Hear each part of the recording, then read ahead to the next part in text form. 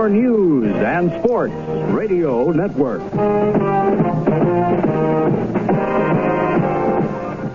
And now WBEN Buffalo, broadcasting at 930 kilohertz, begins another day of service to the Niagara frontier. Our studio-to-transmitter link, WEF 90, operates at 949 megahertz. Tonight's Mystery Theater is brought to you by Amadeus, downtown, and 6 suburban stores, including the new Lockport store. The CBS Radio Mystery Theater presents...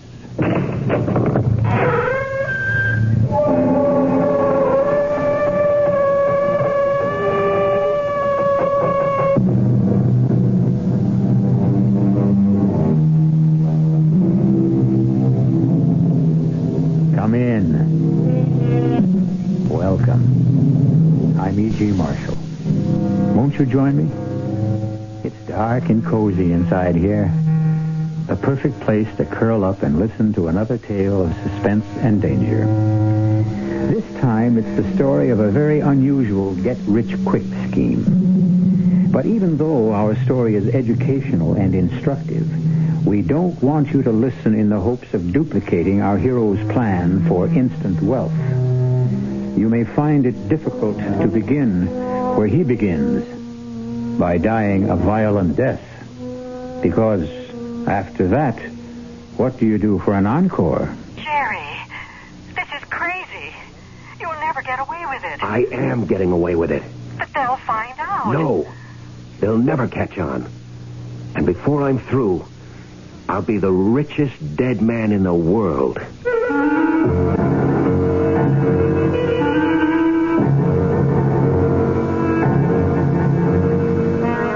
Our mystery drama, Bury Me Again, was written especially for the Mystery Theater by Henry Slesser and stars Michael Tolan. It is sponsored in part by Buick Motor Division and Contact, the 12-hour cold capsule. I'll be back shortly with Act One. You've seen the Budweiser commercials on television, and maybe you've wondered how long people have been putting that famous Bud label on things. Well, not as long as the brewers of Bud have been putting things on the label. Things like a list of Bud's most important ingredients. Quote, brewed by our original process from the choicest hops, rice, and best barley malt. And things like the following statement. This is the famous Budweiser beer. We know of no brand produced by any other brewer which costs so much to brew and age. Our exclusive Beechwood aging produces a taste, a smoothness, and a drinkability you will find in no other beer at any price. Unquote. Yes, brewing beer right does make a difference. Read the Bud label. Taste the king of beers, and you'll agree, when you say Budweiser, you've said it all. Anheuser-Busch, St. Louis. Gracious, elegant, luxurious sterling silver for radiant holiday tables. Join Amadeus' fantastic Silver Club plan for stupendous savings of 25 to 50% on flatware from the finest silversmiths. No down payment, no finance charge, and up to 25 months to pay. 24-piece sets from Gorham. Services for 4, 8, or 12 by International. Luntz 3-piece place weddings. Heirloom sterling patterns by Oneida Silversmiths. 16-piece starter sets from Reed & Barton. Trade in your present silver for savings on all patterns by Toll. Choose Wallace Sterling's 24-piece service for 8 and get a chest free. And save on all open stock pieces from these famous companies.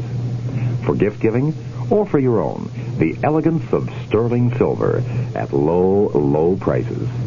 Join Amadeus Silver Club plan now. No down payment, no finance charge, and up to 25 months to pay. At all 7 Amadeus stores.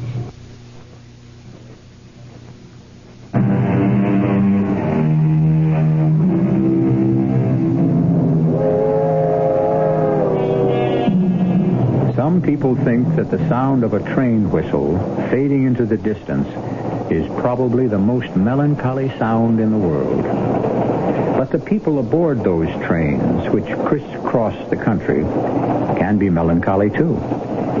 As the cracked Chicago Express streaks into the dark stretch of track between Union Station and the town of Fairmont, one of those passengers is staring gloomily into his own reflection in the soot-darkened window. It may be interesting to follow his thoughts. Minus $10,000. Minus $10,000. That's where I'm at after 36 years of living. 36 years of working and sweating and dreaming dreams that never had a prayer of coming through. I owed McGinnis the same $6,000 I'd owed him for 2 years, even after making him payments amounting to twice that much. And then there were the bills. The dentist, the credit card company, the automobile dealer. No, I could scratch that one. The car had been repossessed just the other day. That's why I was taking the train instead of driving to Fairmont. Not that I expected it to do much good. The chances of hitting my maiden Aunt Hilda for money were pretty slim. But when you're down, you'll try anything. And with the thought of McGinnis and his goons coming around for payday again, I was ready for anything at all. But maybe not quite ready for what happened. Pardon me, is this seat taken? Huh? Oh, no. It's all right. Sit down. Oh, thanks. You know, I haven't been in a dining car in years. I didn't know they still have them. Heck, some people don't know there are still trains running. I guess that's so. Everybody thinks in terms of flying these days. I don't like to fly myself. Heck, for most trips, you don't save any time anyway. By the time you get to and from the airport... Yeah, I suppose so. Yeah, you do a lot of traveling? Not if I can avoid it. Well, I can't, unfortunately. I'm one of those traveling salesmen you hear about. But you know something? I never met a farmer's daughter in my life. How do you get a drink here? I've been wondering that for the last 15 minutes. Well, it looks like you've got a drink. Oh, sure. That's my own private stock. I always carry a pint bottle with me on these long train trips just to break the monotony. Yeah. Come on, give me a water glass. Hey, that's very kind of you. My pleasure. Well, here's looking at you. Right. And here's to the farmer's daughter. Maybe you'll meet her this trip. Yeah. Just hope my wife doesn't find out.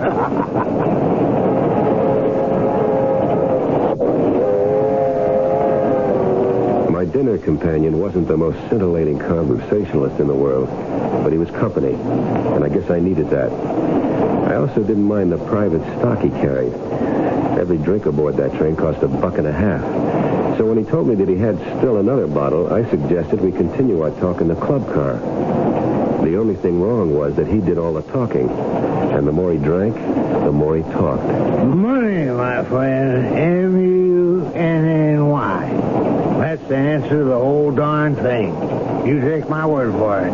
Somebody gives you that happiness baloney, you just walk away, pal. Walk away. You don't have to convince me, brother. I've already been convinced. Listen.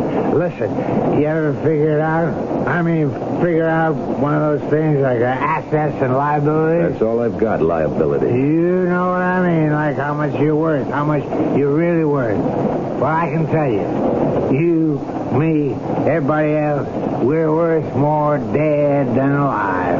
Am I right? Yeah, you're right. You betcha. That's what insurance is all about. You betcha. That's what I mean. That's what insurance is all about. You're not an insurance salesman, are you? No, not me. No, I'm not a liquor salesman either. Too bad about that, isn't it? Hey, bottle's almost empty. Don't worry, friend. Don't you worry. There's more where I came from. There was plenty more. Plenty more whiskey, plenty more talk. Until something happened that sobered up the evening fast.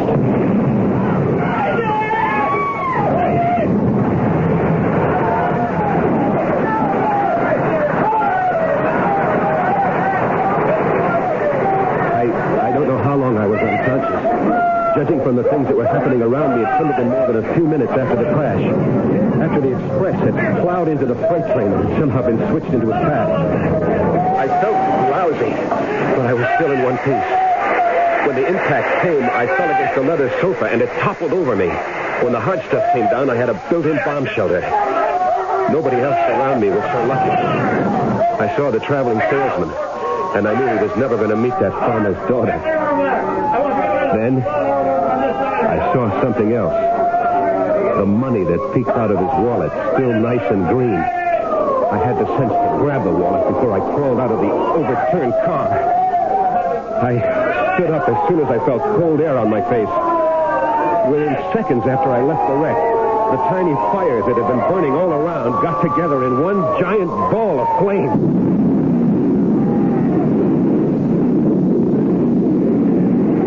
I never saw such a hungry fire in my life. I knew there wasn't going to be much left of anything or anyone.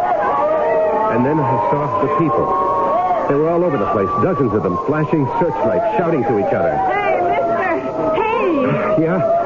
What is it? Are you okay? Yes, I'm all right. I just a little shook up. Oh, they're putting up a first aid station down this line. Want me to help you over there? No, I'm all right, thanks. No, I'd better take you there. Oh, well, okay.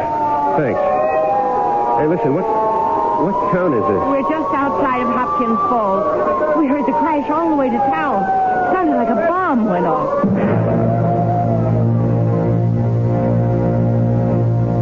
She took me to the first aid station, and a guy in a dirty white uniform helped me inside. What's your name? I can't think. I'm all mixed up. Yes, well, maybe you'd better lie down for a while, mister. No. I'm okay. We're setting up a hospital station. We'll have a car take you there if you like. It'll be a while before the ambulance gets here. No, I'm not hurt. I'm just mixed up. Is it far to town? You're really in no condition to walk. Just tell me how far it is. Well, about a quarter of a mile in that direction. Thanks. That's all I want to know.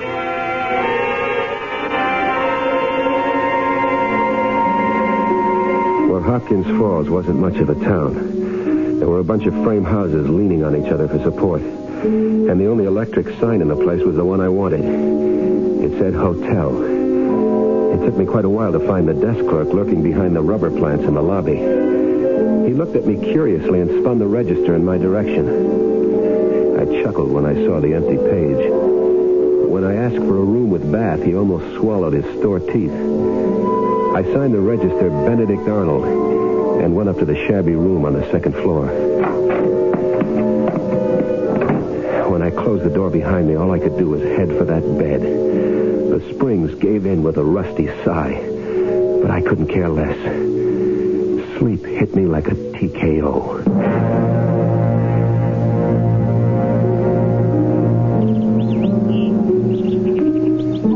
I woke up the next morning with a pain in my hip. At first I thought I'd broken a bone, but then I realized it was only the bulge of the wallet in my trouser pocket. I counted the money. $110. It would be enough for a little while. Then I picked up the phone. Hello, this is Mr. Arnold, room 202. You got any room service in this place? Yeah, breakfast. Yeah, that's exactly what I want. Fried eggs, bacon, toast, coffee. Oh, how about the morning paper? The paper in yet? Any news about the wreck? Fine, good. Be sure to send that up, too.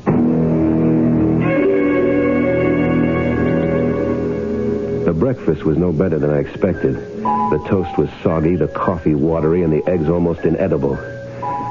But the local paper, that was something else. The train wreck had taken over the whole rag, all 4 sheets of it. It was probably the biggest news that ever hit this whistle stop. I turned to the casualty list. It wasn't complete, but it had what I wanted. So I grabbed the phone. I want to make a call, long distance. Hello, operator? I'd like to place a call to Chicago, person to person, Mrs. Gerald Horton, 1240 Lafayette Street. Yeah, I'm in room 202. The name is Arnold. First initial B.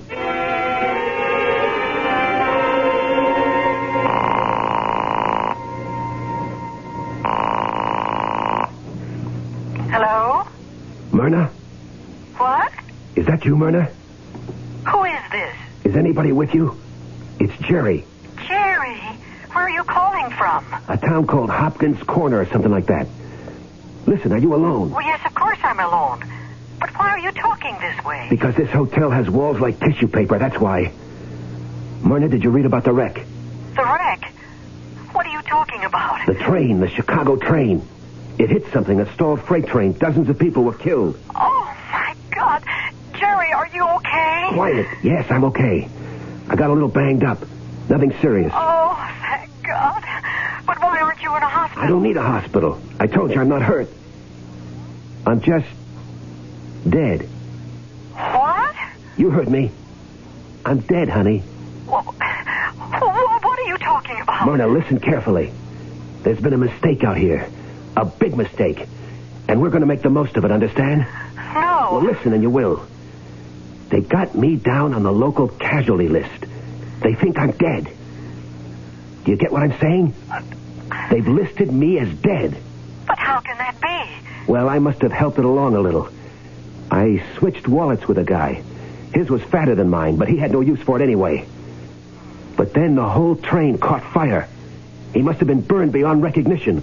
But the wallet was okay. Why, that's awful. You'll have to tell them. No, I don't have to tell them a thing. Why should I? But what for? Myrna, listen. What's the only valuable thing we own? What? You know about the insurance policy? Yes. $75,000. $75,000.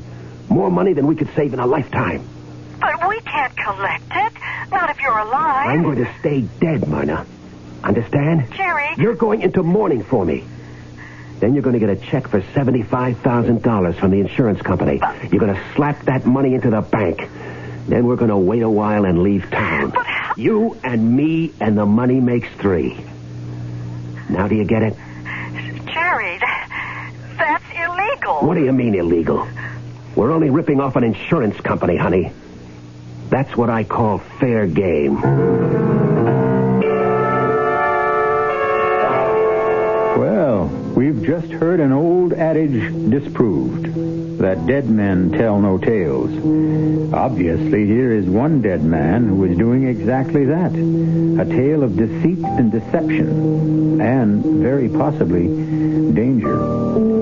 We'll find out how good a job our friend does of staying dead when I return shortly with Act 2.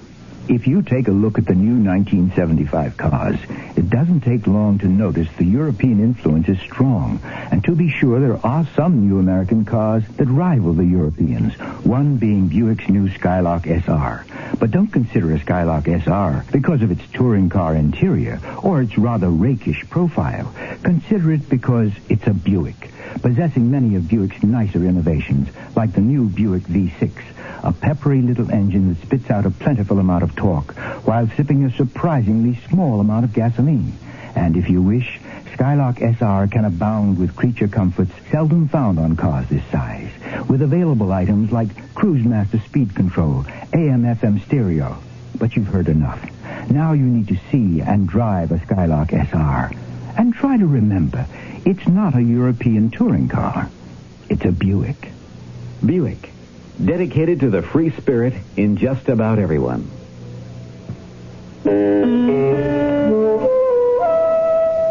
The strangest thing happened last night when I was walking home from work. It was almost dark. And then I saw someone. A woman struggling to change a tire. I stopped. She stiffened. I think she was afraid of me. And then something strange happened. We talked. I mean, really talked. There by the roadside, changing the tire. She told me how scared she was. She wanted help, but was afraid of the kind of help she might get. I told her I had fears like that, too. And I think she understood. Then she drove away. And I didn't even get her name. But I listened to her talk. And she listened to me, too. And you know, that made me feel good. A word for active listening from the Mennonite churches.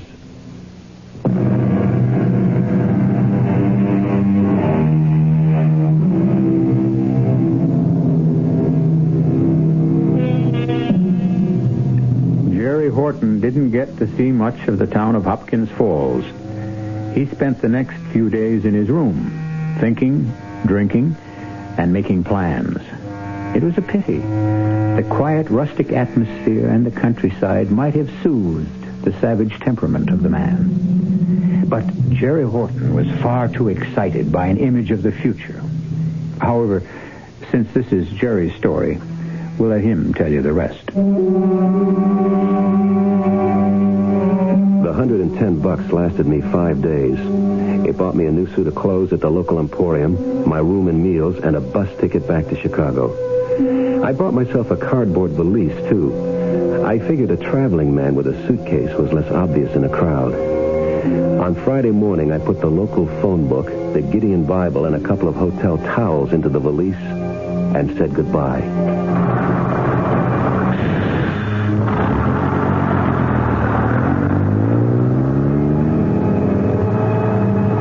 It was a long bus ride, but it seemed short to me. I had all kinds of things to think about.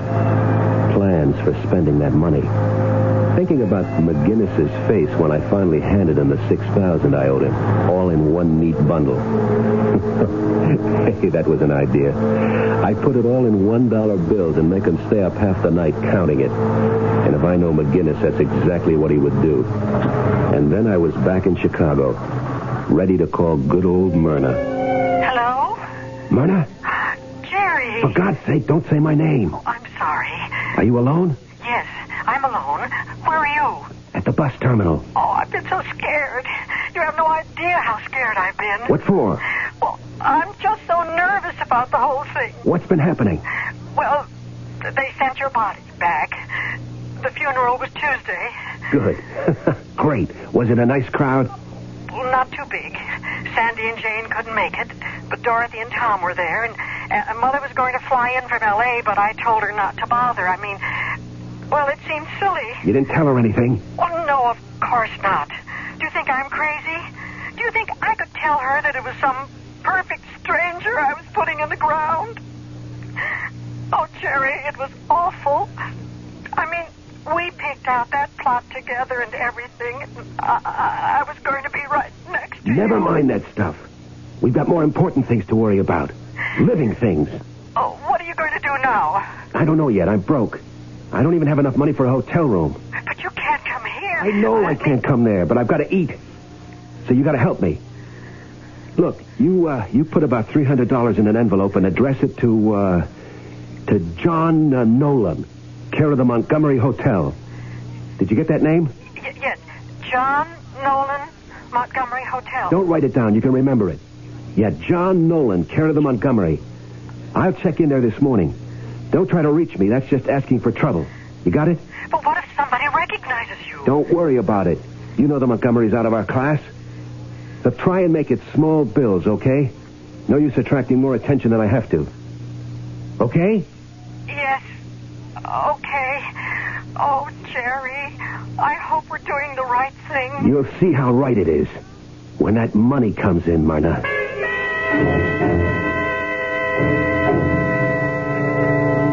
I spent that night in the bus terminal. I hunted out the softest bench and stashed my things under it. When I woke up, I had 19 bones out of place. But I was still feeling chipper. I went into the terminal lavatory and washed up as best I could. It was a fine, sunny day out, and the weather suited my mood. You know how it is. Some days, everything goes right.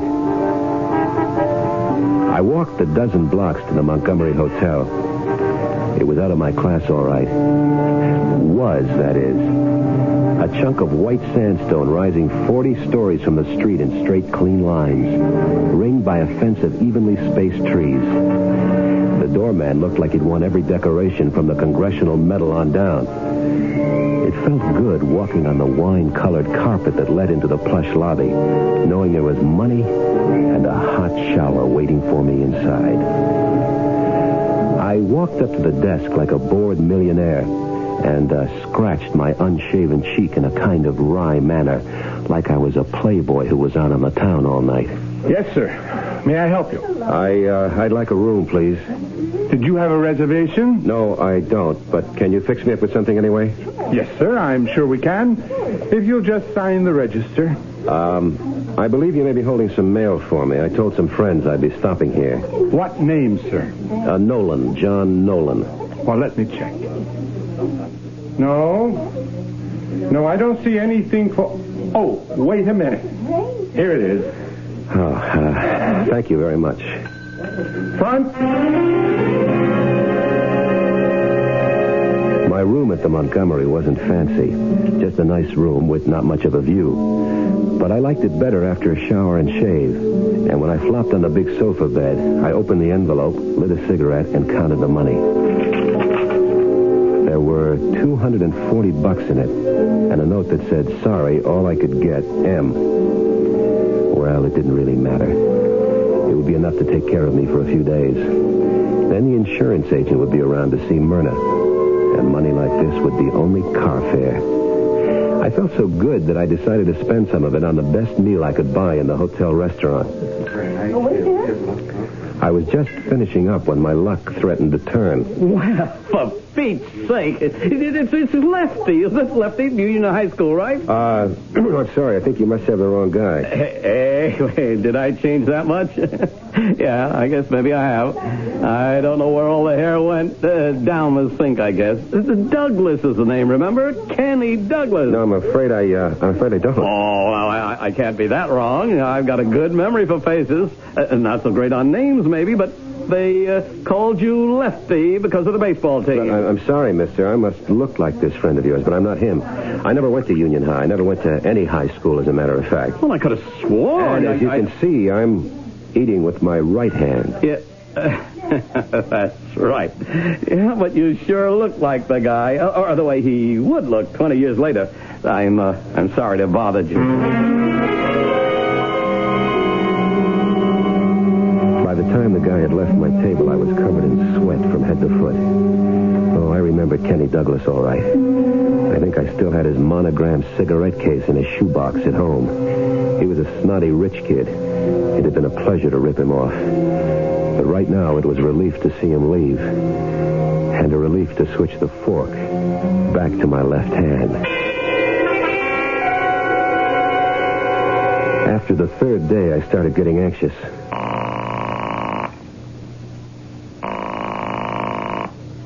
Hello? Myrna, it's Jerry. Can you talk? No, not right now. Some of the girls are over, you know. All right. Just be careful what you say. Just answer yes or no, understand? I can hardly hear you. Now just be quiet and listen. Has the insurance company contacted you at all? Yes. There's a man here only this morning. A man? Yes, from the claim department. Well, why are they sending somebody from the claim department? There's nothing to claim. I'm dead. Well, he was here just the same.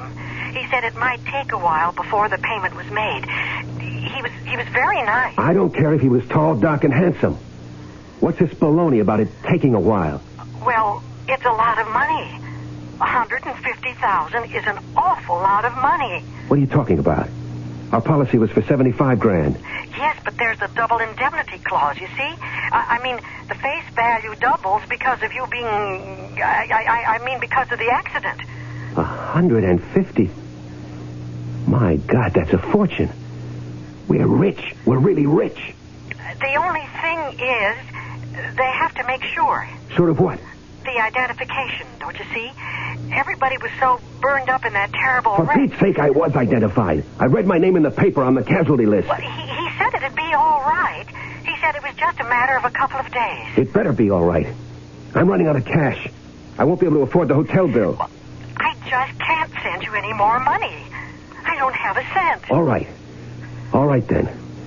But when you get that check in your hands, you better get on that phone right away. Understand? Yes, I understand. John Nolan, Montgomery Hotel. Don't do anything with the money. Just wait for my instructions. All right. I'll wait. But I'm still so scared. $150,000. I couldn't believe it. I couldn't imagine money like that. I kept seeing the way that check would look, that long string of numbers. I began to see visions of things I'd wanted since the day I was born. It was all I could do to keep myself from running down to the auto showroom and placing an order for the biggest, shiniest car in the window. But I had to wait. The money wasn't there yet. There was still one more step to go. I was a little worried about Myrna's visitor from the insurance company, but I knew that things would work out all right. This was my lucky time of life, and nothing was going to spoil it. Then, just one day later... Oh, Mr. Nolan. Yes? There was a call for you while you were out this afternoon. It was a lady, Mrs. Nolan, I think. Uh-huh. Thanks very much.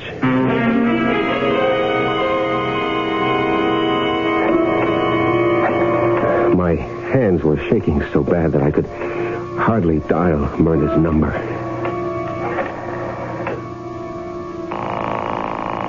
When she didn't answer right away, I started to panic. She wouldn't be calling me unless it was all set. She must have the money in her hand, and I had to make sure that it went to the right place. It wasn't that I suspected Myrna of any hanky-panky. I had no reason to suspect her of anything. But who knows what someone will do when they're looking at a piece of paper that says $150,000. Hello? Myrna, it's me. Oh, thank heavens. I was getting so worried. Where were you? The phone must have rung 10 times. Oh, I just got in this second. I was down at the insurance company. You went there to get the money? They asked me to come down, Jerry. I was so upset, I almost fainted. Well, don't worry about it. You're the grieving widow. You're supposed to be upset. But you don't understand. They didn't call me about the money. Only about, I don't know what you call it. Exhume something. What? Jerry, they want to open your grave. They can't do that. It's against the law. They said they wanted my cooperation. They asked me to sign a paper. Don't do it. Don't sign a thing. They can't force you to do such a thing. Well, they said that if I didn't sign it, they'd have to get a court order. They're bluffing. They can't do anything like that. They've already identified that body as me, and once is good enough. Oh, Jerry, what should I do? What should I tell them? Should I get a lawyer? No, don't get a lawyer yet. Let me think. Let me figure out something and call you back. There's got to be something I can figure out.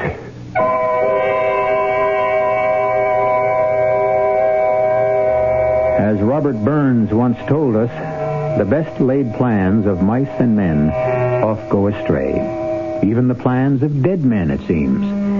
But I think we have a resourceful gentleman here who won't let a mere detail stand between him and his dream. Will the insurance investigators create a rude awakening? Or will our hero find some way to put the number 150,000 into his little green book? Just wait right there, and I'll return with the answers shortly in Act 3. Give your hand to a friend. Give your heart to your love. But give your cold to contact. The sooner the better. The common cold is a rotten thing. You miss so much. Sneezing, drips, and congestion can drag you down. Then, ask yourself the contact question. 6 or 3 or 1. You'd need 6 cold tablets, 2 every 4 hours, or 3 ounces of Cold's liquid, 1 every 4 hours, or just 1 contact for up to 12 hours continuous relief of those symptoms. That's daytime, then nighttime relief. Both the others have things for aches and fever, and the liquid, something for coughs. Not found in Contact 600 Tiny Time pills. Give your cold to contact. 6 or 3 or 1. Take Contact. Only as directed. Who knows what troubles lurk in the hearts and minds of consumers? The man from the Better Business Bureau knows.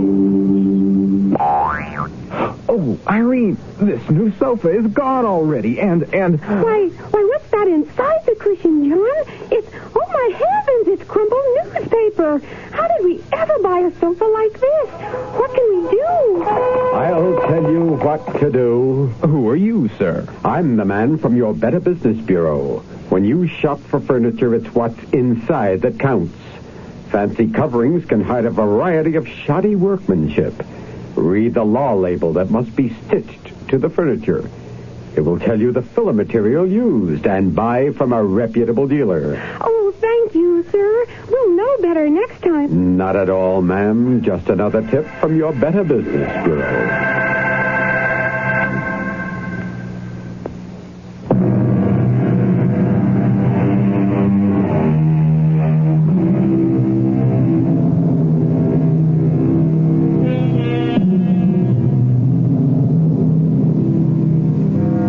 It's a time of tension for the man in the Montgomery Hotel. Now every hour seems to stretch ahead interminably. The watch ticking on his wrist seems to have hands made of lead. But as he paces his hotel room, smoking endless cigarettes, downing pots of lukewarm hotel coffee, he seems to have arrived at no solution to his dilemma. And then...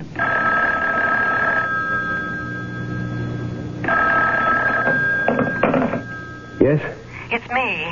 I told you not to call me direct. I said always leave a message with the desk clerk. I've got to talk to you. All right. What's happening? They got the order, Jerry. Oh, Lord. There was nothing I could do to stop them. They said I was wrong to have you buried so fast, that there was too much money involved. Listen, you don't think they suspect anything? No, I don't think so. I've been careful, I swear I have. Those insurance guys are sharp, you know. I'm telling you, I haven't done anything wrong. I've been crying my eyes out just as if you really got killed. Everybody keeps telling me that I'm taking it too hard. What they don't know is that I'm scared. All right. Just calm down. Maybe things aren't that bad. How could they be worse? You didn't see what I saw after that train wreck. After the explosion. They had pictures in the local papers. The victims didn't look human anymore, I'm telling you. They were just like pieces of charcoal. How awful. Even if they open that coffin, they won't see anything but a handful of ashes. So stop worrying. Are you sure, Jerry? I'm sure. At least I think I'm sure. And what if they figure out that it's somebody else? Okay, so we lose the bread. The wrong man got identified. It wasn't anybody's fault, right? And as for me, I guess I'll be just another runaway husband. Jerry, you don't mean that. No, don't worry. You'll be seeing me again. Broke as usual. Unless our luck holds. Pray that it holds, baby. Oh, Jerry, you never call me baby anymore. Never mind what I call you. You call me the minute anything happens.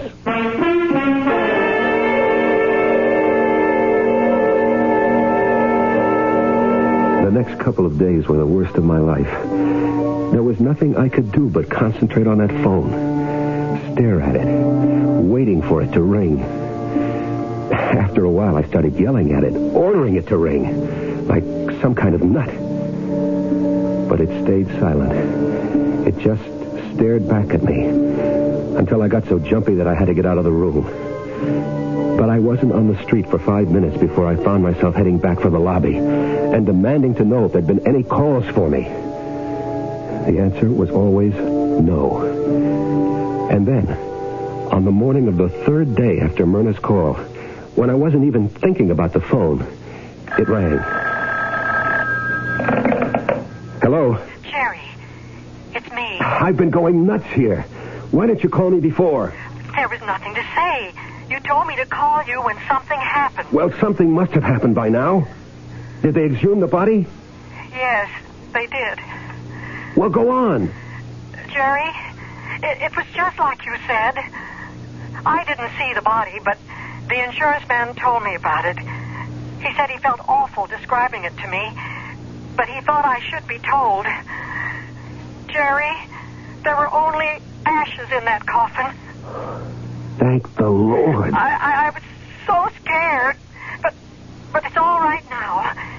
Everything is all right. No, it won't be all right until you've got that money. But I do have it. What? That's what I'm calling about. I've got the check. It's right here in front of me. $150,000. I never knew there was that much money in the world. Okay, now listen close. Here's the way we're going to handle it. The first thing you do is deposit the check to the regular account. Yeah, I was going to do that this morning. I was so afraid to have such a big check in the house. All right, so deposit it. And then go to the Chemical National Bank, the one on Clover Street near the Arch. You know the one I mean? Yes, but what for? Just listen and do what I say. You go to that bank and say you want to open a joint savings account for you and your husband.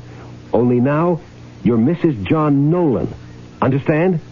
But I can't open an account by myself. Yes, you can sign all the papers there. and then collect the forms that I have to sign. Understand? Yes, I see. Put all the forms in an envelope and send them to me here at the Montgomery. All right. I'll get them in the mail as soon as possible. No, you can drop them off in person at the desk. The Montgomery is right around the corner from the bank. Leave it at the front desk for Mr. Nolan. But I don't see how that'll work. Why don't I just cash the check? Shut up and listen to me. This is the safest way to handle it. Once you have the money deposited in our regular checking account, you can write a check for the whole amount to John Nolan. There. Now do you get it? You mean I deposit the money in the new account? That's just what I mean. And after that, well, I'll let you know the rest of the plan. Have you got it all straight? Yes, Jerry. I'll do just what you said. That's my girl.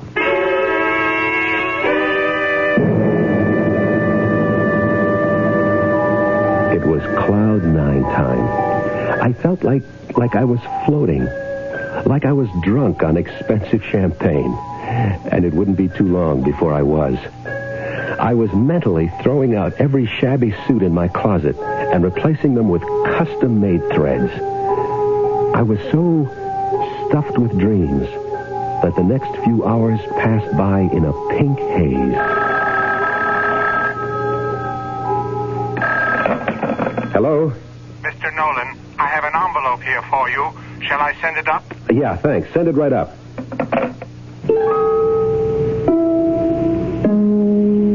Myrna had followed her instructions perfectly. I filled out the joint account application, signed John Nolan in a sweeping hand, and then took the forms to the Chemical National Bank myself. I wanted them to get a good look at me, because they were going to be seeing me again very soon.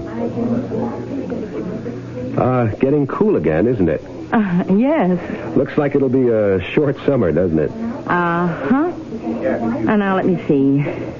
How much are you depositing initially, Mr. Nolan? Well, my wife will be making the first deposit tomorrow morning. Uh-huh. It'll probably be a big one. See, we're buying a house, and so we're cashing in some stocks. Oh, I see. It's too bad we won't be leaving it in the account long enough to collect interest. I might have to withdraw most of it pretty quick. Well, easy come, easy go. That's right. Easy come, easy go. She didn't know how funny that was. And 2 days later, when I strolled back into the Chemical National Bank, the joke was all ready for the punchline. I had the passbook in my hand and happiness in my heart when I walked across the marble floor to the teller's cage marked MNO. I caught a glimpse of the bank guard's dark blue uniform. He looked fat and lazy. I stepped up to the window and started to say hello to my girlfriend of the day before. But then I remembered I had a withdrawal slip to make out first. So I smiled apologetically and went to the glass-top counter in the center of the room. I copied the number from the passbook and filled out the amount. $20,000. No, I wasn't going to withdraw at all. I was smarter than that. All that bread going in and out so fast, that would attract too much notice. I was going to chip away at it, a piece at a time. Oh, hello. I see you didn't waste any time. Nope. Got to get that deposit down today. Uh-huh. $20,000. Well, I'm sure you'll want a bank check for that, won't you? Yeah, I'd better. I wouldn't want to walk around with that much cash. Oh, one moment, I have to see an officer. Take your time.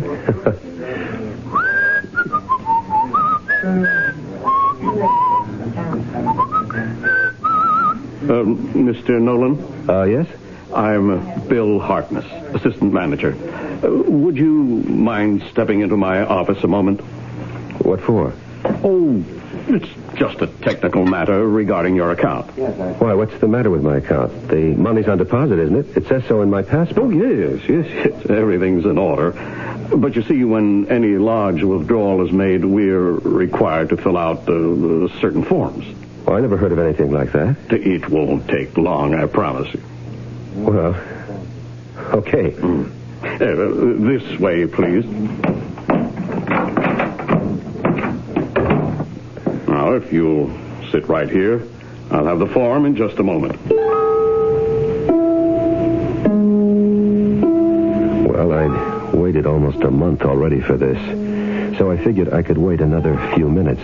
The only thing is, I didn't realize what I was really waiting for until the door opened and Harkness returned. This time he had another man with him, and a woman who I supposed was his secretary. Sorry to have been so long, Mr. Nolan. Well, that's okay. Just let me get my check and get out of here. I've got things to do. What sort of things, Mr. Nolan? Oh, I didn't get your name. I'm Lieutenant Whalen. Police? Police? Now, wait a minute. Are you implying that I'm doing something illegal by withdrawing money from my own account? You're doing something illegal, all right, Mr. Nolan, so why don't you tell us all about it? Listen, if this is an arrest, I'd like... Sure, I know. You've got rights. You don't have to say anything to incriminate yourself. Well, I've got a few things to say, let me tell you. And who are you? What's the matter, Jerry? Don't you know your own wife? Your own baby? Hey, now, wait a minute. My name is Nolan. John Nolan, and I can prove it. I've got a driver's license here. Look at it. And I'm Myrna, your own loving wife, Jerry. How come you don't recognize me? I know why, Mr. Nolan.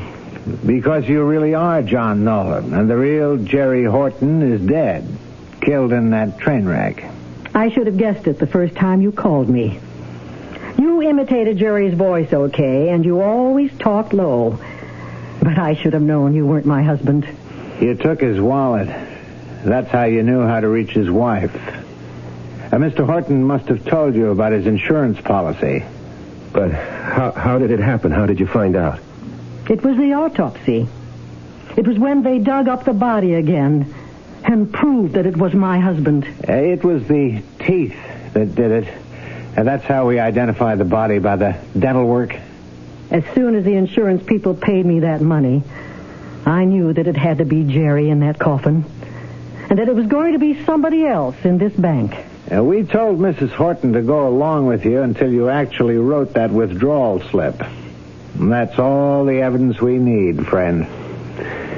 Well, you can't blame a guy for trying, can you? So I guess the money is all yours, Mrs. Horton. Myrna. Congratulations. Listen, you may not believe this, but I'd give half this money to have Jerry back.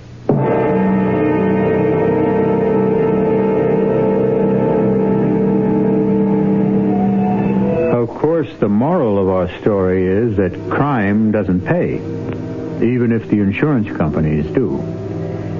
And now you see why we don't recommend our hero's method of getting rich. Because now, Mr. Nolan is going to be going somewhere that boasts no champagne, no fancy cars, and very little change of wardrobe. I'll be back shortly. How many things can your family do together? Go to a movie? Go to a circus? Go on a picnic? Go on a vacation? Face it, in today's America, family fun is hard to come by. And with busy schedules, just getting the family together is not an easy thing to do. How would you like to have a little family fun every week? How would you like to learn together? How would you like to grow together? And how would you like to help your son get an edge on growing up? Cub Scouting is helping families like yours be a family. It's your help to ours. Today's Cub Scout program is just as much for families as it is for boys. So when your son wants to join a Cub Scout pack, remember to take along the whole family. That's what Cub Scouting is all about. For the Cub Scout pack nearest you, call the Boy Scouts of America. They're in the white pages of your phone book.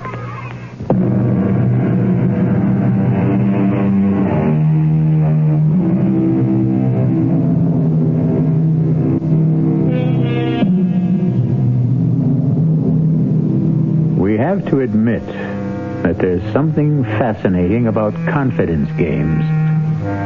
They say that the essential ingredient of a good swindle is to play upon the greed of the victim. So the next time someone offers you a way to make an easy dollar, make sure you're not dealing with the wrong man.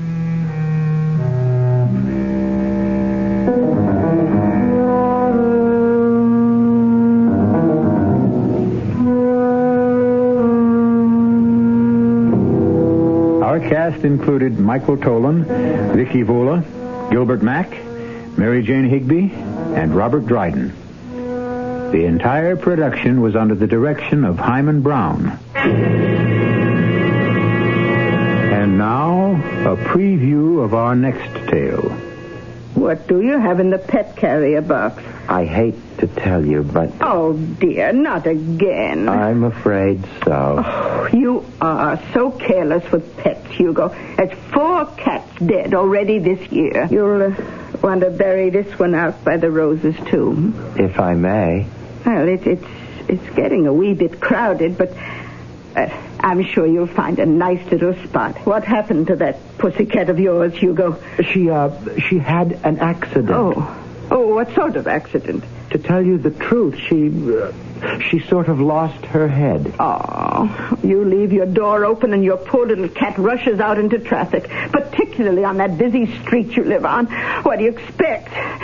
Well, dear, you'd better hurry. It's getting dark. Yes, that's what I was waiting for. Radio Mystery Theater was sponsored in part by Anheuser-Busch Incorporated, brewers of Budweiser.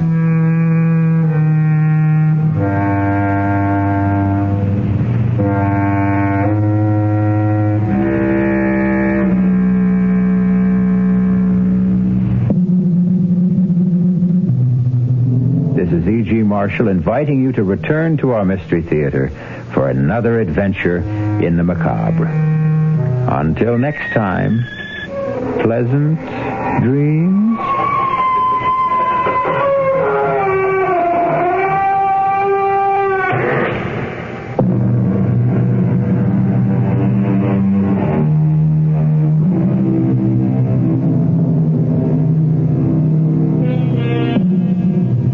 CBS Mystery Theater has been brought to you by AM&A's, downtown, and 6 suburban stores, including the new Locksport store.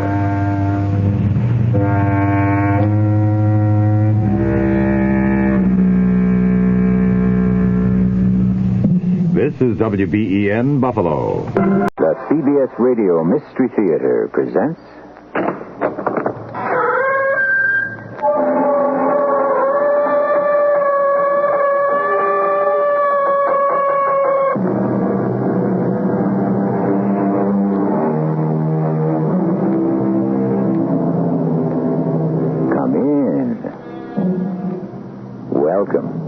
I'm E.G. Marshall. When you join me, I can promise you an experience in suspense that can arise from many sources. Sometimes it is natural conflict, and at others the supernatural. We delve into the strange and the unusual. That is the shadowy world we explore, a world of minds and souls slightly askew. What we're about to hear is an adaptation of a story written by Algernon Blackwood about a man shell-shocked in the First World War. A not uncommon experience, but dreadful for the victim. His name is Terry O'Reilly. Captain O'Reilly. Forgive me, officer. Oh, sorry. I didn't see you. This fog. Say, didn't we meet before? You were lost, and some woman came along? Yeah, the fog was so thick that... Officer... Say, you all right? Say, maybe you're the man we've been looking for. Captain O'Reilly? Yeah. Yes. The police want me?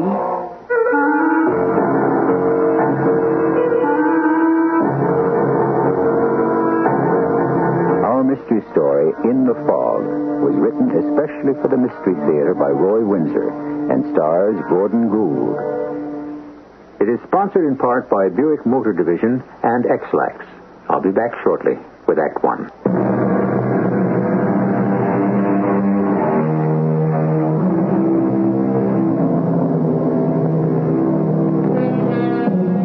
Shell shock is a psychoneurotic condition like hysteria. The stress of warfare can affect some men to the point where they become disoriented. They cannot tell what is real and what is unreal.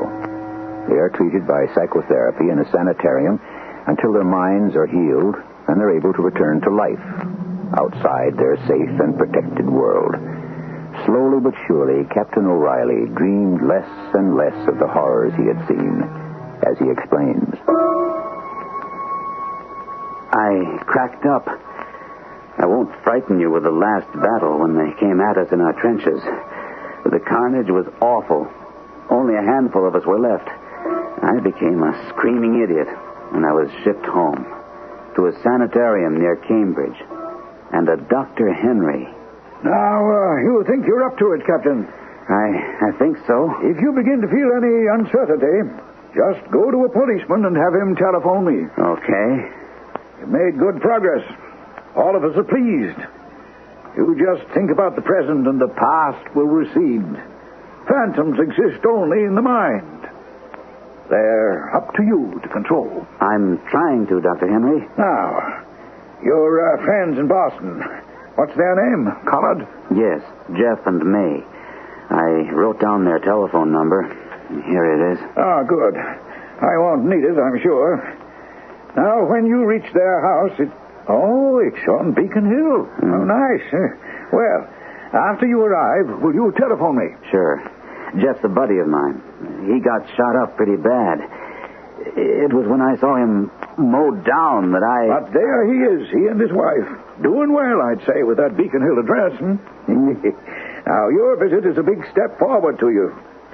Are you going by subway? Yes, from Harvard Square. Well, it's a short and pleasant ride. Enjoy yourself. I see you're dressed for rain. That's wise. Well, it's predicted. It's hot, and a cold front is coming in from Maine. We'll get rain. Oh, maybe fog. I can do without fog. It reminds me of gas drifting through the barbed wire toward our trenches. I left Dr. Henry. He and his staff had been wonderful to me. I wore my hat and raincoat, and I had the feeling that everyone was watching me. You know the feeling, like you're an intruder. Well, nothing happened. In the subway, I read the car cards, and then I got off and climbed upstairs to the street. Fog, thick as sheep's wool. I didn't know where to turn. I'm sorry, officer. I can't see a thing. Oh, that's all right. Me neither. It rolled in about half an hour ago. Where am I? Tremont Street. I wouldn't move around very much. Most cars are to stand still, but there's always some nut who tries to drive. Who wouldn't see you, and you're hit. No, I'm not moving. But I'm expected at my friend's. Go there, wait. If they got windows they can see, you'd be struck. They're on Beacon Hill. Across the public gardens in that sea of fog. No, you stick around a while. The fog will lift. I can make it. Well, suit yourself. I just have to reach my friends. But wait a few minutes. You wander around through the park, you could stumble into the lake. Are you all right? Huh? Oh, yeah, sure. You look kind of worked up. I was in the war, and Hello? the fog... Hello? Oh, help me. Officer. Oh, you have to help me. No, what is it, lady? I'm lost. Well, so am I. So's this man here. Now, no one can find his way in this thick fog. No, but I said I'd be there, and he'll be waiting. Well, my advice is to stay put. No, I have to get to Marley Street on Beacon Hill. Well, that's where I'm going, too. Oh, then let's find it, please. I'm warning you, lady. You go groping around in this mess, and you could be hurt. I'll go with you. Oh. Well, remember, I warned you. I hope I don't see you in the morgue. Hold my hand. Tight. Yes. Come on now. Oh, you're very kind. That's all right. I don't know the hill except it's above the gardens. Oh, if I could only see. Yeah, it's unreal. What a phantom world. I hate it. So do I. Hold on. What's your name? Well, that's unimportant. I don't mean to be rude, but we'll never see each other again. Even in the fog, I can see how beautiful you are. Oh, well, thank you. Holding your hand does me good. You're real. I should think so. I mean, I'm Captain O'Reilly, Army. Shipped out for shell shock. Oh, well, are you... should you be out? I mean, isn't there a sanitary... No, I'm fine. What did you mean? I'm real? Not an illusion. That's what I suffer from. Not knowing what's real and what isn't. Now you know. Sure. Oh. It's slow going, but if we stick to the path, we'll be all right. Your doctor said you could come into Boston alone? Sure. Dr. Henry. Hey, you're not afraid of me, are you? Oh, no. We're never dangerous, except maybe to ourselves. Like you reach for something you see, and it isn't there. That's why it's good to hold your hand. And don't be nervous. We'll find your house. Oh, but will I be in time?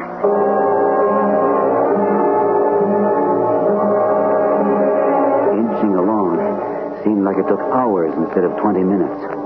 We went uphill, and the path ended, and there was a sidewalk and a curb. You couldn't see the narrow Georgian houses across the street. They were just shadows behind the white fog, like dark cloth under thin white. And here and there I saw pinpoints of yellow lights. Oh, Morley Street, this way. To the right. Hold on. Oh, no, I can find my way now. I'll see you to your door. No, please don't. There's no need. But I'm going there myself. My friends, the Collards, you may know them, they live on Morley. Oh, you'll find them. I hope so. What I thought was, if you don't mind, I'd telephone them and tell Jeff that... Oh, no, I can't let you do that. The telephone service has been cut off. Oh? I'm leaving Boston tomorrow. We are, that is. Oh. And the house is closed. My number is 141. You can head me in the right direction. Oh, of course. I'm 99. Oh, there it is. Oh, thank heaven. Oh, I'm so late. Oh, please be there. The woman broke away from me and ran through the open iron rail gate. I hurried after her. She entered the house through an open door, and that struck me as peculiar. I followed. Inside, I found myself in a dark hallway. I could hear her steps as she ran upstairs, and I called, "Hello?" Please go away. Please. I'm coming up. The door was wide open, and you don't know who's in the house. Wait for me. I'm nervous, Jeff. You'd think your friend Terry would have telephoned. Well, if he could, but he doesn't know Boston. I hope he didn't panic. He could have. But Dr. Henry says that he thinks the captain's ready to rejoin society. Oh, May, you'll like him. Except for Terry O'Reilly, I'd be dead. Well, maybe we'd better telephone Dr. Henry and the police. No, let's give it a few more minutes. The fog seems to be lifting a little. I don't like to think of him wandering around out there lost. Oh, everyone out there's lost, darling. Nothing moves in fog this heavy, and that's really bad for Terry. You know, there's something spooky about fog. Oh. Even a normal person sees things in it. Ghosts, figures of the imagination. Well, I've got a funny feeling about your Army buddy. What? Fog or no fog, he ought to have been here by now. He's over an hour late. Well, the number's on the desk by the phone. It's Dr. Henry's. I'm going out on the stoop. Maybe I'll see him stumbling along. Dr. Henry speaking. It's Mrs. Collard, Doctor. It's about Captain O'Reilly. He's an hour late, and I'm very... That's disturbing. The problem is the fog. The fog? Boston is socked in. Oh, well, then that relieves me. He must be waiting for it to lift. It's raining here in Cambridge. When the fog lifts, he'll turn up. But it's been an hour, Doctor. Now, don't you worry, Mrs. Collard. The captain knows what to do if he becomes confused. He has my number, and I've told him not to hesitate to speak to a policeman. You just sit tight. But don't you think we should notify the police? Well, yes, maybe that is a good idea. Tell you what, I'll do that, and I'll come in. Oh, you don't need to do that. No, that's all right. Captain's a special patient of mine. I'll be in as soon as I can get to your house. You know, this experience could be critical for him. He's well recovered, but being lost could terrify him. and send him back into his world of phantoms again. It was very dark in the hallway. I felt along the wall and entered a parlor.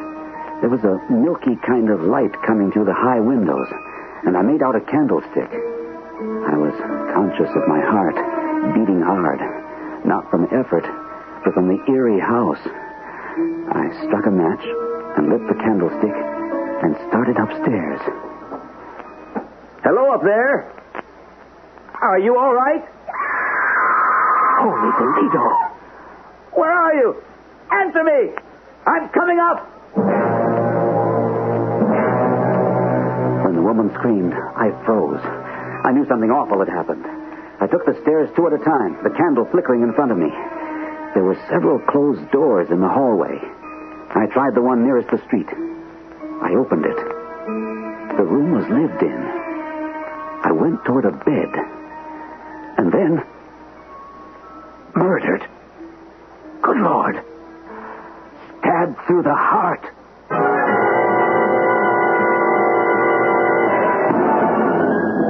Coincidence? It is frowned upon by many, but it is a fact of life. For want of a nail, the shoe is lost. For want of a shoe, the horse is lost. For want of a horse, the rider is lost. What else is that except coincidence? Who is responsible for the want of a nail? How was the doctor to know that when Captain O'Reilly emerged from the subway in Boston, that he would walk into a thick fog? Coincidence? When I return with Act 2, we'll find out where coincidence next led Captain O'Reilly.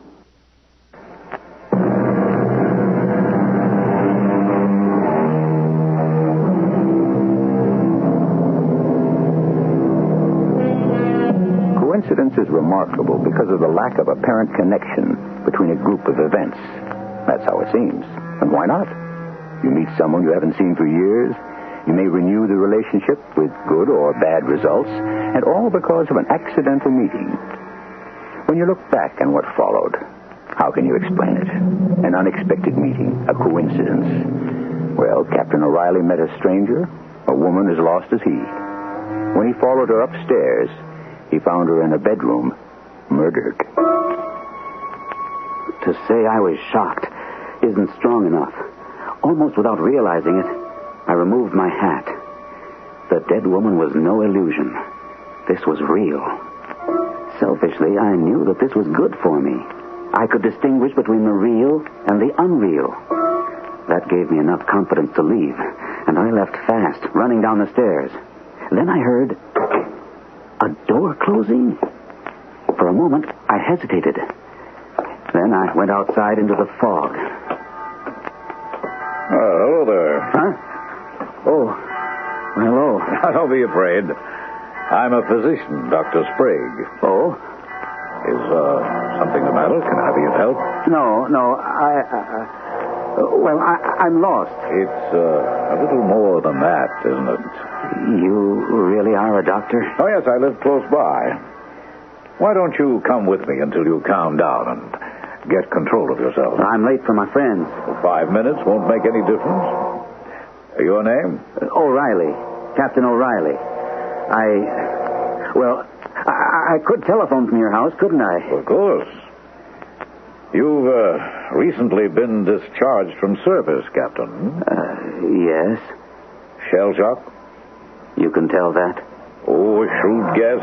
You're distraught and you're perspiring. I'm almost cured. I'm going to be okay. Yes, I'm sure of it. Thanks. So is Dr. Henry. Oh, yes, the doctor with the sanitarium in Cambridge, of course. You'll be worried about me. So will my friends. Well, the telephone. Yes, that's a good idea. You're very considerate, Dr. Sprague. By the way, how did you get here to the hill? Well, my friends live on Morley Street. I walked through the public garden. From Tremont Street? How could you see? I couldn't. We held on to each other, and we managed. I don't know how. We? Some woman. This is her house. I saw her to the door. You didn't follow her in? No, she just flew in and up the stairs. I called. You see, the front gate and the door were open, and I was afraid for her. That's quite an experience, Captain. Yes. First the fog, and then this woman. Who was she, by the way? I don't know. But she was frantic. She was meeting someone, and she was afraid she would be too late. Ah, poor thing. Well, come with me. All right. You didn't follow the woman into the house. Well, I asked because you said that the gate and the door were open. The gate is still open, but the front door, Captain. The front door is now closed. Well, he's been seen. I'm relieved. A policeman spoke with him when he came out of the subway on Tremont. Terry seemed to be all right. And then some woman came along, and they headed into the public gardens toward the hill. A woman? That's what the policeman said. A stranger. She was lost, too, and was acting pretty wild. You looked around? Yeah. The fog isn't that bad now. It's begun to drizzle. I walked around the block calling his name. Well, now, what do we do now? Nothing. The police are on the lookout for him, and we know that Terry is somewhere in the neighborhood. That's funny about this woman. Why, what's funny about her? She's not imaginary. The cops saw her, and they saw them set out together. The doctor saying the door was closed. That bothered me. I knew I'd been in the woman's house. I didn't know what to do. The right thing was to notify the police. But would they believe I hadn't murdered the woman? We reached Dr. Sprague's house in a few minutes. He led me into a handsome study. Now, you want to telephone your friends, or may I do that for you? Have you the number? I wrote it down. Here it is. Yes, thank you. Operator, give me 1961, please. You can just relax. Well, it's mighty nice of you to take me in. Oh, glad to be of help. Yes, Jeff Collard speaking. Oh, this is Dr. Sprague. Captain O'Reilly is with me. Oh, is he all right? Oh, perfectly. I'll send him on his way in 5 minutes. Thank you. I'm at 141 Morley. And he really is all right? Yes. I met him on the street and noticed he was upset, so I brought him here to relax. He'll be along shortly. Where are you, Doctor? I can come for him. Well, there's no need to do that. Well, I'd like to, if you don't mind. Your address? 99 Morley. Oh, for heaven's sake, that's only a block away. I'll be right along. And thank you, Doctor. Now, you feel relieved. Yes. I know they've been worried. So Dr. Henry allowed you to come into Boston? Yes. Jeff Collard's visited me several times at the sanitarium, and last week he invited me to his house for dinner. Dr. Henry approved. It all worked well until I stepped into that fog. And you were afraid that you might retreat into your, well, how shall I put it, your other world? You know about shell shock. Quite a good deal. You experienced a dreadful shock, didn't you? Pardon me? Something about that house and the strange woman. Why don't you tell me about it? In confidence, of course. I'm a doctor. Keeping it bottled up could be bad for you. What about the open gate and the open door and the strange woman, Captain?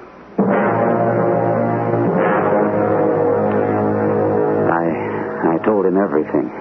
How I bumped into the cop and the woman coming up, the stumbling walk through the public garden, right up to the house, and into it, and into that bedroom, and the woman stabbed to death. He listened intently. Extraordinary. It was horrible, and she was so beautiful. I can smell her perfume now. Poor woman. Yes. How odd. Worse than odd. And I don't know what to do about it. Oh, there's nothing to do about it. But the police... You didn't murder the woman, did you, Captain? Good Lord, no. Then you'll be wise to forget about it. She'll be found, I imagine, and somebody will be suspected and hopefully caught. When I said odd, I meant odd in a coincidental sense. Oh? How's that? You have wisely unburdened yourself to me, so I'll do the same for you. I have a story that's very similar to yours. I'd like to hear it. I had a friend who was a professor at the college. Unlike most professors, he was quite wealthy, and he lived here on Beacon Hill. When war was declared, he enlisted. He must have felt strongly about it. Oh, he did. But to go on, this friend had a young and beautiful wife. They were devoted? He loved her very deeply. I loved that way before I was called up. Ah, you're married? No. I was overseas too long. She married someone else. And that hurt. Not as bad as a man can be hurt by an unfaithful wife, Captain. Is that what happened? My friend closed his house up on the hill. His wife took smaller quarters. He'd been in France for 6 months when he learned what was going on back home.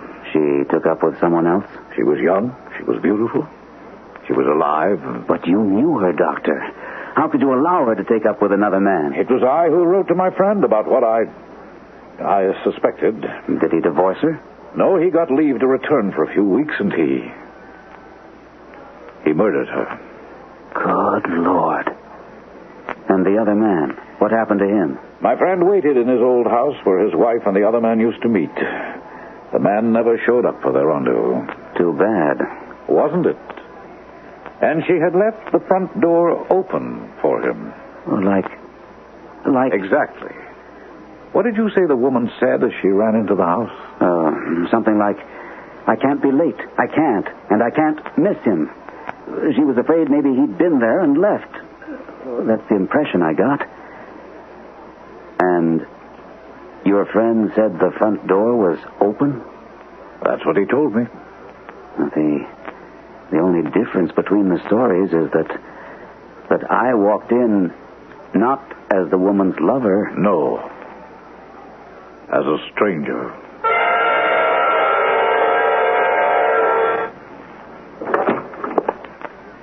Did you bring him back, Jeff? No, I didn't find him.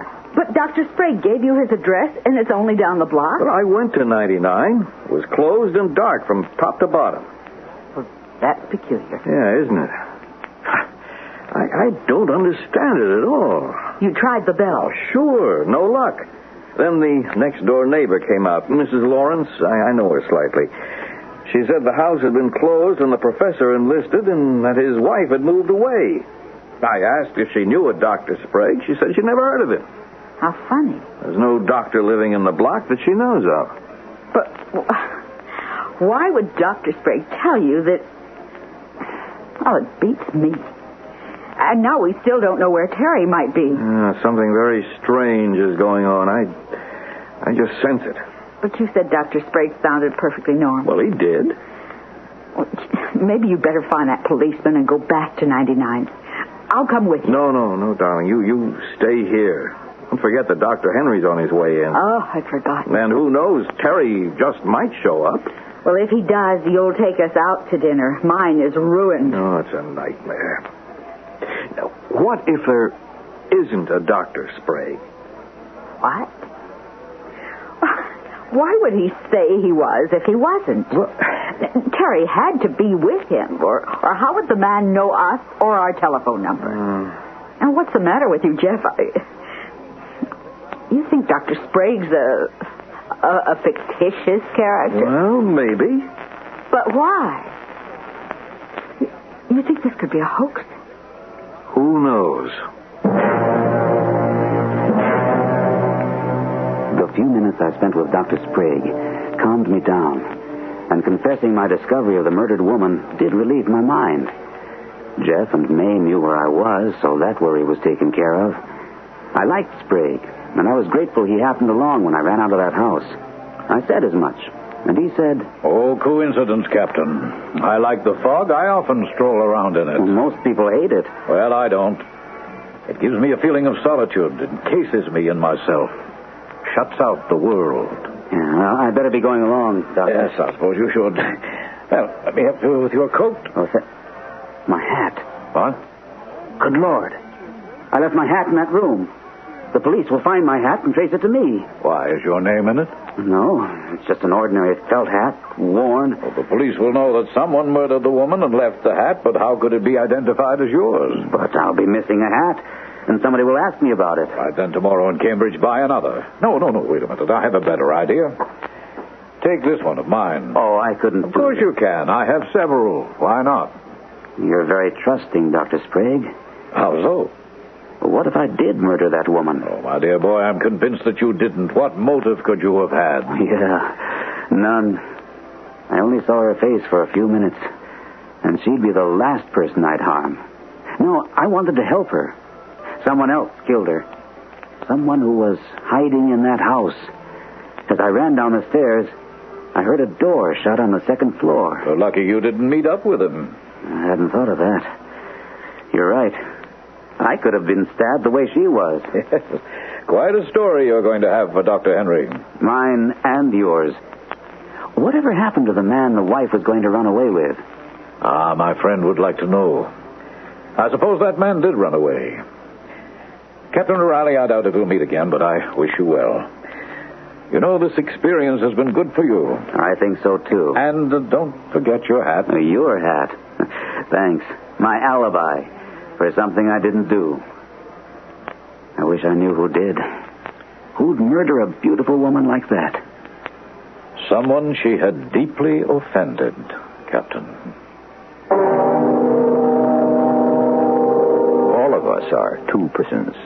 That's a generalization, but I think it's true. We appear to each other as one kind of person. Then there's the inner person. A criminal does not have to look like what we think he should look like. Everyone is capable of committing a crime. For those that do, something snaps in the mind and triggers it. More when I return with Act 3.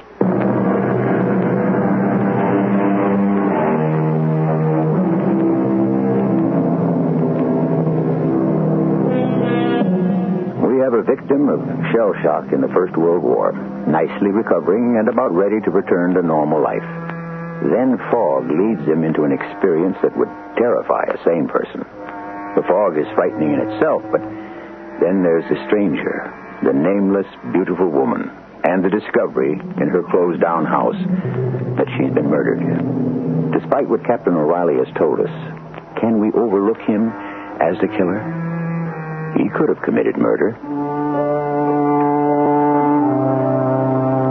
I thanked Dr. Sprague once more and put on my coat and his hat and stepped outside. It was raining now, and I could see where I was. He had told me which way to turn to reach Jeff Collard's house. So I went through his iron rail gate and turned to my left. And coming toward me was the policeman. Well, we keep on meeting.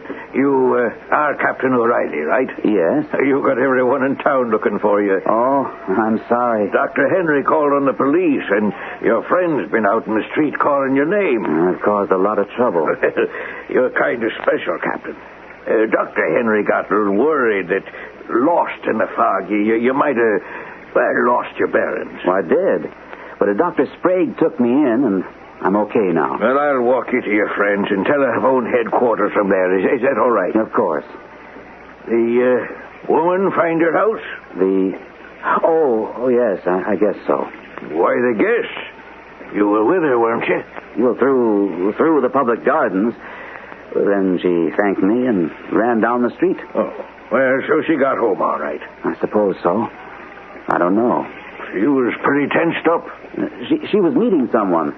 That's what she said. You remember what I told you over on Tremont? Now, if you'd listened to me and waited until the fog thinned out, you'd have saved yourself a lot of aggravation. Well, you're found, so we'll forget it. I beg your pardon. Yes. Am I near 141? I can't quite make out the numbers. Dr. Henry? Oh, yes. Oh, well, you must be Mrs. Collard. Yes, May Collard. Please come in. I'm so glad you came. Oh, hasn't Captain O'Reilly turned up? Come in. No, he hasn't arrived. But Dr. Sprague said Terry'd be along directly. Well, who's Dr. Sprague? Oh, just leave your coat and hat here in the hall. Oh, thank you, Miss Collard. Has something happened to the captain? No, not that we know of. My husband's wandering the block trying to find him. Dr. Sprague telephoned and told Jeff that Terry was all right. Jeff said he'd walk down to 99, Sprague's address, and walk Terry home. And? The house is closed tight and dark as a tomb. Why, that's strange. Captain O'Reilly's somewhere in this block with a Dr. Sprague who isn't at the address he gave. Yes. Now, what do you make of that? We're really terribly worried. Well, now, don't be. I have full confidence in the captain. But wandering through that fog, it was like a covering of snow. You couldn't see 5 feet. Well, how do you know he's here on Beacon Hill? From this Dr. Sprague. Uh-huh. Maybe I'd better telephone the police. I told them to watch for him, that I was coming into Boston. Maybe they have a report by now. It's hard to imagine walking through the public gardens if you can't see. May I use your telephone? Oh, of course, back there in Jeff's study. Now, don't worry. Unless he's had an accident, I'm sure he's all right. Oh, Jeff, any luck? I can't find that policeman. Who's Hatton? Oh, Dr. Henry's? He's checking with the police. I give up. Let him come to us. I don't know where else to look. Mr. Cullard. Oh, hello, Dr. Henry. There's no news yet, but everyone's got his eye open for the captain. Oh, hey. You must be May. Terry, thank goodness. Oh, buddy, hey, are we glad to see you. Come in. My friend, Sergeant. O'Malley, do you mind if I use your telephone, Mr. Collard? Well, come with me. Where did you find this big hulk? Coming down to Mr. Sprague's house. So, he exists, huh? Well, Captain? I apologize for causing all this trouble, Doctor. You've had quite a day, Captain. Wait until you hear. You seem to have borne up well. I think what happened to me today has got me cured. Fog can be terrifying. Not as terrifying as finding a woman murdered. Oh, no. What? You found her? Hey, what's going on? You look shocked, May. It's just relief that Terry showed up. Sergeant O'Malley, thank you. Sure. The alert's off, and I got a pat on the head from the chief. Good night, folks, and keep O'Reilly indoors. Well, what's going on here? Sit down, and I'll tell you what happened to me. It was horrible. There was this beautiful woman. A spy story. Together, we found her house, right on your street. Yeah, sounds exciting. The front door was open, and she ran in. A few minutes later, I found her, dead. Good Lord. Well, where'd she live? At number 99. Oh, isn't that where Dr. Sprague lives? Yeah, that's what he said. But 99's closed. No one lives there. The owner enlisted and the wife moved away. Terry, you... I was in that house. I found the woman on the second floor, stabbed to death. I told them everything that had happened to me from the time that Dr. Henry had sent me on my way until I walked into their house a few minutes ago. It's incredible, Terry. Pretty weird, May. But it happened. Now what do I do? Yeah. The body in the front room at 99 Morley. I have to report it to the police, Jeff.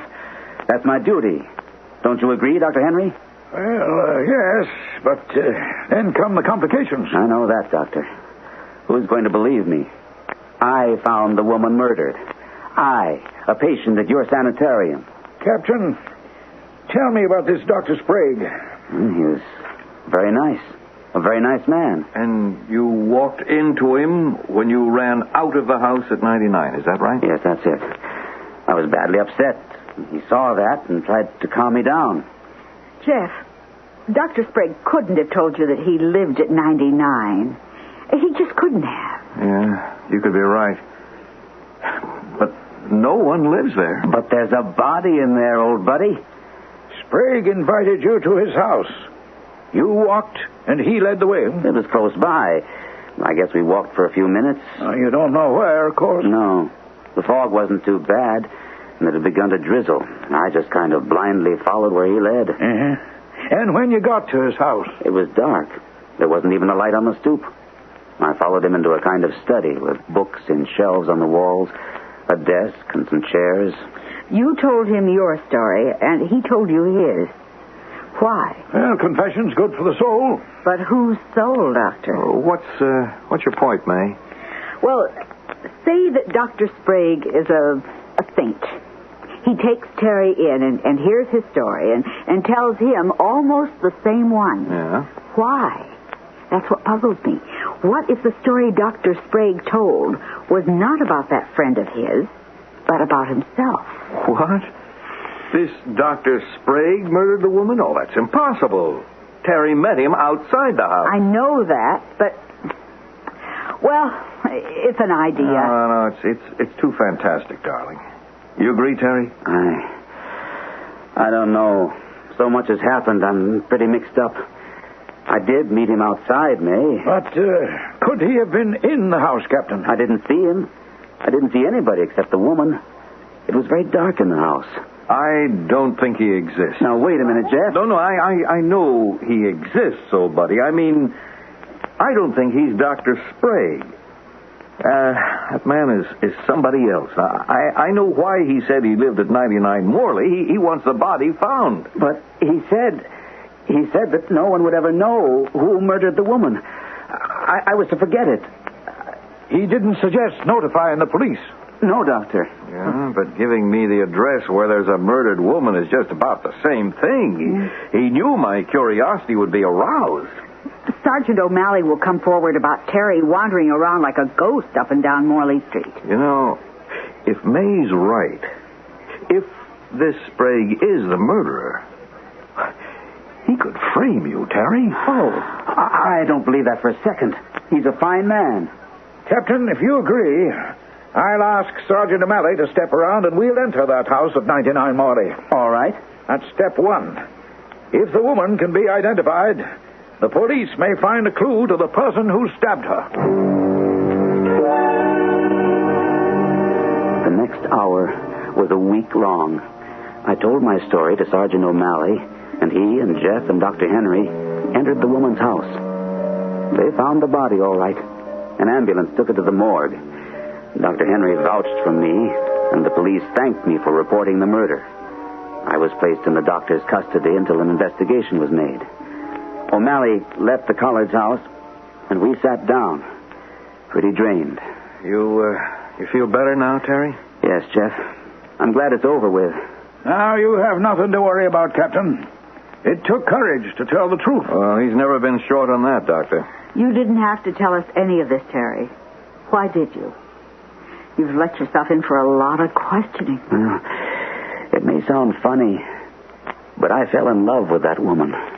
That may sound silly, I know, but she was beautiful, and she wore lovely perfume. And there's more to what happened tonight than I've told. Let me tell you two things. As I went up the stairs to the bedroom, I heard the door close. The woman or the murderer? Not the woman. She had screamed. So it was the murderer who closed the door. He did the same thing when I got to the bottom of the stairs and flew out. Well, why didn't you mention that to O'Malley? Because of something else.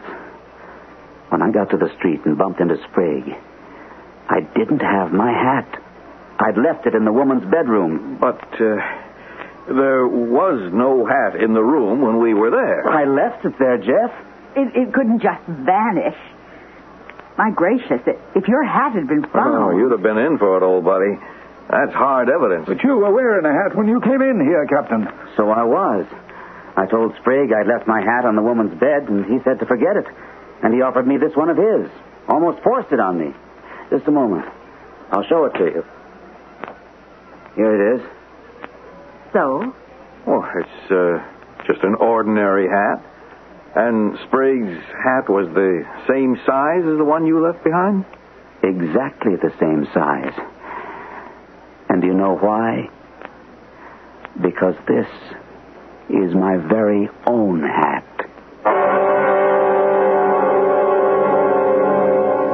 You may have guessed, but I was sure of only one thing. Dr. Sprague, or whoever he was, did not intend to frame Captain O'Reilly. Weather is a factor in our behavior. Fog more so than other conditions because it's like a shroud. It deadens sound. It can lead you astray, often into the unexpected. And that isn't what we specialize in. The byways of life where a person by design or by accident may experience an adventure that will be unforgettable. I'll be back shortly.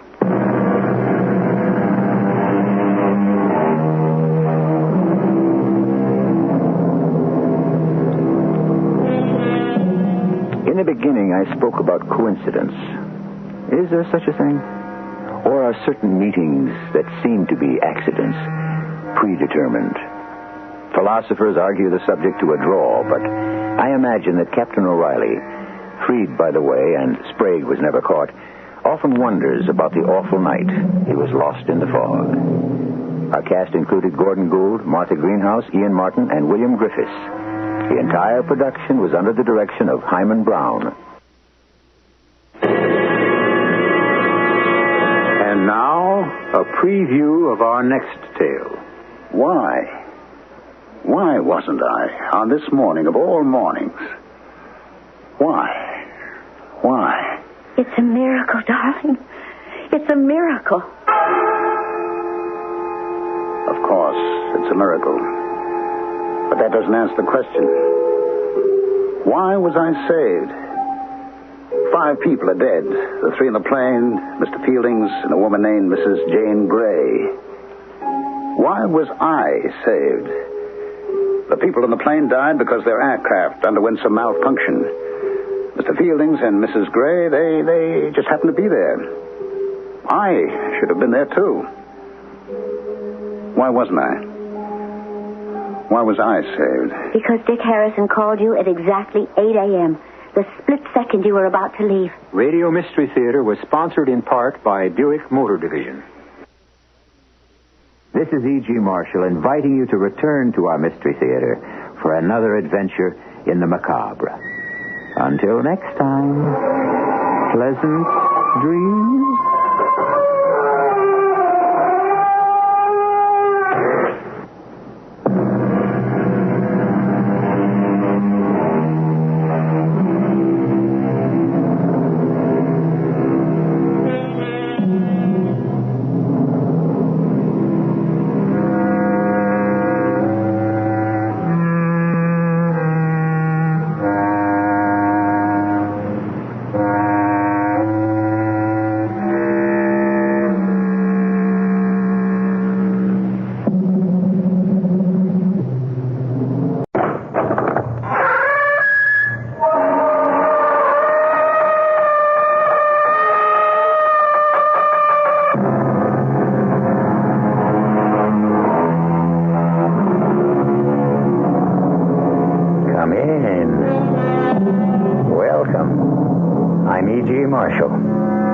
It's not where you've been that counts, they say, but where you're going.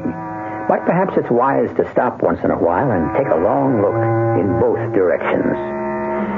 That was indeed a giant step from Kitty Hawk to the moon. Not so great, however, as the leap from the universe of Isaac Newton to that of Albert Einstein. Professor Einstein, like Alice's rabbit, dropped us suddenly into a wonderland where space and time and weight have lost their ancient meaning. A topsy-turvy world of technical marvels. A world of limitless possibilities for good and evil. Our mystery drama, A Point in Time, was written especially for the Mystery Theater by Mary Jane Higby and stars Paul Hecht and Russell Horton. It is sponsored in part by True Value Hardware Stores and Certainteed fiberglass attic insulation. I'll be back shortly with Act 1.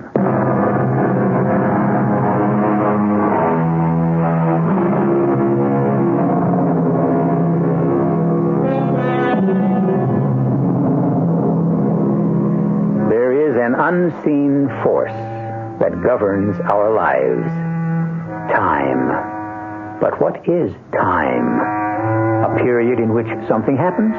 But suppose nothing happens. Aha, but something is always happening, you say.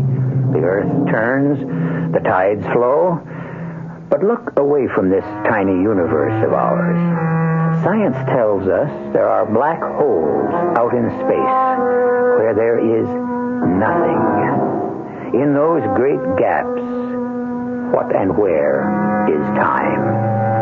It was musing of this sort, coupled with the most shocking event of his life, that brought Fred Mackey to this quiet room and the attention of two very concerned gentlemen. Now listen carefully, because this is the last time I'm going to repeat it, okay? Now here is all I know about what happened to Don Wakeman. It was getting on toward evening. We were tramping upstream, keeping as close as we could to the river. Don, as usual, was some distance ahead. I've never known a man with his thirst for adventure and his dogged persistence. Hey, Don. Yeah? This looks like a good place, doesn't it? Under this tree? You mean stop for the night already? Yeah, why not? But hey, we want to make the Colorado border tomorrow. Oh, look, I don't want to stumble around in the dark trying to make camp like last night, so let's knock off, okay? Well, look, I'd just like to see what's around this next curve. You know what's around there. More of what we're looking at right now. The river, a strip of grass, a few trees, low bluffs rising on both sides. Oh, come on, why do I always have to be the one to say stop? Don't you ever get tired? Okay, we'll stop. Yeah, let's just take a look at this map. Yeah. See, I figure we're just about here. See, we passed this big rock with the two small ones balancing on top this morning. That's called the Two Sisters. Yeah. Look, let's unload the gear, huh? Okay. Oh, wow. It's peaceful, isn't it? Yeah. Sure gets to you after a while, though. What do you mean? The quiet. It's too quiet. It's eerie. Eerie? It's good for the nerves to get this far away from civilization. You realize we haven't heard another human voice for, 10 days. Well, frankly, I wouldn't mind hearing another voice about now. Nonsense. There's nothing like the wilderness to help you get your head together again. Yeah. It's good to get rid of that backpack. Hey, where'd that come from? What was that, a shot? It sounded like one. Strange. Hunting season hasn't opened yet. Yeah, some guys don't worry too much about that once they get this far away from the law. Hey, Don, where are you going? Well, up the cliff. The sound came from up there. No, Don, hold it. Well, what's the matter? You stick your head up over that bluff and you'll get it blown off. You know these amateur hunters, something moves, they shoot and ask questions later. What was that? I don't know. Sounded like a car horn. It couldn't be. Some kind of animal, maybe? No. Hey, it is an automobile. That wasn't a shot. It must have been a backfire. No, that's impossible. No car could get through this terrain. Well, come on, let's find out. Hey, watch yourself. That's loose shale. It's okay. You can get a footing. Now watch it, Don. There's some roots and brush to hang on to. Yeah, I made it. Good Lord. What is it? Well, there's a road up here. Gee, I'll be darned. How in the world did we miss this? Look, it runs right back where we came from. You can see those rocks, the Two Sisters. Yeah, well, why didn't we see the road this morning? It's not on the map. I don't get it. Hey, look, there's the car. Yeah. Behind the scrub oak. Look at that. It's a woman. Hey, look at the car. Look at that chick. She's the most beautiful thing I ever saw. Hey, watch out, miss. No, don't touch that radiator cap. You'll get burned. That's steam. Thank heaven. I was hoping somebody would hear my horn. Do you understand motors? Well, I never had a car like this one, but... That's a Packard, isn't it? Yes, Packard Roadster. About 1922? 23, I'd say, and in mint condition. Boy, that's beautiful. But what's gone wrong with it? Well, look, the radiator boiled over. You'll have to give her time to cool off. Here, I'll raise the hood so the breeze can get at the engine. Well, it'll take a little while, which is okay by me. It'll give us time to get acquainted. I'm Don Wakeman. This is my friend, Fred Mackey. Well, I can't wait. I've got to get back to town. Town? What town? Oh. Aren't you from the town? No, we're hikers. Hikers? Yeah, we're on a walking trip.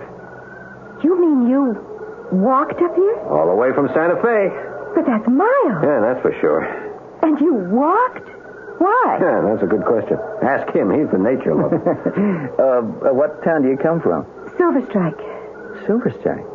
Well, I never heard of it. It's not on the map, is it? Oh, it's just a small mining town. We're mighty proud of it, though. Yeah. Now, I know a lot of guys who come up here hunting every year, and nobody ever said anything about a town. Want to see it? Hop in. I'll take you. Well, nothing I'd like better, but you're going to have to wait for that engine to cool. No, I've got to get back immediately. Look, Fred, why don't we go down to the river and get some water for the radiator? No, you can't put cold water in there. You'll crack the block. We'll make a fire. We'll warm the water. Well, you'll come back, won't you? You won't leave me here alone. You bet we'll be back. You'll like Silver Strike. It's a pretty town. If it's half as pretty as you are. Quit your kidding. Well, I'm not kidding. You're really something. You're some chic yourself. What? Yeah. We'll be right back. Okay, kiddo. Hey, what's the rush? What a beautiful chick. Would you take it easy? She's not going anywhere. She can't, not till that engine cools. Hey, you know that's a fantastic antique, that car? It's worth a lot of bread, you know. Imagine finding a magnificent creature like that out here in the middle of nowhere. Hey, Don, you know what she reminds me of? An old-time movie star, Clara Bow. You ever see a picture of Clara Bow? Yeah. I mean, didn't you notice that this girl looks just like her? Hey, you're right. She does. You know, that figure and that hair. I've always been crazy about red hair. Well, look, you gather up our stuff while I heat the water. We are going to spend a couple of nights in Silver Strike. A couple of nights? Mm-hmm. I thought you were set on Colorado by tomorrow. Colorado can wait. But that girl... Man, my fate is calling to me from a 1923 Packard Roadster. From the moment he laid eyes on that woman, Don Wakeman was doomed. Well, we finally got her car started. He jumped into the seat beside her. I struggled into the rumble seat with our camping gear. He never took his eyes off her face during the short drive. But when we got into Silver Strike, even Don sat up and took notice. Hey, what is this, a movie set? Where did all the Model Ts come from? Hey, and that horse with a milk wagon? Hey, how about that, an ice wagon? Hey, look down there, Don. Yeah. A barber pole and a cigar store in here. Oh, hey, I get it. You're having a celebration. The bicentennial, right? What bicentennial? What bicentennial? You haven't heard of the bicentennial? No. Oh, come on. You can't be that far out of the action up here. I guess we are a little bit out of things. Oh, that's my house, on the corner. Won't you come in? Well, I don't see why not. Don, it's getting a little late. I don't think... Zilla! I'm coming. Where have you been? We're searching for you. The Don Roadster broke down. You went outside bounds on the first day, completely against regulations. And you took this pair with you. What unit are they from? They are not townspeople. You're not about the rules, Zella. Carl, these are visitors, not townspeople. Oh, visitors. Well, welcome to Silver Strike. How did they manage to get up here? They walked all the way from Santa Fe. Well, I'll be doggone. I thought that would surprise you. You see, we don't get many visitors up here. In the hunting season, I should think you would. Well, now, if you fellas walked all the way, you must be about tuckered out. Yeah, that's for sure. Come on inside. Now, look, it's really getting late, and we better be going. Confidentially, I got something special in the way of liquid refreshment. You know what I mean? I could do with a drink, Fred. Sure you could. Well, come on into the house. This is none of your lousy bootleg hooch. I got the real thing. Bottled in bond. Fella smuggled it in from Mexico. Come right on in. You can just drop your backpacks here in the hall. Zella, honey, run out to the kitchen and fetch the bottle Jose brought back. Bring 4 glasses. You've been a bad girl, but I reckon you can have a little snort, too. Hot dog. Be right back. Silly little flapper. I guess I've spoiled her. Well, come into the parlor. Take the load off your feet. Oh, thanks. Boy, am I bushed. You'll find Silver Strike a friendly town. Carl? I don't see it. Back of the shelf, hon. It's kind of tough to get at. Reckon I better go myself. Top shelf, hon. Well, that is one strange pair. You think he's her father or her husband? It's hard to tell. It's funny, the way they talk, both of them. Yeah, like they're back in the 20s. Yeah, a couple of weirdos. No, wait a minute. I wouldn't say that. That Zilla is a sexy little doll. Yeah. You know the town, it doesn't look real. I mean, it's like you said, a fake movie set. Dang prohibition law. May be all right for them cookie pushers back east, but when a man's been working all day, he needs a drink. You still have prohibition? Yeah. Dry as a bone. Well, here's mud in your eye. Down the hatch. Here's to you, lovely lady. Liquid lightning. That's what they had in that bottle. Well, when my breath came back and my eyes cleared, Zella was smiling her weird little smile and Carl rambling on in his 1920s slang. I wanted to say something, but I couldn't get my head together. I was numb. Time stood still. Then Don slumped out of his chair. Carl laughed. He bent over Don, then turned to me, his breath hot on my face. I took care of them for the time being. Well, now, Zella, my friend, you have some explaining to do. You want to do it now, or shall we liquidate our visitors first?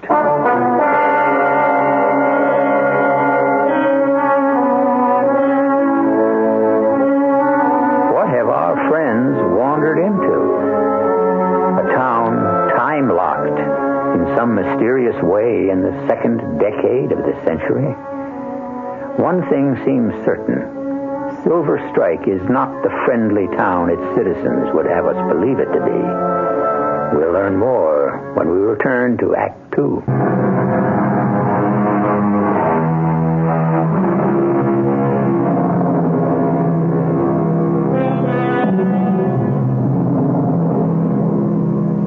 In the wilderness, far beyond Santa Fe, there is a sign. Silver Strike, altitude 8,000 feet. Population 10,000. A casual visitor to the town might think he had slipped back into the early 1920s. The little boys wear knickerbockers, and the little girls have bows in their hair. The prevailing mode of transport is the Model T. But the sign goes on to say, a friendly town. Fred Mackey would have quarreled with that description as he struggles to recover from an almost lethal Mickey Finn.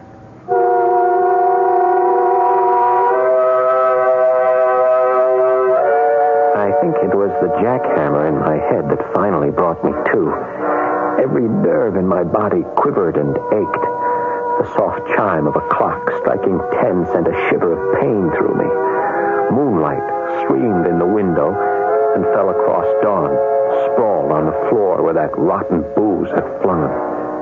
Through the closed door of the kitchen, I could hear voices, hot with anger. No, you're not going to kill them. Not till I get the information I want. I know what you want out of them, and it's not information.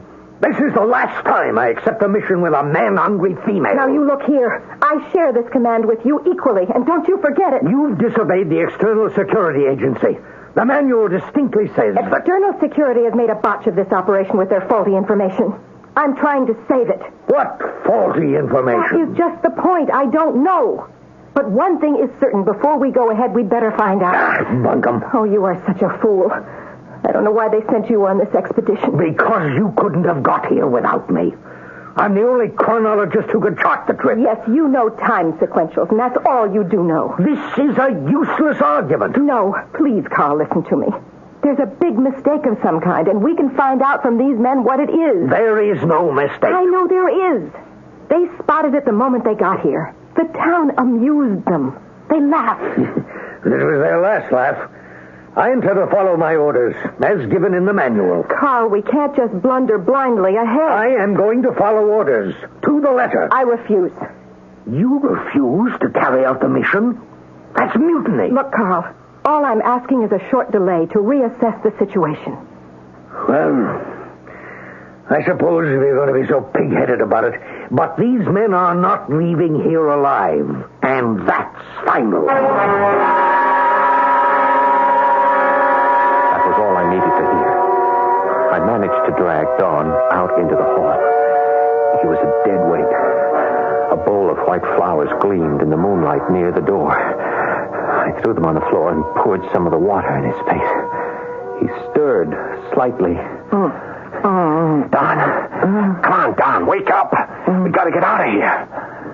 Don, I hate to do this, but... Come on, you got to come out of it. Stop that. Come on, get up. Come on, get up. Okay. Let's try something else. Ow! Get that out! Quiet. You're gonna break my arm. I'll twist it off if you don't wake up. Now listen to me. We've got to get out of here now. Okay, come on, get up. Get up. Yes, you can. Come on, up on your feet. Okay, here we go. I'll help you. All right, now lean on me. What's the idea? They're going to kill us. What? They are planning to kill us. Now, can you walk? Well, yeah. Okay, come on.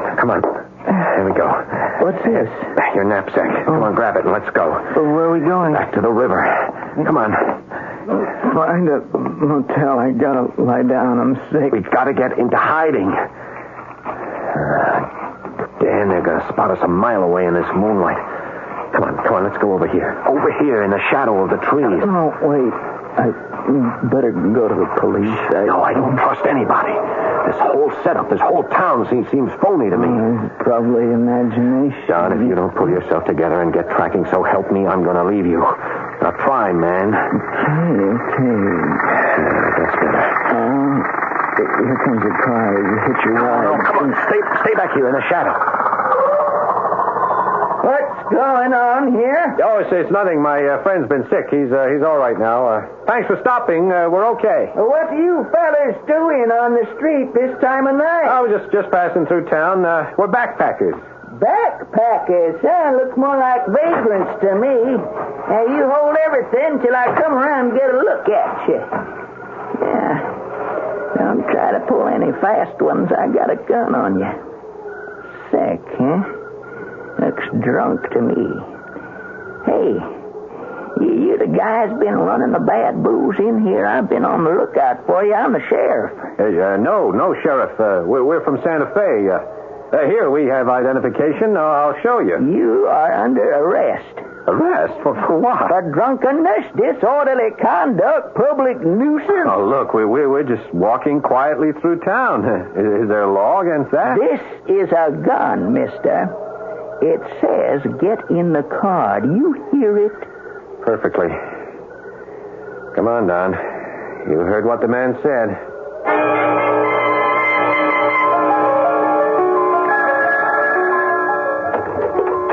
Sheriff's office. Bronson speaking. Oh, yeah, Carl, I picked them up all right. They're safe in the cooler. Oh, no, they didn't give me any trouble. None at all. Yeah, well, I'll wait till I hear from you.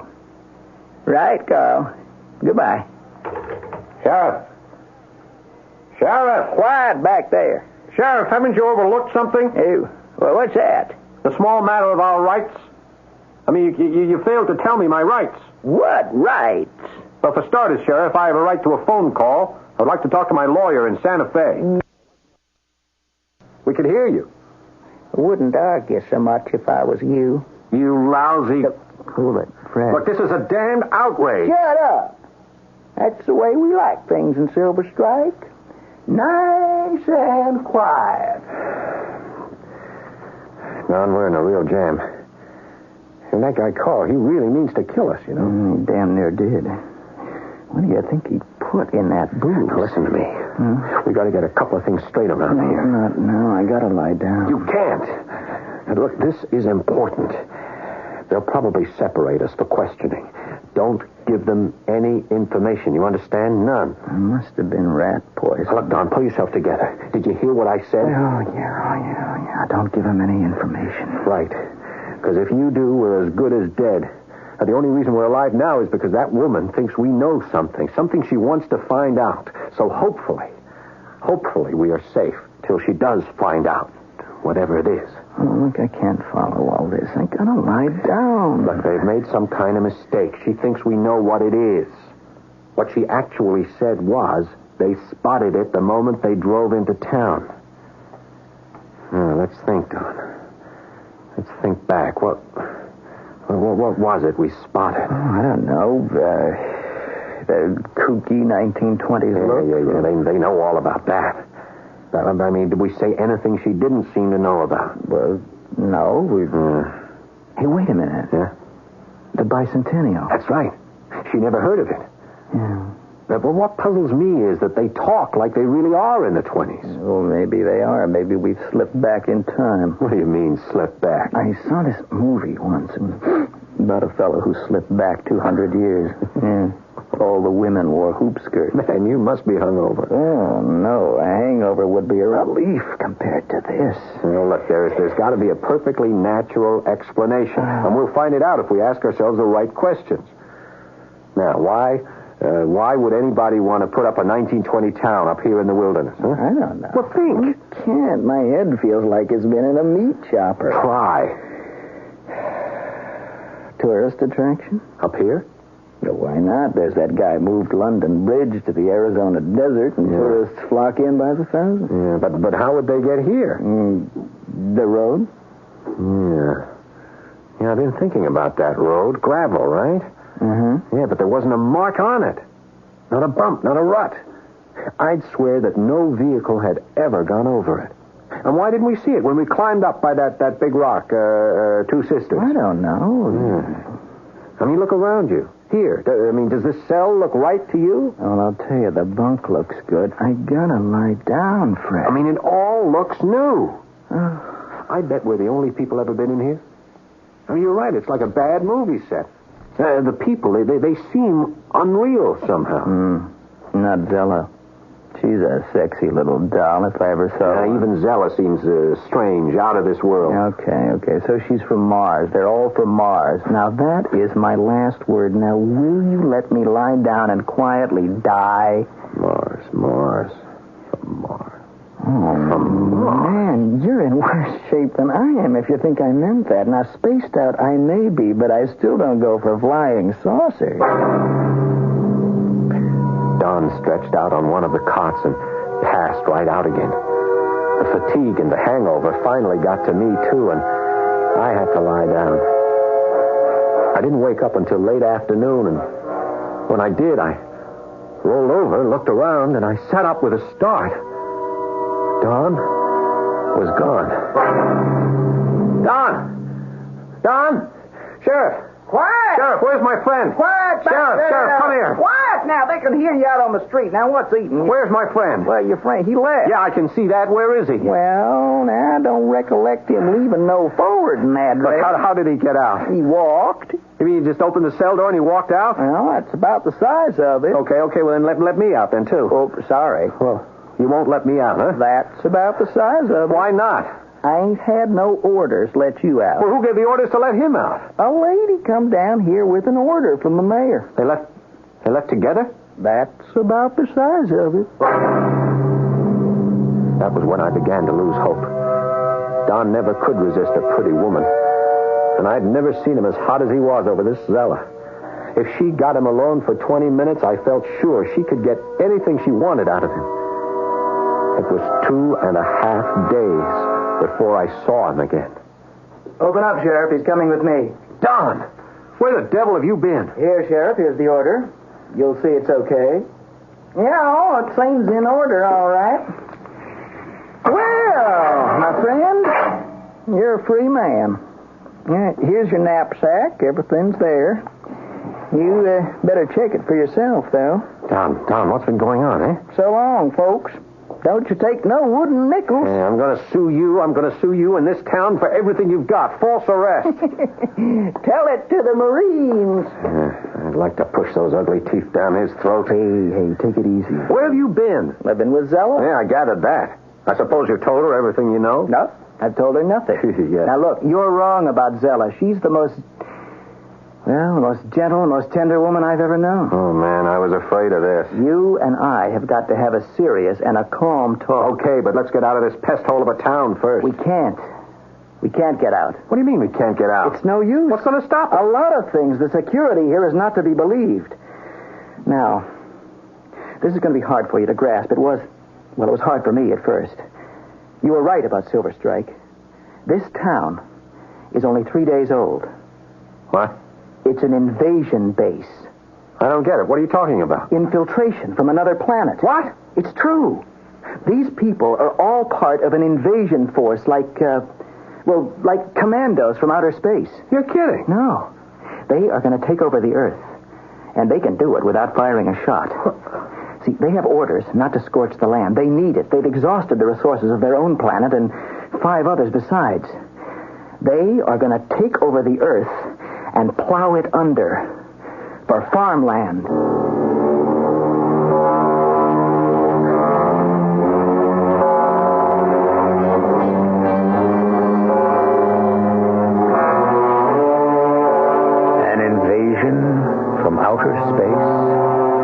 I hasten to remind you that we have only Fred Mackey's word for what happened that day in the remoteness of the Sangre de Cristo Mountains.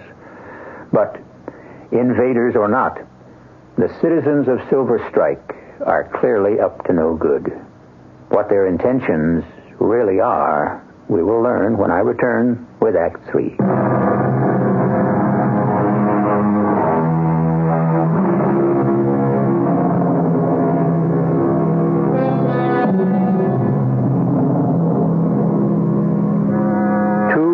Hikers in the mountains, not far from the rise of the Rio Grande, have stumbled into a town redolent of the atmosphere of the early 20s. To Fred Mackey, the inhabitants resemble the characters in a silent movie.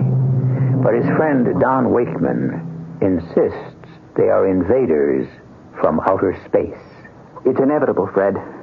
They're going to conquer the world, and swiftly. You are asking me to believe that this yokel of a sheriff and that idiot Carl are really spacemen? From a flying saucer? Of course not. They don't use vehicles. They haven't for centuries. Well, then how did they get here? Space compression. Space compression? Yeah. Look, there's a lot of space inside the atom, you know? It's mostly space. Well, they prefabricated a town like Silver Strike, compress the component atoms, and reduce it with all its inhabitants to a speck of energy. Then they send it out on a beam. A beam? A beam that travels many times the speed of light to any point in the universe. Yeah, then I suppose they pull the atoms back up again? Exactly. Oh, look, that woman is kidding you. This is ridiculous. Take a look around you. They're stupid. They're like hillbillies. That Carl, he's completely ape. Yeah, well, Zella agrees with you about him. She says he's basically dull-witted, but he's a trained chronologist. What in the world is that? A time navigator. You see, when you travel through space, you travel through time, too. Well, it's very involved. Oh, come on. You know what I think we've stumbled into? Some kind of kook commune. Oh. I told Zella I wouldn't get anywhere with you. One last time, Fred. This is it. You understand me? This is it, the end of our civilization. We can't fight it. The technology of these people is centuries ahead of ours. Where did she say they came from? A planet called Agantha. Agantha? Yeah, it's in another galaxy. To them, Earth looks like a lovely little greenhouse. You see, they've exhausted Agantha's resources. We are the 2 luckiest men on Earth, you know? Thanks to Zella. Well, how do you figure that? They need us. See, their advanced intelligence agents have failed them somehow. At least Zella thinks they have, and she's afraid to proceed without better information. If we cooperate, they'll make us technical advisors, officers in their army. Otherwise... Yeah, otherwise? Carl wants to blot us out. Instantly, without leaving a trace. You really believe this, huh? I believe what I saw. All right. Now, wait a minute.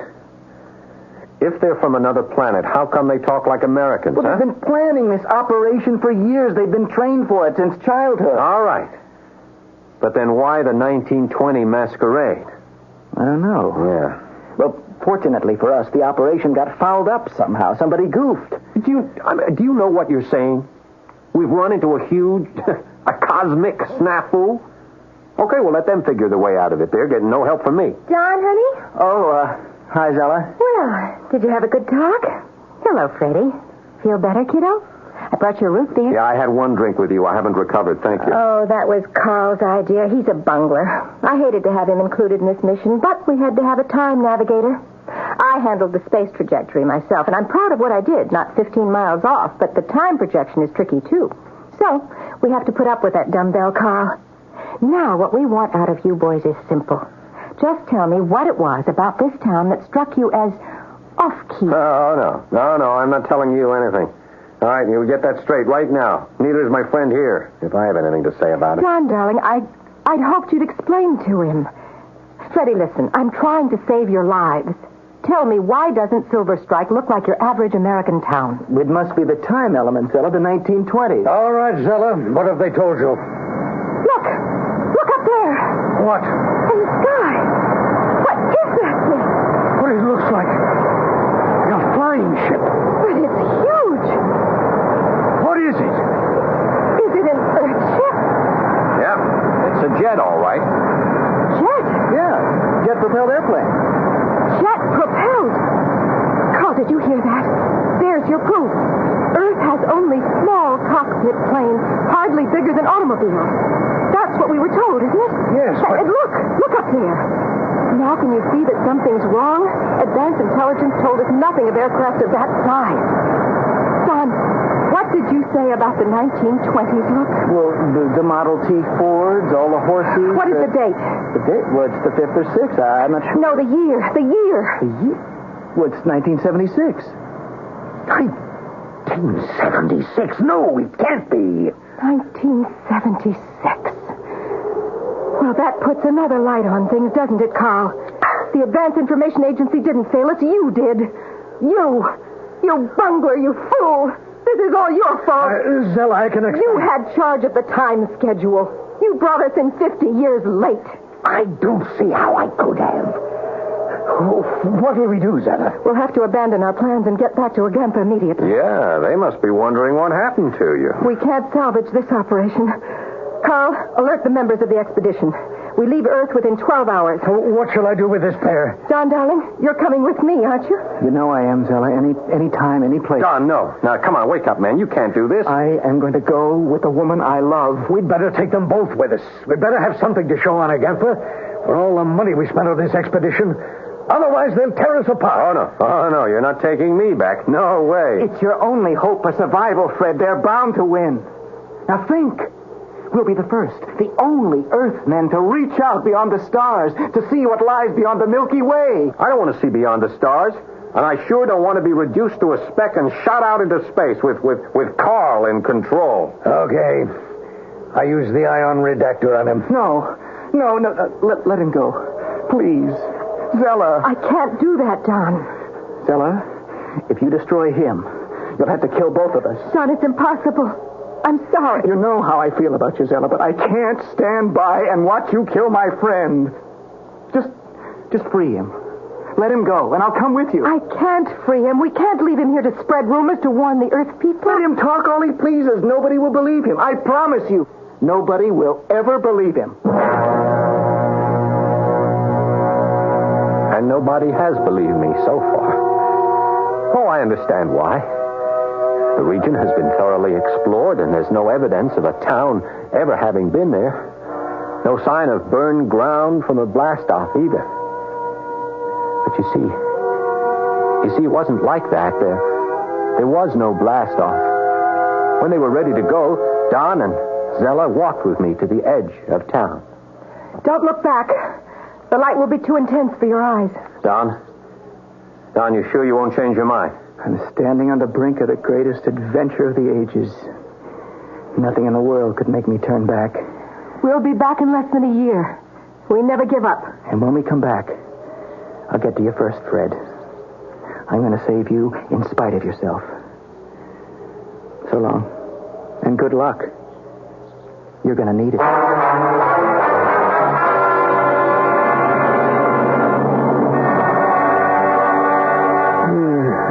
You say there was no sign of the town ever having been there? No, Doctor. Well, it's the same story you told me nearly a year ago when you first came down out of the mountains. Well, I was badly shaken by the experience. But, Doctor, as you can see, I'm perfectly well now. I'm ready to go home. Well, now, we think we're certain that you'll feel even more secure in your recovery if you take a longer period in a stress-free environment. No, Doctor, I don't need it. I really don't need it. We've located a splendid place, Mirror Lake. It's run by Dr. Cumberland. No. Excellent therapist. No, my nerves are as steady as yours. There's a man here from Mirror Lake. Look, never mind, Doctor. I'm fed up. Look, do you hear me? I've had it with you people. That's patient transportation. No, I'm not going. I'm not going. No. Dr. Siddery, Patient Transportation Service. The receptionist told us to come right up. Yes, come in. I'm Al Freeman, Doctor. Don, my God, you've come back. This is the patient? Doctor, here's my proof. This is Don Wakeman. No, Mr. Mackey, this is Mr. Freeman. This is Miss Michaels. How do you do? It is her. It's the woman from again, Zella. I told you. It's too bad. He's been perfectly lucid until now. You have the impression we've met before, Mr. Mackey? Yes. Well, we've come to take you with us. You've come to take me with you? Yes. To a very nice place. Oh. Are you ready to go? Yeah.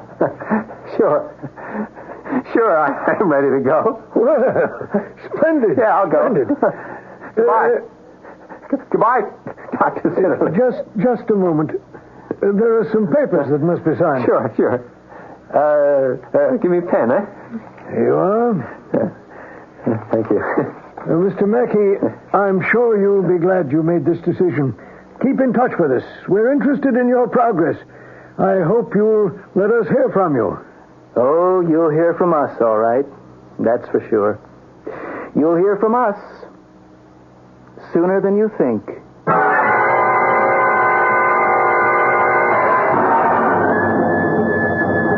An immediate invasion from outer space? Well, now, with all its recent probing, science has yet to receive the slightest indication of sentient beings out there. But before you go to sleep tonight, consider this fact. Within the area of the sky known as the bowl of the Big Dipper, within that area alone, there are discernible 2 million billion stars. Can you believe that in all that vast array of worlds, there is nobody? I'll be back shortly.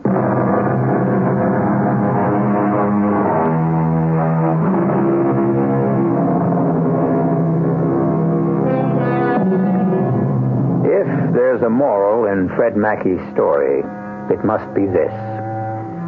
Science provides us every day with greater technical marvels, but technology can't offer the wisdom or intelligence to use them properly.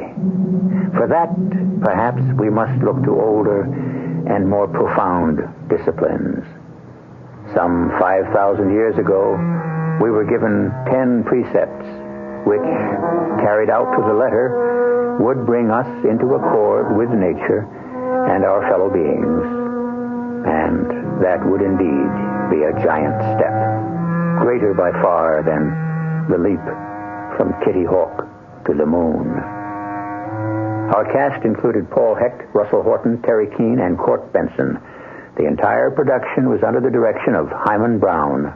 Radio Mystery Theater was sponsored in part by Buick Motor Division and Anheuser-Busch Incorporated, brewers of Budweiser. This is E.G. Marshall inviting you to return to our Mystery Theater for another adventure in the macabre. Until next time, pleasant dreams. The preceding program furnished by...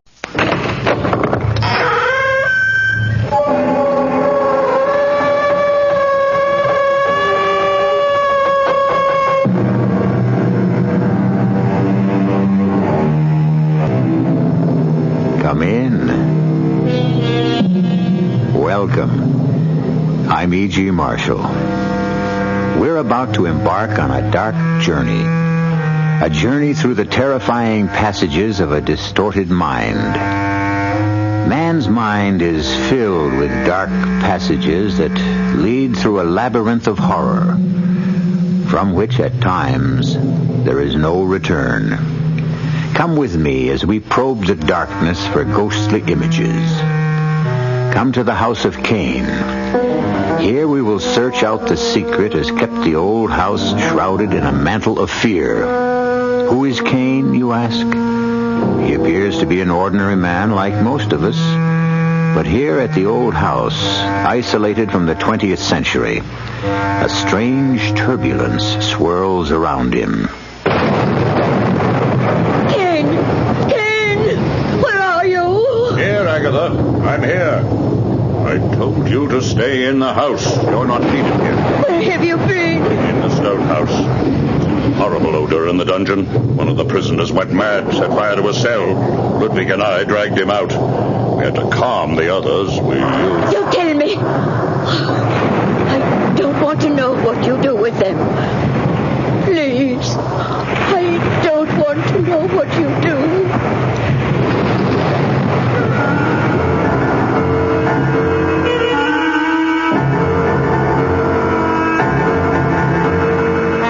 Our mystery drama, Them, was written especially for the Mystery Theater by Ralph Goodman and stars Alan Hewitt and Jordan Charney.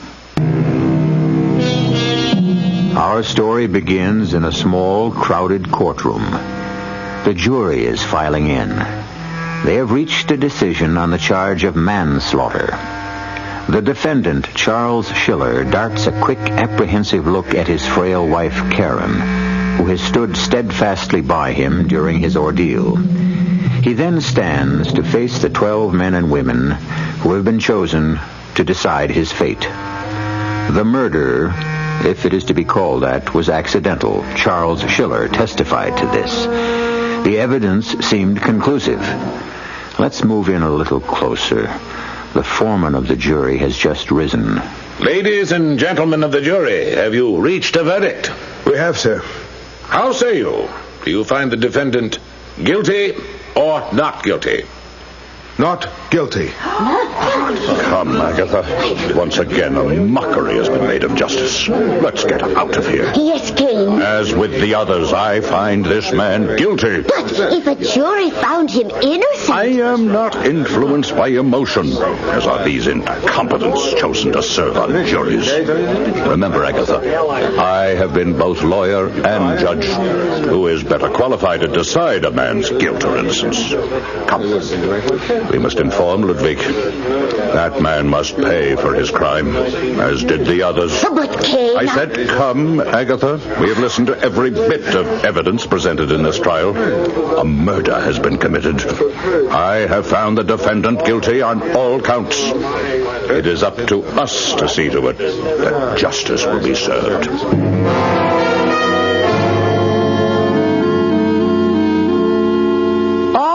You two, this is last call. Breakfast is served. We're coming, Mom.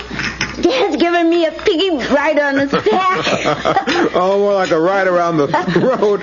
Easy, Jim, you're strangling. Oh, let's be careful with Daddy now that he's back from that awful courtroom. Home with us again.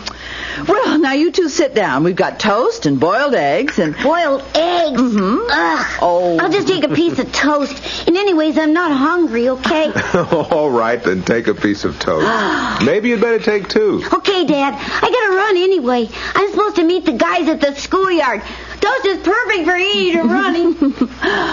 Oh, it's so good to have you home. And to have that nightmare behind us. No, let's not think about that or talk about it again. All I'm interested in now is having that phone taken out so I can spend a quiet Saturday with my wife. Hello? No, you didn't. Yes, I'd like very much to be included. 12:15? Fine. Where is it to be held? Oh, no, that's not necessary. I have my own car. I can just... Well, all right, if you want to. I'll be ready at noon, yes. Goodbye. Who was that? Well, I don't know, really. I neglected to ask. A friend of Warren's, another lawyer. Some of his associates are giving Warren a surprise luncheon today to celebrate his winning my case. I wish I had thought of it. Well, you did call him to thank him, dear, twice last night. Oh, I know, but a luncheon, what a wonderful idea. And they've asked you to come. It's almost the same as if you'd thought of it. No, not quite, but I'm glad someone did. It must be a really fancy party. They're sending a limousine for me. Ooh, Ooh, how posh. Look, I know we planned the day together, darling, but after all the work Warren did for me, I'd like very much to go. Darling, of course you have to go. Where's it to be? Well, the man didn't say. Well, actually, it doesn't matter. They're sending the car. I'll let the driver worry. I'd better shave. I thought you just did. True, but I've never been picked up by a limousine before. Oh, Charles. Oh, it's good to have you home again.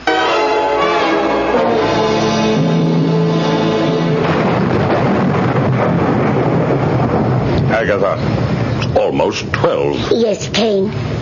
Oh, please stop pacing. They'll be here. Ludwig has always brought them. He has never failed you. The transcripts, the murder trials we've judged thus far. Where are the transcripts? Here, Kane, on the desk. There is no need to show the poor man the transcripts. Ludwig will bring him in as he has the others. I know you have told me over and over what we do is right.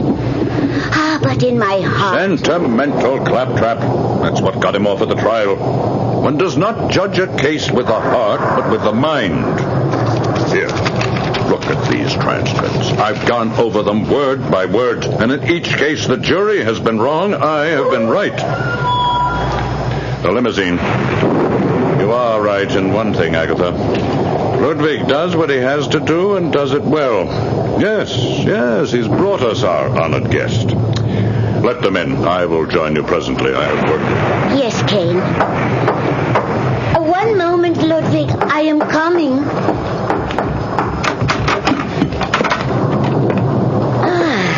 Good afternoon, young man. I am sorry to have kept you waiting. Take his hat, Ludwig. And if you will please follow me, sir, to the study. I appreciate your hospitality. My name is Charles Schiller. Yes, I know. Now, if you will come this way. The halls are rather dark and dreary. What is this place? I mean, your chauffeur was not very talkative. I still don't know the gentleman's name who sent the car for me. Oh, it's Mr. Kane. This is his estate. Kane, I see. Is he a lawyer? He's a judge. Ah, Mr. Schiller. I see you've arrived safely. Allow me to welcome you. I'm Matthew Kane. Oh, how do you do? I must admit, when a luncheon was mentioned, I was expecting... To be taken to a small restaurant or a banquet room? Oh, no. This is too important a moment to be held in mundane surroundings. You've met my sister, Miss Agatha Kane? Well, no, not formally. How do you do, ma'am? If you'll both excuse me... As I've told you, Agatha, this is Mr. Schiller. He's come to visit with us and have a bite of lunch. Would you do the honors, my dear? Ludwig will help. But give Mr. Schiller and me a chance to get acquainted first. Yes, Kane. I will go and find Ludwig. Unfortunately, she's a little addled, I'm afraid. Oh, I'm sorry. No, since you're the first to arrive, may I suggest a little brandy to warm you from the dampness of the weather? Oh, yes. That'll be fine. I took the liberty of pouring as you arrived. Your drink is here, on the side table. Oh, I see you're admiring that magnificent old portrait over the mantel. My grandfather, sir. A man who gloried in our judicial system. Spent his life exacting justice. A godly man who believed in the holy words, an eye for an eye. He has a magnificent face. Yes. He's been dead for over 50 years now. But his presence is still felt in this house. Well, here's to you, sir. Thank you. Sit down, Mr. Schiller. The others will be here shortly. Sit down and tell me about your day in court. You had an able lawyer. Oh, one of the best. I can't speak highly enough of Warren Douglas. Clever. Yes, very clever. But then, criminal lawyers must be exceptionally clever. Most of the time, they're paid to defend the guilty. But I meant no inference in your case, just a generalization. That's all right. I'm not sensitive. I was exonerated. Yes, I heard. It was a murder case, was it not? Accidental manslaughter. Oh, yes. Forgive me. I'm sorry to say I don't follow all the cases I should. This was something about a fight in a barroom, wasn't it? The Carlton Lounge. Now, I was waiting for my wife. We were to have lunch that afternoon. There was this man, a complete stranger. He was annoying a woman at the bar. I intervened. One word led to another. I hardly remember the struggle that followed, but somehow he fell over backwards against a glass door and shattered it. One of the glass slivers pierced his throat. He died almost instantly. Oh, how dreadful. Yes, it was. 1 minute sitting quietly, worrying about how much my wife spent on a shopping spree, and, well, the next. We're at the mercy of circumstances, are we not, Mr. Schiller? Oh, let me fill your glass again. I was just wondering about the others. It's getting rather late. The judicial system and its failings have become quite a passion with me. Several years ago, my sister and I had occasion to attend a criminal court's trial. I'll never forget the sight of the man's face as he stood to receive the jury's verdict. He stood there, quivering with fear, awaiting the foreman's voice to pronounce him guilty. And suddenly, I suppose the strain was too much for him. The poor fellow pitched forward on his face, fell dead where he stood. Dead? Good Lord. Yes. Imagine that. And what do you suppose the jury's verdict was? Not guilty. The man lying dead at their feet there. Yeah. Well, retributive justice has a strange way of finding its mark sometimes. Well, I'd hardly call it justice if they found the man innocent, as you said. I found him guilty. Well, he was dead at any rate. You found him guilty? Yes, Mr. Schiller. We all judge our fellow man. You pick up a newspaper, read of a trial, decide a man's guilt or innocence over your morning coffee or toast. Don't deny it. Yeah, well, to some extent, I suppose we do. To some extent? Did you hear that, Agatha? Well, now, there is some reasonableness to you, certainly, if you can admit that. Now, then, let me ask you this, Mr. Schiller. Do you think, with all the legions of lawyers, clever lawyers with silver tongues, that certain inequities of justice are sometimes meted out by juries? Do some innocent men hang? Unquestionably, sir. Then you would also admit that some of the guilty go free. Is that not so, Mr. Schiller? I don't feel well. My head. Look, I was hoping the others would be here by now. Do you think we should give Mr. Douglas a call? Perhaps there's been a misunderstanding. There's been no misunderstanding, Mr. Schiller. Mr. Douglas was never notified. There's no one else coming. Then the misunderstanding was mine.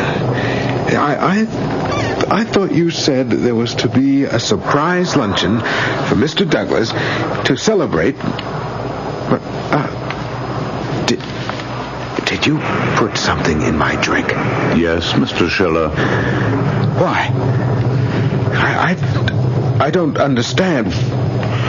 Why did you do it?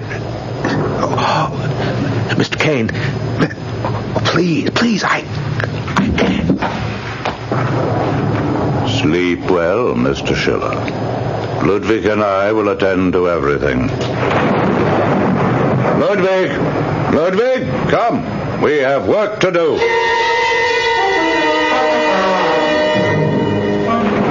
Ken!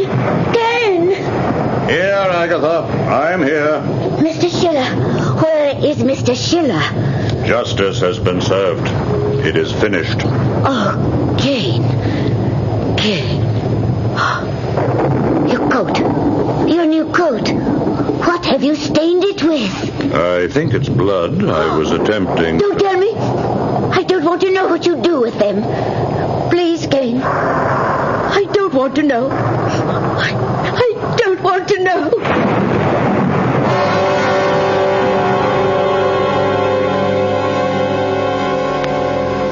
Well, there is no doubt that justice in the minds of men can take many forms.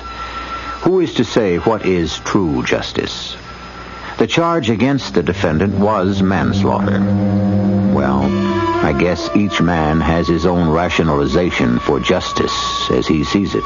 But just as no man may place himself above the law, so no man may appoint himself the oracle of judgment and truth. It seems, however, that Matthew Kane has done so. I'll return shortly with Act 2.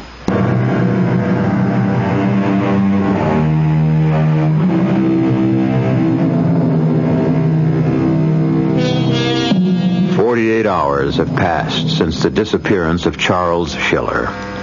His wife, Karen, has been summoned to headquarters to discuss the incident with the police.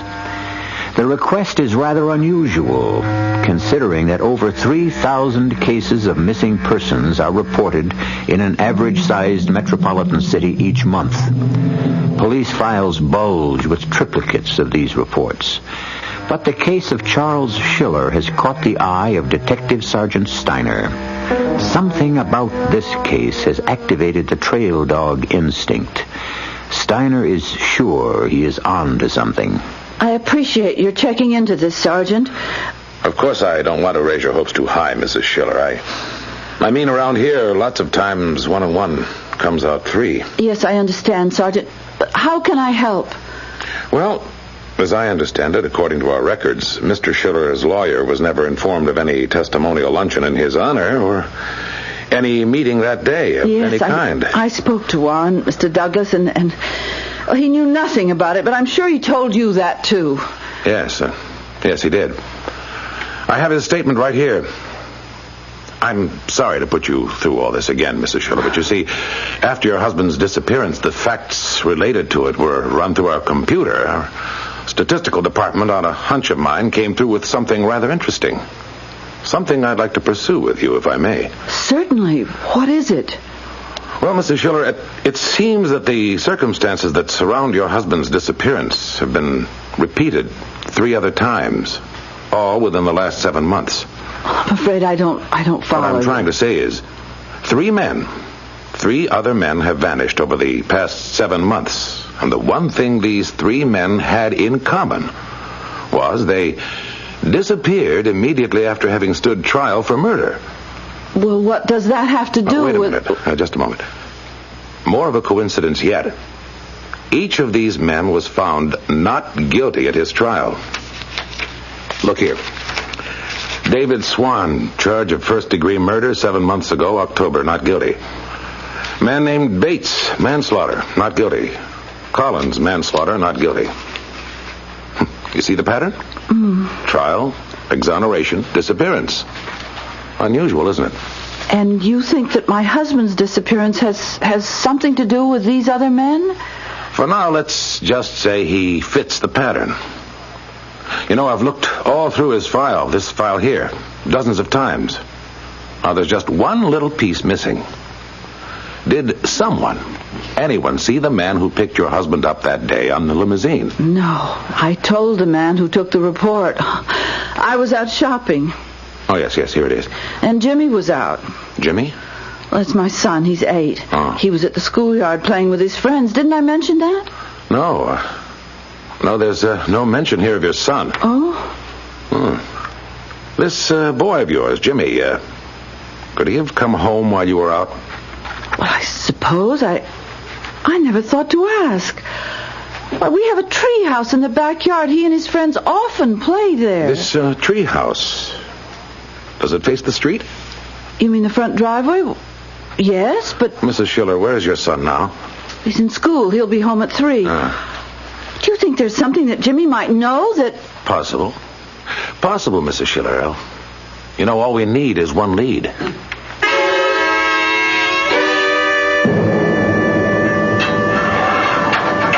Mr. Schiller. Wake up, Mr. Schiller. It's time to rise and shine. Kane? Exactly, Mr. Schiller. Kane. Matthew Kane. Where am I? What is this place? Your room is high above the ground on the far side of the estate. Room?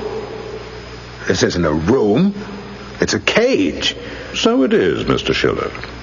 What is this? Barred window, steel door. It's like a prison cell. It is a prison cell, Mr. Schiller. But why? Why am I here? To serve your sentence. I've judged your case and found you guilty. No. Well, it's all very well and good to say no, but here you are, aren't you? Here they all are, and here they'll stay until their brains rot and their bodies decay. They? You mean there are others? Yes, Mr. Schiller, there are others. Others who have broken God's law and must pay for it.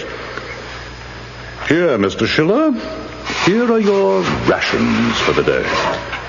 You can't keep me here, Kane. My wife will go to the police. She's probably notified them already. Oh, I'm sure she has. I'm sure the others have wives and loved ones who have reported these unfortunate incidents to the police. You have disappeared, sir. Vanished into thin air. It's as simple as that. Not in this day and age. They'll find me. They have ways. Give it a year. Collins thought that way once. So did Swan. And the others. Give it time. We'll see. And now, if you'll excuse me, I must take these trays down the corridor. It's getting rather late. I'm due in court in an hour. There's an interesting case I must keep up with. When one is given the responsibility to judge his fellow man, one must be thorough in order to be fair. Kane! Come back! Kane! Someone will come. They'll find me. They'll find me.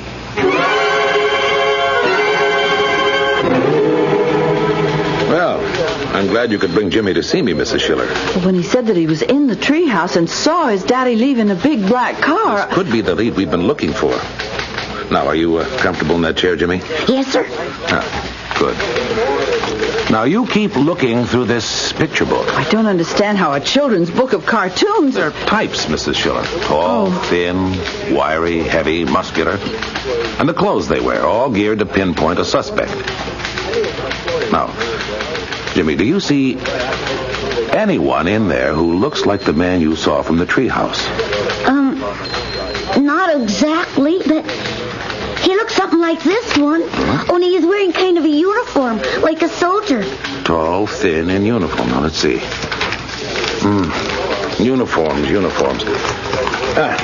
Here we are. Now, Jimmy, was he a soldier like this one? No. Or, wait a minute. How about this one? That's it. And he had a hat on. Like this one, right? Yeah, that's the one. But it wasn't black. It was gray, like Bobby's cat. Now, anything else you noticed about him, Jimmy? No, sir. Mrs. Schiller, we've got ourselves a suspect. Does that mean you can find my daddy? It means we have a better chance. At least we know one of the men we're looking for is a chauffeur. And we have some idea of what he looks like. Now, excuse me, Mrs. Schiller. Rodriguez, I want a composite made up of the Schiller case. Get the artist in here. Oh, and I'll need 2 men from homicide. We're going to stake out that courthouse. I want a careful surveillance on limousines that pull up. I'll be going along. I'm bringing Schiller's wife and boy with me. Oh, you will allow Jimmy to come along, won't you? We'll see that he's kept out of danger. Of course, Lieutenant. Oh, I don't mind danger. If I can help find my daddy. Oh, Jimmy.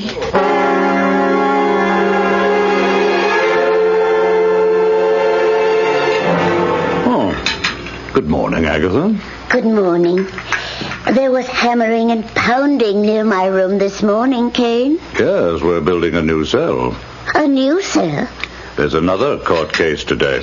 Murder one. I don't want to hear about it. You can't shut out the world, Agatha. And please get that dog of yours off the chair. I've told him over and over. I'll get him, Kane. You hurt him when you pick him up. He's so tiny. I hate small things. Small minds, small people. Take him out. And come right back. We'll be leaving for the courthouse as soon as Ludwig brings the limousine out front. Oh, I can't go today. There's a flower show at the Civic Auditorium. Mrs. Eustace is picking me up this afternoon. You've asked her to come here? Oh, I won't invite her in. I'll be ready when she arrives. Oh, Oh, Cain, when is all this going to stop? You loved Grandfather, Agatha. You know what he stood for. You know how I've worked and planned and dedicated my life. We won't stop. We'll never stop as long as there's breath left in me. Why do you do this to me? I don't like losing my temper. You know I don't. Ludwig's ready. Since you are going to be home, feed the prisoners. Prisoners? I don't know where they are. You know where they are, Agatha. I've seen you sneaking around, watching Ludwig and me go up the narrow stone steps of the gatehouse. But the keys, I don't know where you keep... You don't need keys. You'll find the trays in the kitchen. Fill them, slide one under each cell. I'll expect it to be done when I return. Yes, Cain. I must hurry off to the courthouse. When a man's life is at stake, one must be fair.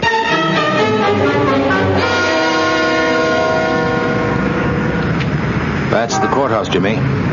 Over there, across the street. Oh, gee, it's a big place.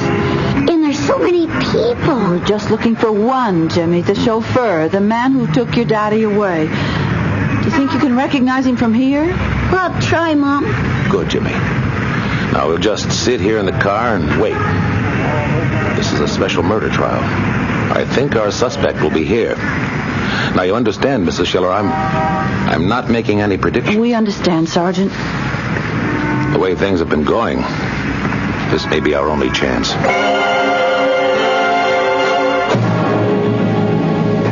Mr. Schiller? Mr. Schiller? Yes? Yes, who is that? I brought you some food, Mr. Schiller. Miss Agatha, what are you doing Cain here? left the house. He asked me to feed the prisoners. I'll just slip your tray under the cell door. Where? Can you reach it? Yes, but... Good. Then I'll just move on and... No, wait. Wait, I must talk. No, I can't. I have the others to feed. I left my little dog downstairs. I told him, stay. But he never listens. See, there he comes. Oh, he's so naughty. Chin Chin, I told you not to follow me up here. Cain would be so angry if he knew. Oh, dear. He's crawled under your cell door, Mr. Schiller. He's going after your food. Oh, do grab him quickly, Mr. Schiller, please. That's it. Thank you. I'll take him now. Oh, no, you can't do that, Miss Agatha. Oh, what? Now we're both prisoners here. Your dog and I. Both prisoners? Until you get the keys. Oh, Mr. Schiller, there's no need to do that. You see, you can just pass Chin Chin through the bars. He's all fluff. He'll pass through easily. Oh, Mr. Schiller, you're hurting him. May I have my little dog, please? Yes, Miss Agatha. Thank you. As soon as you get the keys. Well, I can't do that. You're Cain's prisoner. And your dog is my prisoner. Oh, please, give me my dog. He never did anything to you. Oh, that's unfortunate. But look around you. Look what your brother did to me and the others. Locked us in these stinking cells to satisfy his insanity. Mr. Schiller, you must understand.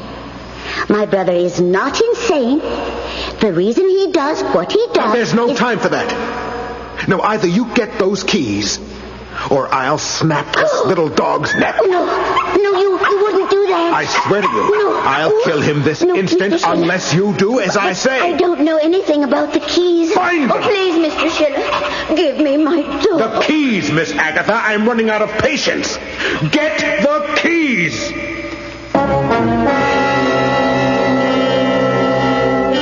Yes, the mind of man is a fragile thing. There is little doubt that Charles Schiller has reached the breaking point. It has been said that desperate men are capable of desperate deeds.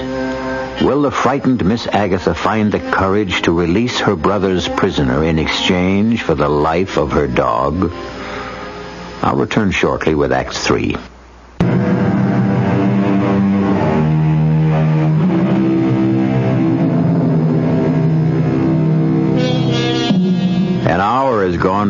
since the arrival of the police stakeout at the courthouse entrance, Sergeant Steiner has been in constant touch with the unmarked cars he has strategically placed around the building. Sitting with him are Karen and Jimmy, who has been keeping a close watch on various limousines that have come and gone. So far, nothing. Steiner's face is grim. He has little hope to hold out to the anxious wife and child, whose world has been darkened by the strange disappearance of Charles Schiller. I've just checked with units 2 and 4. They've got the rear entrance under surveillance. No sign of a limousine or chauffeur back there. Well, we're doing what we can, but... I understand, Sergeant. Our real hope is Jimmy here. He saw the man before. He's the only one who can make a positive identification. Well, anything new, Jimmy? He did see someone a little while ago that he thought could be the man. One of the chauffeurs waiting there across the street. Yeah, you were busy talking on the radio. Well, you should have cut in. Where? Which one? Well, he's gone now. No, wait. Huh? There he is over there at that big black car. The limousine? Yeah, he's helping that big fat man get into the back seat. Are you sure that's the man you saw from the treehouse? Well, I wasn't before, but I am now. You see how he bends over kind of stiff when he opens the door? Uh-huh. Well, that's how the man bent over when he helped Dad into the car at our house. Well, that's good enough for me. The car's starting up. They're going to leave. Let's hurry up and capture him. No, Jimmy. We're not going to capture him. Why not? We're going to follow him. He's the only link we have to your dad. Control 1. To all stakeout units. Limousine, license number GNC 918. Pulling away from curb in front of courthouse. Suspect at wheel. Heading east on 3rd. Tail him. He's turning, sir. Heading for your grid, Unit 4. Pick up as he passes. Units 2 and 5. Follow on parallel course. Move it. 10-4. Miss Agatha? Miss Agatha! I'm here, Mr. Schiller. I'm looking for the key. Well, keep looking. Oh, you shut up. I'm not going to hurt you. I just want to get out of this madhouse. Miss Agatha! Oh, wait. Here they are. I found them. See, I found the keys. They were back there in this small storage room. You can have them. All of them. Oh, just give me my dog. No, not so fast. Try them in the lock first. All right. But please, be careful. Chin Chin is so delicate. The lock, Miss Agatha. I'm trying, Mr. Schiller. But there are so many. They're all rusty. And most of them are too big. Oh, it's gone. Try that one. There's no rust on it at all. It fits. Hurry. Now, you're sure it's right for me to do this? My brother will be back any minute. Damn your brother. Do you want your dog handed to you in one piece or don't you? Oh, yes. Now, please, don't hurt him. I'll do just as you say. There. You're free, Mr. Schiller. Thank the Lord. Now, release my dog. Here, take him. Careful. Don't drop him, Mr. Schiller. Oh, now look what you've done. He's getting away. Chin Chin, you come back here this instant. This very instant. Forget about him. I've got to get out of here. Which way do I go? Here, Chin Chin. Good little Chin Chin. Miss Agatha, wait. I can't. I'd better find poor Chin Chin right away. Oh, it's so easy to get lost in this endless maze of corridors. Damn you, Miss Agatha. Come back. Come back.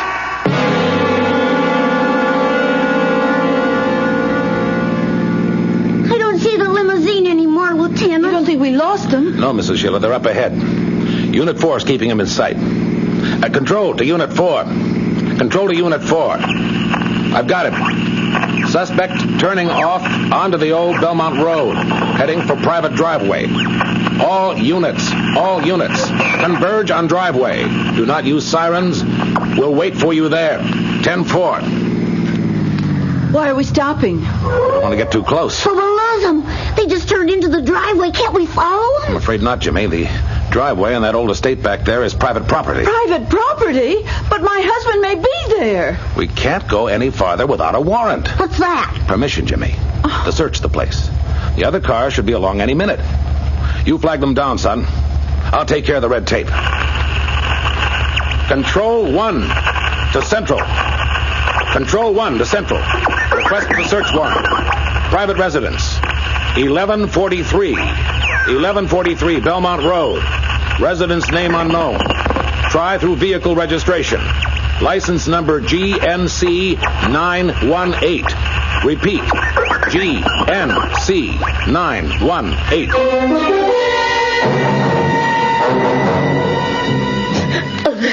Agatha, will you please stop blubbering like a child and tell me what's happened?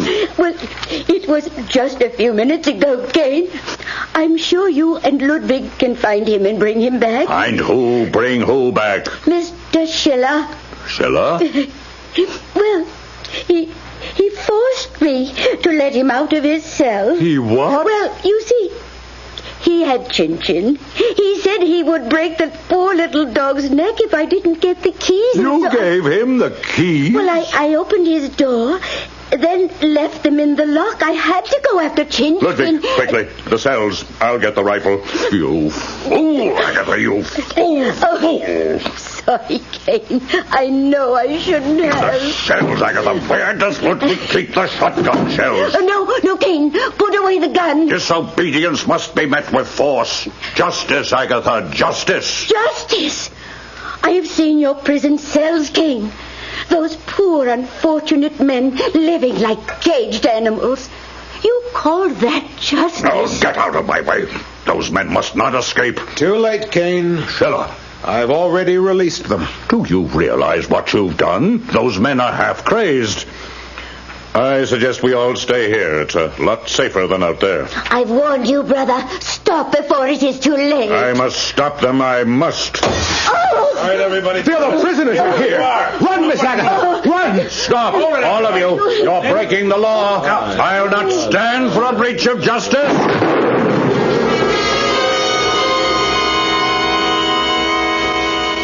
Those noises we heard, Sergeant, I'm sure they're coming from the house. Sounds like a Mrs. Schiller. There's a shotgun blast. There's trouble up ahead.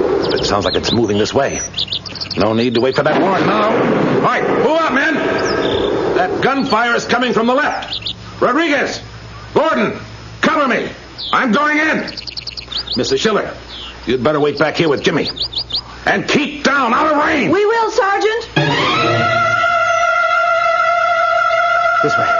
This way, Miss Agatha. Keep running. I can see the road from here. I'm trying, Mr. Schiller.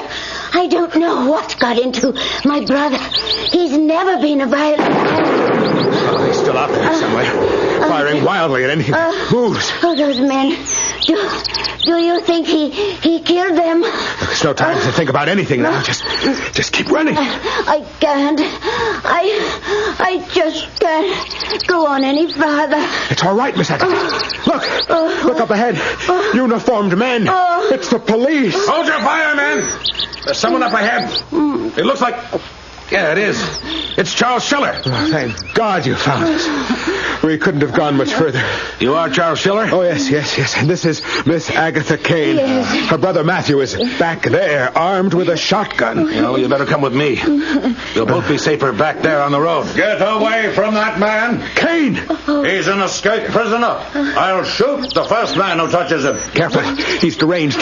He's been holding chained men captive at the house. Put down that shotgun, Mr. Kane. I am in charge here. Tell your men to back off. I'm warning you, sir, for the last time. Schiller, hands on your head. We're returning to the cell. It's no use, Kane. It's all over. If you pull that trigger, you'll be murdering an innocent man. I was innocent, Kane. They were all innocent. That's a lie. I judged you all fairly. I see now I was too lenient with my sentence. Now that you dare defy me, I change my verdict. Your sentence is no longer life. It's death. Schiller, look out! Oh! Kane! My poor brother. You shot him. Sorry, ma'am. I had no choice. Agatha. Yes, Kane. I'm here. I was only trying. I know, Kane. I tried to warn you to stop before it was too late. Oh, you're too easy on them. Okay. Too quick to forgive. The people, the jurors, they're all like you. Someone has to uphold the rightness of things.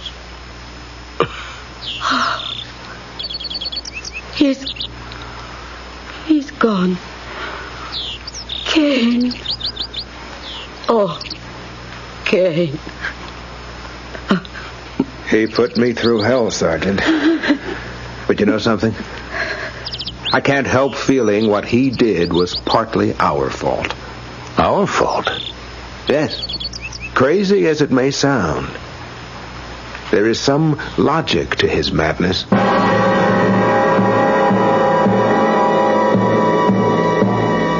Well, Matthew Kane is no longer with us. I, for one, am saddened by his untimely death. I was beginning to like him. I always did admire a man who is dedicated to his work. And talking about a man who is dedicated to his work, listen.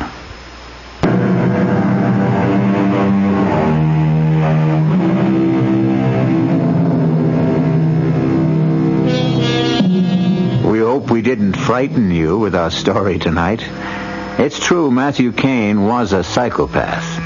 And he did have quite a successful prison franchise operating on his dark and dismal estate. But fortunately, Sergeant Steiner arrived on the scene in time to stop him from opening branch offices all over the country. So, dear listeners, you all will be safe in your beds until I return. Our cast included Alan Hewitt, Jordan Charney, Augusta Dabney, Evie Juster, and Jim Dukas. The entire production was under the direction of Hyman Brown. This is E.G. Marshall inviting you to return to our Mystery Theater for another adventure in the macabre. Until next time, pleasant dreams.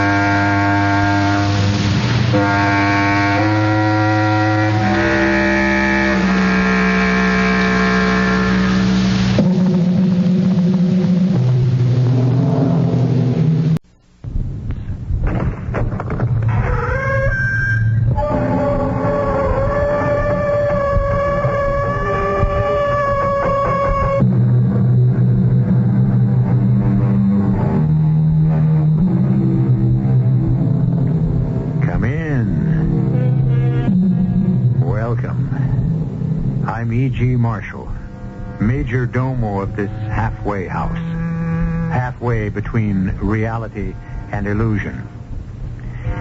Is this all there is, this insignificant speck of dust that winds its weary way round and round a tiny reddish-yellow sun in a remote backwater of some obscure galaxy in an endless universe? Are we the only sign of sentient life? Is everything else out there, to the infinite frontiers of space and time, lifeless, bloodless, mindless? What are you waiting for? A reply? It's all we can do to pose such a question, let alone answer it. The money is no problem. I can place my hands on $1 million, $2 million, name it. What is the problem? Where can we go? Where? Yes. Once we take that money, we'll have to hide somewhere. Oh, that is no problem. We'll have to hide somewhere for the rest of our lives. Of course. I'm afraid there's no place in this world where we can do that. I was thinking of a place that is not in this world.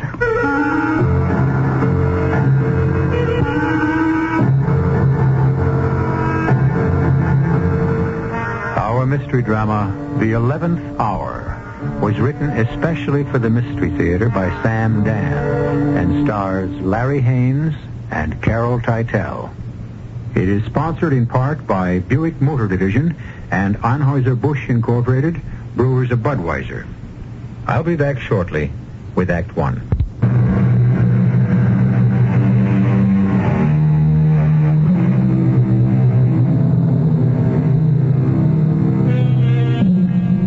If someone were to say to you, listen, my friend, on the planet Venus, there are endless fields of platinum and gold, enormous bottomless seas of oil. The very stones on the ground are glittering diamonds and lustrous pearls. And best of all, I know a way to get there, a secret way of my own. I'll need some cash for expenses, of course, but believe me, you will never make a sounder, a more substantial, a more solid investment in your life, even if you have to mortgage your house to raise the money.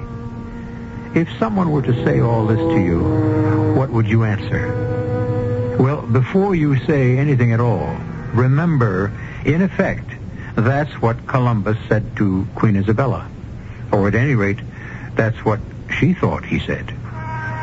Let us follow Mr. J. Raymond Trask, who is en route to his office. He hails a cab. Where to, Mac? The Trask building. Hey, you must be old J. Raymond Trask himself. Huh? Yeah, I recognize you from the papers. Tell me, what's good in the market today? I never give tips. Why not?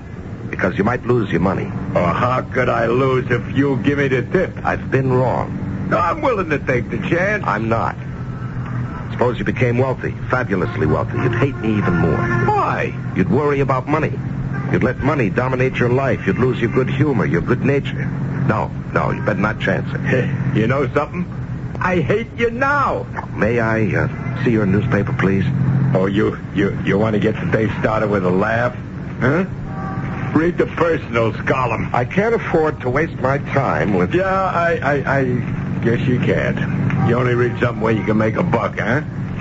Don't you ever do anything just for a laugh? May I glance at your paper? Yeah, just read the top item in the column and then give me your opinion of it. You know, as a man of the world. My heart, my mind, my soul, my spirit... all reach out to someone. Reach out to make contact with someone. Someone I need, and that someone needs me. If you are that someone, write to me. Please write to me at box number 898.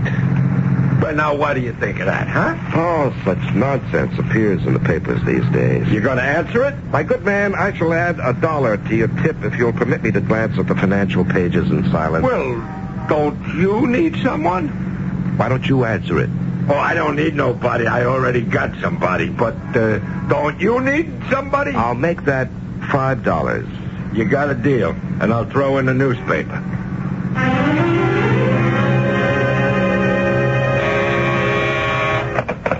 Yes. All right. Send her in. Raymond, I'm sorry to bother you, but you'll do it anyhow. Very well, Millicent. What do you want? Raymond, it's about Douglas. Yes?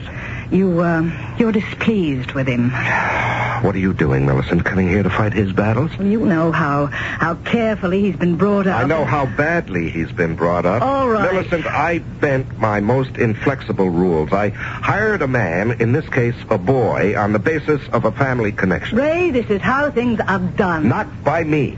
He's your sister's boy, but he hasn't got brains enough to peel an orange. You have to give him a chance. I gave him a chance. It almost cost me $1 million. He stupidly neglected to check on a simple... please, just don't fire him. No, I won't. Thank you, Raymond. But he'll work here at his level of competence. And at this point, I can't see anything higher for him than in the mailroom. Oh, no. And even that may be too advanced. You can't be serious. Why not? Your nephew, my sister's son, in the mailroom. I started in the mailroom. Oh, Raymond. Why does he have to have any responsibility? I don't follow that. Be reasonable. Look, you have more money than we can ever spend. We have no children.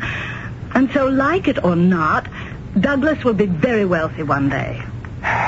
What are you trying to tell me, Millicent? He has no incentive to work. He told me so himself. Why knock my brains out, Aunt Millicent? Just to get rich? I'll be rich anyhow. Well, that's quite an attitude. Well, like it or not, it's what exists. This is the most ridiculous thing. Raymond, you can't change people. You know that. And so settle for second best. Find a tolerable or at least a non-abrasive way to live with him. That's how you and I live, isn't it?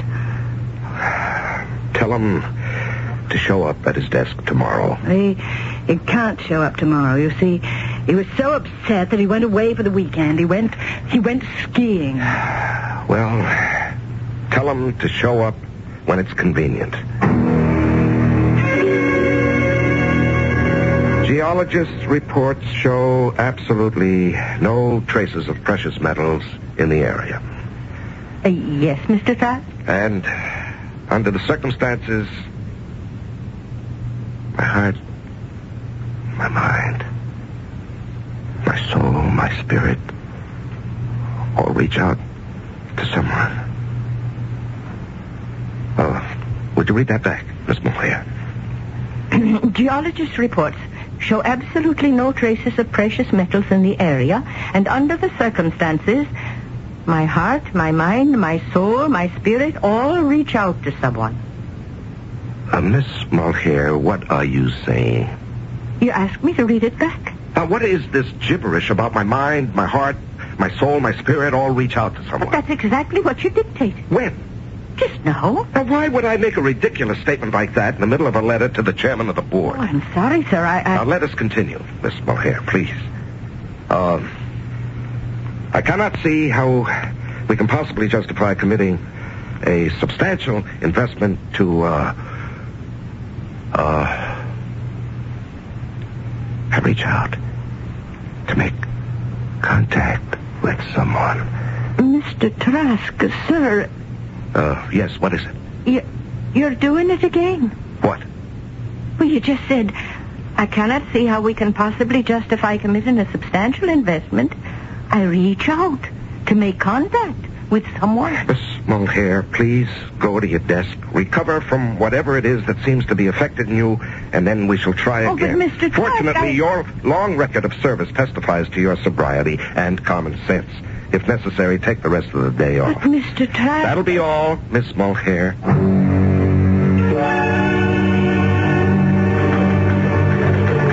Kitty Mulcair. Good morning, Mr. Wilson. Now, you must call me Douglas. Now, please, sir, I have to finish this letter. Do you know a woman truly arrives at the great peak of her beauty when she's 40? Oh, sir. You are like some glorious Gaelic queen. Mr. Wilson, Mr. Trask needs this letter. Will the world stop spinning if it's 5 minutes late? My world will. How is the old bear? I don't know. You? Miss Mulcair? You don't know? You don't fool me. You know him like a book. Lately, it's been a closed book. What have we here? I don't know. The man is distracted. How? Why? By what? It's hard to say. He goes along all guns firing his usual self. And then... Then what? Then... he goes away. Where? I don't know. But it's as if he takes his leave. And he starts to mutter something about reaching out, trying to make contact with somebody or something. What is all this? I don't know, Mr. Wilson. But I'm afraid. Of what? Once again, I don't know. But I've never seen Mr. Trask act peculiar in his life. Well, I do know he's mad at me. Oh, yes, sir, that he is. Well, I'll do what I can. In what way, sir? Oh, poor guy. He's been cooking so hard it finally got to him. I won't irritate him anymore. How can you not irritate him? I guess I'll just have to turn over a new leaf. Let me go in and talk to the old boy. Good morning, sir. Oh, it's you. Yes, sir. And I got the decks cleared, and I'm ready for action. Now, let's understand each other, Douglas. Your aunt and I had a serious discussion, and she's right. You're a jackass, but you were born lucky. So you'll always be assured of a plentiful supply of hay. I must say, Uncle Raymond, you're not much of a flatterer. That's because I'm pretty much of a realist. So, You've got your office, your secretary, your salary, and just keep out of the way. Uncle Ray, I've done some thinking. That's all, Douglas. I've decided to make a fresh start. My heart, my mind, my soul. See, I've learned something from you. My spirit. The secret of success, and I'm going to make it work for me. Reach out to someone. Reach out. Uncle Ray. Hello. What's the matter with you, Douglas? Why are you staring at me? Well, what were you saying about someone reaching out? Now, look, Douglas, I don't have time for you and your nonsense right now. I'm due at a meeting. Could I come along? What for? I want to learn the business. Douglas, we needn't play these charades. Now go to your office and quit bothering me.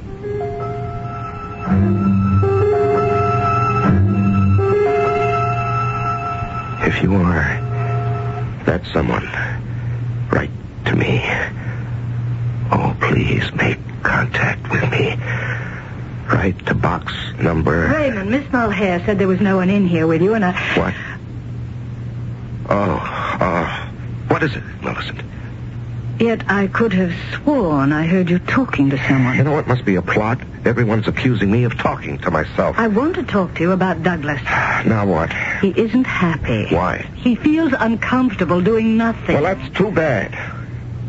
Are we, dining at home this evening? I'm going away for the weekend with the Johnsons. I see. What does that mean? Nothing. We agreed to live this way a long time ago. We don't like the same people, the same activities, and so you go your way, I go mine. Oh, I suppose I'll see you Monday evening, huh? I suppose so. Good night, Raymond. Good night.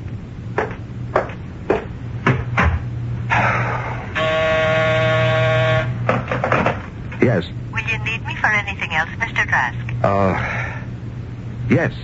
I want you to drop a note to, box number 898. Yes, Mr. Trask? Never mind. I'll do that myself. You can go home now. Yes, Mr. Trask. Have a nice weekend.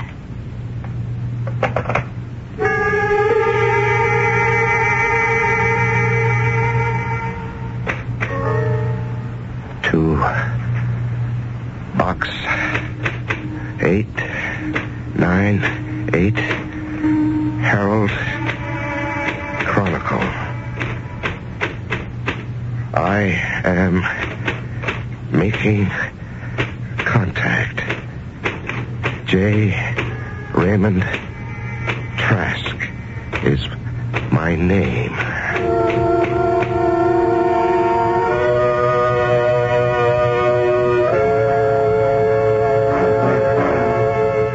Well, the bigger they are, the harder they fall. J. Raymond Trask. What is he reaching out for anyhow? Is there a side of Raymond Trask that the world is unaware of? Somewhere, somehow, somebody is reaching out for someone. Be around when contact is made in Act 2.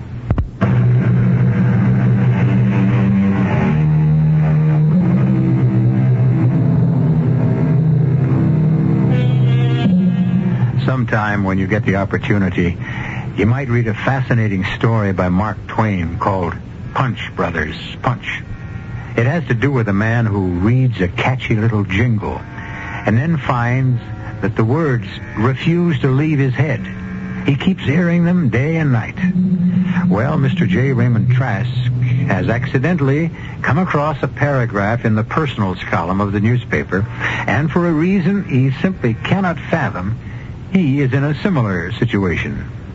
My heart, my mind, my soul, my spirit. Mr. Trask? All reach out. Excuse me, Mr. Trask. What? Oh, yes. What is it? Where shall I file this, sir? For what? This little clipping from a newspaper. It says, my heart, my mind, my soul. Where did you get that? It was on your desk. Now, look here. You had no business to My take orders from you are to take every single piece of paper off your desk and find a proper place for it. And since I don't know what this means, I don't know what to do with it. Well, couldn't your own common sense tell you where to file that? In the wastebasket. Where else? Yes, sir. Don't touch that phone. Oh, I beg your pardon, sir. Just leave it alone. But it's my job to answer your telephone. Until further notice, I intend to do it myself.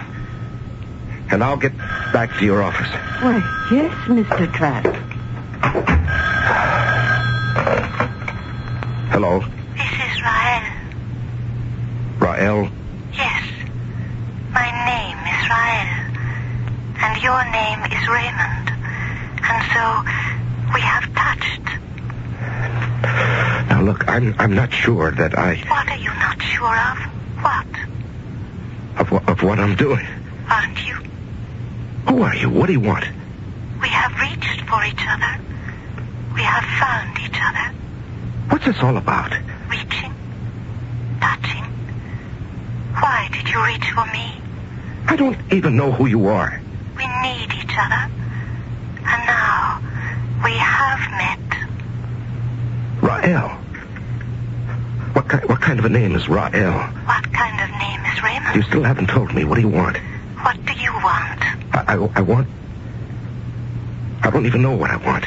You must want something, or else you would not have answered my call. When can we see each other? We have already seen each other. What do you mean? How could I possibly know what you look like? You know. You know what you want me to look like. And I know what I want you to look like. And we know what we must do for each other. I must be going crazy. Look, Rael, or whatever your name is, let's forget the whole thing, huh?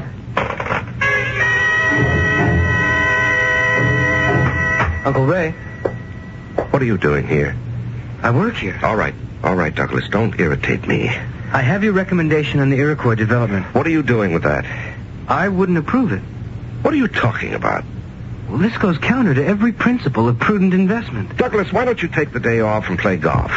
How does this group propose to develop that property? It's a nice day. There are no roads, no utilities, and furthermore, they don't even have a clear title to the property. What do you say to that? What do I say to what? This phony prospectus for Iroquois development. My mind, my heart, my soul. Uncle Ray, are you all right? Uncle Ray. What do you think you are? Coming in here and shouting at me? Now go back to your office. Please, check through this prospectus for Iroquois again. You'll see I'm right. Mr. Wilson, I heard every word. I tell you, Kitty, there's something wrong with that man. I think you're right. He'd better see a doctor. I think you'd better see this. What is it? It's a clipping from a newspaper. My heart, my mind, my soul. Say, this is what he keeps talking about all the time. Yes. And he seems to be in a trance. What does it mean? I don't know. But it does sound as if he's a man possessed. Oh, Kitty Mohair. You wouldn't be talking about the little people now, would you? There's something here, Mr. Wilson. Don't ask me what, but something. Taxi!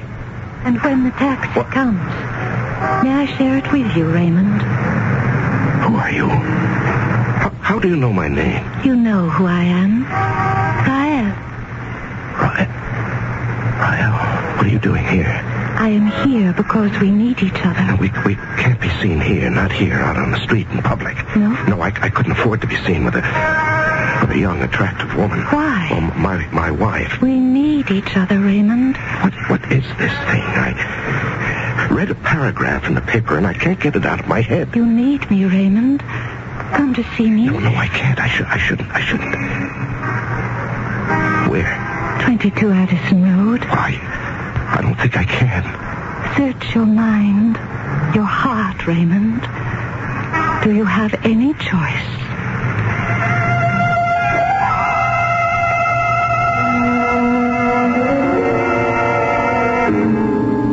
What are you telling me, Douglas?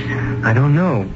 There are two crazy things going on, both of which are completely out of character for Uncle Ray. First, he mutters some gibberish from this ad in the personals columns of the paper. And the second thing, and this is what really gets me, is the Iroquois development deal. I never heard of it. Well, he's worked on some real estate thing. It's going to take millions. Now, that's nothing new for him. It's wild, barren country. I mean, you can't sell it to anyone. I assure you that Raymond can find people to put up money for anything. But this isn't a public offering. This is something for the company to finance on its own. How do you know all this? I told you. I'm serious about the business. I want to learn it. As a matter of fact, I'm even getting to like it. What can Raymond be thinking about? I don't know. And I hate to say this, but I'm afraid that Raymond is... well, he's not competent to handle the business. Douglas. Well, something has happened to Uncle Ray. I don't know what it is, but he just isn't the same person. It's as if he's a stranger. A man who no longer has the faintest idea what he's doing in that office. Just a minute, Raymond. How did you know it was Raymond? Come in. Is this how you pictured the house? I don't know how I pictured it. A house like any other house on a suburban street? I'm here. Each of us wants something from the other. I don't know what you're talking about. Then leave. It was wrong of you to make contact. Leave and give me a chance to find someone else. I want the Iroquois project. Yes? You don't know what that means, do you? You will tell me. One day I was sitting in my office and a question crossed my mind. The question was... I hope you're not going to laugh. You know I will not laugh at you.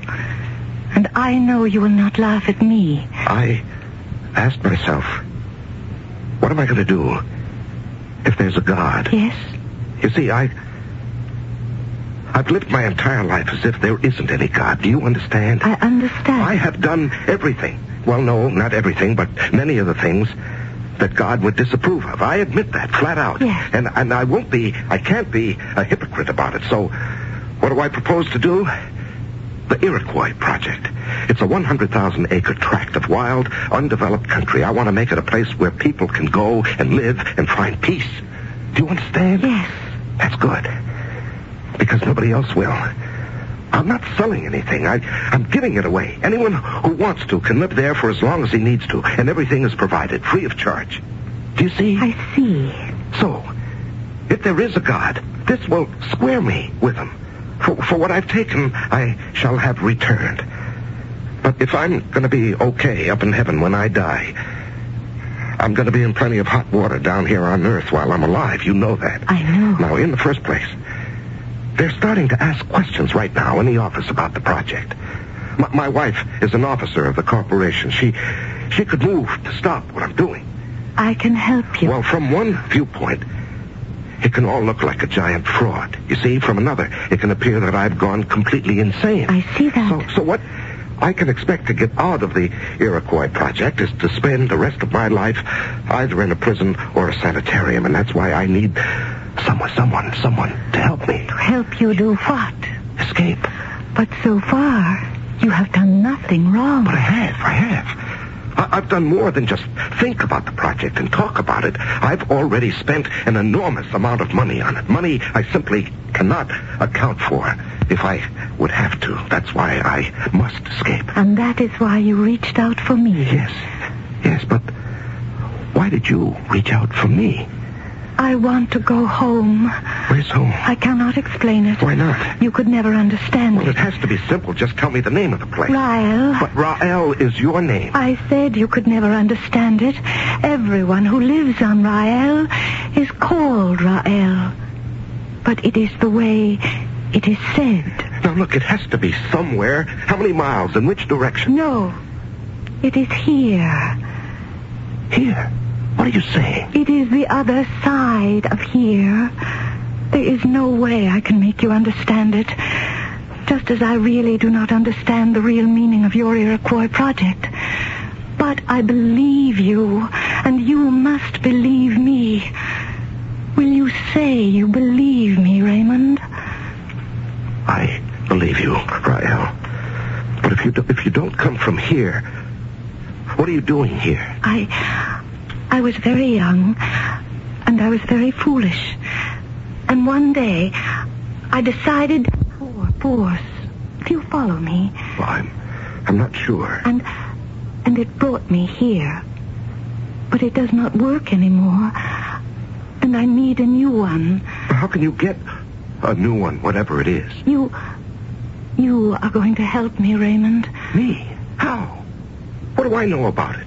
And from what you're saying, you're talking about a level of science that we have yet to achieve here on Earth. I know. Then how can I be... Every civilization has its mysterious force.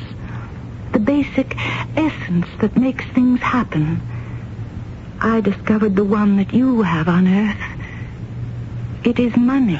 Well, that should have been obvious. Not to a stranger. And it is money that can create my force field that will take me home again. But no one on Earth knows how to build such a machine. I do. I will use the money to transform the raw materials into energy. That'll take machinery and skill. No. You see, you here, on what you call the Earth, use your money literally. The money transforms a tree into a house. But first you go through the motions of physical labor. I know how to transform the money into pure energy without wasting time or effort. Do you understand? Well, I think so. I'm not sure. Could I go back with you? That is the only way you can escape. What you're saying is, with money, you can build a force field or thing or whatever that will transport... Or transmit. Us back to whatever it is you come from. Yes.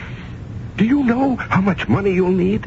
I have priced the values of the basic raw materials. I will need exactly $1 million. $1 million. True, in these days, $1 million is no longer an awe-inspiring sum, but it's hardly an amount to be bandied about lightly.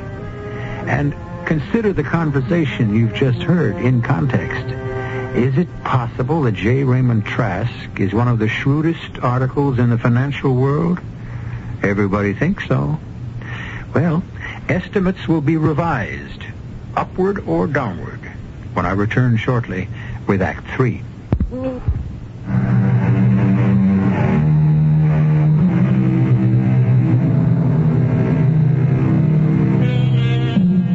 A man travels his merry and selfish way through life, taking what pleases him, with hardly a thought for either the consequences or the next fellow. And then, suddenly, without warning, one day, it occurs to him that there may be a judgment and a judge. And he realizes that he owes a tremendous debt. But will he be able to pay it? $1 million? I can convert $1 million into the energy required for us to escape. Well, it won't be easy for me to raise $1 million. I know. No, I'm afraid you don't. You'd have no way of understanding the complications. That is not what is difficult. Those are the mechanics. You can solve them. The conflict, the true difficulty, is now within yourself. You are beginning to doubt and to question. Well, I wouldn't exactly say that I have been through this before. What do you mean? Before you and I made contact, there were others. Others? I reached out and touched others before I touched you.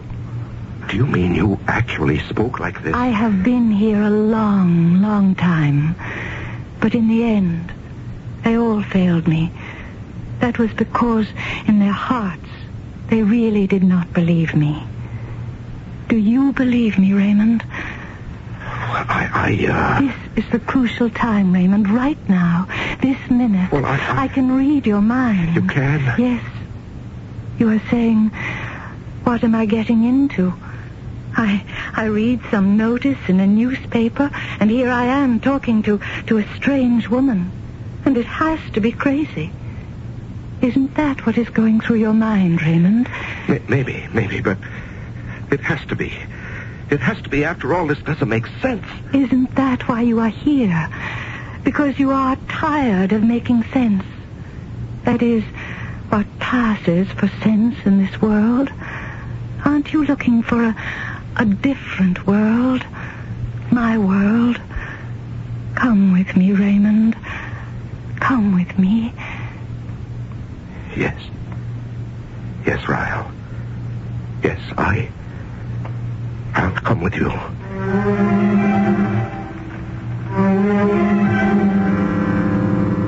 Raymond, I demand an answer. What's the question, Millicent? Tell me about the Iroquois project. Why? Because I am an officer of this corporation. You never manifested any interest in any of our past projects. I am interested in this one. Your being an officer doesn't give you any say in the operations of the company. That's true. I'm not accountable to anyone for the decisions I make. That is not true. Especially when I have reason to suspect either fraud or incompetence. And what makes you suspect either? The project is an expenditure of a vast sum of money with no clear way of realizing a profit. Well, naturally, it's a non-profit venture. So I must assume that you have some scheme for diverting the money into your own pocket, or that you have taken leave of your senses. And just what are you going to do about it? Go to court.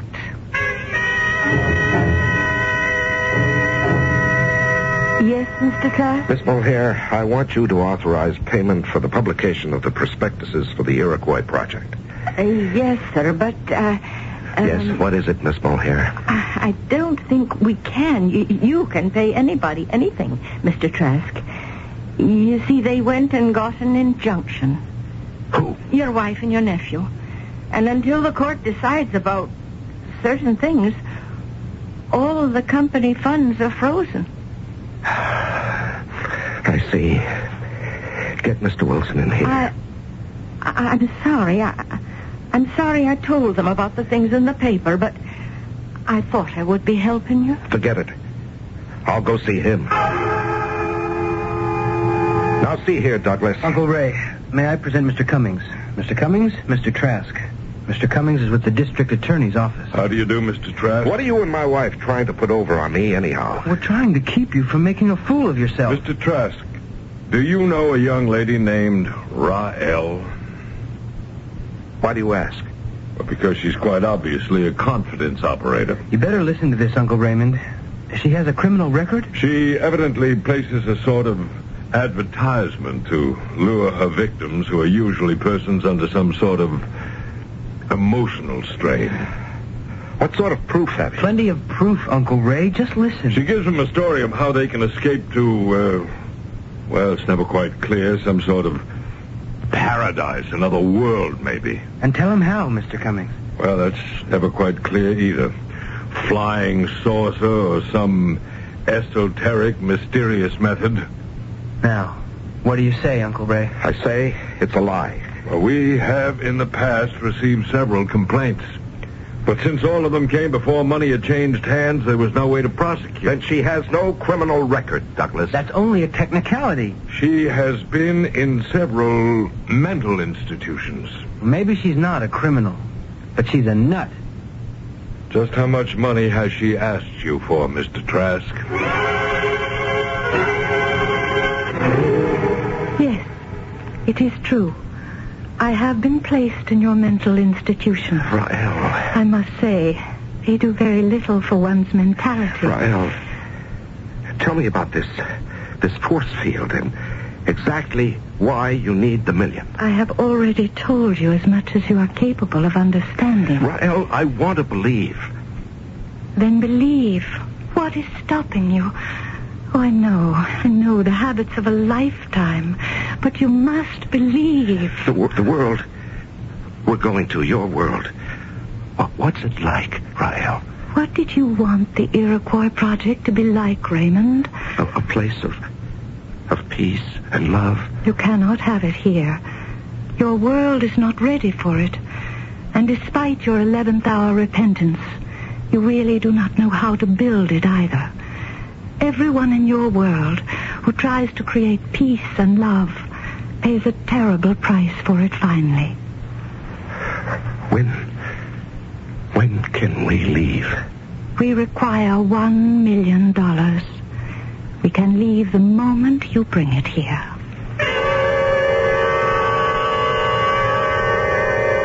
Mr. Trask. Your Honor, I protest this entire procedure. No one has the right to drag a man into a court of law and put his sanity on trial. Mr. Trask, none of your rights have been violated. Indeed, it is the duty of this court to ensure that they are protected. Then what am I doing here? For your own protection, as well as for your families and the stockholders of your company, it has been proposed that you undergo a series of tests to determine your mental capability. In other words, to have me certified insane so my wife and my nephew can strip me clean. Mr. Trask, this court has no such aim in view. It is therefore our decision that you be convicted.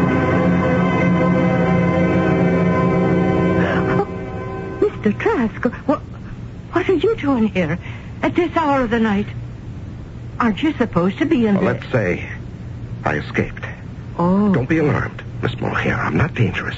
What did you come here for, Mr. Trask? I need money. Money? Well, I can imagine you would. I have some money. It's not much, just a few hundred, but it could get you a plane ticket somewhere. No, thank you. I need $1 million. $1 million? Oh, well, we don't have that much in the office. Yes, I know, I still remember the combination to the safe. Oh, no, Mr. Trask, you wouldn't. In which we have over $1 million worth of negotiable bonds, bearer bonds, which are as good as cash. Please, Mr. Trask, please don't. Don't try to stop me, Miss Mulhare. 16, right? Over to 0. So far, you're not in any real trouble. You can beat them. 24 left. Do this. Over to 0. And you cross the line. I've crossed it long ago. Where can you hide? You'd be surprised. But there's no escape. And here we are. Oh. Now put the bonds back, Mr. Trask, please. Out of my way, Miss Mulhare. Just stand aside. No, I'll not let you. I worked for you 20 years. I've loved you for 20 years. You didn't even know I was alive, but I didn't care. Just being here was enough. I said get out of my way. Oh, no, please, listen. Out of my way. Raymond.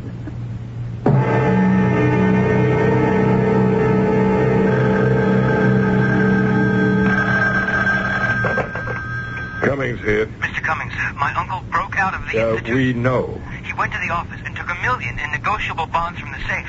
He must have gone to that woman's place. He's there now. What? We've had a place staked out. Our man saw him go in there. Don't let him get away. The place is being watched. Don't worry. Rael. Raymond. This is the money. It's even better than money. Look. I see. Rael, I'm a desperate man. Everything I've done until tonight might be interpreted in 2 ways. But now I've crossed the line. I've stolen this money. But it is your money. Well, it is and it isn't. But I have to know. What do you have to know? Is it true? What you promised? Look at me, Raymond. Look at me. We are making contact. Yes. Our minds, our hearts, our souls, our spirits are touching. Yes. And now, with the money, I shall create the force that will remove us from this place. Close your eyes. Close your eyes now. Now, hold my hand. And now, do you feel the force? Rael, yes. I feel as if the whole room is spinning. Yes, Raymond, it is. And that smell, that sharp smell. The forces, the life forces in flux. Rael, I'm dizzy. I'm going to faint. Don't fight it. I'm going to pass out. No, Raymond, not pass out, but pass through, pass over, and pass into the other side of the world.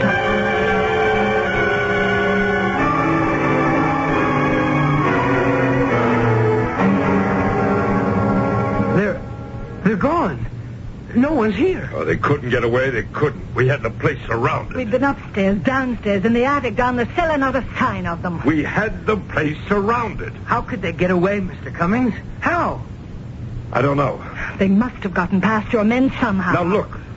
They can't get away. We've set up roadblocks. We're covering the airport, the bus station. They have no place to go and no way to get there.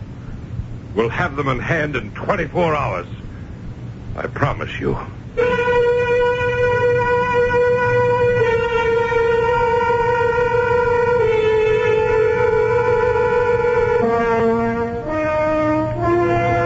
Assistant DA, Mr. Maxwell Cummings, made that promise some 5 years ago. So far, he has been unable to keep it. Since that evening, no one has ever seen Rael or J. Raymond Trask. I'll be back in just a few moments with a comment on the story you just heard, plus some other assorted goodies. Children make a lot of noise, but to me it's a wonderful sound. They have a lot of energy, a lot of playing to do before they take on the serious world of adulthood. Every day they take on a bit more of this wonderful world. I guess we're lucky, because there are so many places in the world where the children are too weak, even for play. Bangladesh, Honduras, right here at home. They're weak from the lack of protein and essential vitamins, weak from the bad water and the parasites that rob them of important nutrients. A childhood of tears instead of laughter. And even if they do manage to become adults, their minds and limbs will be stunted by chronic malnutrition. You can help a child to grow up strong and independent, maybe even be one of tomorrow's leaders. Send your contribution to Save the Children, Box 970, Grand Central Station, New York 10017. That's Save the Children, Box 970, Grand Central Station, New York 10017.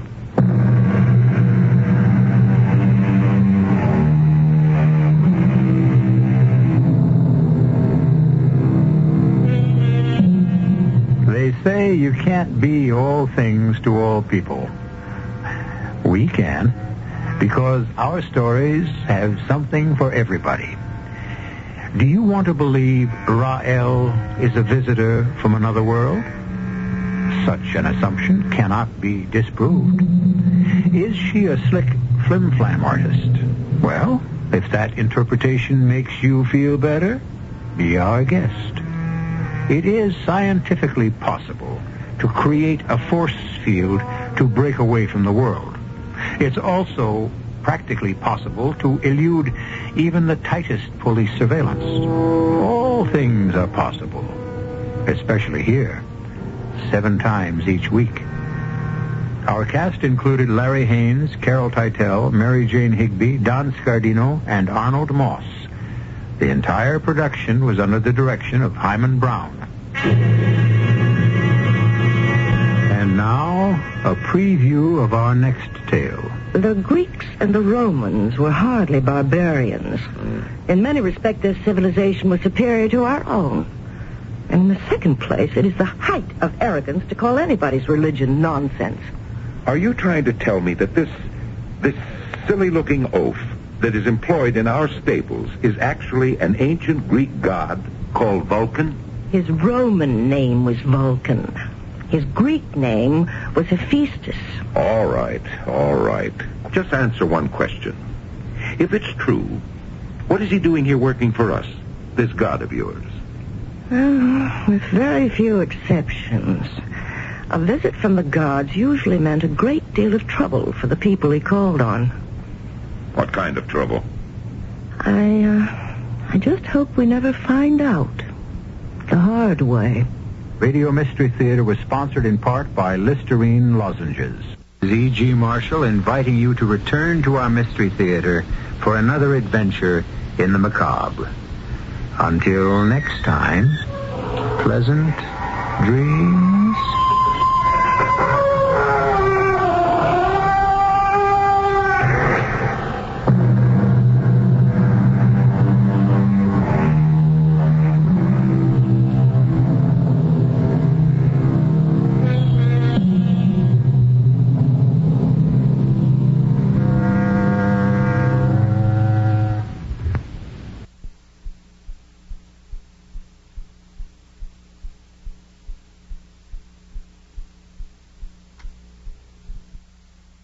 CBS Radio Mystery Theater presents...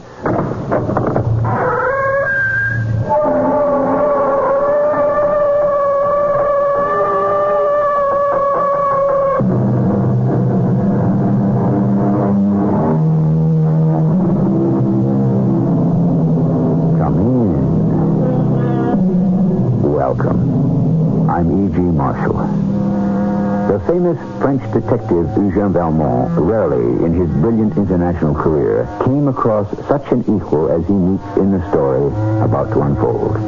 A war of nerves turns into a battle of wits, which I am happy to report to you from the front lines. Jean-Pierre, shine your flashlight onto the desk so that I can examine the papers.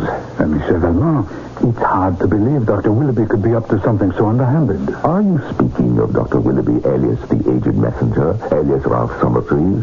I doubt if he is as innocent as he looks, but let us wait and see what I find here.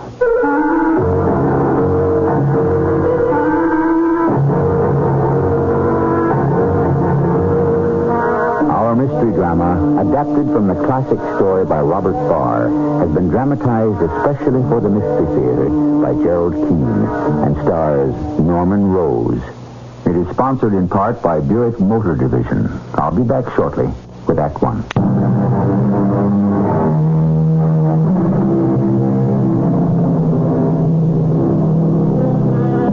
We are in England, the late 1800s. An American president has just been elected, and the London newsboys are shouting something about the defeat of free silver. A man with deep-set eyes and sharp features, wearing a long cape, buys a newspaper and hurries home. He is Eugène Valmont. I simply could not find a cab in the fog, so I walked all the way to my flat. After dinner, I opened the paper and sat before the fire. The eloquent Mr. Bryan had been defeated in the election. I was sorry to read that. A man with such a gift of words. Come in, Jean-Pierre. What is it? Monsieur Valmont, Inspector Spencer Hale is here to see you. At this hour? Show him in, then. Oui, monsieur. Glad to find you, Valmont. Mind if I shut the door? Of course. It is only the barbaric Americans who leave all the doors in their houses open. But since you make a point of asking, Inspector, I presume you have something of a very confidential nature to discuss. I would say so. A totally unnecessary precaution. My man, Jean-Pierre, is also my assistant. When I decided to retire from the service, he asked to retire with me. Do sit by the fire, Inspector. I see you're reading the evening paper.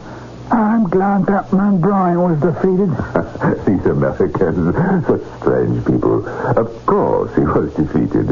A millionaire running for the presidency in a democracy where the average voter is as poor as a French peasant.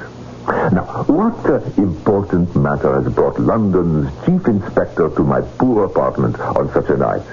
Valmont, you're a clever man. So when I tell you the question which has brought me here tonight is the same on which the American election was fought, I know I need say no more. Free silver, Inspector? Yes, entirely too free. Tell me, dear friend, have they eluded you? Who? Why, the counterfeiters. I'll be. Valmont, that was just a lucky shot. Perhaps. Well, tell me how you guessed it. Very simple, mon ami. The question on which the American election was fought was the price of silver, which is so low it ruined William Jennings Bryan. Silver troubles America, ergo silver troubles Scotland Yard. It is not the theft of silver, but the price of silver, the very low price. Ergo, someone must be counterfeiting British coins and making a large profit. Valmont, you've hit it. I'll say that for you. Banged it right on the noggin. You see, there's a gang of expert counterfeiters who are putting out real silver money and making a clear shilling on every half-crown. I gather you do not know who the counterfeiters are. No, but we know the man who's shoving the stuff. So you go from A to B and find out. So far, no luck. Which is why I've come to see you tonight. To see if you would do one of your old French tricks for us on the quiet. What French tricks, Monsieur Hale? No offense intended. No, I need someone to go through a man's house without a search warrant. Spot the evidence, let me know. And then we'll rush the place before he's had time to hide the goods. Oh, I see. Who is this man and where does he live? Well, his name is Ralph Summertrees. And he lives in a very posh 4-story in Park Lane. And why do you suspect him? Park Lane is an expensive district to live in. Now, this Summertrees has no ostensible business. Yet every Friday he goes to the United Capital Bank in Piccadilly and deposits bags of silver coins. And they are, of course, the real thing, not counterfeit. Naturally. But it's no great problem to go around London with a pocket full of counterfeit 5-shilling pieces, buy this, that, and the other, get the change, and come home with legitimate coin. Why don't you nab him on his way out when he's got a pocket full of counterfeits? Well, we thought of that. But we want to land the whole gang. And if we arrest him for passing, whoever doing the counterfeiting will escape. And you know for certain this Summerfield... The Summertree? Yes, that he is not the counterfeiter. Well... Of course you do. You've got one of your own men working in his house. Unfortunately, your man has not come up with any evidence. You've hit it again, Valmont. I've got a man called Podgers working his butler there, but... He has come up with nothing, eh? Tell me, how does the money get to this Summertrees in Park Lane? It's brought there every night by a man who looks like an elderly, respectable city clerk. He puts it in a large safe in the dining room on the ground floor. Have you had the clerk followed? Oh, certainly. Oh, what do you take us for? Now, according to Podgers, he sleeps every night in the Park Lane house, and in the morning goes to an antique shop in Tottenham Court Road, spends the day there, and every evening returns to Park Lane with a bag of money. And you would rather not arrest and question him either, Well, for the same reason. He's merely a messenger. What good will it do to put the go-betweens in the clink, letting the real criminals escape? Nothing suspicious about the antique shop? And nothing that we can discover. Then let us see what I can discover. Do you happen to have a counterfeit 5-shilling piece on you? Yes, I do. Good, give it to me. I may be able to put it to good use. Oh, my. It certainly is a faithful reproduction. Using pure silver, these counterfeiters can make a 5-shilling piece for practically nothing. I mean, the actual silver is worth no more than 6 pence. Fancy that. Now, to get back to your suspect, Summerlee. Man, it's Summertree. Yes, of course, that's what I meant. But does he have any women servants in his house? No, all men. A butler, a valet, and a French cook. I know, a French cook. This case begins to interest me. Real French cooking. You know, I might take your man Podger's place and play the butler, since I gather he has not discovered anything. Oh, he's done a good job. Everything a man can do. Naturally, he doesn't have your experience. Now, what does this Summerfield do all day? Well, Podger thinks he's a writer. Locks himself up from morning till evening in study. Doesn't he come out for lunch? And now he has a hot plate in his study, makes his own coffee, has a little pantry, and has a sandwich. Pretty frugal fare for Park Lane. He makes up for in the evening when he has a long dinner with all those fine dishes he'll pay to eat done up by his French cook. Sensible man. I must tell you, Inspector, my opinion of your suspect has been gradually rising, and at the same time, my estimate of your Podger has been steadily declining. However, bring the man here tomorrow, and I will ask him a few questions.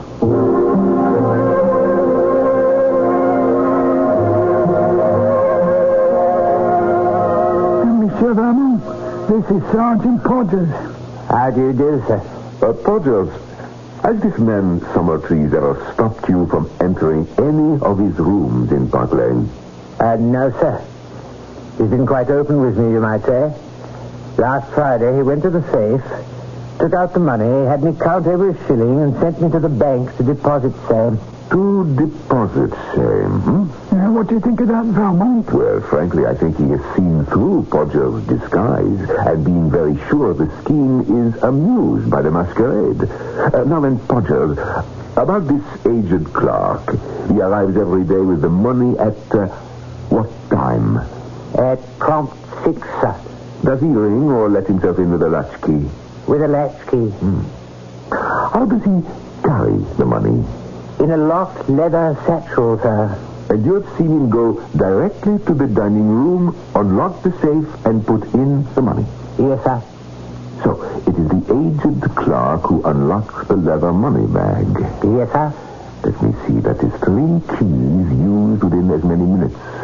Did you ever see Mr. Summertrees with this bunch of keys? For instance, the time he opened the safe and you counted the money and took it to the bank, what key did he use? I don't remember, sir.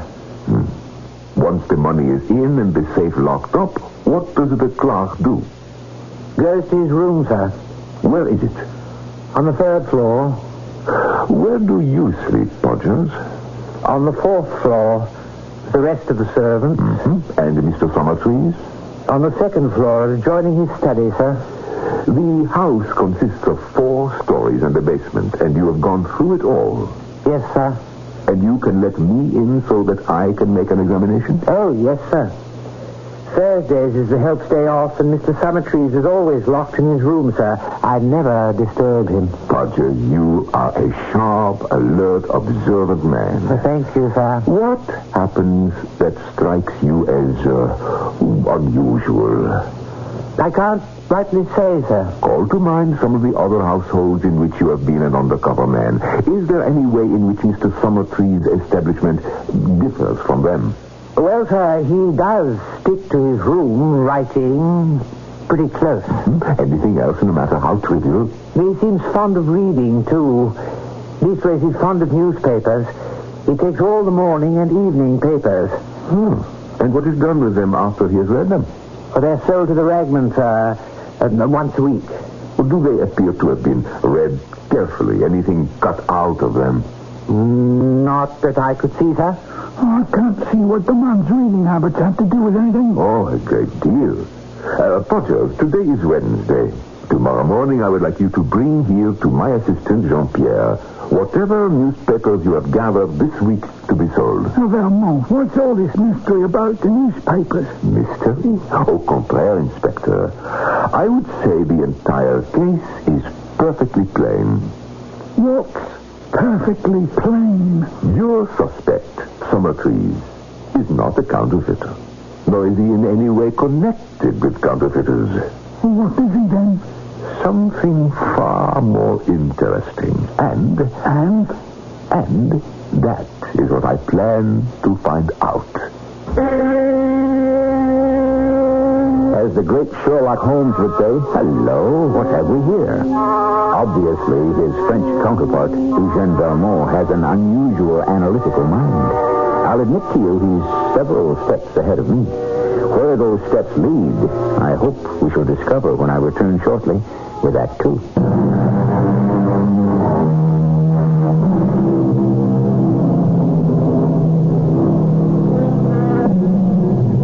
Have you ever noticed how poised and alert is a hunting dog when his senses tell him his prey is not far off? Our Eugène Valmont has picked up a scent, but where does it lead? To whom? A fox? A wolf? Perhaps a man disguised in sheep's clothing? The following day, our French detective arrives at the Park Lane house. Policeman Podgers leads him to the 3rd floor. And, this, I take it, is the room where the aged clerk who delivers the money spends his evenings. And nights. Yes, sir.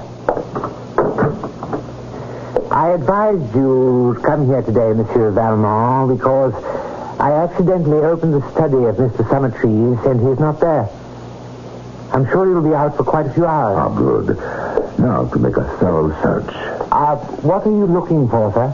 An escape hatch. You tell me that this clerk arrives with the money, puts it in the safe, goes up to this room, remains here all evening or night, and leaves in the morning. Quite right, sir. But don't you find it peculiar he should arrive at 6 and go to bed hungry? No dinner? Oh, I never thought of that, sir. Yes. And you never told me what he looked like either. The clerk, sir? Quite old. Gray hair, gray beard. Yes. And your master Summertrees, how would you describe him? Well, a younger man, quite clean-shaven. That's the closet door you're tapping on, sir. Yes, I know it is. And I shall go inside the closet and continue tapping. There must be a latch here somewhere. Why would anyone hang a pair of trousers on a hook back here? Now, suppose we give this hook a little twist. Good Lord, sir. The panel in the back of the closet is moving. So it is. Potter, I want you to go down one flight into Mr. Summertree's study and wait there for me. Now, sir? The sooner, the better. Potter, are you there? Mr. Valmont, how did you get down here into Mr. Summerfield's closet? I walked down, Potter. There are two closed closets, one directly above the other, and behind them a connecting secret stairs. You see why this would be useful, Potter. Not entirely, sir. The aged messenger who has all the keys puts the money in the safe, then goes up to his room on the 3rd floor, into the closet, back down the secret stairs to the 2nd floor closet, removes his beard, changes clothes, and so forth, and becomes who he really is, Mr. Summertrees. He has an excellent dinner prepared by an excellent French cook, and the next morning he reverses the procedure, becomes the aged messenger, and goes off to this shop on Tottenham Court Road. Potter, I fear you've been watching empty rooms on the 2nd and 3rd floors, and a suspect who wasn't in them for over 2 weeks. Well, why would he do all that? There is a great deal of safety in a one-man operation. The following day, Friday, my assistant Jean-Pierre and I stood outside a certain antique shop in Tottenham Court Road, gazing at the bric-a-brac in the window. Mr. Valmont. Look at the trash people sell as antique. No worse, Jean-Pierre, than what people will buy. Did the rather stout Sergeant Potter deliver a parcel of newspapers this morning? Yes, he brought them for you. Not for me, Jean-Pierre, for you. When we return home, I would like an analysis and a full report by tea time. Oui, monsieur. Now, shall we go inside the shop? What can I do for you, gentlemen? There is a small clock my friend and I saw in your window, standing on a big seashell and covered with little seashells. Tell me, how much is it? 7 and 6, sir. Shall I get it out so you can have a look at it? By all means. Get it out and wrap it up. We shall buy it. Jean-Pierre, do you happen to have any small change about you? I'm afraid I don't. Nothing smaller than a 5-pound note. Well, then, here's a sovereign, my good man. 20 shillings. Do you mind the change being all in silver? No, not in the least. Here we are, sir. I think you'll find that correct. Thank you. Intriguing place you have here, sir. May I inquire your name? Willoughby. Anything else that strikes your fancy? Well, suppose we browse a bit and have a look around. By all means. The shop is yours, gentlemen. Now, wrap up your seashell clock, if you'll excuse me. Take your time. Jean-Pierre, did you see that young man who just came into the shop? I did. He went directly to the back room, and this Willoughby right after him. Let me inspect the silver he gave me in change. Half a crown, 3 2-shilling pieces, 1, 2, 3, 4 separate shillings. Jean-Pierre, how do they look to you? Well, I would say badly enough made to be the real thing from the British Mint. Agreed. So we know he is not palming off counterfeit money. When he returns, we'll buy something small and give him the inspector's counterfeit 5-shilling piece and see how he reacts to that. The young man who just came in. He is leaving, going out the door. Gentlemen, you found anything else that caught your eye? Yes, this little inkstand. How much is that? 2 shillings. Do take it out of this. 5 shillings. Yes, sir. Here you are, sir. Do excuse me, will you? I shall be right back. Jean-Pierre, another young man. Quite a bit of traffic to the back room. At any rate, I'm assured my first conclusion was correct. He took the coin without blinking, so it is highly unlikely anything of a counterfeit nature goes on here. Jean-Pierre, I'm going to move toward the front door. While our shopkeeper is engaged, I'm going to make a wax impression of the key. Should he return unexpectedly, detain him. Over by the door is a pile of what looks like pamphlets ready to be mailed. I think I'll help myself to one. Did you make the key impression? I did. Did you secure the pamphlet? I did. I can see through that back door. The young man is getting up to leave, Mr. Willoughby. A good time for us to go also. You have the purchases.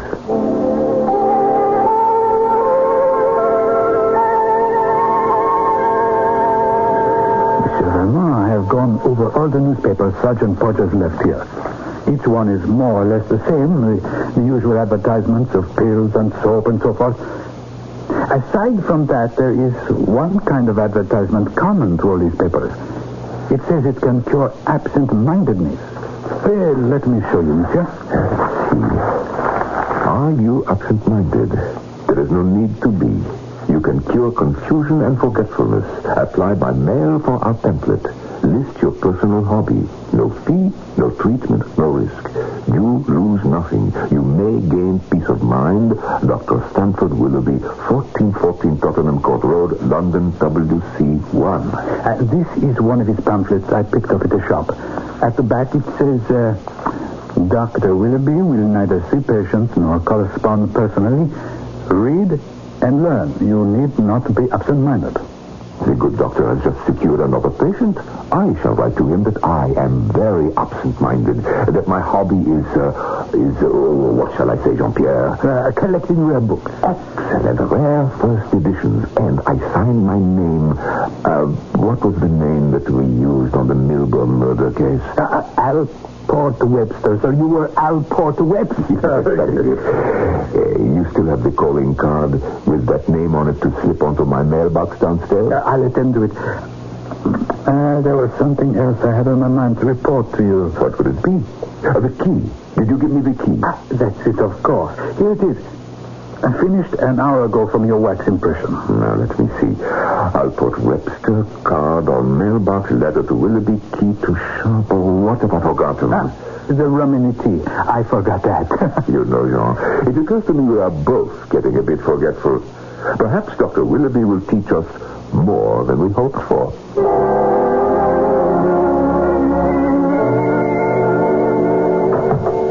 Good morning, Monsieur Valmont. Good morning, Jean-Pierre. There is a Mr. Angus McPherson outside. He's come to see a Mr. Alport Webster. Here. There is his card. So soon, Mr. Webster has a visitor. Jean-Pierre, show the gentleman in. You may come in, sir. Mr. Webster, how kind of you to receive me. Your card reads Angus McPherson, rare books. Now, in what can I serve you? These 3 books I put before you. Are you interested at all in first editions, Mr. Webster? It is the only thing I am interested in. But, unfortunately, they often run into a lot of money. Aye, that's true. These 3 do run into some money. This one costs £100. However, it is an excellent value. The last one sold at auction here in London for £150. This book is £40, and this one £10. I'm sure, Mr. Webster, you could not duplicate 3 such treasures at these prices in any bookshop in Britain. Oh, yes, quite extraordinary. Beautifully got up, excellent condition. How, sir, for instance, did you learn that I was a collector? Mr. Webster, I must confess I chanced it. I do that very often. I enter a flat like this at a good address, send in my card to the name on the mailbox, and if I'm invited in, I ask what I asked you. Are you interested in rare editions? Well, if he says no, I'll leave. If he says yes, then I show my books. Mr. McPherson, since this is the first time you have called upon me, you have no objection if I ask the name of the owner of these books? Oh, his name is Mr. Ralph Summertrees of Park Lane. I shall be glad to leave the books with you and come back tomorrow when you've made up your mind. Oh, no. It is rather a question of money. I was going to tell you, I have a very good friend. And when people find it inconvenient to put down a considerable sum, he pays for the books. Then I make an arrangement with my customer to pay a certain amount each week, installments small enough to suit the client. Suppose I take the book at £10. What installment should I have to pay each week? What you like, sir. Would 5 shillings be too much? I think not. Done, then. If you pay me 5 shillings now, I will leave the book with you, and will call on you this day each week for the next installment. Good enough. Here you are, 5 shillings. Until Wednesday next then, Mr. Webster. A pleasure. Jean-Pierre, I'll have my man to show you out. Jean-Pierre, show Mr. Macpherson out. Good day, sir. Yeah, and thank you. And happy reading. You've got a treasure there. Very fine indeed. Gold tube, red Morocco leather, no less. Jean-Pierre, has our Mr. Macpherson left? Yes, monsieur. Oh, is that a book you bought, sir? No, Jean. It is cheese for our mousetrap in a most exquisite binding. Unquestionably, Eugene Valmont is uncovering a swindle. How it works, who works it, who gains, who loses, are all questions to which you have every right to expect answers. But since when have I ever disappointed you if you remain tuned in for Act 3? I'll be back shortly.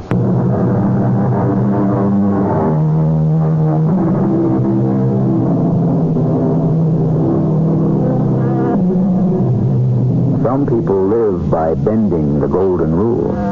Others would melt it down if they could. Chicanery has been going on for centuries. Even Samuel Johnson warned, saying, if a man really believes there's no difference between virtue and vice, why, sir, when he leaves my house, I count my spoons. Good advice, it seems to me, today as it was 200 years ago. Jean-Pierre, point your flashlight over here, onto the desk. I want to go through it. Nice little antique shop, this.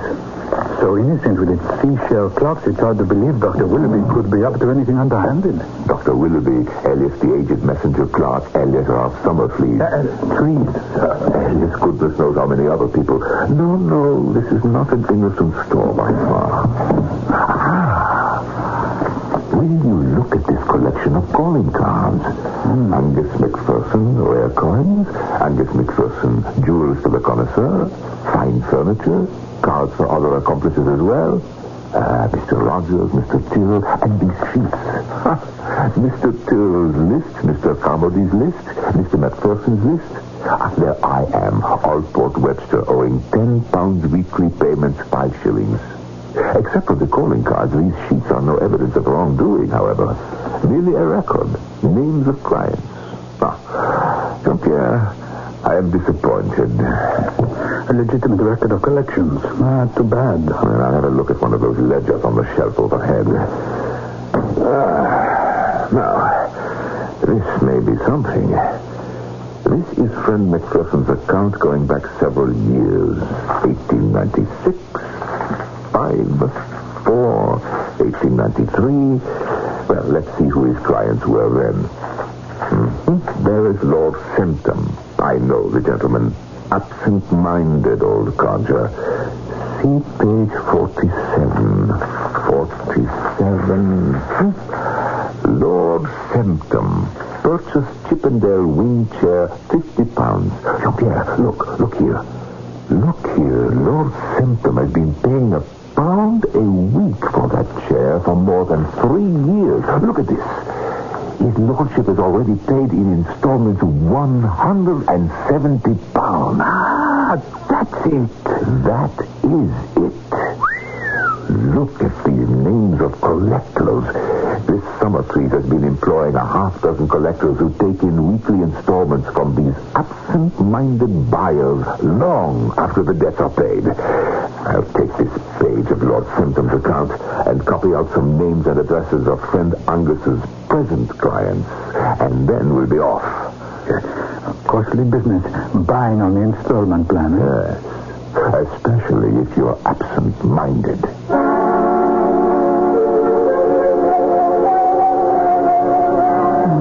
I got your message. Why are we meeting here in Trafalgar Square? If one has secrets to divulge, the most public place is the most private. That's what we were taught in the Paris Sûreté. Well, so what is it? You say you already have evidence against the man. Evidence absolute and complete. Well, then who are the counterfeiters? My dear Hale, I have told you since the beginning that Summertrees was neither a counterfeiter nor a confederate.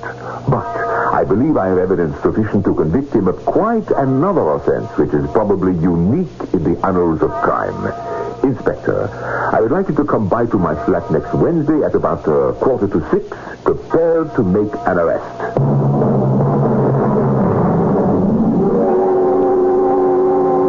Now, Inspector Hale, I should like to stand behind the door, so when it opens, voila, this study of mine will be in complete darkness, except for a light which will shine on you. Oh, bit like theater, what? So, when the young Macpherson fellow enters, he will immediately see you towering there, full height in your official uniform. A frightening sight to behold. Oh, thank you. You see, Hale, I am anxious to study Macpherson's face when he realizes he has walked in to confront a policeman. Oh, what time is it? One more minute and our friend will be here to collect his 5 shillings for the book I purchased. Mr. Angus Macpherson. I'll show him in, Jean-Pierre. Hale, stand quite still in that light. Excellent. Oh, I beg your pardon. I had expected to meet Mr. Webster. Come in, Macpherson. Oh, there you are, Mr. Webster. I didn't see you at first. Sit down, Macpherson. You have called on Lord Symptom this week. Aye, sir. And collected £1 from him? Yes, sir. 3 years ago in October, you sold Lord Symptom a Chippendale wing chair for £50. Quite right, sir. When you were here last week, you gave me Ralph Summertrees as the name of the gentleman who owns the books living in Park Lane. You knew at the time this man was your employer. You also knew that this Summertrees of Park Lane was identical with Dr. Willoughby of Tottenham Court Road. I don't exactly see what you're driving at, sir. It's quite usual for a man to carry on a business under an assumed name. There's nothing illegal about that. We will come to the illegality in a moment. You and Rogers and Tyrrell and 3 others are confederates of this Dr. Willoughby. We are in his employ. But no more confederates than clerks usually are. I think, Macpherson, I have said enough to show you that the game is what you English call up. You are now in the presence of Mr. Spencer Hale of Scotland Yard, who is waiting to hear your confession. Confession. Confederate. I must say, you use extraordinary terms. What have you to say in your defense? Where nothing criminal has been alleged, I see no necessity for defense. If you will be good enough to let me know of what you complain, I shall endeavor to make the point clear to you. I show you this ledger sheet. Have you ever seen it before? Oh, yes. It's been taken from our file. It's what I call my visiting list. Oh, come, Macpherson, why continue this charade? We all know about it. You never heard of Dr. Willoughby, I suppose. Oh, yes. Yes, he's the author of a silly pamphlet on absent-mindedness. You are right. Have you ever met this learned doctor? Oh, yes. Dr. Willoughby is the pen name of Mr. Summertrees. Really? Well, we are extracting your confession bit by bit. Macpherson, I think it would be far better if you were honest with us. If you tell me what the charge is, I will then know what to say. We charge you, sir, with obtaining money under false pretenses, a crime that has landed the biggest financiers in jail. No, Valmont, we mustn't threaten, you know. Take, for instance, Lord Symptom. You sold him a chair for £50 on the installment plan. He was to pay £1 a week, and in less than a year, his debt was liquidated. But he is an absent-minded man, as are all your clients. So you kept on collecting and collecting for more than 3 years. Now, do you understand the charge? What you tell me is really a clever little scheme. The absent-minded league, one might call them. Most ingenious. I quite see how you could make such a mistake. You have jumped to the conclusion that we sold nothing to Lord Septim except a Chippendale chair 3 years ago. However, his lordship is a frequent customer of ours and has had many things from us at one time or another. We keep a sort of running contract with him, by which he pays us £1 a week. Are you telling me that all your customers deal on the same plan? You keep selling and they keep paying? That visiting list on your desk, Mr. Valmont, is incomplete. To understand it, you must refer to our business encyclopedias. Take Lord Septim. His account is the number 102. Turn to that page of the Encyclopedia of 1893, and you will see a list of all the items his lordship has purchased. If you will allow me to use your telephone for a moment, I will ask Mr. Summertrees to bring you the Encyclopedia for 1893, and in 15 minutes, you will be satisfied that everything is legitimate. May I use your phone? Just a moment, I'll do the telephoning. What's his number? Hyde Park 140. Hello, Central. Get me Hyde Park 140, please. These encyclopedias contain the real secret of our business, and are kept in Mr. Summertrees' safe. Is this the residence of Mr. Summertrees? Oh, is that your Podgers? Is Mr. Summertrees in? Oh, very well. This is Ale. I'm in Valmont's flat. Yes, where you were the other day. Very well. Now go to Mr. Summertrees and say to him that Mr. McPherson wants Encyclopedia for 1893. Did you get that? Oh, yes, he'll understand what it is. Mr. McPherson wants it. Right.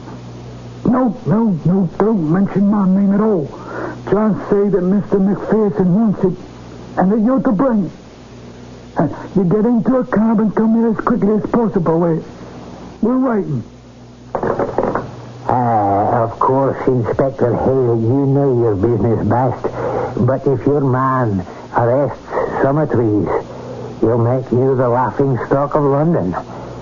Now, while we're waiting, Monsieur Valmont, may I remind you owe me 5 shillings this week's installment? Of course. Here you are. Are you connected with Scotland Yard, Monsieur Valmont? No, not at all. Well, I can't think of anything else to say to pass the time. I suppose we shall just have to sit back and wait.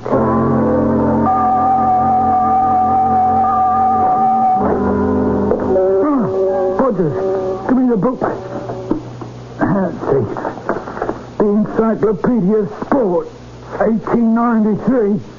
What sort of joke is this, McPherson? Oh, no. I might have known this had happened. If you'd allowed me to telephone, I should have made it perfectly clear to Mr. Summertrees what we wanted. There's an increasing demand for out-of-date books on sport, and he thought this is what I meant. There's nothing for it but to send your man back to Park Lane and tell Mr. Summertrees we wanted the locked volume of accounts of 1893.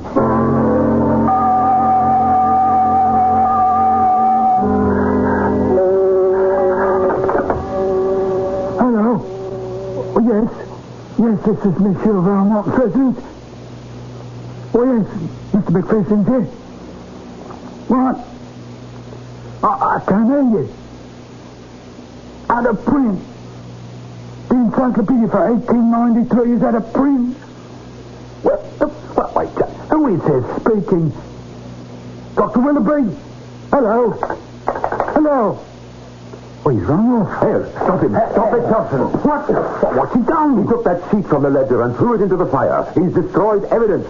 Macpherson, how dare you burn that sheet? Because, my dear Monsieur Valmont, it did not belong to you. Because you stole it. Because you had no right to it.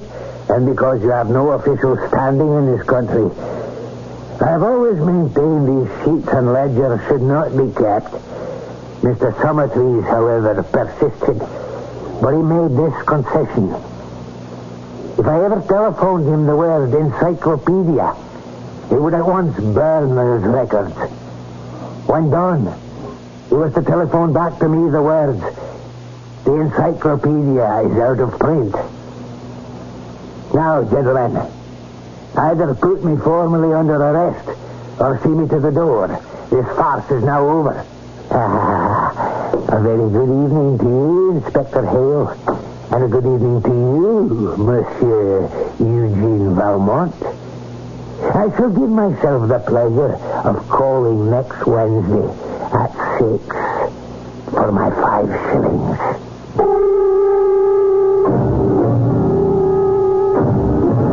Believe it or not, the inspector from Scotland Yard and the retired detective from the French Sûreté are still friends.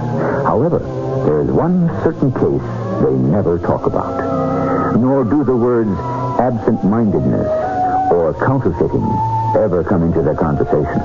And if one of them happens to say, every cloud has a silver lining, the other turns pale. I shall be back shortly.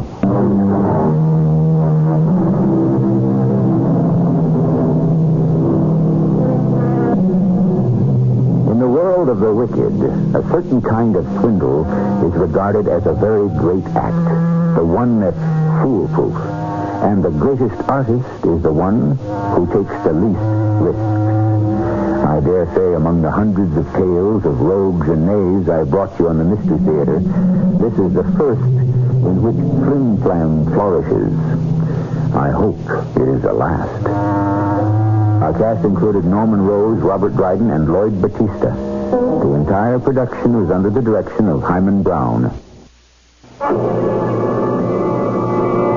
And now, a preview of our next tale. The spirit, having achieved the ultimate understanding, leaves the body and tries to become one with the universe. Leonard, I'm drowning. But the time is not yet, and so it must be born anew in another body.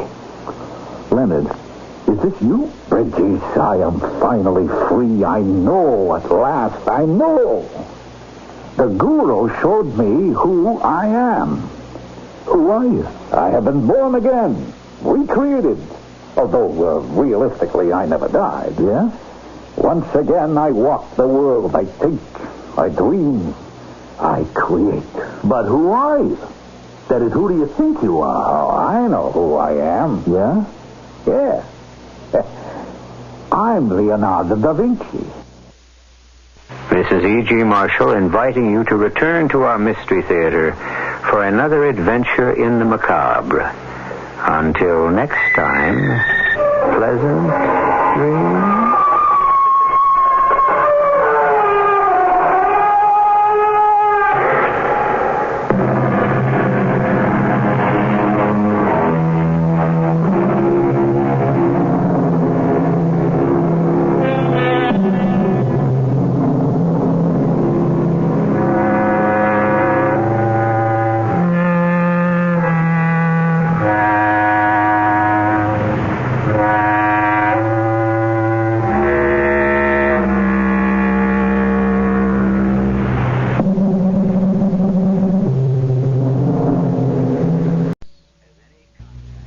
The CBS Radio Mystery Theater presents...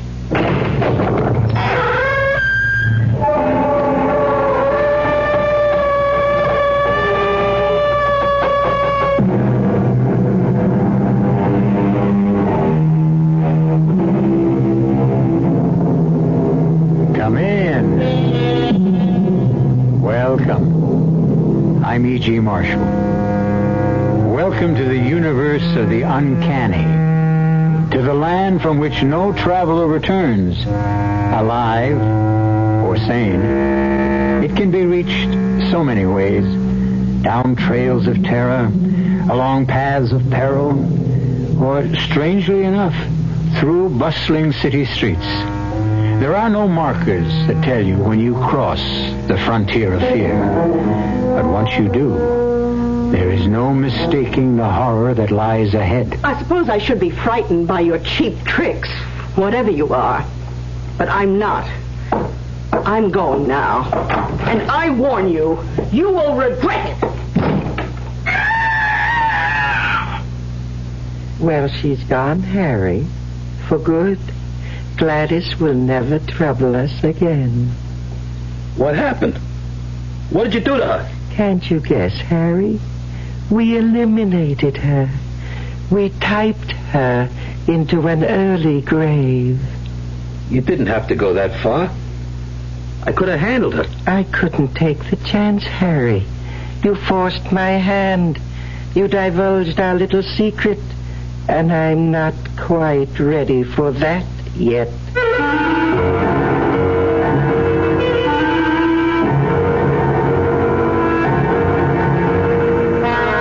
Our mystery drama, The Frontier of Fear, was written especially for the Radio Mystery Theater by Milt Wissoff and stars Jerry Stiller. It is sponsored in part by Anheuser-Busch Incorporated, Brewers of Budweiser, and Buick Motor Division. I'll be back shortly with Act One. When you feel like having a cold Budweiser, do you automatically reach for a glass? Well, sure, Bud's a great beer any way you drink it. But without a glass, you're really missing something. Now take that wonderful Budweiser head of foam, for instance. Those bubbles, tiny though they are, still amount to something pretty special at the top of your glass. Taste appeal and eye appeal. Two results of exclusive beechwood aging and natural carbonation. It takes a lot longer to brew Budweiser that way, but brewing beer right does make a difference that you can taste. That's why when you say Budweiser, you really said it all. Anheuser-Busch, St. Louis. If you wear or buy eyeglasses, you couldn't live in a better place than Dallas. Optics is right here, one of the nation's largest suppliers of glasses and contact lenses. Opticians and optometrists all over the country send them work. And now, Optics have a special plant sales room open to the public. That means anybody in the Dallas area can now enjoy Texas-sized savings on all glasses and contacts. The widest choice of quality frames, a complete choice of lenses, clear, tinted, bifocals, contacts, and the new half-weights, lenses that are half the weight of glass. Complete one-day service for most glasses, too. Full satisfaction guaranteed.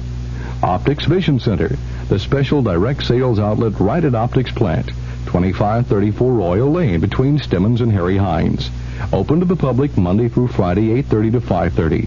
Saturday till 12. Come in and see for yourself. Put on a happy face at your Vision Center.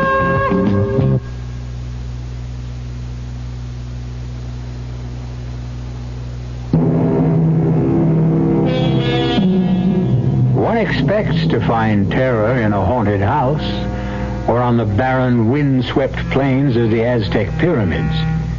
But it is even more intense when it is encountered on the streets of a modern metropolis.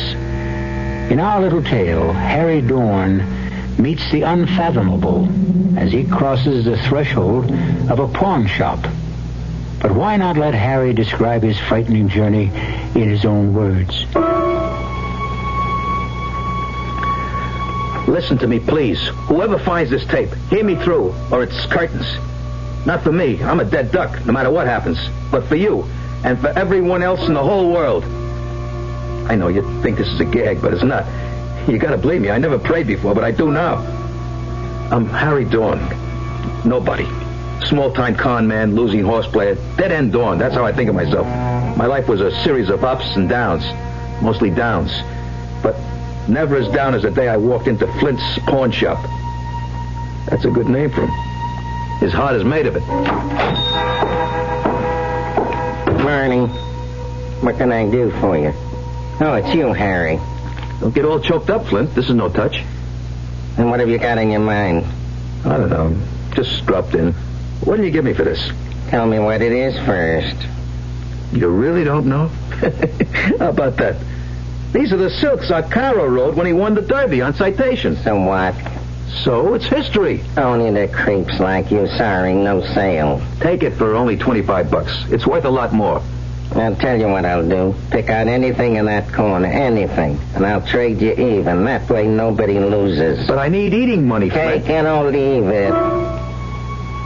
I was going to leave when I heard this voice inside my head, like someone jamming the circuits in my brain. Take the typewriter, Harry. Take the typewriter. It went on in my head, over and over. I was powerless. Take that typewriter, laying there with all that junk. I made the swap and I walked off with the typewriter. When I got home, I couldn't stand looking at it. It was an absolute piece of junk that couldn't possibly work.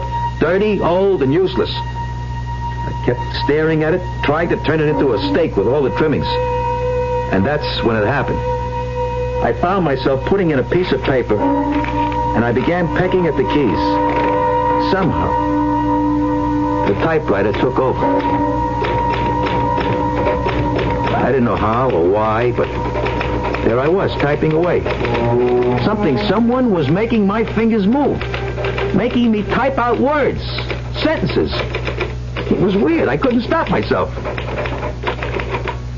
Pretty soon I was banging away like I knew what I was doing. I looked at what I had typed, and I couldn't believe it. A bunch of dopey poems. I was going to throw them away when the voice I heard at the pawn shop took over again. It planted an idea in my mind. Maybe what I had written was worth something. So I trotted the poems down to a song plugger I know, and he said I was in the wrong place. Take it to Gladys Morgan, a literary agent, he says. Maybe she might dig it. And she did. Mr. Dorn, I'm so delighted you could come. Oh, please have a seat. Now, I've got good news for you. Your book of poems is most enchanting. I'm glad you liked it. How much... Now, I know you'll be happy to hear that Merton Brothers will publish your poems. The money, how much do I get and when? Oh, you poets are so impetuous and so direct. Well, I've got a small advance for you. Here. $100? Is that all? That's the best I could get. You know, poetry is a modest market. But there will be more when the book is published and reviewed. $100? I was hoping I'd hit the jackpot. Keep on writing, Harry. And you may. The 100 didn't last long. I paid the rent, had my steak, and I played a few hunches. I stayed away from the typewriter, but when I blew my last $5, I sat down and started to type again. Who knows, I thought. Maybe lightning could strike twice. It wasn't long before the mysterious voice took charge. I typed for days without any rest. I blacked out, and when I came to, there was a pile of pages stacked neatly next to the typewriter. It was a short story. A murder mystery. I read a little bit of it, but it turned my stomach. Too bloody. But I sent it off to Gladys anyhow. I didn't have anything to lose. Guess what? Another sale. And the bread came in like manna from heaven. I was sitting on top of the world until I got a visit. Who's there? Police. What do you want? You Harry Dorn? That's right. Did you write this story? Death on a side street. Sure I did. Anyone says I didn't is a cockeyed liar. How did you tumble on it? I dreamt it up. All of it. Right out of my head. Did you read this morning's paper? Not yet. Why? Take a peek at the headline. Gang chief slain. So what? It happens all the time. Read the story.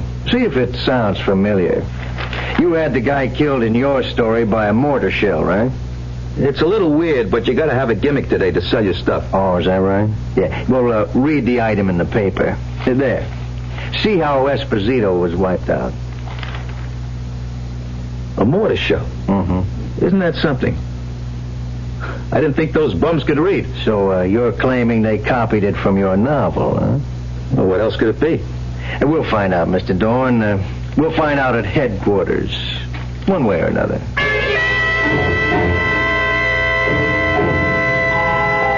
They dragged me down and worked me over for a couple hours, but they couldn't hold me. The lawyer Gladys hired had me sprung. I was pretty well shaken by the time I got home. I sacked out for about 24 hours, and then I went back to my usual routine. It didn't take long before I was in my usual condition, tapped out. My investments betrayed me, 6 straight losses on the NFL cards, and 2 days of dogs at Belmont. I had to get back to that infernal machine, the typewriter. This time I tried to do my own thing. I tried writing about an actual incident out of my own life. But it came out garbage. Even I could recognize it was trash. I crumpled sheet after sheet of paper. That's when I heard the voice for the first time. Right out of the guts of the typewriter. Really heard it right outside my own head. Get up, Dorn. Look at you. You're a miserable sight. Can't be. I'm just hearing things. A typewriter that talks. I must be going off my rocker. No, you're not. I exist, and what I say is real. Who are you? What are you? To start with, I am not a typewriter. I control it like I control you. You're both equally primitive mechanisms. Look, pal, I don't have to take that from you. No. Who were you kidding? I'm the best thing that ever happened to you. You were a petty chiseler when I found you. You found me? Of course, you fool. You didn't have any choice in the matter. Please, what do I call you? It doesn't matter. In my world, I'm known as...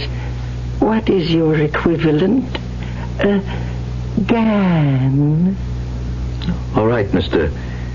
Gan. Clue me in, will you? Just a little. Well, I can do things. I can read what you call the future. Or I can make things happen. Either way, I don't like it. Put your fingers on the key.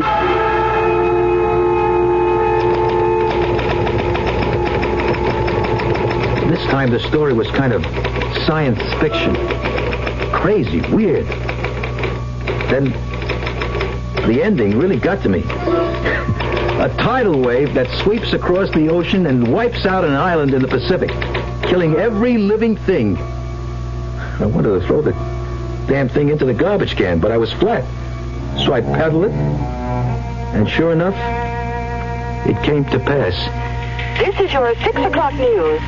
A spectacular tidal wave inundated the tiny island of Kunjera in the Pacific Ocean, killing more than 100,000 people. All those lives washed away because I had a gambling habit. I felt guilty as hell, and I made up my mind to get rid of the typewriter. And... Mr. Gann. What do you think you're doing, Harry? I'm getting rid of you, once and for all.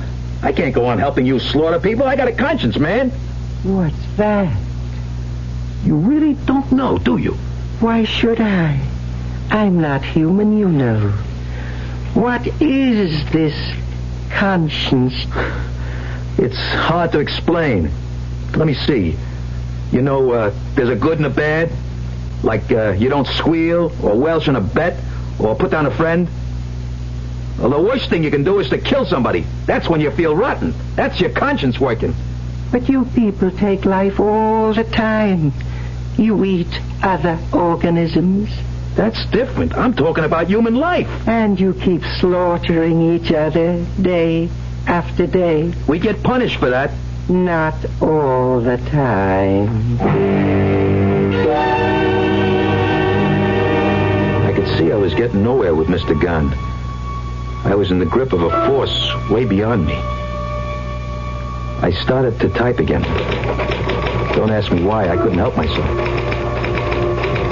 Suddenly, I heard this rapping at the door. I kept quiet, hoping whoever it was would go away. But they didn't. I could hear the plastic card slipped in between the door and the lock. And then the door swung open. Hello, Harry.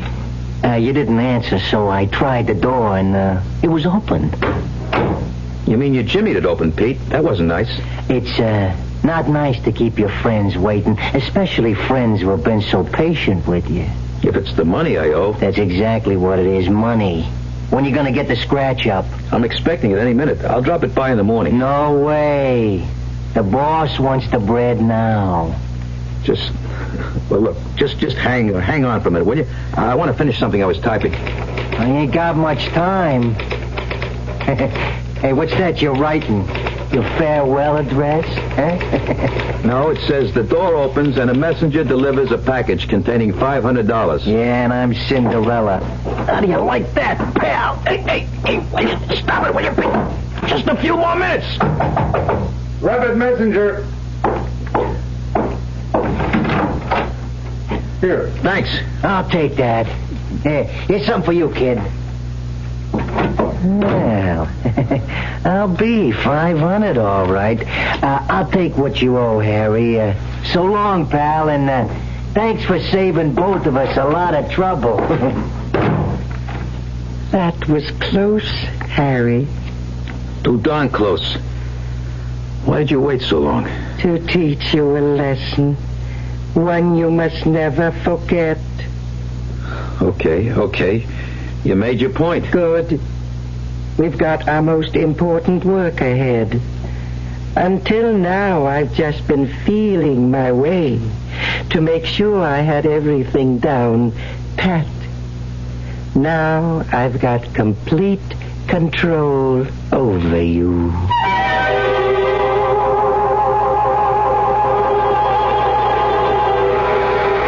The strange voice that comes to Harry through the ether, or is it inside his head, has displayed its awesome powers. Powers that can reach across time and space, can make or unmake events. But for what purpose? We'll learn more when we return shortly with Act 2. Excuse me, madam. Oh, I'm in an awful hurry. I just wonder if you could answer a simple question for me. So do I. The question is this. What happens this time of year? Oh, that's easy. The kids get home from camp. Goodbye. Nope. What do you mean, nope? Nope. I mean, I should know when my kids get home from camp. Well, the answer I had in mind was a tad more general in scope. Well, I gave my answer. Let's hear yours. You know, I'm glad you asked. Are you? You see, what happens this time of year is that Buick dealers are giving particularly great deals on all their 74 Buicks. For a family woman such as yourself, I think a neat little Apollo would be just the ticket. It's small, economical, but surprisingly roomy. And it's a Buick, so it's really quite elegant. You don't say. Uh-huh. Now, isn't that good news? Yes. I mean, that you can get such a nifty deal on such a nifty small car. To be sure it is, yes. To be sure. By the way, where do your kids go to camp? Guam. It's a small island in the South Pacific. Guam. Whenever the summer weather has got you in a stew, you're feeling hot and sticky and don't know what to do. Gets that double deodorant feeling that's so refreshing. It's yours for sure every time you shower with a lot of Irish Spring. Cool off with an Irish Spring shower. Summer refreshment, summer protection for the whole family. Enjoy summer more with Irish Spring. Irish Spring. In the world will be our guest Wednesday night on KRLD's Sports Central Dallas show. Our guest will be Sandra Haney. On the LPGA Tour in 1974, she has won 4 tournaments. The Dallas golfer will be in our studios from 6 to 7 p.m. Our first sports question, what was the winning score in the Civitan Open last year, and who won the Civitan? Sports Central Dallas. Our guest Wednesday, Sandra Haney, right here on KRLD.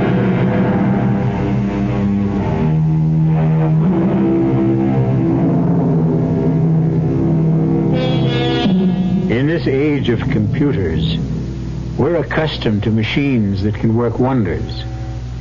Have you ever thought of the day when we'll come up with a machine that can go far beyond the capabilities of the computer? One that can instead reverse the process and program man for, well, let's find out what Mr. Gahn intends for Harry Dorn. The next few weeks were kind of peaceful. Like Mr. Gahn was going through a phase. He seemed to be preparing for some big event. He had me lug in all kinds of books from the library, and I kept typing this stuff, word for word. He had me copying the Department of Defense budget, line for line.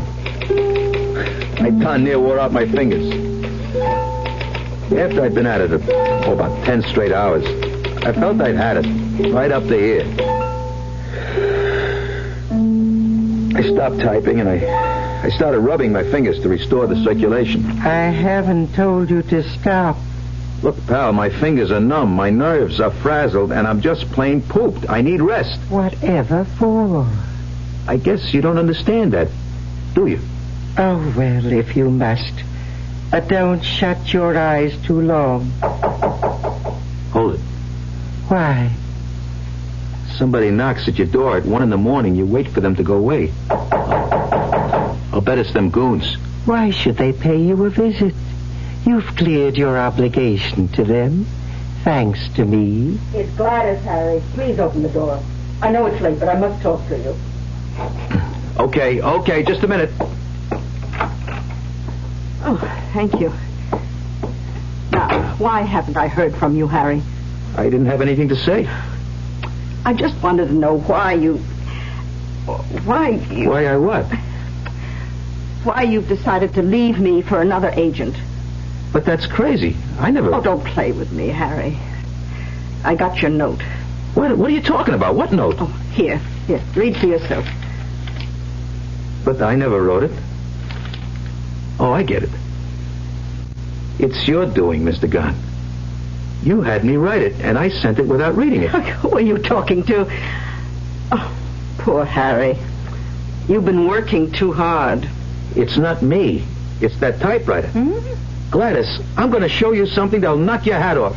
You think I wrote them poems and all that other junk? Oh, I believe anything you say. Sure. Well, the truth is that the typewriter, or rather, Mr. Gahn, does all the brain work. Watch. Come closer, Gladys. Just watch what comes out. In the early hours of the morning, the city was asleep. Darkness blotted out the pressures and the torment of the day. Pretty classy. I never had any education, Gladys. I just sit there and punch the keys under his direction. It is true, Miss Morgan. Oh, what? This lame brain would be hard put to write simple declarative sentences by himself, let alone this magnificent output. Who are you? What kind of trick is this? No trick, my dear. What Harry told you is absolutely correct. Oh, it's too bad, however. Too bad he insisted on telling you. What are you talking about? Type, Harry. Type until I tell you to stop.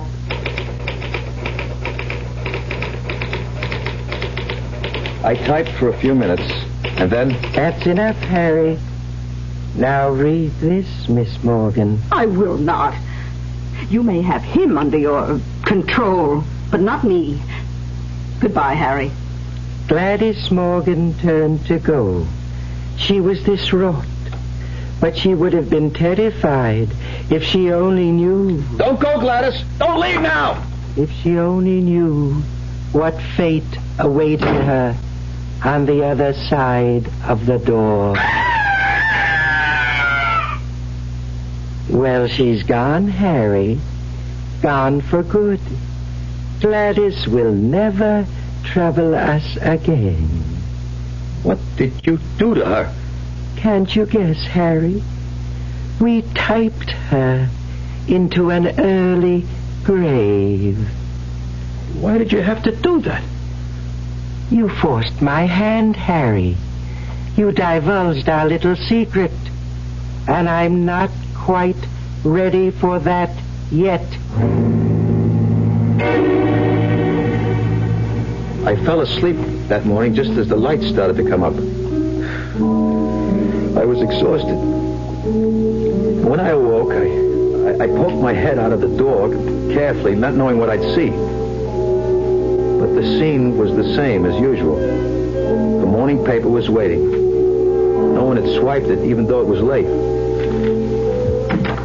It's not in there. What's not in there? How do you know what I'm looking for? If you want to know what happened to Gladys, just ask. Maybe I don't want to know. Maybe last night never happened. Is that you, Gladys? It's the police, Dawn. Open up. Were you expecting Gladys Morgan? Why not? She's my agent. When did you see her last? I don't know. Why? Is it important? Very important. We found her. Dead. Dead? How did it happen? I thought you might know. Me? How would I know? I haven't seen her for days. Okay, Dawn, get your clothes on. All right. I did see her last night, but only for a few minutes. She was okay when she walked out of that door. I think you better come along with me anyhow. Okay. I heard her scream after she left, but when I went out to see her, she was gone. Type, Harry. Type. What was that? Who you got here? Nobody. I was just thinking out loud. Can I use the typewriter for a moment? I just got to put one thought down before I forget it. Okay, but hurry it up. The moment was tense, fraught with danger. Then suddenly the phone rang, cutting through the tension like a stiletto. It was news about the corpse. News that established beyond a doubt his innocence. Hello? Who? Yeah, he's here. It's for you, Lieutenant. Yeah. Okay. Hello. Mm-hmm. You sure? A full confession? I gave the statement voluntarily, huh? Okay, I'll be down in about 15 minutes. I want to talk to him myself. Bad news, Lieutenant? Not for you. We got a lead on the suspect. Mrs. Morgan's ex-husband. He had motive and opportunity. A cab driver drove him near where we found her body. Then I'm in the clear. So far. But don't try to leave the city until I give you the word. Understand? I wouldn't think of it, Lieutenant. Now say thank you, Harry. Thanks for nothing. You got me into that mess. You owed it to me. I owe you nothing, Harry. Remember that at all times. Well, at least the law's off my back. You seem relieved. Sure, I'm relieved. I'm not in a pokey. You feel relieved, even though you know someone else will suffer for a crime he didn't commit. But I didn't do it either. Of course you didn't. But your information could clear him. What about your precious conscience? I don't want to get mixed up in murder. You mean if he takes the rap, as you would put it, then you're free and clear? Isn't that true? How did I ever get into this fix? Why did I ever walk into that stupid pawn shop? It wasn't a free choice, Harry. I picked you. For what? I asked you that before. What are you going to do with all that information that I've been typing? I've already told you, Harry. You'll be the first to know when the time comes.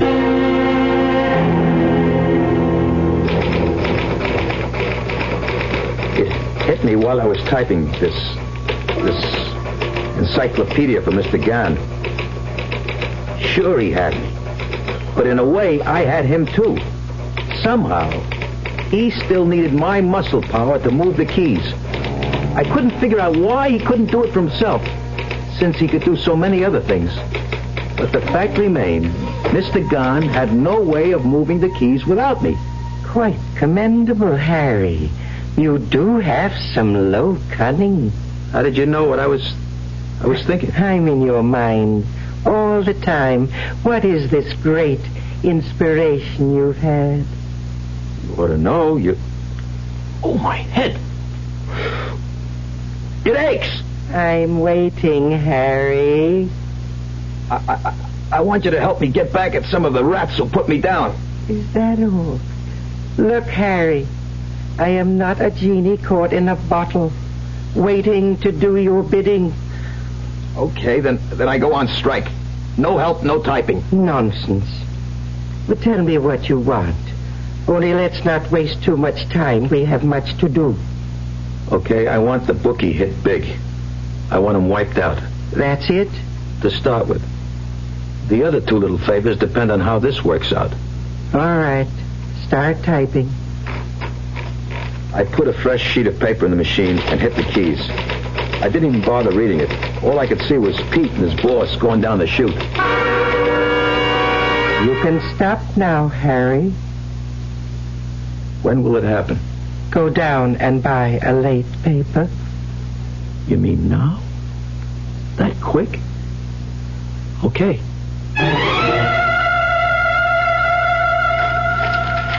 Turn to page 37, Harry. Column 2. Bookie found slain. Dead. Who asked you to? You did.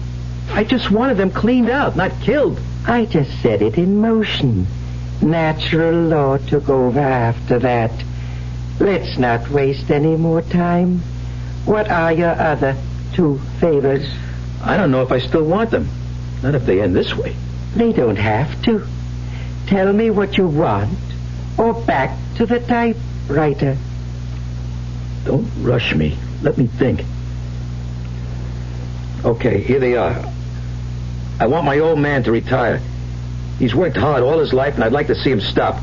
His pension doesn't start for 3 years more. Make it due now. And the other favor?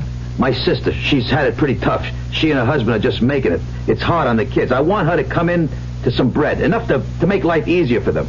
Done and done. Just hit the typewriter, Harry. All the time I was typing, I felt myself pulling back, trying to make my fingers stop. Somehow, some way, I knew what I was doing was wrong. Hello? Yeah, it's me. What's that? No, I can't believe it. A heart attack? How did it happen? Well, how's he doing now? I see. He'll pull through, but he'll never be able to work again? Yeah, I'll meet you at the hospital in about 15 minutes. Goodbye. You murderer! You can't do anything good if you tried! Why did you have to do that to my father? I just set the wheels in motion, Harry. I don't steer the vehicle. Call off the other favor. I don't want your help anymore for anything. It's too late, Harry. Read what you've typed. On the way home from work, George Masters was mugged in a subway passageway. He died of wounds received in the struggle. You swine, you! His wife was the sole beneficiary of a $100,000 life insurance policy. There you are, Harry. All taken care of. Now back to the typewriter, or I'll be forced to take care of you.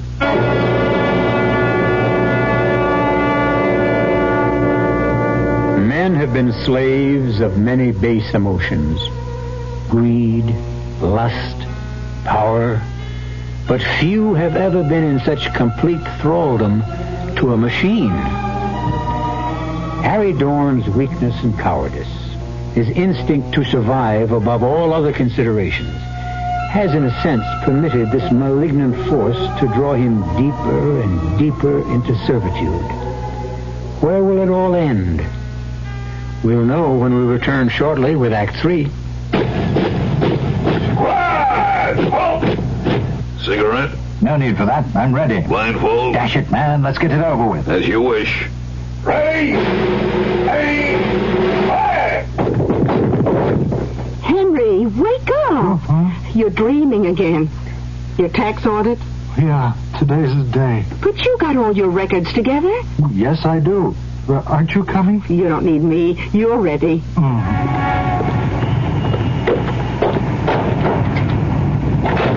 Can I help you, sir? We are here for an audit. Won't you have a seat? Thank you. Well, now, let's see. If you have good records of your income and receipts for your deductions, an audit of your federal income tax return can be easier than you think. How did it go, Henry? No problem. Nothing I couldn't handle. This message presented on behalf of the Internal Revenue Service. I'm Jill St. John. I'm an actress, and I pamper my body. That's why I kept switching underarm sprays, until I found the one that gives me everything I want. New Body All Powdery Spray without talc.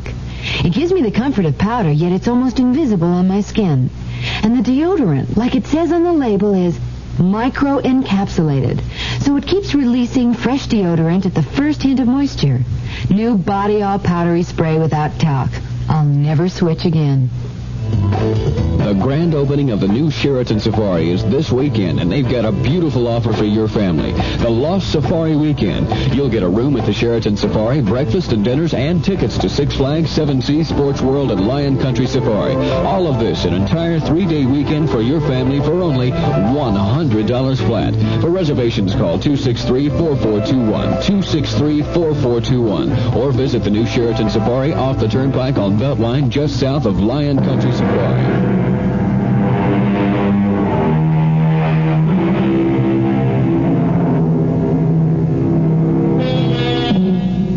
Man is such an imperfect vessel.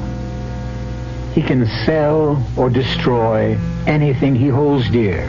His dreams, his love, his country, even his soul. But all of us have at least a grain of nobility in us. One small flame that can, when called upon, illuminate the corner of the world we live in. Even so base and useless a man as Harry Dorn cannot extinguish this frail light. I was getting in deeper and deeper. I was losing almost all control over myself, my actions.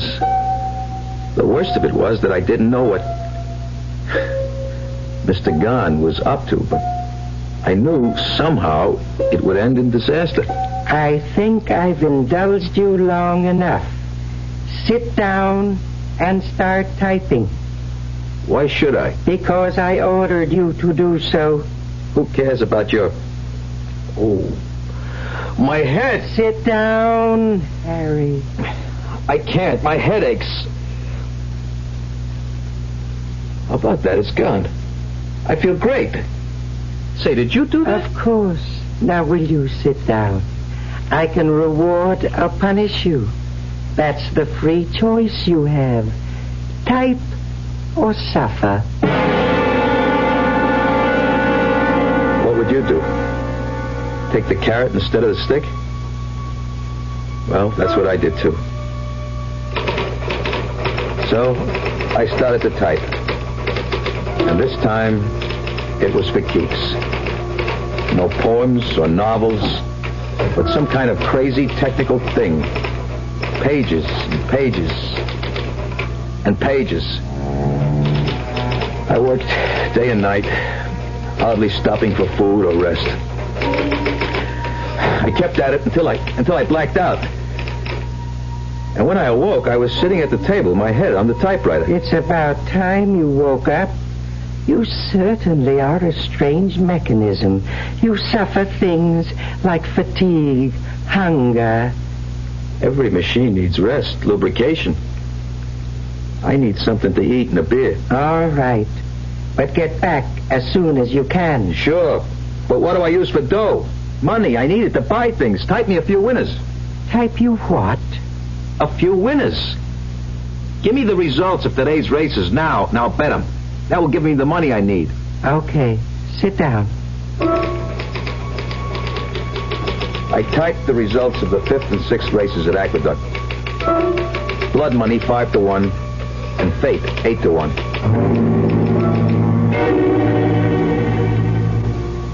You win again, Harry. Fate, 17-2. Not bad. Who tipped you? I can't divulge my source, but just remember, this is only the beginning. Sure, Harry, sure. I dig, kid. I'll be back tomorrow for more action. Anytime, kid. You're hot. And you know what they say? When you're hot, you're hot. Go for broke. Not this time. I got it all psyched out. A new system they can't miss. Yeah, and I'm going to be Miss America this year. Wait and see, wise guy. Wait and see. It's about time you got back. What am I supposed to do? Punch a time clock? Count your blessings. I came back at all. Oh, I wasn't worried about that for a moment. Now, shall we do a little work? Why not? You give a little, I give a little. Start typing, Harry. I typed through the night. By the time the sun started to come through, I had piled up a ton of paper. It's a lucky thing the pages were numbered. Otherwise, I'd never know how to put it all together. We're not through yet, Harry. We are for now. I need a little shut-eye, and then I'll be set again. Oh, very well. But don't take too long. Don't worry. I'll set the alarm to make sure. I'm happy you decided to cooperate. What is this stuff I'm typing? Sounds screwy. Disintegrator and assembly unit. Interspatial disturber unit. Sounds like some kind of invention. You could describe it that way. Who cares? Oh, before I forget, type me out the winners for tomorrow. I mean today. I'm going to show him what Harry Dorn is made out of. I shouldn't think you'd want to do that.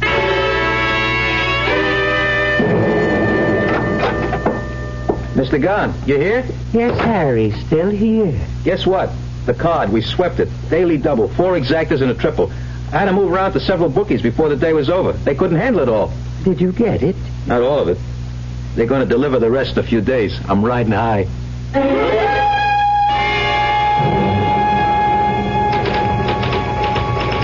Next day, I was even feeling kindly to Mr. Gahn. I got to the table early and typed away all day. I figured I could skip the races for a few days until Pete paid me off. I was ready to fall apart when Mr. Gahn threw in the sponge. That's it, Harry. Don't tell me you're tired. Certainly not. I don't even know what the concept means. It's just that this phase of the operation is over. Great. Now I can ball it up. Is there anything else I can do for you before I hit the town? As a matter of fact, there is. Just type up a few labels. Sure. It's the least I can do. Then assemble the copies of the manuscript and mail them out. Consider it done. Now, let me have the label copy.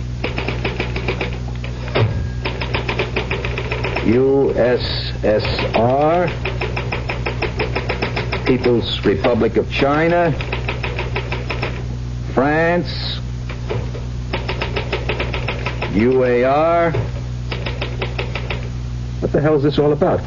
Agents in all those countries? Yes, Harry. Agents of destruction. What are you talking about? I told you would be the first one to know. Know what? Do you remember all the reference material you typed? How can I forget? That was for evaluation purposes. I don't get it. We were evaluating whether your species should continue or whether you represented a menace to the galaxy. And how do we make out? Badly. The decision was to eliminate you. You can't do that. We're not going to do that. You are going to do that yourselves.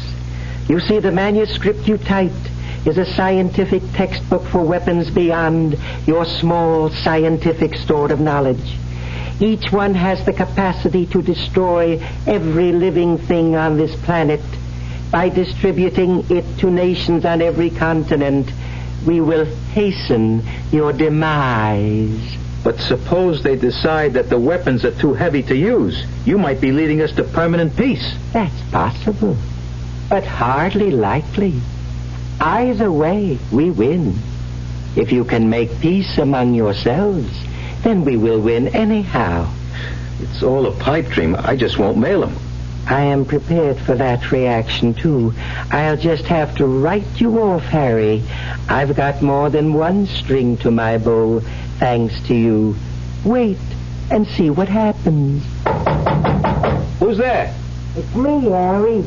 I got the money you won. Come in, Pete.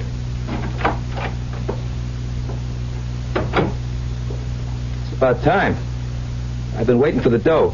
Give it to me. Here it is, kid. 3 big ones. So long, Harry. I hated to do that, but it was you or me, and I like me better. You haven't won yet, Mr. Gunn? Who are you talking to? Get out now, Pete. While you can. Please pay attention. What's going on? Who is that? I'm getting out of here. There is $1,000 underneath the envelopes on the end table. Mail the envelopes and the money is yours. What? There will be another $1,000 waiting for you when you return with the postal receipts. A grand? Just for lugging these to the post office? Sounds screwy, but hey, the dough is real enough. Did this ain't no gag? What am I doing? Talking to the air? Well, if there's anybody here, just get the other 1,000 ready. Yeah, I'll be back. What have I got to lose?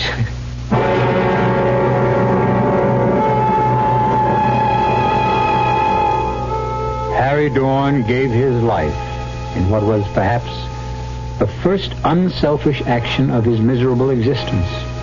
And it seems for naught. But then again, perhaps not. Just as Mr. Gann underestimated Harry's greed, he may also have miscalculated the corruption of the world's leaders.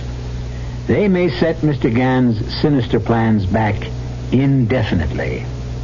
At least we hope so. I'll be back shortly. Do you think a computer programmer needs the use of his legs? New York University doesn't. They hired a man who's almost totally paralyzed. Yet they'll be the first to admit Tom Clancy's one of the best computer programmers they ever had.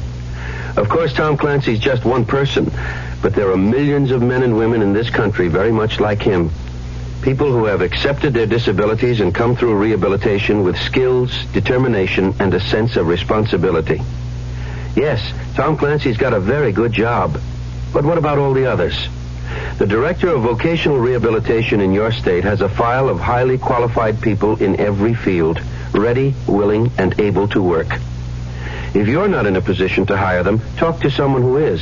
And next time there's an opening in your company, ask him to write the Director of Vocational Rehabilitation. His office is in your state capital. A public service message brought to you on behalf of the Department of Health, Education, and Welfare and the Advertising Council.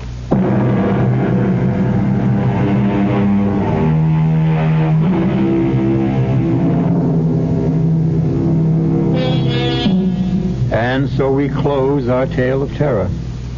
The path that took Harry Dorn across the frontier of fear was a costly one for him. He paid for his moment of greed with his life. But in the final analysis, Harry was only a straw in the wind. His entrances and exits are over. But what of us, the human race? Our cast included Jerry Stiller, Paul Tripp, Rainer Rayburn, and Bob Caliban. The entire production was under the direction of Hyman Brown. Now, a preview of our next tale. It's a matter of life and death. Life and death? Whose? Yours, I'm afraid.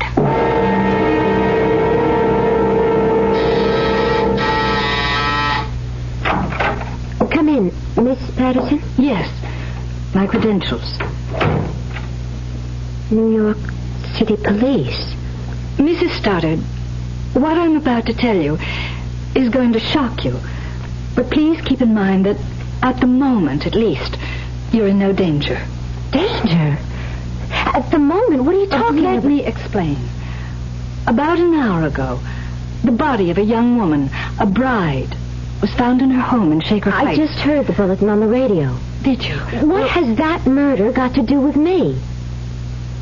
She was murdered by your husband. Radio Mystery Theater was sponsored in part by Buick Motor Division and Anheuser-Busch Incorporated, Brewers of Budweiser. This is E.G. Marshall inviting you to return to our Mystery Theater for another adventure in the macabre. Until next time, pleasant dreams.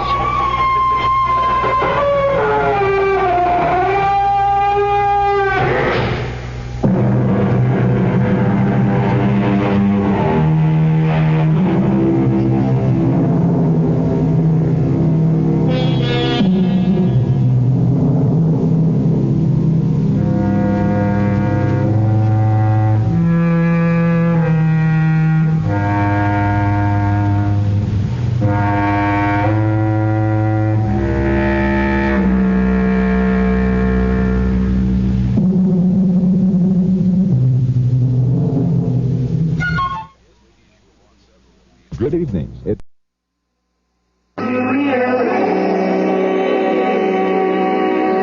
And now, Mystery Theater.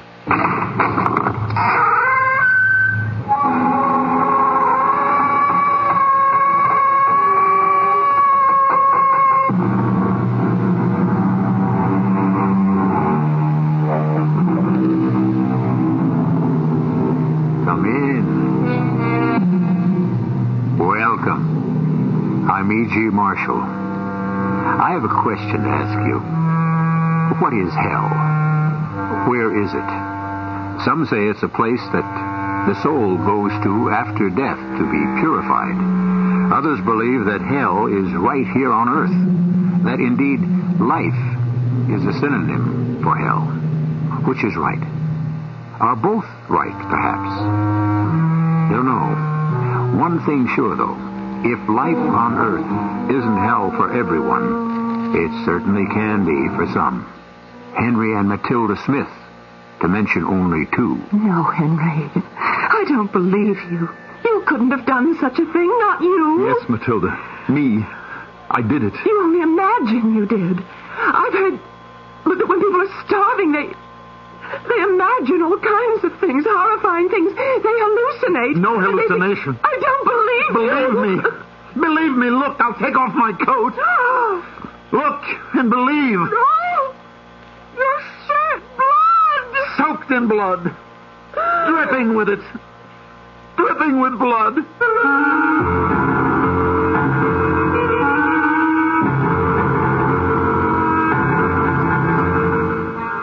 Our mystery drama, The Diamond Necklace, was adapted especially for the Mystery Theater from the classic story of Guy de Maupassant by George Lothar and stars Mandel Kramer and Marion Seldes.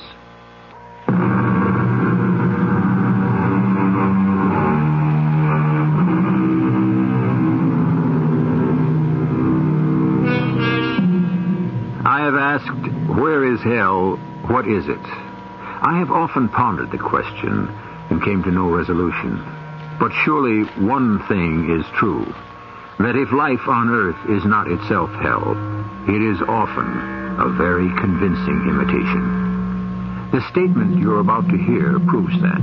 A statement, an account, written by a man named Henry Smith in New York City in the year 1897. A memoir, if you will, of a special kind of horror.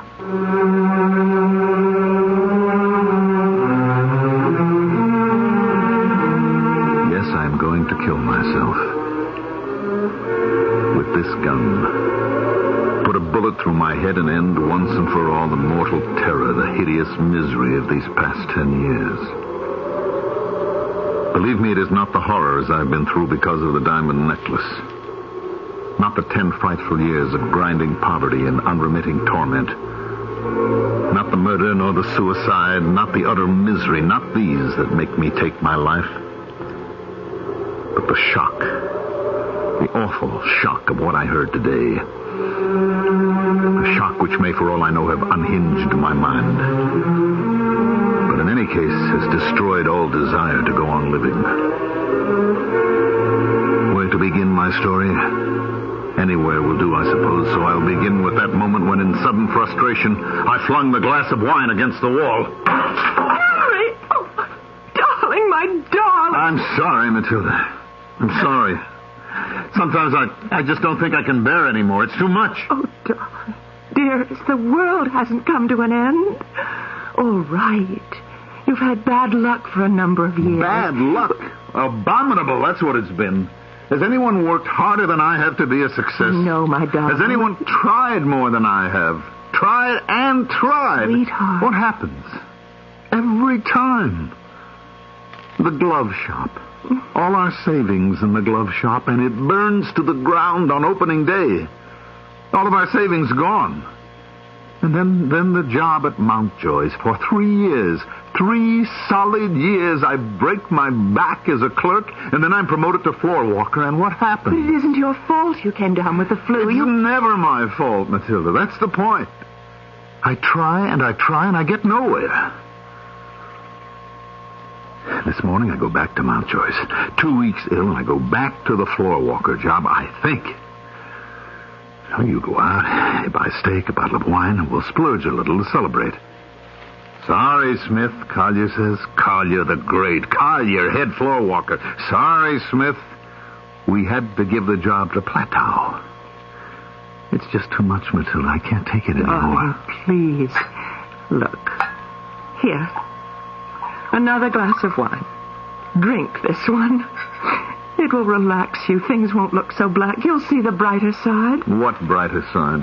Well, our love, for one thing. Oh, how can you love a failure? I don't love a failure. I love you. And you're not a failure. Henry, dearest, we're young. We're healthy. We're in love. Together we can face anything, overcome anything. Oh, darling, that reminds me. Something came for you in the mail today. It looks important. What is it? Here. Oh, expensive envelope.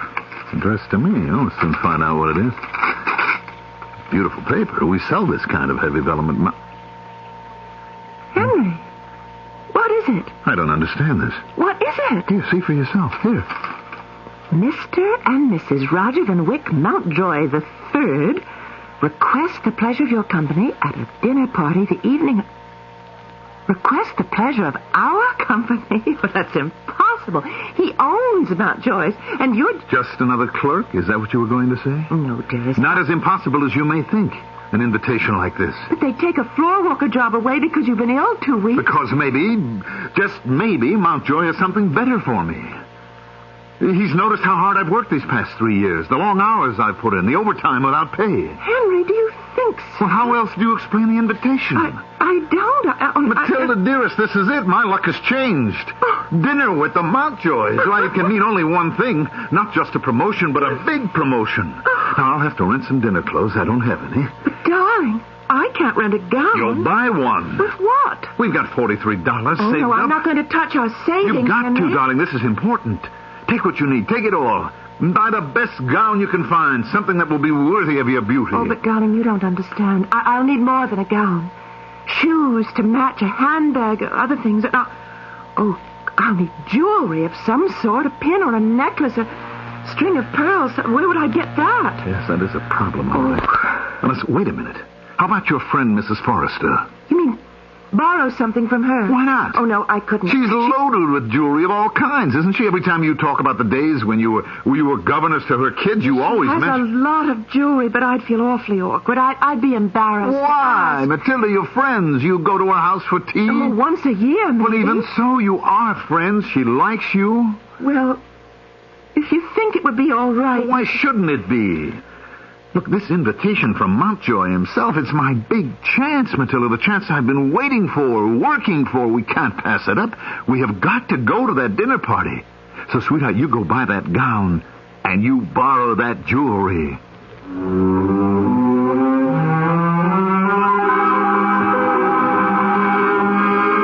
Of course, Matilda, certainly. Oh, it's awfully good of you, Mrs. Forrester. I hesitated to ask, Oh, nonsense, dear. Well, come along into the boudoir. We'll go through all my jewelry, and you shall have your pick. Tell me, how is that handsome husband of yours? Oh, he's fine. Fine. And about to get his big chance at Mountjoy's, too. Oh, an opportunity I'm sure he deserves. Well, now, my jewelry is in these boxes. Now, you start looking while I go tell Hortense to make tea for us. Oh, thank you, Mrs. Forrester. Thank you.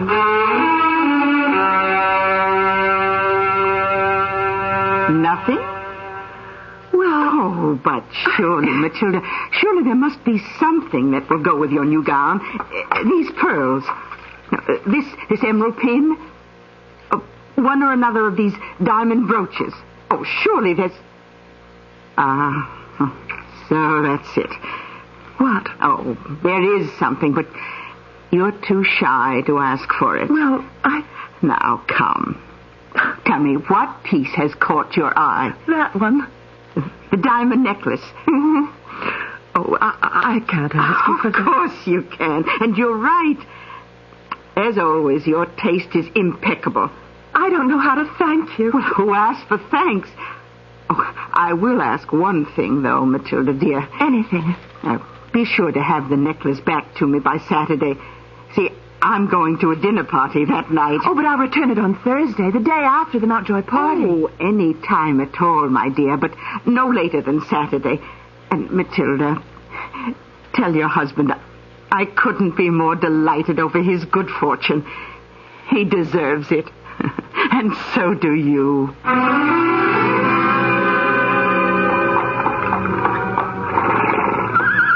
Thank you, driver. No, that's all right. Keep the change. Matilda, wait. Let me help you out. Henry, look. Have you ever seen anything so beautiful? It's a mansion.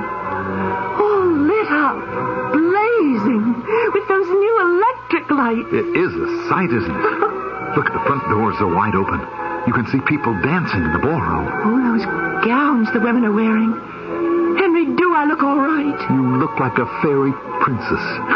The gown, the diamond necklace. You are a fairy princess. Come, princess. Let's knock them dead. A butler or someone that would give the invitation to? Well, there doesn't seem to be. Oh, it doesn't matter. Oh, look. What? The man coming toward us. That's Roger Mountjoy himself. Matilda, he's going to greet us personally. Can I help you? We're here for your party, your dinner party, Mr. Mountjoy. You know me? Why, of course. We've met, have we? Well, not actually. I've seen you, of course, any number of times at the department store, but we've never really met. Then I'm afraid I'm rather at a loss to understand what you're doing here. Well, Mr. Mountjoy, I'm Henry Smith. Oh? I'm employed by you at the department store. A clerk in sporting goods. You invited me and my wife to your party tonight. So you're the mistake. You are the mistake that was made. The mistake? Let me see the invitation. Certainly. Yes, addressed to Henry Smith. Spelled S-M-I-T-H. That fool secretary of mine. Oh, I don't understand. Well, it's simple enough, Smith. I have a friend, a close friend, named Henry Smythe. Spelled S-M-Y-T-H-E. My secretary simply sent the invitation to you instead of him. A mistake. A ridiculous mistake. Ridiculous? What else would you call it? Unfortunate. Embarrassing. Unfortunate, embarrassing, ridiculous, whatever you call it. I am not in the habit of inviting my clerks to my home. Now, I'll say good night to you and to your decidedly attractive wife. I'm very sorry, my dear, very sorry. Being sorry doesn't help matters much, Mr. Mountjoy. My dear. Your secretary makes a mistake, and we make all sorts of preparations for your party. Clothes that we can hardly afford. I said I'm sorry. Good night. No. You can't just put us out like this. Henry, for heaven's sake. Not put us out like beggars. I don't mind for myself, but my wife has looked forward to this. She's bought a new gown, new shoes, accessories, looked forward with great anticipation. Please, you come. cruel, you heartless. Henry! Good night. Mr. Mountjoy? Perhaps we'll meet again, Mrs. Smith. I don't think so, Mr. Mountjoy. Come, Henry. Henry, it was a mistake. An unfortunate mistake. Wrong, Matilda. A ridiculous mistake. You heard him. You heard the great Roger Van Wyck Mountjoy III. A ridiculous mistake, Smith. Yes, ridiculous, all right. A clerk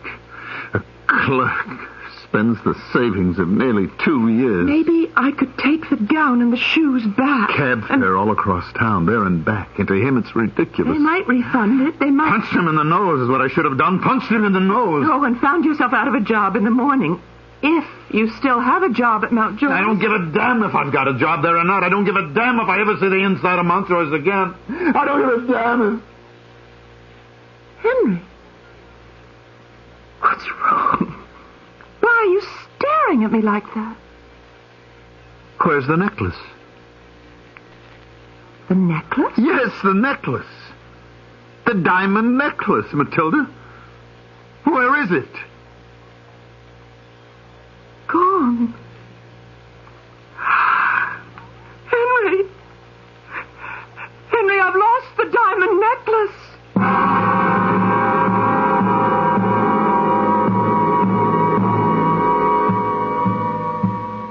If you're a man listening to my voice, put yourself in Henry Smith's shoes, and if a woman, in Matilda's, and tell me that hell doesn't exist on Earth. Go on. Tell me. I'll return shortly for Act 2.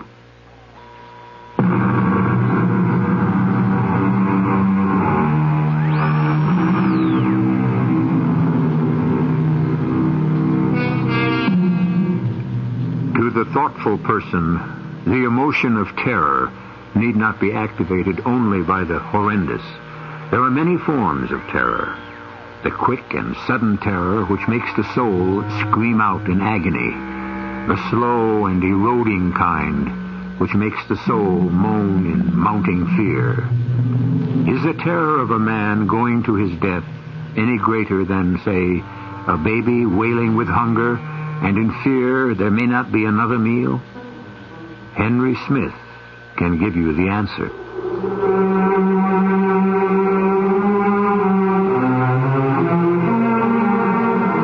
I can hardly write these words. My hands are numb.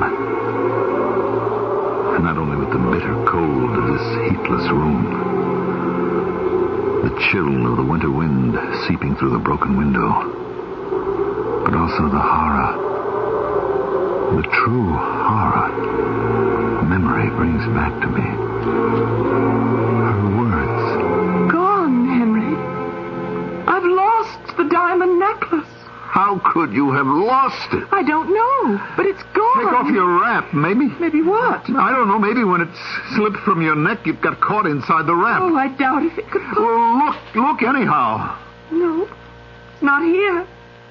It's gone, Henry. A fortune in diamonds lost. Now, don't panic. We mustn't panic now. We'll just keep calm and just think. Try to remember. When did you last have the necklace? When did you last notice it? Don't know. I can't remember. Well, you must. Now, did you have it in the cab going to Mountjoy's? Yes. Yes, I had it then, and I remembered... Yes, I had it when we got out and walked up the steps to the door. You're sure of that? Oh, yes. I remember putting my hand on it, patting it. Did you have it in the cab on the way home from Mountjoy's? I don't remember. Try to remember, please. Try. Did you or didn't you? I don't know. I was too upset to notice. Well, you've got to find that necklace. Where are you going? I'm going out to find it. Well, I'll try and find the cab we hired on the way back. I'll go to Mountjoy's house and look around outside. Have we any money? Money? Well, I can't walk to Mountjoy's. It's too far. I'll have to take a cab. Let's see. We have $2 and some change left. All right, give it to me. Oh, Henry, wait. There's no food in the house for tomorrow. You don't get paid till Saturday. No, I don't. Henry? Oh, that scares you, doesn't it? $2 and change. No food in the house. No pay till Saturday. Oh, it's frightening. I think I'm going to be sick. Henry. Oh, my darling. No, Henry. All right, I'm all right. I'm all right. Expect me when you see me. Henry. What? Forgive me. Oh, darling, it isn't your fault. Get that thought out of your head. It isn't your fault.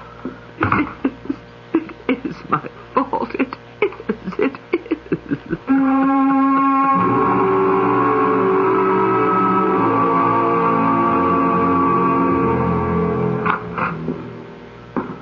Is that you, Henry? Yes. Well, I must have fallen asleep. It's nearly dawn. You didn't find it? No. I could kill myself. Matilda, please. Sweetheart, you mustn't feel guilty about this. What we've got to do now is figure out what to do. Now, have you any idea how expensive it was, the necklace? No, but it came in a Carteret box. Carteret? The most expensive jewelers in town. Must have cost a fortune. Well, I guess there's no way out but for you to tell Mrs. Forrester. Oh, I couldn't do that. I couldn't possibly do You'll that. have to. There's nothing else we can do. Oh, there's got to be something. I'd rather die than go to Mrs. Forrester and tell her I lost the necklace. I can't do it, Henry. I don't know what else. Well, replace it. We'll have to replace it. Replace it? How? Well, I'll go to Carteret's and describe the necklace. They just might have a duplicate. Well, they might. And if they do, what then? You hand them this $1.39 I've got left and take the necklace to Mrs. Forrester? You going out of your mind? If I haven't, I'm close to it. Look, go to Mrs. Forrester tomorrow. I can't, Henry. Please don't make me go there. When have I ever made you do anything? All right, we'll find a way out of this.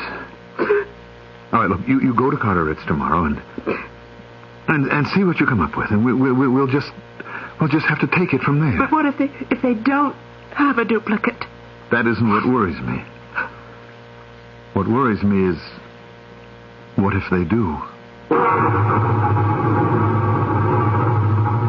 Well, madam, I would say this necklace is quite nearly a perfect match to the one you described. Oh, yes. Yes, it is. How much is it? $6,500. Madam, are you all right? Yes, quite all right. I suppose that it must be paid for all at once. All at once? I mean, there's a new way of paying for things these days. If you mean the installment buying, madam, our customers have no need of it. Yes. Well, now I'll let you know. As you wish. $6,500, you said? Yes, $6,500. Thank you. Thank you.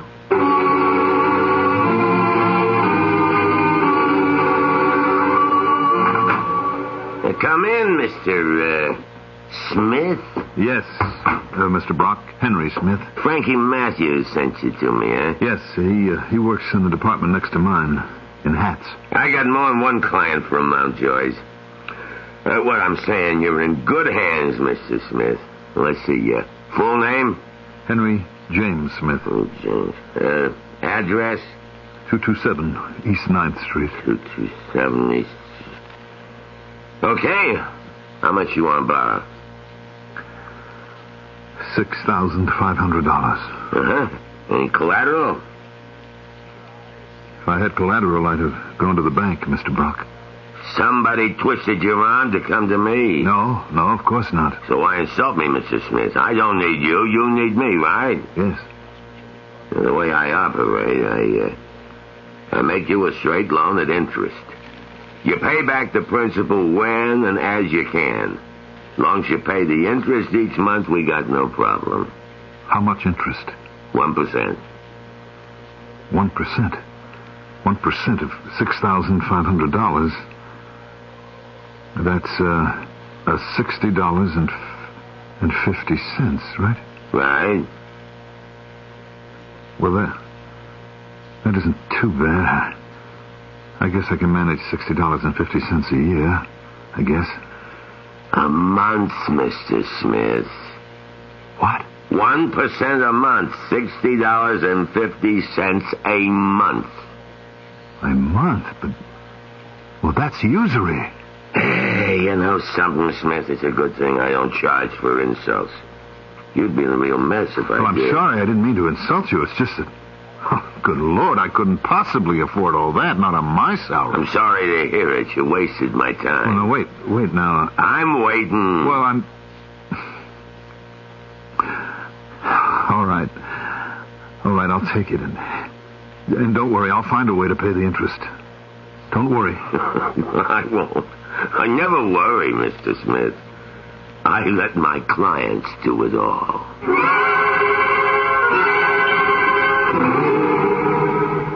Why, no, Matilda, dear. I wasn't in the least concerned. Well, I did say I'd return the necklace Thursday. Here it is, Saturday. But I'll not be wearing it till tonight, and... Well, it certainly wasn't your fault. The clasp broke. Oh, the clasp isn't quite the same as the old one. Look, I'll show you. Oh, no, don't bother. Just toss the box over there. Mrs. Forrester, I was wondering... Yes, dear. Wondering... would you know of anyone who might need a governess? You? Yes. You're in need of employment? Well, Henry doesn't make much, and I thought I might help out a little. Oh, I see. Well, see now, I'm afraid I don't know of anyone who needs a governess, no, but Yes?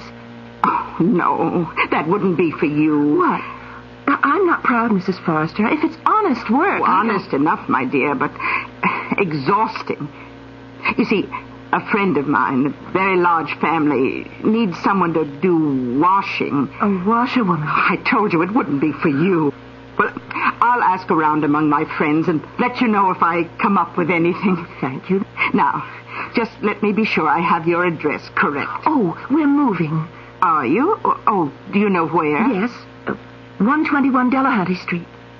Delahanty? But, my dear, isn't that thought to be something of a slum area? Oh, not that bad. Matilda, child, has something gone wrong? Are you and Henry in some sort of trouble you're not telling me about? No. Well, then why are you willing to take a job as a washerwoman? Why are you moving to Delahanty Street? Oh, very well. I won't press you, but please do keep one thing in mind. I'm always willing and ready to help you in any way. You will keep that in mind, won't you, dear? Yes. Oh, thank you, Mrs. Forrest. Goodbye. Oh, goodbye, my dear. And thank you for returning the necklace. Well, if you ever want to borrow it again... Thank you. I don't think I will. Not ever again.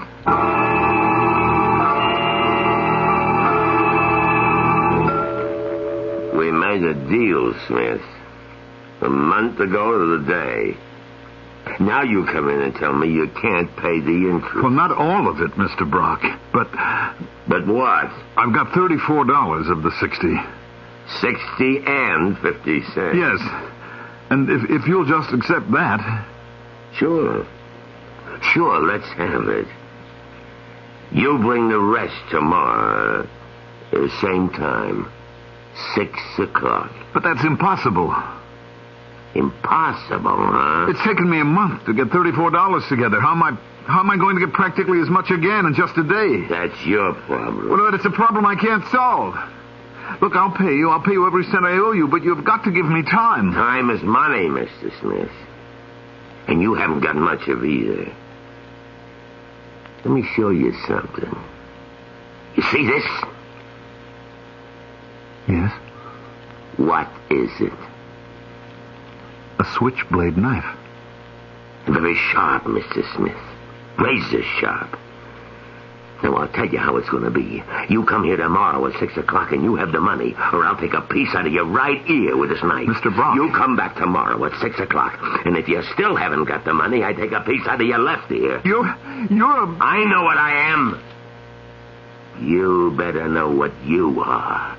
You're a loser, Smith, and you're a loser because you're a sucker. Tomorrow, Smith. Same time. Oh.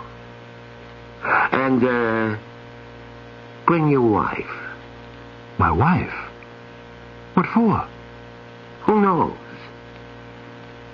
Maybe she could even, save you from losing your life.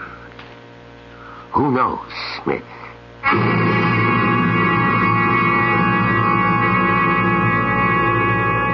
If ever terror, cold, chilling terror, struck through a man's soul, it strikes through Henry Smith's. Snared by circumstances he did not create, he is now like an animal caught in a trap, quivering with terror, shaking with horror, and all because of a diamond necklace. A diamond necklace borrowed and lost. I'll return shortly for Act 3. This is Hugh Downs for the U.S.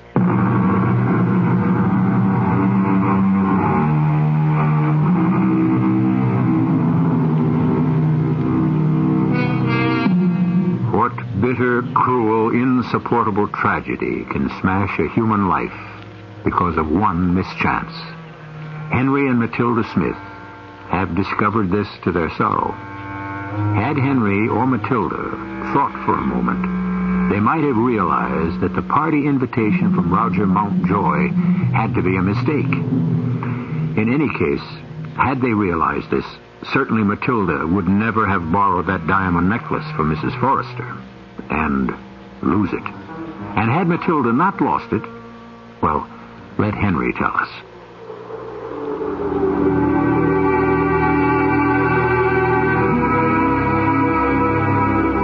Outside is strengthening, getting colder. Snow was beginning to fall. The last snow I shall ever see. Would that I had never seen the light of day, never been born. When I remember what took place in Brock's office the next day, going to his office filled me with fear. But not going would have made me more fearful still. I entered his office in a cold sweat and found myself trembling with nerves as he said, I thought you'd find the money somehow. I was sure of it. I haven't found it, Mr. Brock. I haven't got it. You didn't bring your wife, so I figured you had the money. No. Maybe you don't hear too good, even with ears. You remember this? I see you do. But also you remember maybe that I said bring your wife. Well? I remember, Mr. Brock, but look, give me just a little time. No, not time. This is what I'm going to give you. Hey, look. You see this? This little piece of pink stuff on the tip of the knife, that's you, Smith. Just a little, very little piece of your ear. But don't you worry about it. It's bleeding a lot, but it'll heal. Now, you be smart. Go and get your wife, Smith. Bring her here. She's working. Yeah, I know. Doing the washing of some rich dame. Ruining her hands, ruining her looks, her body. Especially her looks and her body. Now, you don't want that, now, do you? Mr. Brock, she's helping me get the money to pay you. There's easier ways. I will not bring my wife here. You think I don't know what you mean by easier ways? Oh, you know, all right. You're smart, real smart. Now, look, let me lay it out for you. You're into me for $6,500. Now, like I tell you, I don't care about you paying off the principal. I got ways of getting that in time. What I want now is the interest. Now, your wife could make more than that in one night. You dirty rotten... Hold it. You miserable... Hold it unless you want me to do more with it. Wait, give me back that knife. Then you give it back. Stay away from me. I warn you, stay away. Why? You'll use the knife on me? I don't think so, Smith. You're going to go and get that sexy wife of yours and you're going to bring her here?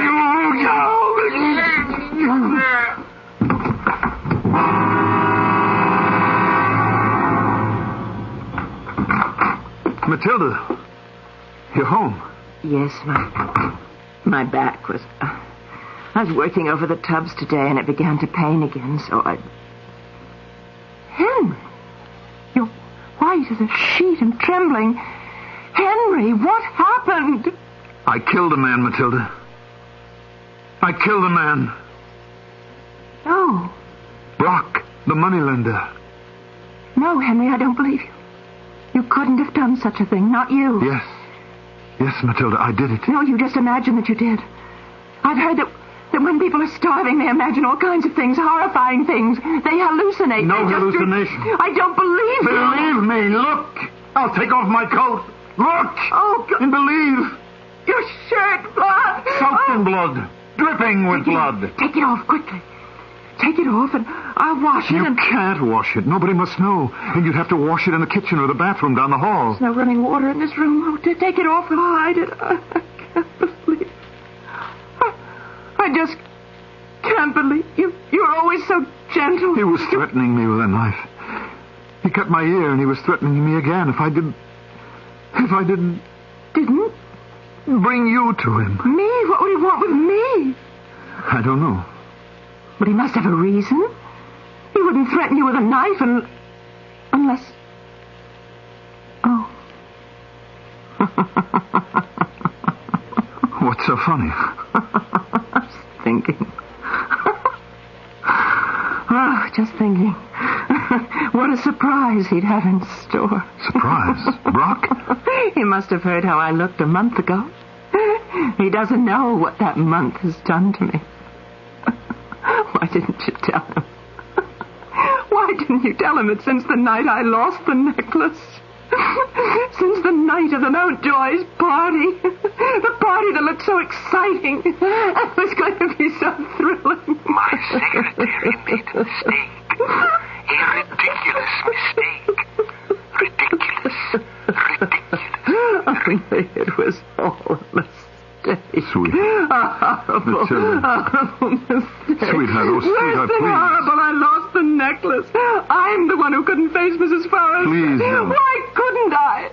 I'm the one who made you borrow all that money. I'm the one who made you a murderer. Oh, God, forgive me for what I did. You did nothing, darling. You lost a diamond necklace. It could have happened to anyone. And it's over now. All of the misery is over.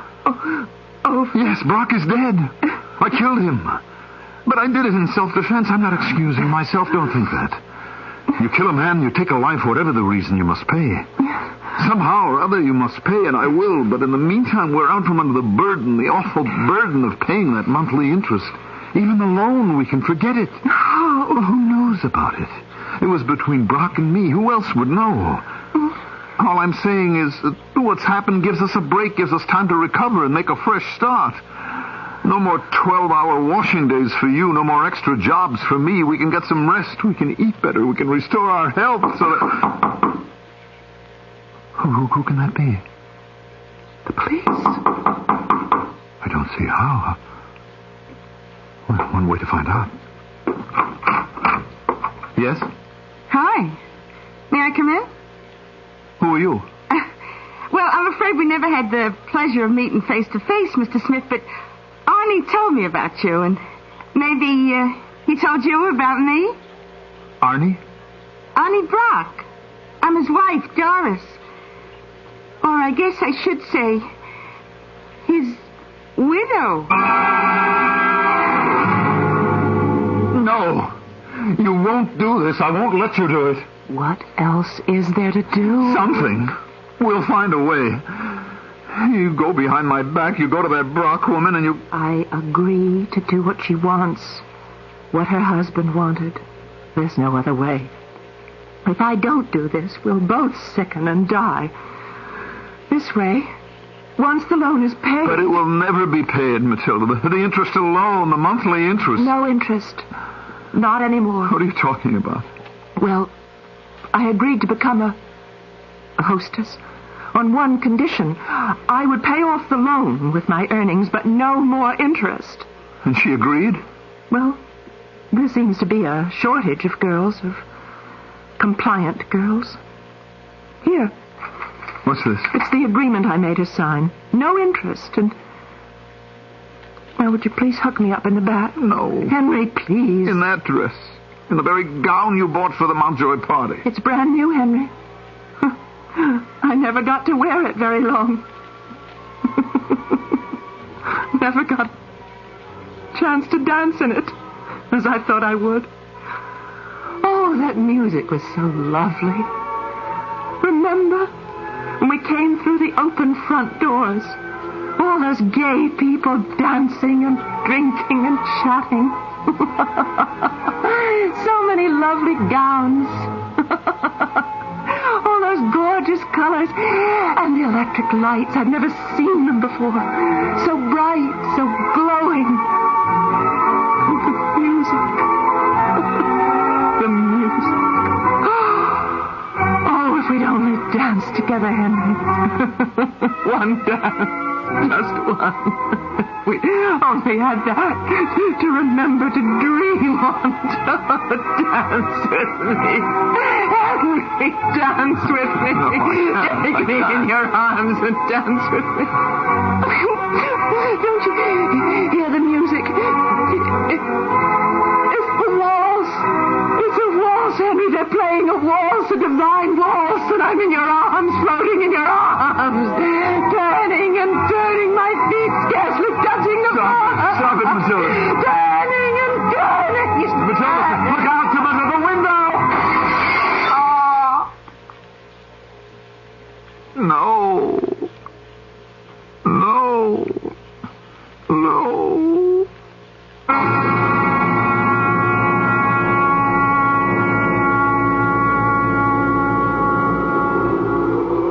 She was dead when I reached her.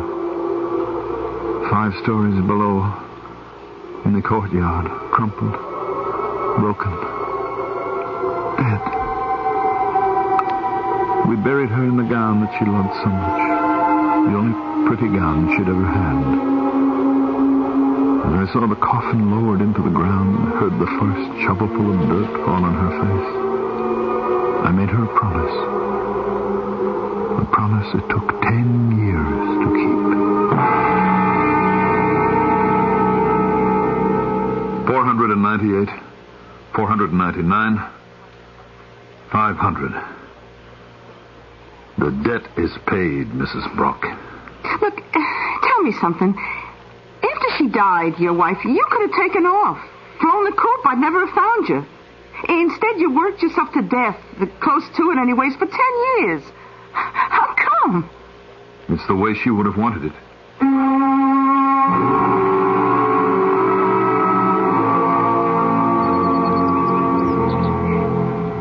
Excuse me, I beg your pardon. Yes? Are you, by any chance, are you Henry Smith? Yeah. Why, Mrs. Forrester. Well, of all things. Now, I saw you sitting here in the park, and I thought, now, that man reminds me of someone. And then I realized, Henry Smith. It's been a long time. Yes, a very long time. And how is Matilda? She stopped coming to see me quite a few years ago, and I tried to get in touch with her, but you'd moved and left no forwarding address. She's dead, Mrs. Forrester. Oh. 10 years now. Oh, I am so sorry. She was such a delightful little person. So serious, so sincere. I remember lending her a diamond necklace to go to a party. She accidentally broke the clasp, and really, I've never seen anyone so terribly upset over such a little thing. A diamond necklace is not a little thing, Mrs. Forrester. Well, I suppose not, but not if it were a real diamond necklace with genuine diamonds. Mine were paste. Fake diamonds, worth no more than, $100. Oh, Mr. Smith, Mr. Smith, what? Oh, please, someone help me. This man has fainted.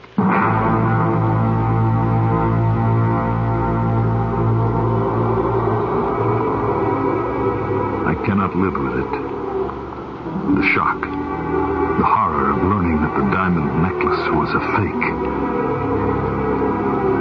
It doesn't matter now. Nothing has mattered to me since Matilda died. If, as I've heard, there's a life after death, this gun will take me to Matilda in that other life. If not, I'll at least be out of this one.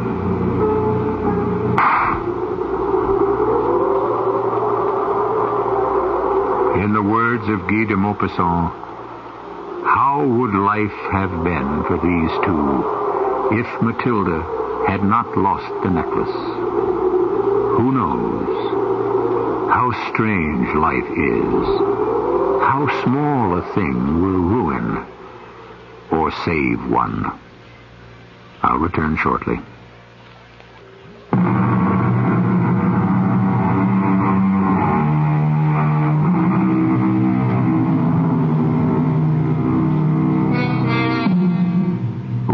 our story to certainly one of the greatest of all short story writers, Guy de Maupassant. I've suggested in the past that we give a thought, a brief moment of thanks to such men as Oscar Wilde and Edgar Allan Poe, to whom really we owe so much. To that list, let's add Monsieur de Maupassant. I'm sure he'd be pleased. Our cast included Mandel Kramer, Marion Seldes, Bryna Rayburn, and Leon Janney. The entire production was under the direction of Hyman Brown. This is E.G. Marshall inviting you to return to our Mystery Theater for another adventure in the macabre. Until next time, pleasant dreams.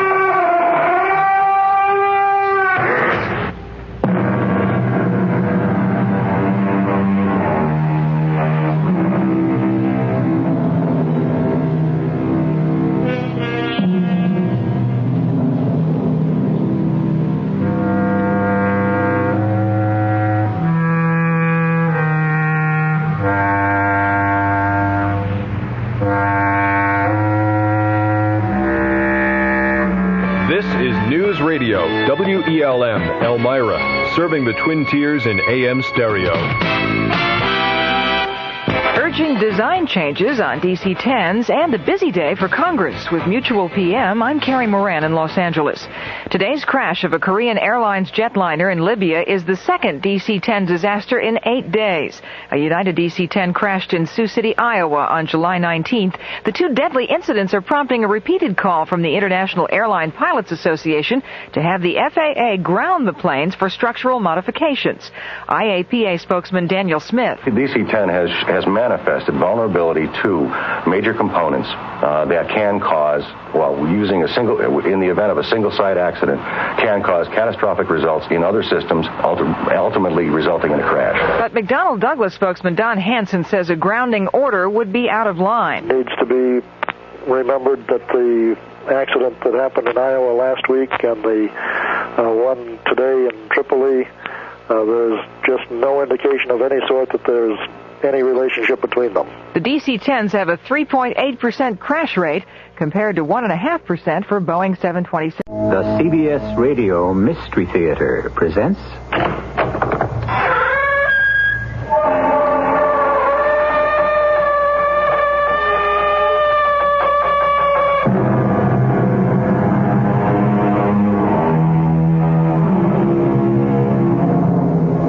Come in. Welcome. I'm E.G. Marshall. Woman, said the German philosopher, was God's second mistake. And therefore the implication should be clear. If the good Lord himself could be mistaken about women, what chance have we mere mortal men? But it was the Irish poet who said it more gracefully. My only books were woman's looks, and follies all they taught me. For the next hour, our subject is woman, and equal parts folly and wisdom. Rachel, wake up, Rachel. I must have been asleep. Rachel. Whose voice is that? Rachel. Have you forgotten me already? Isaac. Yes. But they killed you. I saw them kill you. I've come back to you. Then it's a mistake. You didn't die. No, it wasn't a mistake. I died. I did die.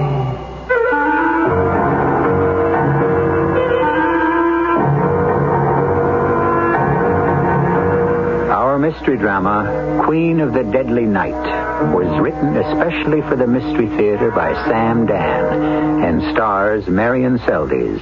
It is sponsored in part by Buick Motor Division and Contact, the 12-hour cold capsule. I'll be back shortly with Act One. The standard engine is a V8. Standard tires, steel-belted radials. There are front and rear stabilizer bars, special springs and shock valving, fast ratio power steering, and a rally steering wheel. What What makes all this interesting is that it belongs to a full-size 6-passenger Buick, the 1977 LeSabre Sport Coupe. You'll have to drive it to believe it.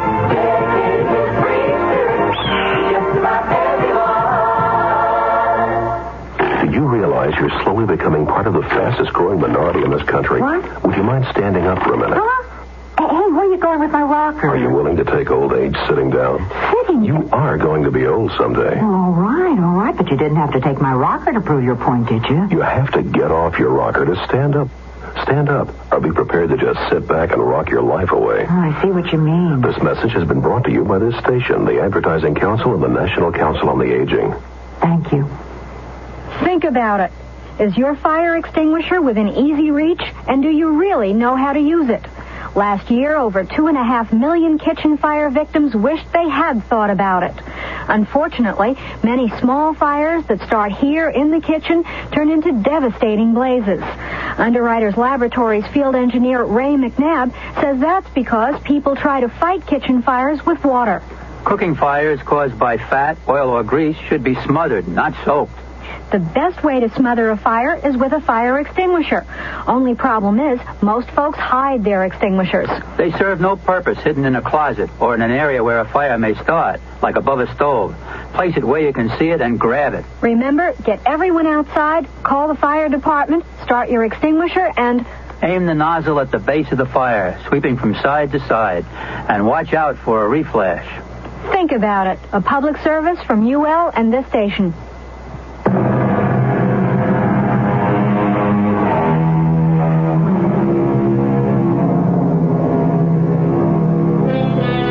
The year is 900. We are deep in the Dark Ages. It has been 500 years since the civilization of the Roman Empire has been blotted out. It will be 500 more till the world will awaken to the light of the Renaissance. The year 900. A bad time to be weak or poor or a woman, especially a woman. And our tale concerns a woman. Her name was Rachel. She lived in Clairvaux, a tiny village near Paris, which wasn't much bigger than the village itself in those days. She was, of all things, a writer. She compiled stories and legends of those faraway, long-ago medieval times. And like all good writers, she made herself the central character of all of them.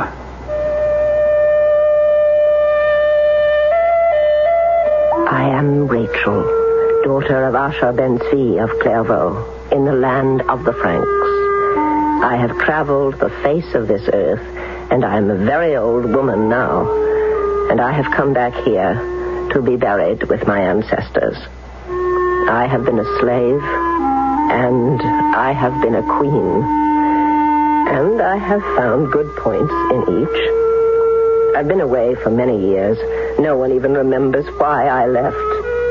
I'm not even sure they know who I am. But the rabbi and his wife shelter me out of the goodness of their hearts.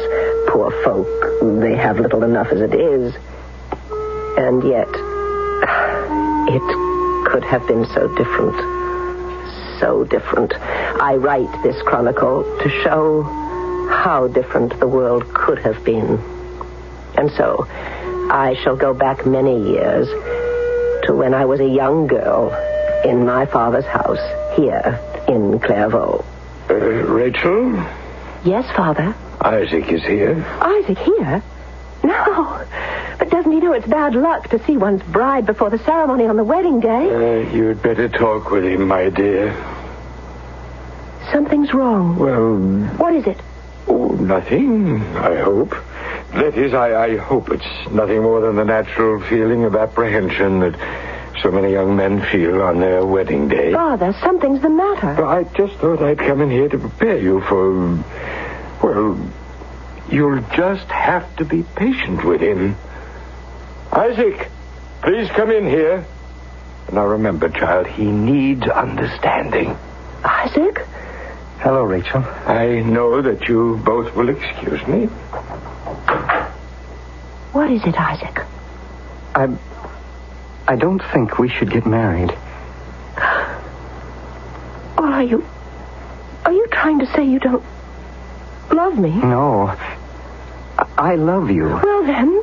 Rachel, have we the right to marry? To bring children into the world? This world? Isaac, this is the only world there is. You know how difficult, how dangerous life is for us. Yes? If only we could fight back. We're too few. We're weak. I know. It's only... Oh, Rachel, I was not born to be a scholar like my father, or a doctor like your father, or a craftsman. I have no skill with copper or silver or gold. I was meant to be a soldier. A soldier? Yes, I have skill with the sword and the bow. But you cannot be a soldier. The law even forbids you to carry arms. I know. You must submit to whatever the Lord has in store for you. Yes. But why did the Lord give me such an appetite for fighting and no way to satisfy it? Well, suppose you were committed to become a soldier. You speak of how uncertain life is now. Imagine how almost everybody in the army dies in the war. At least you die fighting. Well, is that so important? Yes, it is. To me. Well, I still want us to be married, Isaac. Then, Rachel, we shall be married tonight. I still want us to be married, Isaac. With those words, I condemned him to death. I pronounced the sentence of doom on my beloved. And I changed the course of my entire life. Had I not insisted on marriage, I might never have left the village of Clairvaux. There's no point in thinking about that. After Isaac had left, my father came back into the room. And what have you decided, my child? We will be married. But, Father, is it the wise course? It is the only course. Our mission is to survive. Father, I'm afraid. Afraid for Isaac. He has a quick temper. It's true. He refuses to be humble. And it's because he has too much strength. Oh, no, child. He hasn't strength enough. Anyone can strike out in anger. Oh, Father, if only... Yes? I was about to say something silly. I was going to say, if only there was a land where our people could walk tall and straight. No one walks tall and straight anywhere, except for a few nobles. Father, who are the Khazars? Why? Well, I read of them in one of your books. It is a kingdom. A Jewish kingdom. Where? No one can be sure. Some say Persia, some say Turkey. A kingdom. A realm. Well, perhaps it's only a fable. But think how wonderful it would be, Father. Rachel, in the first place, there is no way of getting there. In the second, it probably doesn't even exist. And now you must help your mother prepare food for the wedding feast. Oh, yes, the wedding feast. I don't like to think about it, but if I'm going to tell my story, I must tell everything. All of us, everyone in our tiny community, had gathered in the courtyard of my father's house. Torches made the scene as bright as day. And Isaac and I were married under the stars. And there was much happiness and laughter and drinking of wine. When suddenly there was the thunder of approaching hooves, and the lord of the castle, Count Ranulph himself, at the head of the troop of his horsemen, came upon the scene. Everything became quiet. So quiet, it could have been the stillness of death. Finally, my father stepped forward. Greetings to your highness, Count Ranulph. I see you heathen dogs are feasting. What is the occasion? A wedding. Why was I not informed? Well, your highness... No, this will not do. It will not do at all. And the bride, I see the bride. A rather good-looking girl at that. Your highness, members of our community are permitted to marry if we secure the authorization of the bishop. Bother the bishop. But we have not violated any of the restrictions that are placed upon our... To think I almost missed this. A cup of wine, Doc? Oh, yes, Your Highness. And I was wondering how I should spend the evening. I shall have a most enjoyable night. Ludwig, a horse for the bride. But Your Highness, where are we? Where? To the castle, of course, where you shall spend a most pleasurable wedding night with me. No. You mean you refuse the honor? Please, Your Highness, we have rights granted by the king. Swine! How dare you? Are you unaware of the droit de seigneur? I have the right to spend the wedding night with every commoner girl who marries in my domain. Ludwig, put her on a horse. No, never. Only your youth prevents my mace from splitting your skull. Would you talk to me this way if I had a sword in my hand? Coward! And if you had a sword in your hand, dog, what would you do with it? I would spill your heart's blood. Oh. I like this one. Ludwig, he belongs to me. To me and no one else. Give him your sword. Oh, Isaac, no, please, don't. Your Highness, I will go with you. You shall go with me in any event. Well, now, Isaac, is that how they call you? You have your sword? Shall we fight? To the death. Oh, to the death! Before I knew what was happening, the fight was on. At first, I thought Isaac would be cut to pieces immediately. But somehow, he had learned swordplay, and he was holding his own. And then, a miracle. He was beginning to press the Count. And on Count Ronald's face, I could see fear as Isaac was slowly but surely overcoming his defenses. I knew that this cruel and arrogant man would never let Isaac get the better of him, even if he had to call for help. To the death, Count Ronald! To the death! Ludwig, Carolus, kill him! Kill the dog!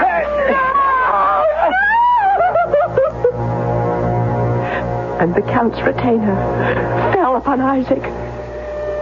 It was a terrible sight to see. I remember I fainted. I didn't know anything until I regained consciousness. I was lying on a couch in a large room. There were tapestries on the wall. And I knew I was in the castle. I see you are awake at last. Oh, please, What's to be frightened about? You'll be all right. Who are you? Hedwiger. I'm supposed to prepare you for your lordship's bedchamber. No. Nothing will probably happen. What are you saying? Well, you know the state he was in. Furious. Your young man would have killed him in hand-to-hand combat. Isaac is dead. The Count had to call for help. At that, it needed 5 of his men-at-arms to do it. Oh, Isaac, I must go to him. Go to him? He's dead, isn't he? Now I have to take you inside to my lord and master's bedchamber. No. You can't keep saying no. It isn't ladylike. Now listen. If I know Count Ranulph, he's so drunk by now he's going to be fast asleep, dead to the world. So you just go in there. No. Kill myself first. Oh, there's no need to kill yourself. Aren't you listening to what I'm saying? He's out cold. Now, tomorrow morning, before he wakes up, you walk out. And I'll see that the guards will let you through. But He won't remember that nothing happened. He won't remember a thing. Just keep your head. Now, come. Come in. You see, there he is, sprawled on his couch. Listen to him. There, behold the great lover, dead to the world. He can sleep like this for days. You're going to have a very dull night. Where are you going? Don't leave me, please. I'll have to lock you in, but I'll open the door at dawn to let you out. Oh, don't go, please, don't go. A shame you didn't bring anything to nip. Don't leave me alone. Don't leave me.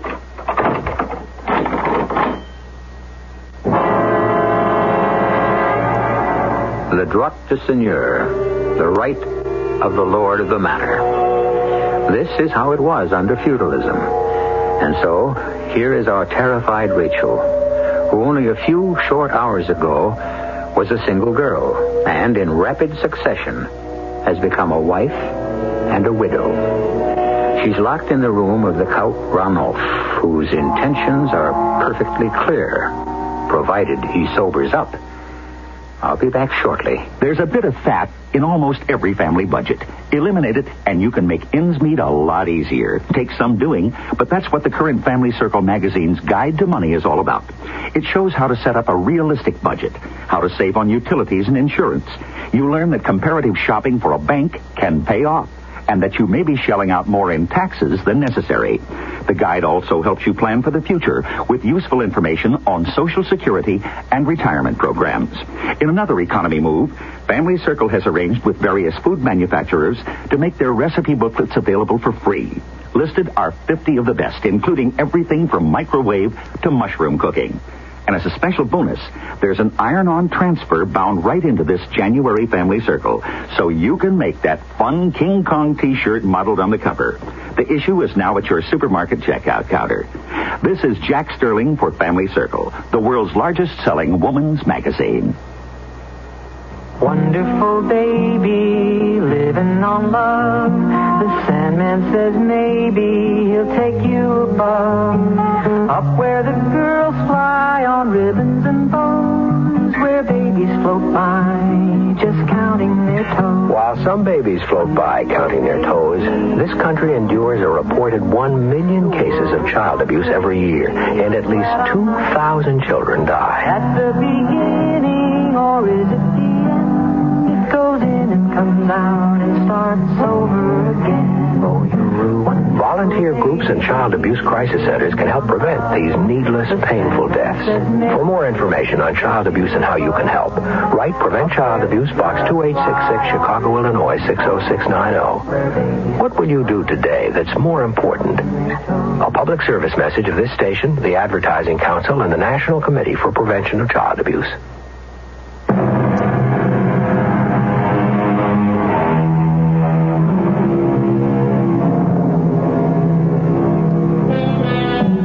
Had a rapid series of events. We've been listening to the story of a medieval writer, a woman who lived in France in the 10th century. On her wedding night, the lord of the manor killed her bridegroom and took her to his castle, where she now awaits his pleasure. That was a pretty usual state of affairs during the 10th century, in most places. I was terrified. Even in his drunken sleep, his face was arrogant, cruel, a face without mercy, a man incapable of kindness. I thought about what had happened within the space of just a few hours. Isaac, my bridegroom, dead at the hands of this devil in human form, and I, not just bereaved, but disgraced. And then suddenly, my fear vanished. In its place, I felt a cold resolve. I would kill myself. It was the only way out. I would kill myself.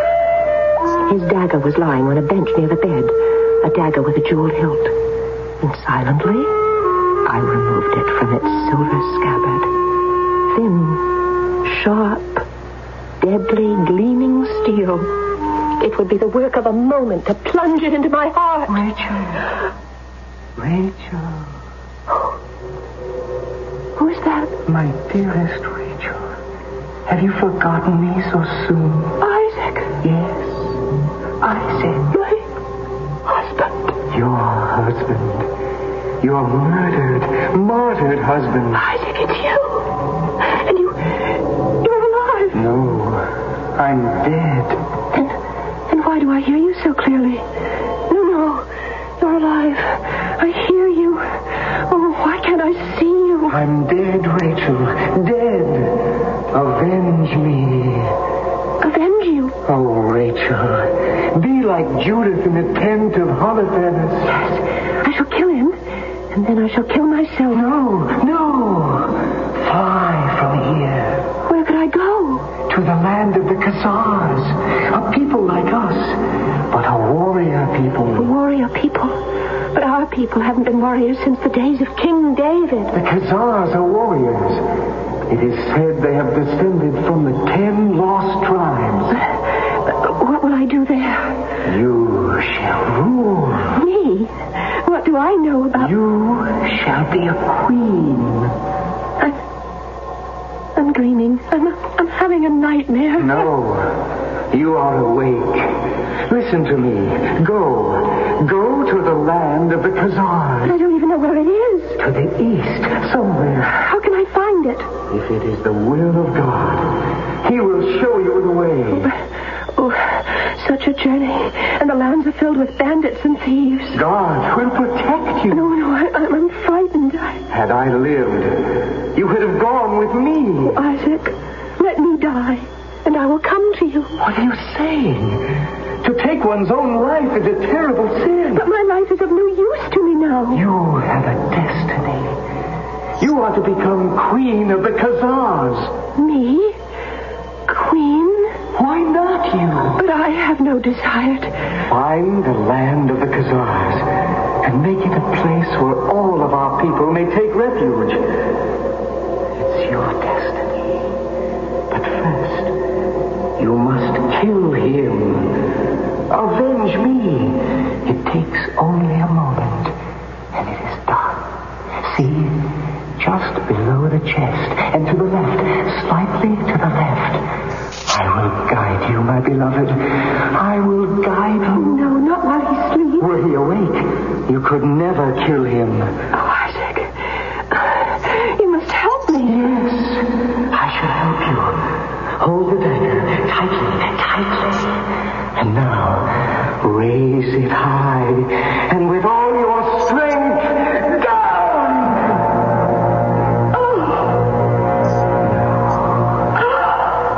Cover him with the blankets. Yes. Who would know he is dead? How quickly a man dies. How quickly I died. Goodbye, Rachel. No, stay. Stay with me. I cannot stay with you, Rachel. I'm dead. Come back, Isaac. Come back. Speak to me. Isaac.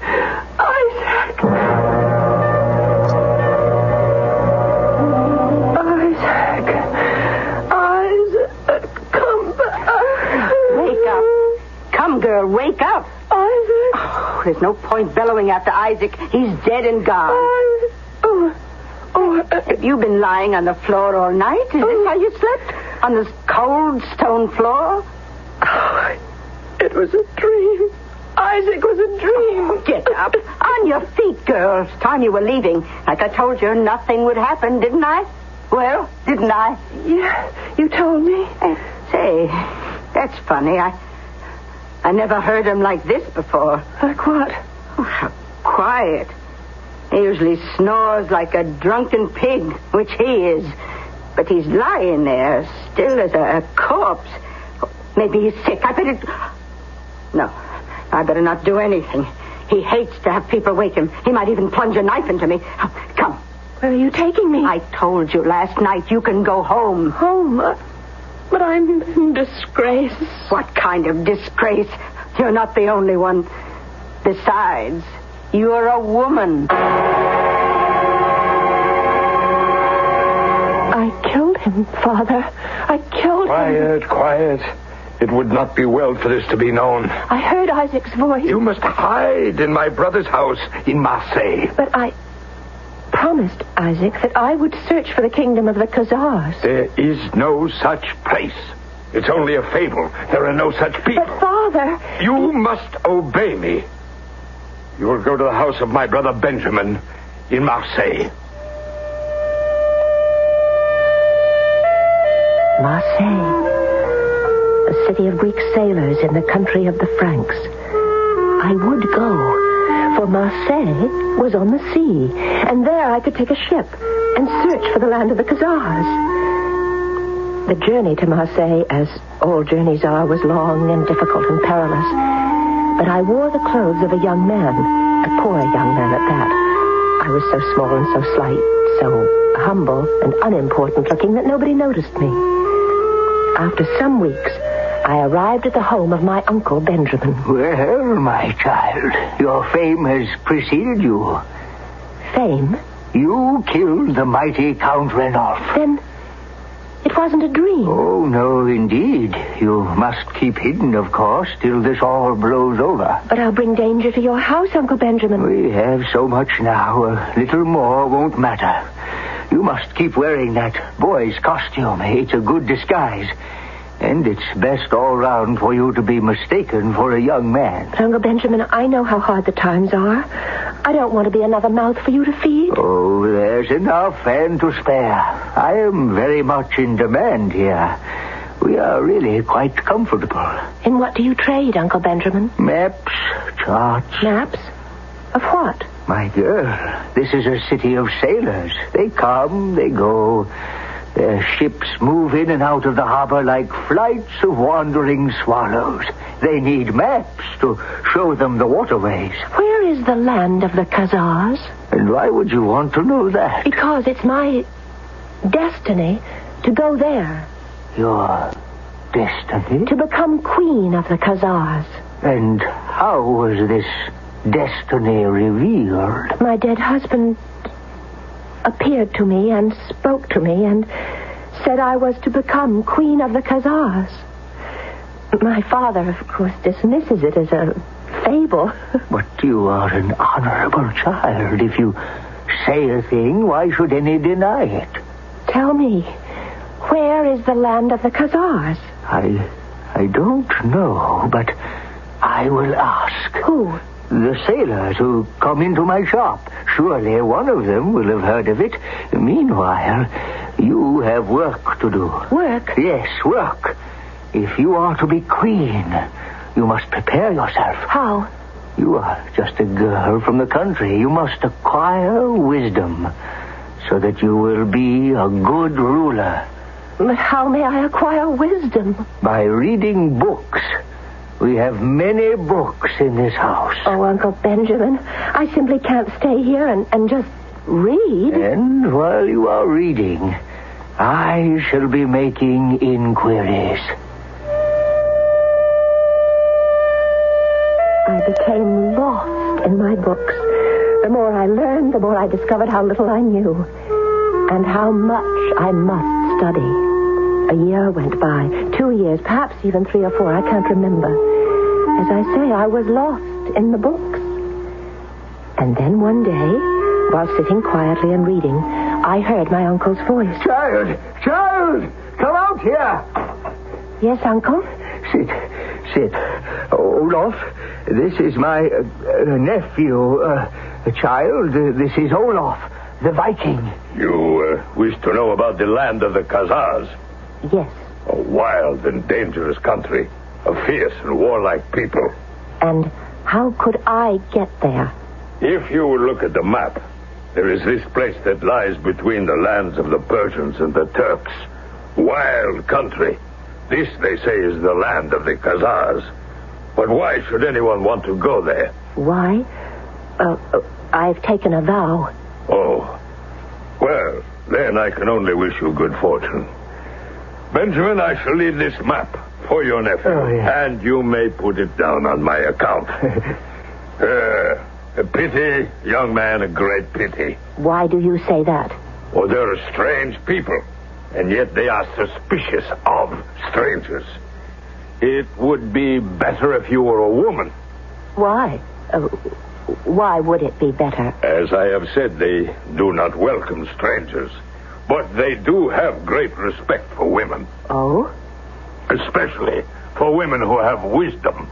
Wise women? Yes, because only women have time to acquire wisdom. The men are too busy fighting or trading. And so when a king, or any man for that matter, wants to take a wife, he does not look for beauty, as we do, but for wisdom.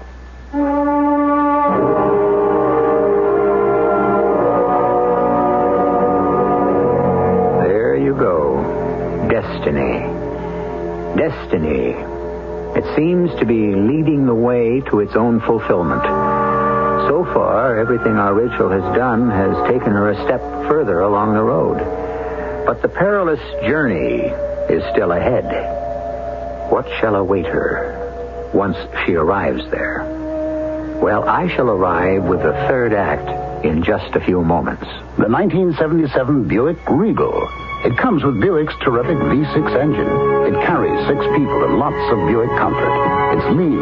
It's maneuverable in city traffic. It's the most luxurious mid-sized car Buick builds.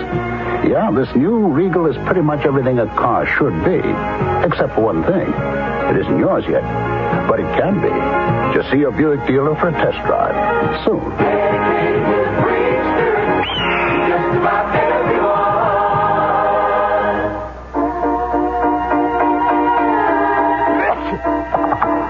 Here in my hand is a little capsule. It's Contact. It contains enough cold medicine to help relieve cold symptoms caused by every known virus.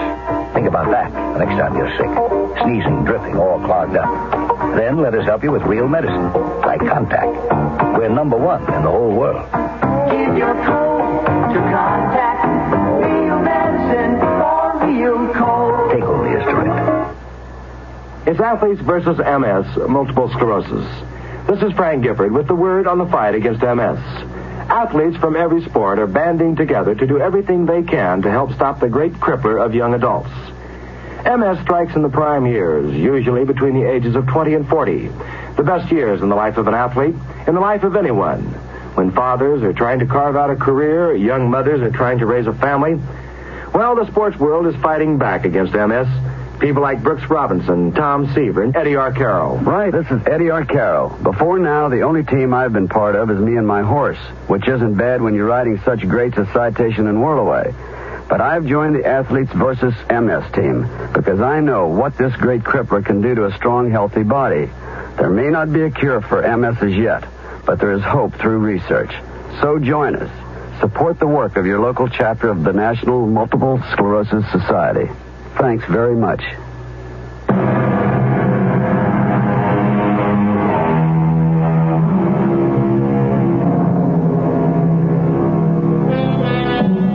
We're listening to a story being told by a medieval writer, Rachel of Clairvaux.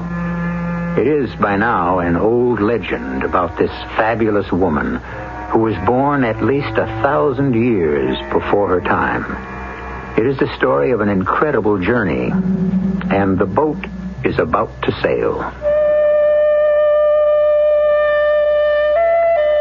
For the first time, I believed it. I believed I did have a destiny. I was meant to go to the land of the Khazars and to become queen, to make that land a haven for my people, my oppressed people. Olaf the Viking left the map with my uncle, and then the two of us put our heads together. How was I to get there? But the map shows us exactly where the place is, Uncle. Yes, I see. But the journey... The journey? The sea is full of pirates. You shall be captured and sold as a slave. If it is the will of the Lord I fulfill my destiny, then I shall arrive safely. I will find you a ship.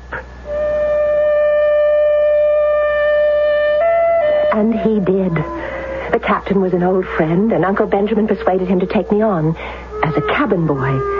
For although it would be best to be a woman when I arrived at my destination, it would be better if I were a boy before I arrived there. My ship sailed. She was bound for the Greek city of Constantinople, and those waters were thick with pirates from every known nationality. But somehow, we seemed to have a charmed life. We outsailed most of the pirates who pursued us. And finally, after many weeks, we arrived at our destination. Then I took the trail overland, for I had many miles to travel. And yet, though it was the wildest of all countries, I had no fear. I knew it was the Lord's will for me to come to my destiny. One morning, I was weary, I was hungry. I passed by a field where some men were tending their sheep. I could hear their voices, and the words they spoke had a familiar sound. It was Hebrew, the Hebrew of the Old Testament. I was here. I had arrived at the land of the Khazars. And soon I was in a town, and there was a splendid house, and I knocked at the door because I needed food and shelter and a place where I could dress to become a woman again. Yes? I ask hospitality. Oh, enter, young man. Thank you. From where do you come? A far country, the land of the Franks. Oh, I've never heard of it. How does it happen you speak our language? Oh, I am one of you. My name is Bathsheba, young man. What are you called? Rachel. Rachel? But that's a woman's name. I am a woman. Where may I bathe and dress?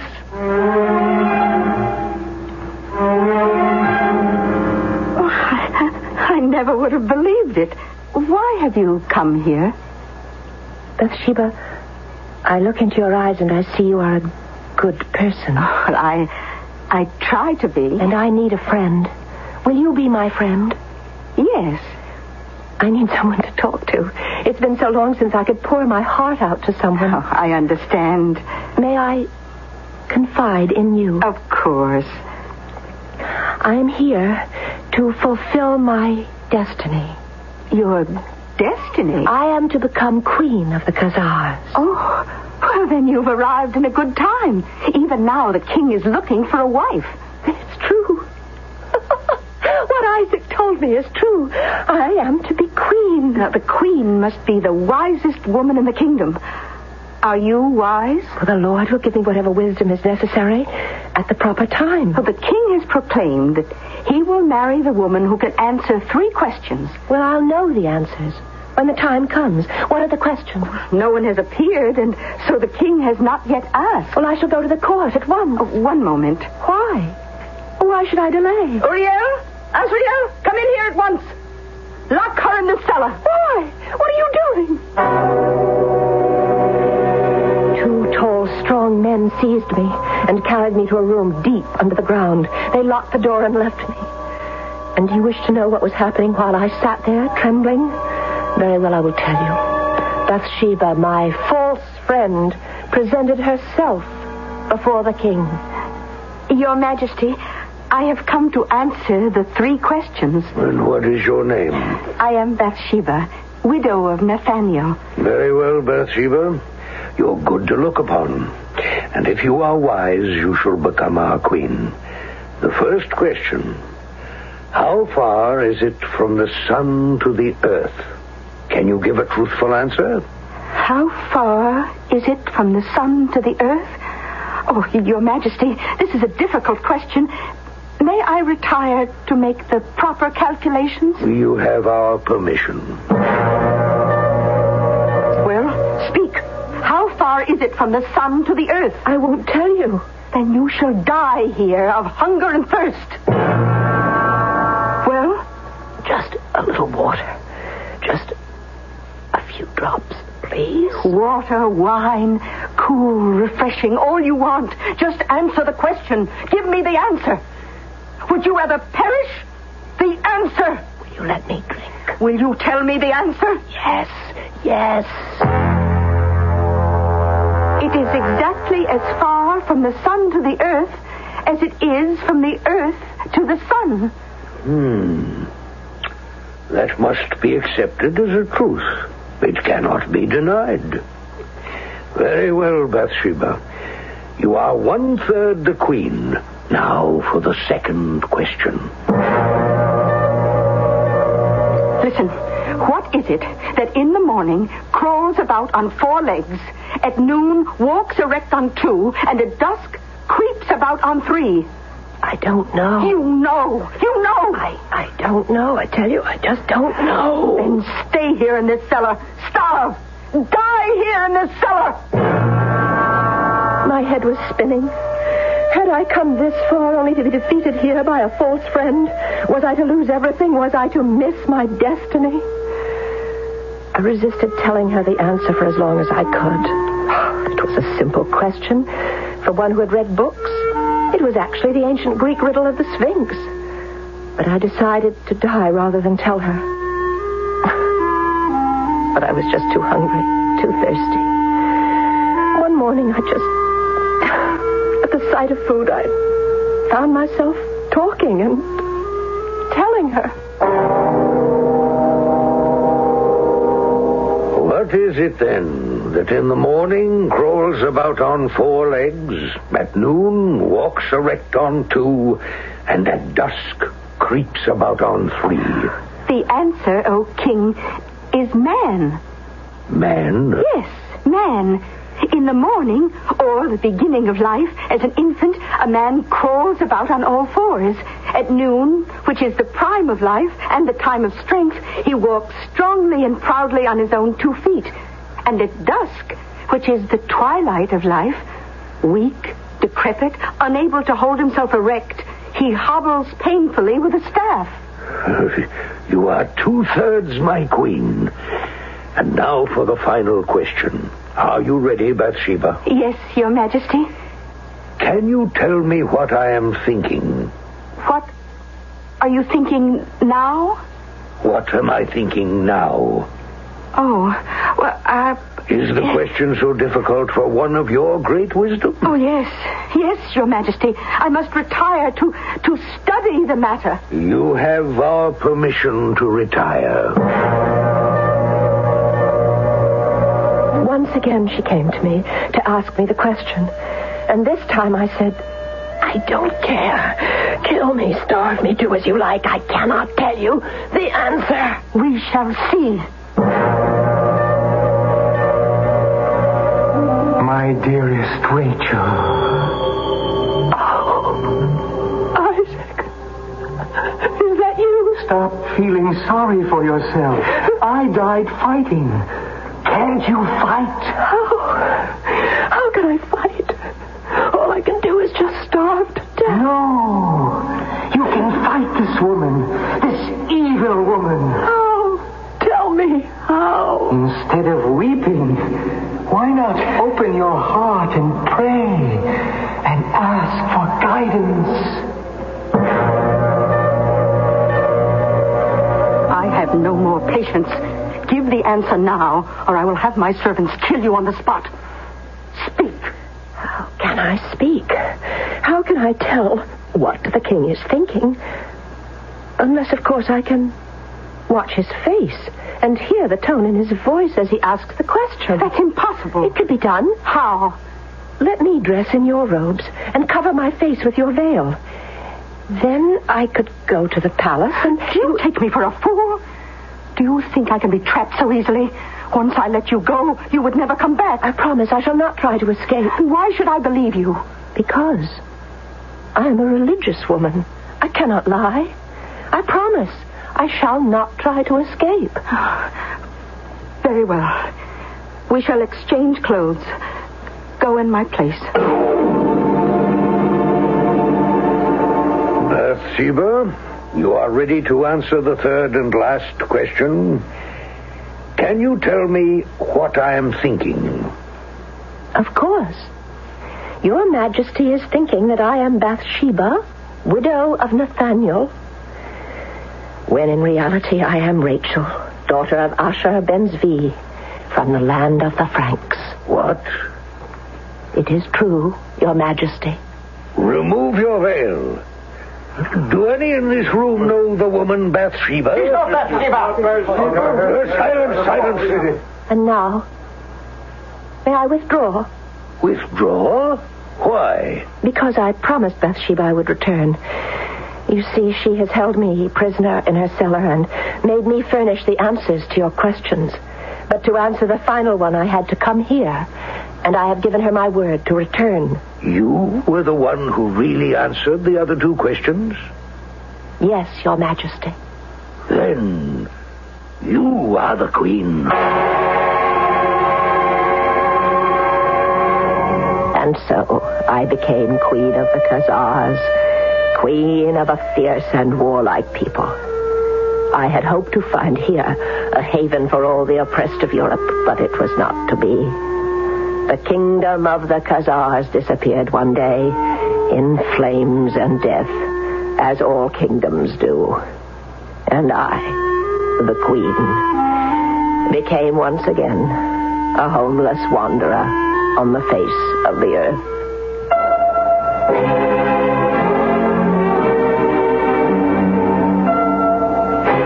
Don't say we never give you a happy ending.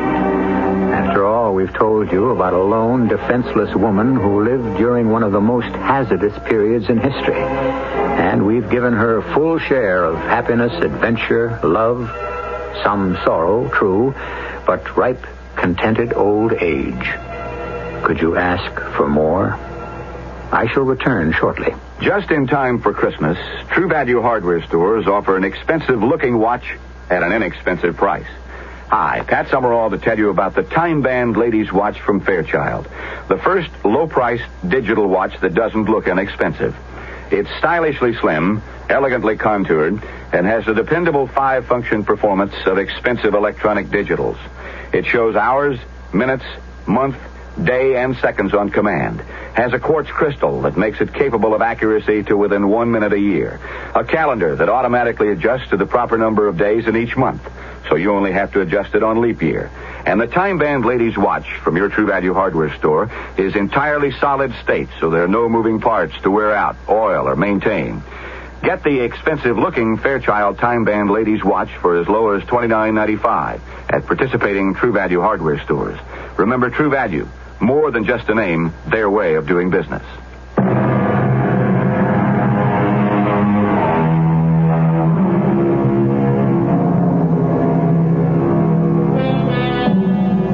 Women, for centuries confined, restricted, exploited. And now, in our time, the bonds are breaking. Now women are rising. And what it signifies, we cannot say. After all, those who lived through a revolution don't know it's a revolution till it's all over. What are women going to do? It's a proper question for us to raise. After all, we are the Mystery Theater. Our cast included Marion Seldes, Arnold Moss, Bryna Rayburn, Bob Caliban, and Court Benson. The entire production was under the direction of Hyman Brown. And now, a preview of our next tale. Finally, the lady called out, "Please, don't start anything." And then the gentleman and the lady got into his car. Well, then this morning I saw the dead man's picture in the paper, so I thought... The lady and the gentleman, you don't know their names? No. I'm not even sure they live in that building. They could just be visiting. But I remember the car. Oh, it's a real nice-looking foreign sports kind of car. And the license, I noticed the license because it's so short and simple. UL 58. UL 58. Yeah. Just a minute. I want to run a license number. Get me the motor vehicle computer. Yeah. I want UL 58. Yes. Ronald K. Fairchild. Radio Mystery Theater was sponsored in part by True Value hardware stores. This is E.G. Marshall inviting you to return to our Mystery Theater for another adventure in the macabre. Until next time, pleasant dreams. The CBS Radio Mystery Theater presents...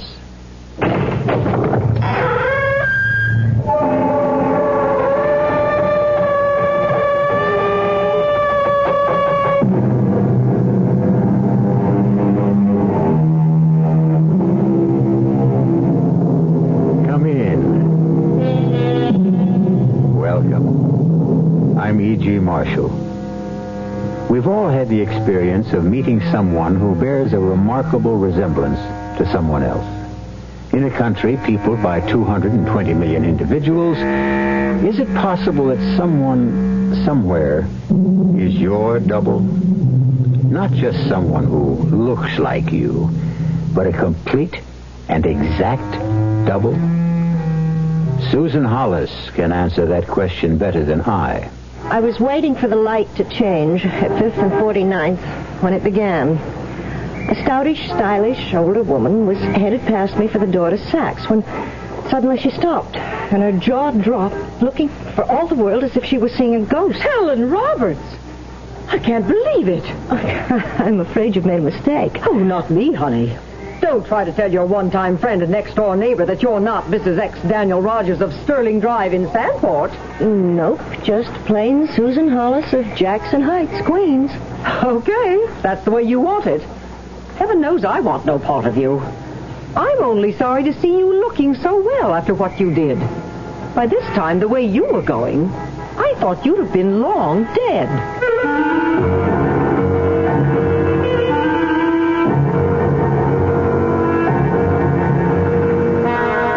Our mystery drama, Double Exposure, was written especially for the Mystery Theater by Ian Martin and stars Kim Hunter.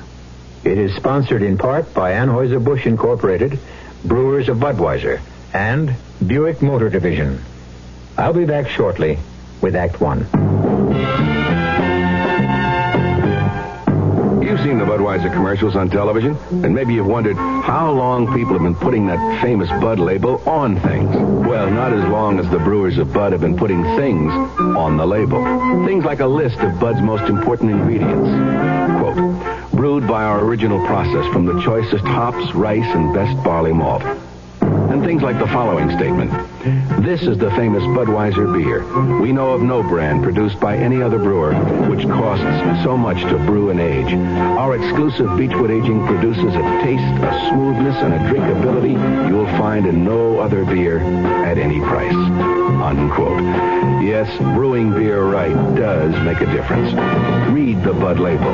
Taste the king of beers, and you'll agree, when you say Budweiser, you've said it all. Anheuser-Busch, St. Louis.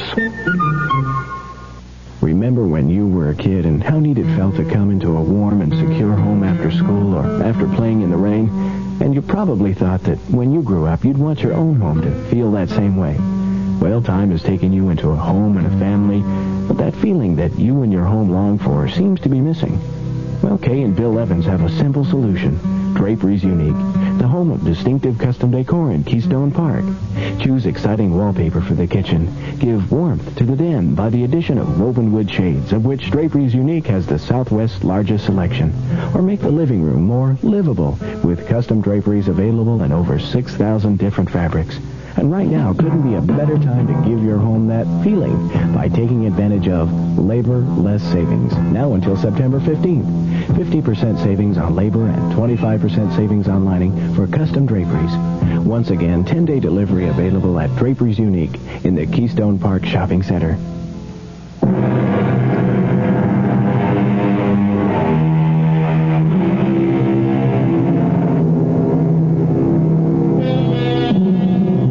This is a tale of today, a search for a dark and clouded past. A haunting story of chance encounter, if there is such a thing. Or is everything predestined from the moment we come into the world, crying for the warmth and comfort we have left? This is a story whose present is buried in the past, to be lost and found again in the future. But it is not my story. It belongs to Susan Hollis. Well, it wasn't a very pleasant encounter, but it was just a small mistake in identity, something to be disregarded. But in the meantime, the light had changed, and I stepped off the curb. And it happened again. This time it couldn't be waved away as easily. It changed my whole life. Helen. Well, I'll be damned.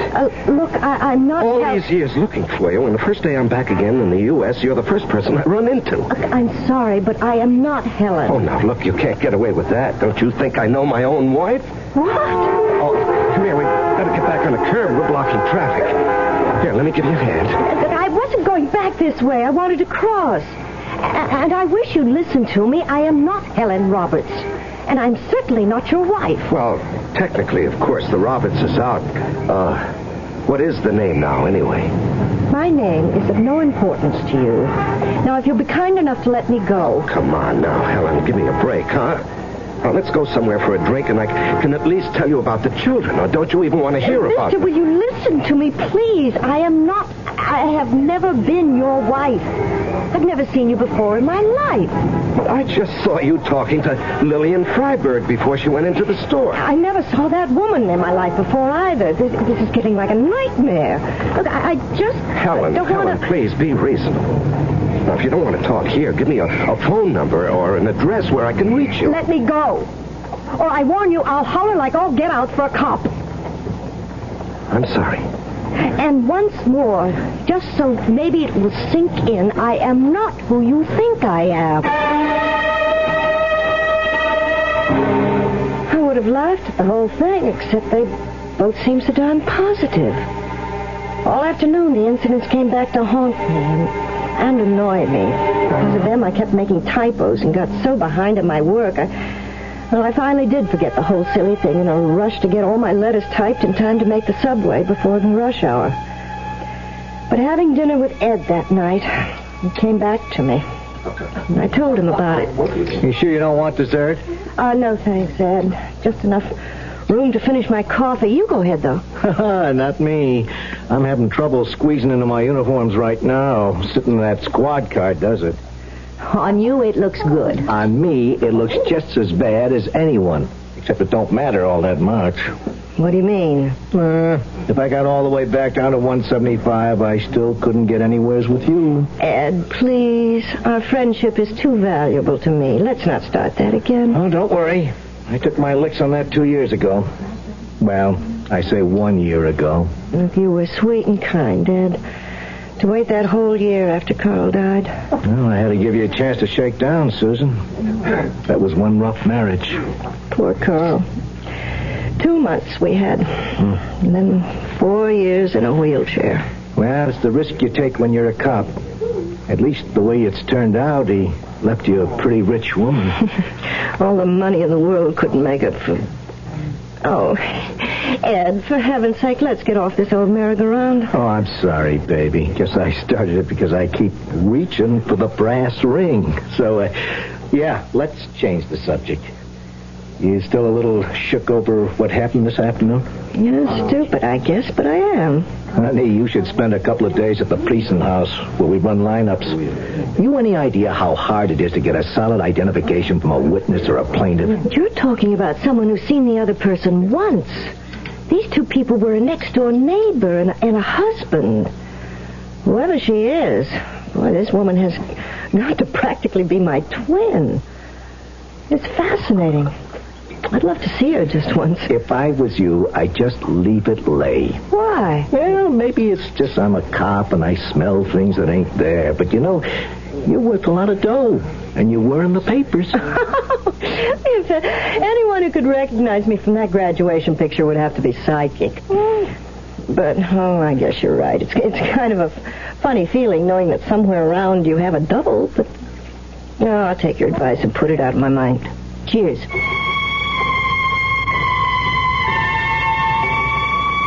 I wasn't going to be allowed to forget it.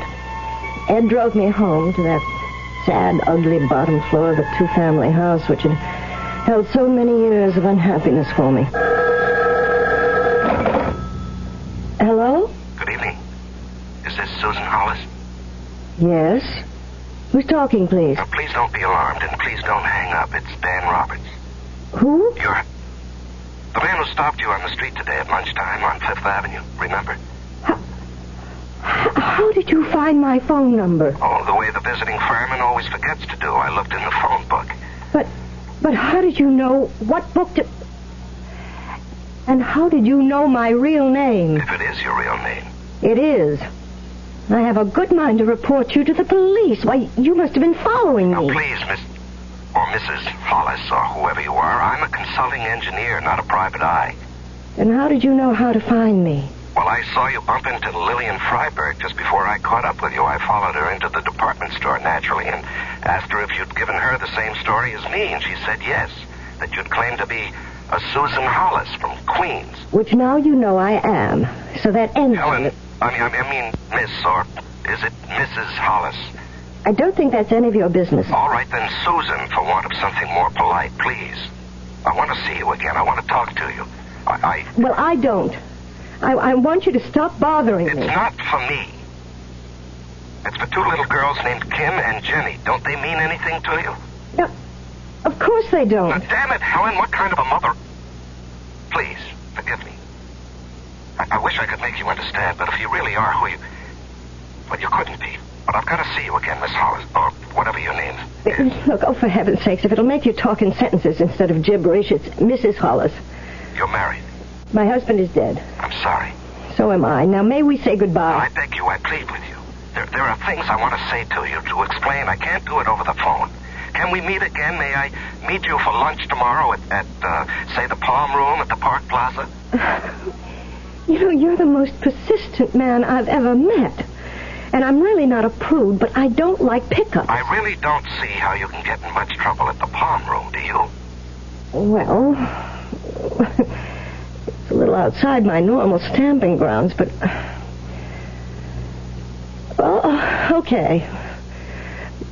But I'm a working girl, and my lunch hour's limited. Can we make it at 12:30 sharp? The coldness in my voice as I hung up was more than anything to cover the excitement I couldn't help feeling. I'd never been to the Palm Room. Also, I was intrigued. Intrigued by the mystery of the whole thing. Yes, admit it, Susan. Intrigued by his voice and my memory of a very handsome man that unexpectedly I was about to meet again. Well, here's to better reacquaintance. I'll just back to acquaintance. Buy that? With pleasure. Now, I'm afraid I'm going to have to do quite a bit of talking. Well, I'm a good listener. Now, where to begin? Well...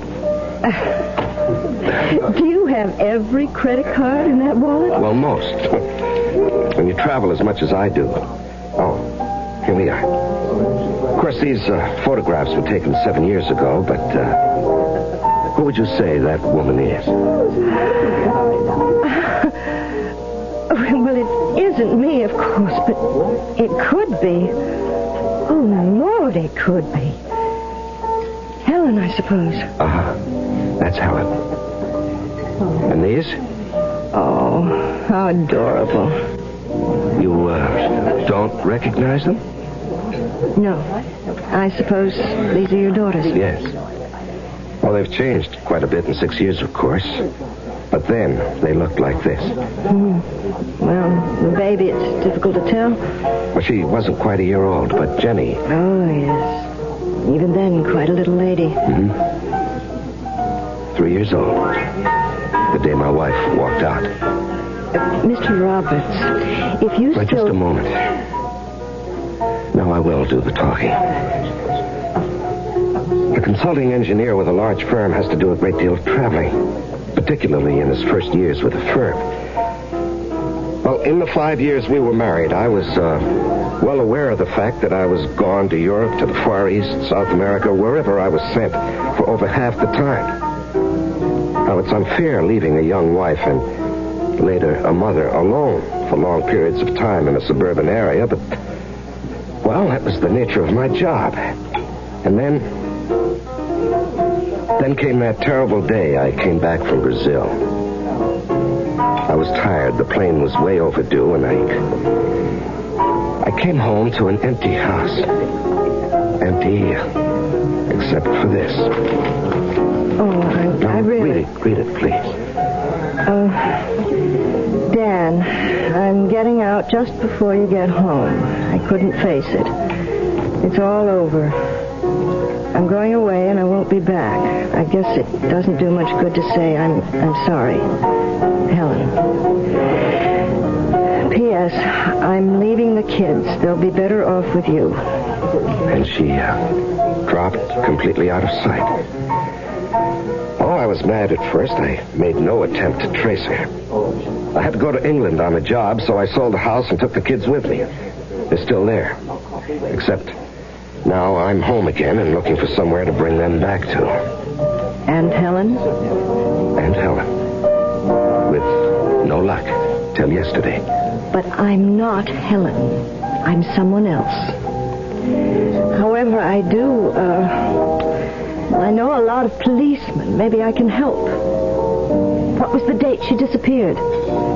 April 14th, 1968. What? Is something wrong? What is it?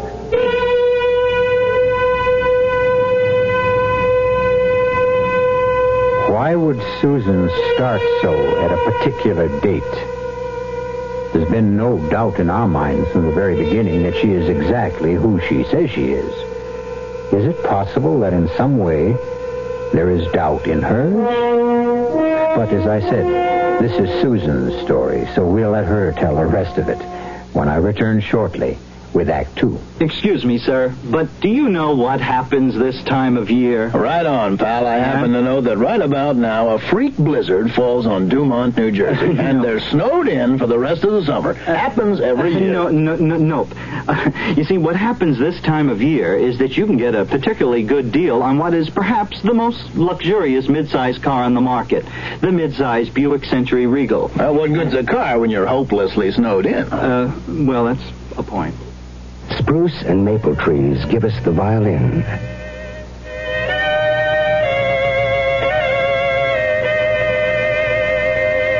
And if we don't stop burning them down, we'll have a little less music. We'll also have a little less lumber, a little less paper, a little less rayon, a little less alcohol, a little less maple syrup, a little less printing ink, a little less turpentine. A public service charcoal on behalf of the Forest Service, State Foresters, and the Ad Council. Morning, Mr. Green. Say, haven't seen this big car in a spell. Nowadays, Caleb, we use our small car mostly. You know, this big engine might not be getting the exercise it needs. Exercise? Yup, to get rid of harmful engine deposits. Make sure you're using Quaker State motor oil. It's fortified to fight deposit buildup. Is Quaker State still available most places? Yup, but people need it now more than ever. Quaker State's your car to keep it running, yeah.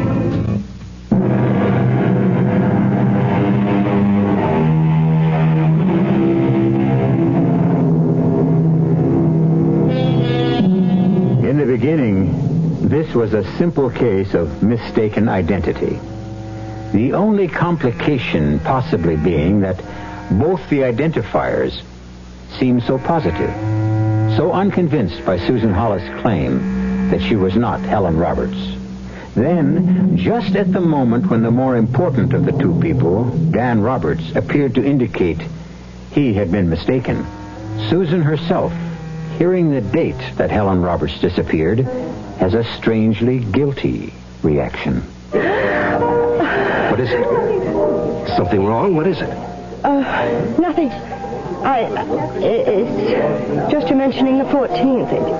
It's a date that happens to be very important in my life, too. That's all. Important how? How long were you married to Helen? 4 years. And you met her in how did you meet her? That's not what you were going to say at first. You haven't answered my question. Okay. I met her in a hospital.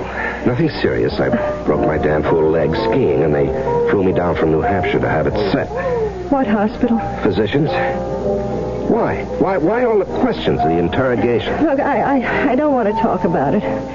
As a matter of fact, I think I'll just skip lunch. No, wait a minute. I brought you here to make a truce. Well, it's having a drink in the middle of the day. I'm not used to it. What you need is some food, and here it comes. I really think I should leave. Will you do me one favor? Finish lunch with me. Food is what you need, and I promise we won't mention Helen or the past. What shall we talk about? Us. Just as if it was our first date, which I hope it is. But what I really mean is, I hope it's not the last.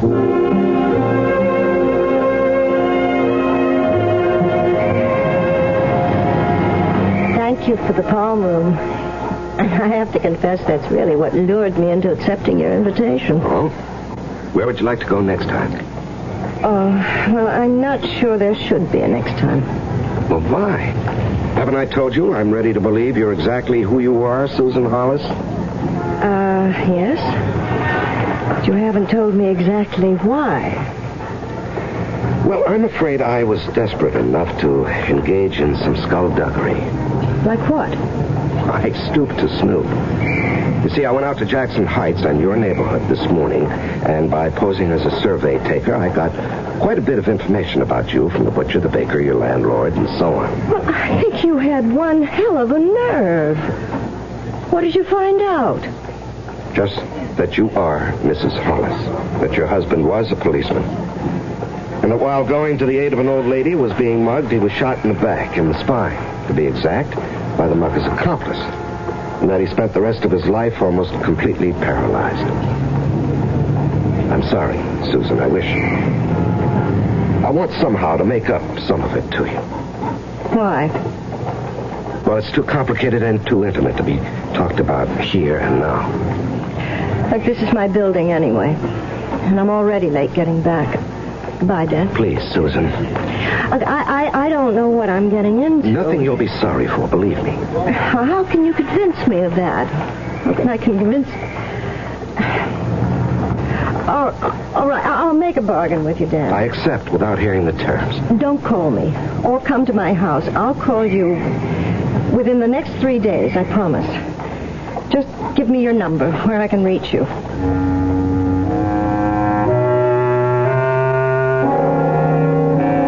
I still think it was a crazy thing to do, Susie. Oh, I should never have called you last night to tell you how he'd gotten my phone number. Well, that's why I trailed you today. Well, what did he want to talk to you about? 2 things, really. And they both sort of surprised me. How? Well, first off, he showed me a picture of his wife. Huh? And even given the fact that it was taken 7 years ago, the resemblance was absolutely uncanny. A picture can be touched up so you couldn't tell her from your own mother if you start from someone who looks near enough alike. But why would he want to do anything like that? What would be the point? Just to meet me? Why not?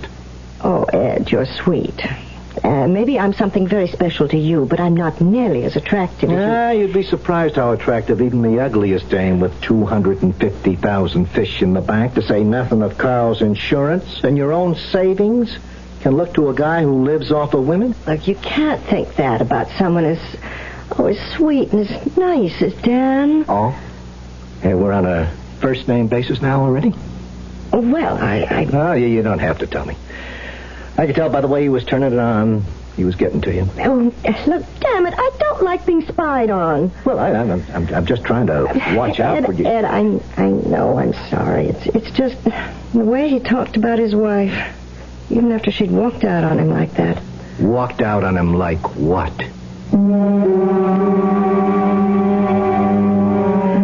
I sat down on the couch with Ed and told him everything that had happened.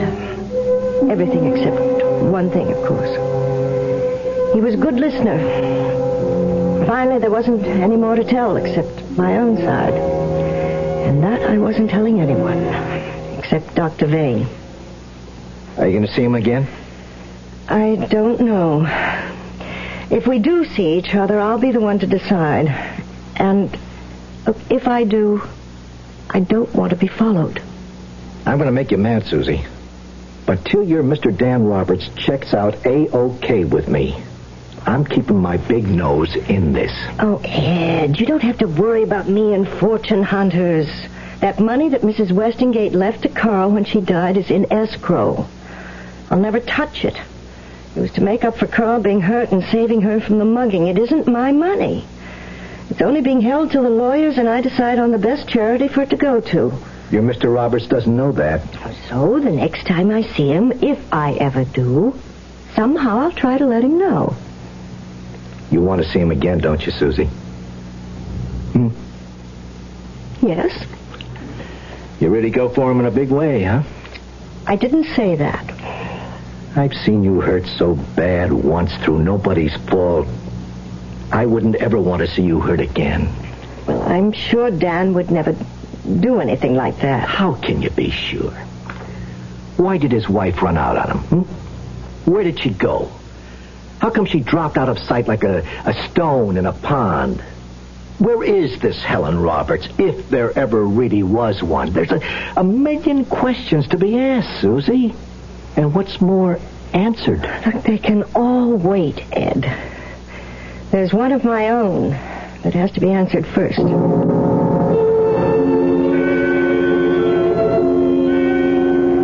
made the appointment the moment I got back from lunch with Dan. Heaven knows I'd have made it for that same day, but Dr. Vane was out of town.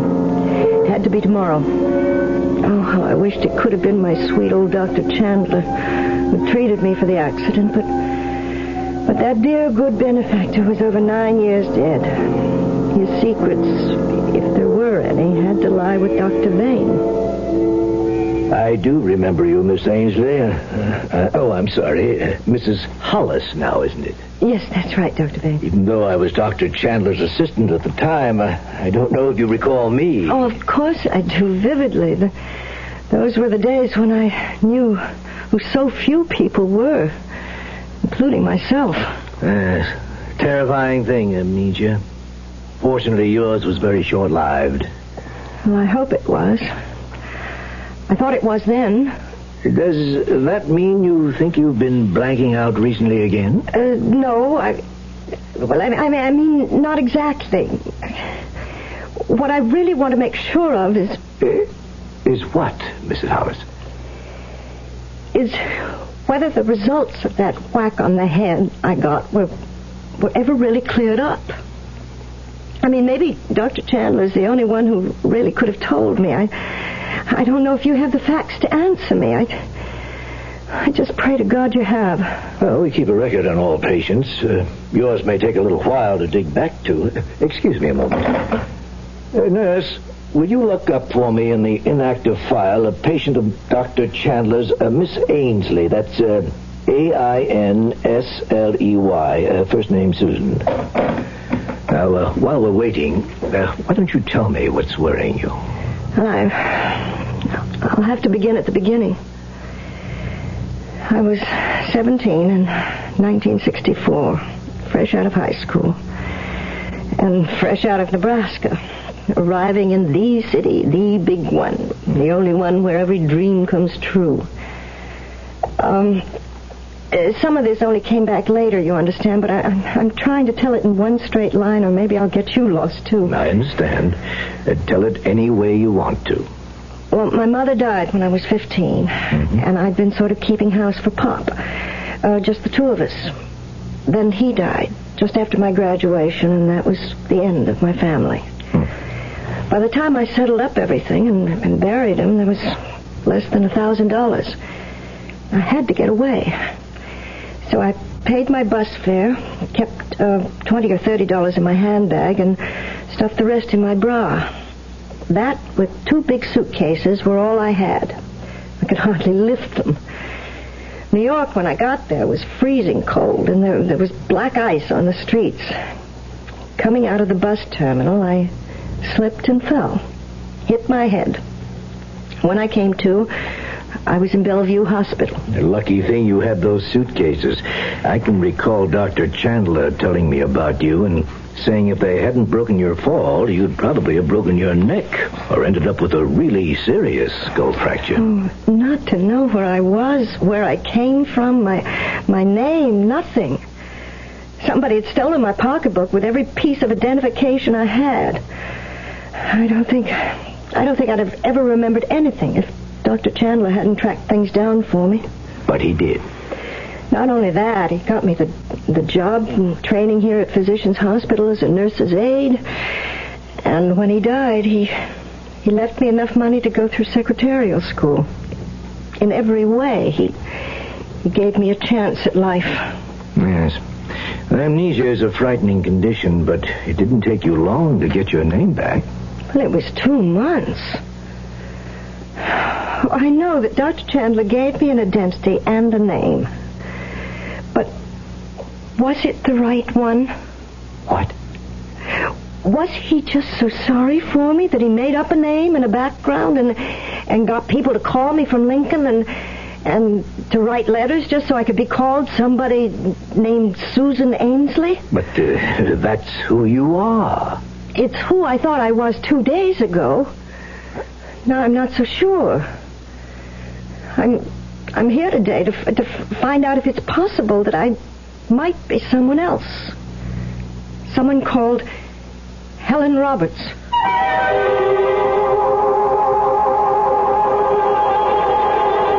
Surprised? Or as is usual with good listeners, were you already ahead in this story as it unfolds, and at least half suspected this might be the case? Well, it will be up to the lady herself to tell you that when we return shortly with Act 3. Who knows how to help you solve your shopping problems? Your Better Business Bureau knows. I saw this perfectly darling mirror in the showroom, so I bought it.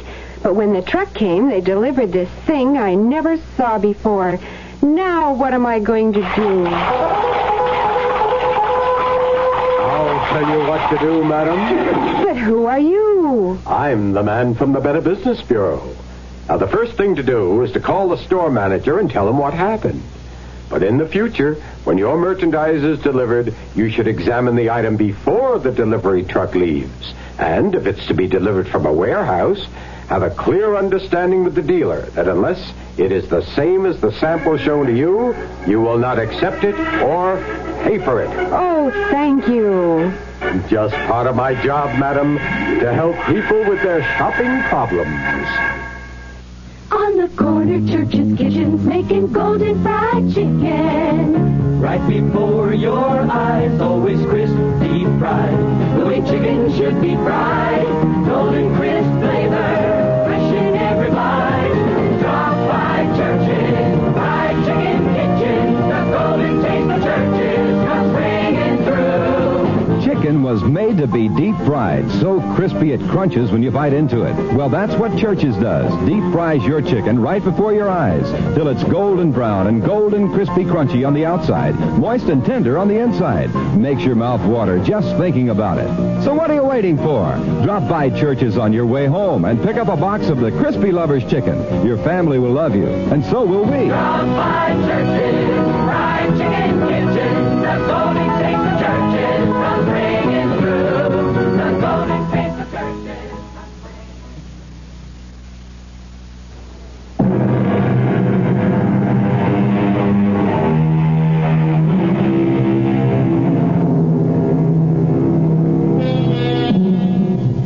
Confusing story, isn't it? With all its twists and turns.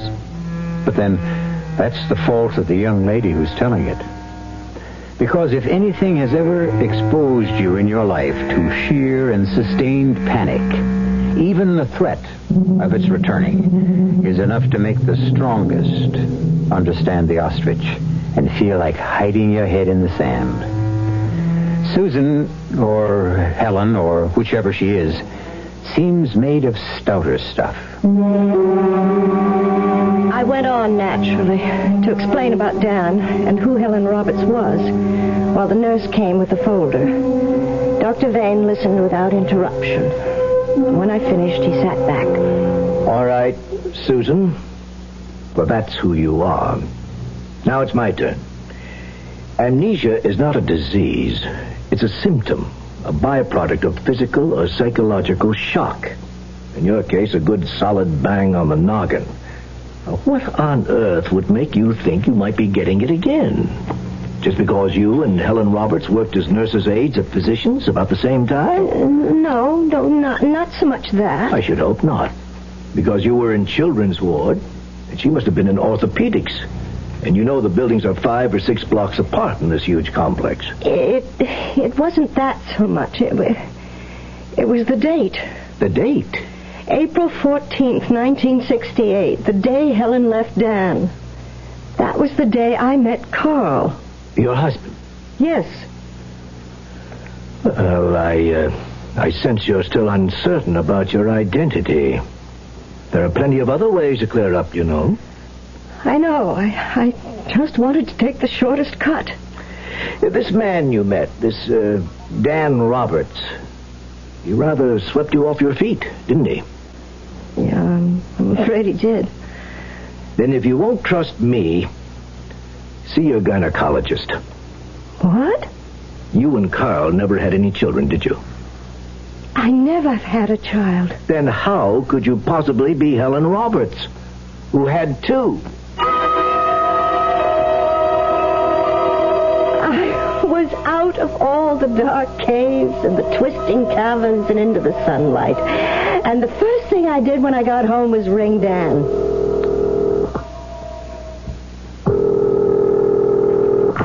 Hello? Dan? Yes, who's this? The problem lady. Susan. Is that offer of a date still open? Just name the time. All right, tomorrow. Friday night. Where do we go? I'll pick you up at your office after work, and, we'll drive up into the country and have dinner.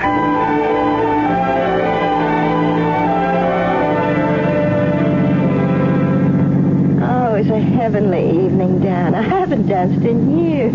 I was so clumsy. Oh, that was me. I haven't danced in even longer, but it was good.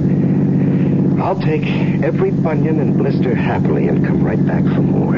Oh, you couldn't have stepped on my feet. I was floating. What are we stopping for? We're home. That is, you're home. Oh, shucks. Well, I'd invite you in for a nightcap, but I haven't anything. Madam, you have everything in the world. But I tell you what I'll do. I'll make a bargain. I know you're tired. I'll let you go right to bed if you promise me tomorrow. All right. What time? All the time. I meant all the tomorrows. Saturday, Sunday, Monday, Tuesday, etc., ad infinitum. I love you. I love you, and I want us together.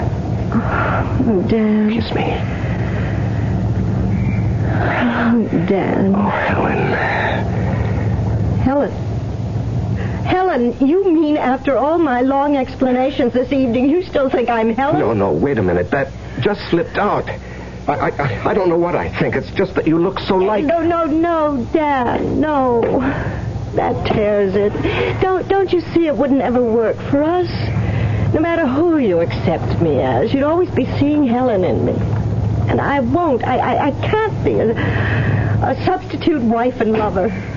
Goodbye. Helen, I mean, Susan, wait. Okay, buddy, just stay in the car. Now, get out of my way. Who do you think you are? There's the shield, Mr. Detective Sergeant Benton, New York Police. You heard the lady. Goodbye. Final. Now get in the car and drive.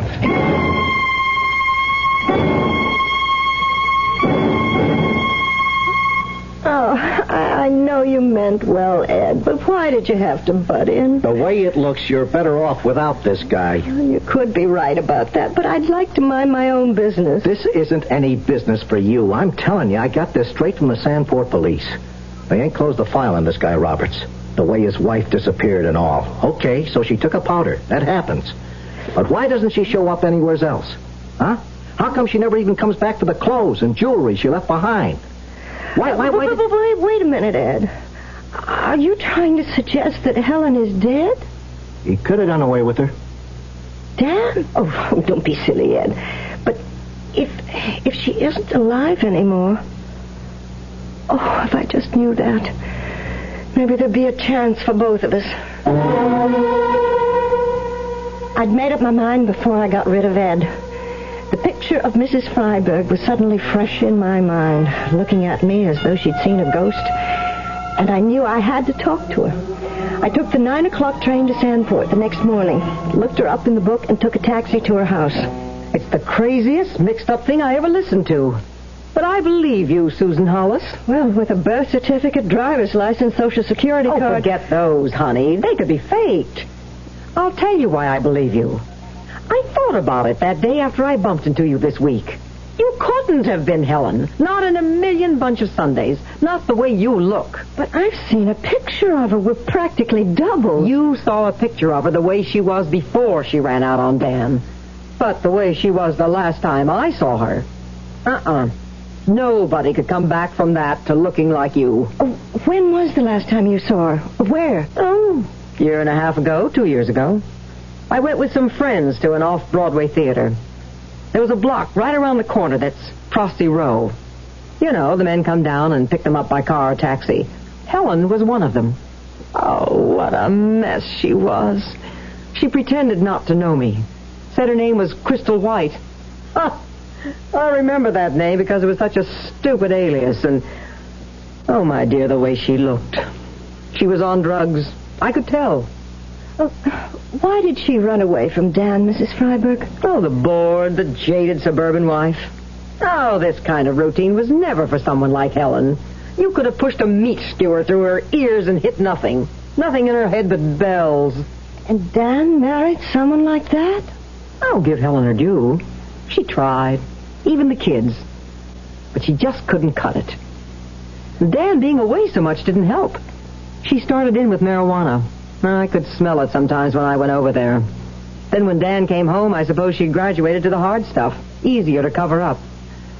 Oh, and that damned Ernie. Ernie? Oh, he used to drive the delivery truck for High Hill markets. Everybody takes from them around here. He was a pest. Tried to make all the housewives, and with that set of muscles and that wavy hair, I'll bet his score wasn't bad. I'm sure he was also peddling drugs. I know he was Helen's supply. Just as I know it was him she took off with that day. Oh, that poor, silly jerk. Oh. Does Dan know about this? Are you kidding? Everybody in this town loved Dan Roberts. Anybody who knew the truth about Helen, and there weren't many that did. They knew they'd get plenty from me if they let it out. You'd be surprised the goods that Lillian Freiberg has on folks in this town. I deal in real estate. But just to let Dan think she'd walked out on him and the children... The best thing that ever happened to him. And the best way to leave it. Well, it was a sad, long ride in from Sandport. It didn't help to find Ed waiting for me in his car outside my house. Susan, I've been waiting for you over an hour and a half. Where have you been? It doesn't matter, Ed. I don't want to see anybody. That's where you're wrong. You and me are taking a ride. Hop in. I just had one. I don't want another. You want this one. You don't know it, but it's Christmas. You listen to Santa, Ed, and I'll explain while we're on the way. Doors open. Get in. All right. First off, clean bill of health on your boy, Dan Roberts. He checks out A-OK. Owe him and you an apology. Are you taking me to Dan? No, he's on his way down where we're going in his own car. I broke the whole story to him. Now I gotta break it to you.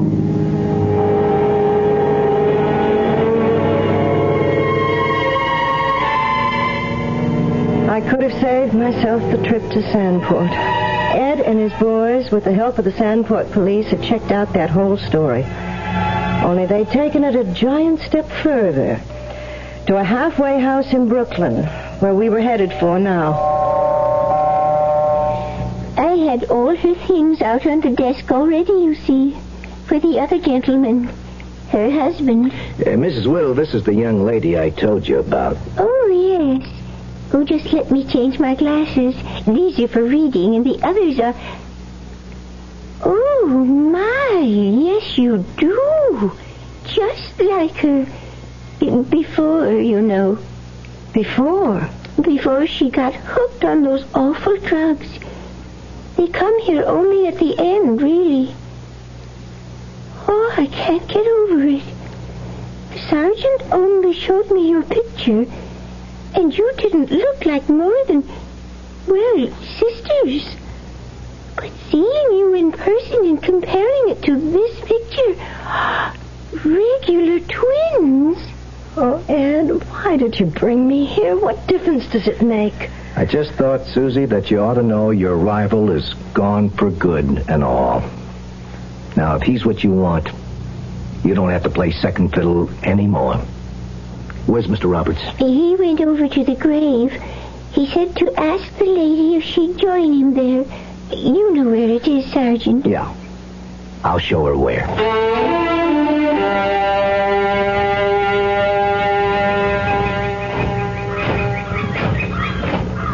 I came, Dan. Mrs. Whittle said you wanted me to. I put some flowers on the grave. You look so bare. Oh, Dan. What can I say? Thank God. What? You can say thank God for both of us. No, I'll change that. For all of us. Poor Helen. No, it's a terrible gift, but the best she could have given us. Oh, Susan, Susan. There's only one name now, only one woman, and she's not Helen. I can offer you total belief now. Will you accept it? Of course, Dan. And me. You will marry me, won't you? There's nothing to stand between us now. Well, there are 2 little girls in England. Who can't wait for me to give them a mommy of their own. And I can't wait to write them to tell them I found the perfect one. Because she's so like their own? No, because she's just the opposite of their own. She's her own woman, which Helen never was. I want her to be my woman. Oh, Dan. Oh, maybe we've both come home at last. To stay, Susan. To stay.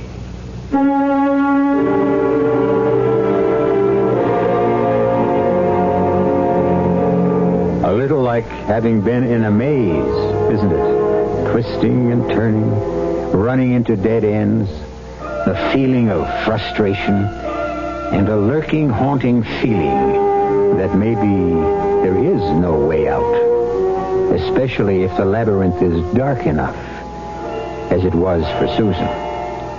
And Dan, for them, for all of us, when we do find the way out at last, how much brighter the day is. I'll be back shortly. Pardon me, miss. Can you tell me what happens this time of year? Rhubarb reaches its peak. Nope. Muskmelon reaches its peak? No. Well, does it in any way involve something reaching its peak? No, not really. Oh. What happens this time of year is that you can get a really outstanding deal on Buick's small but surprisingly elegant Apollo. And with what's happening to prices, you may never have a better chance to buy a Buick, huh? Hey, I know what happens. Yeah? The buzzards come back to Hinckley Ridge, Ohio. Oh. I hadn't thought of that. Once upon a time, there came to pass a new law, and great changes came over the people. They were happy and busied themselves at work they enjoyed. They were kind to the earth, and it gave back to them. No one had to lock doors or put fences around their land. Everyone had enough to eat. The sick and the aged were cared for. The people stood proud and tall. In the land of make-believe, there were no poor. The Campaign for Human Development is working to make the same thing happen in our real world. Campaign for Human Development, United States Catholic Conference.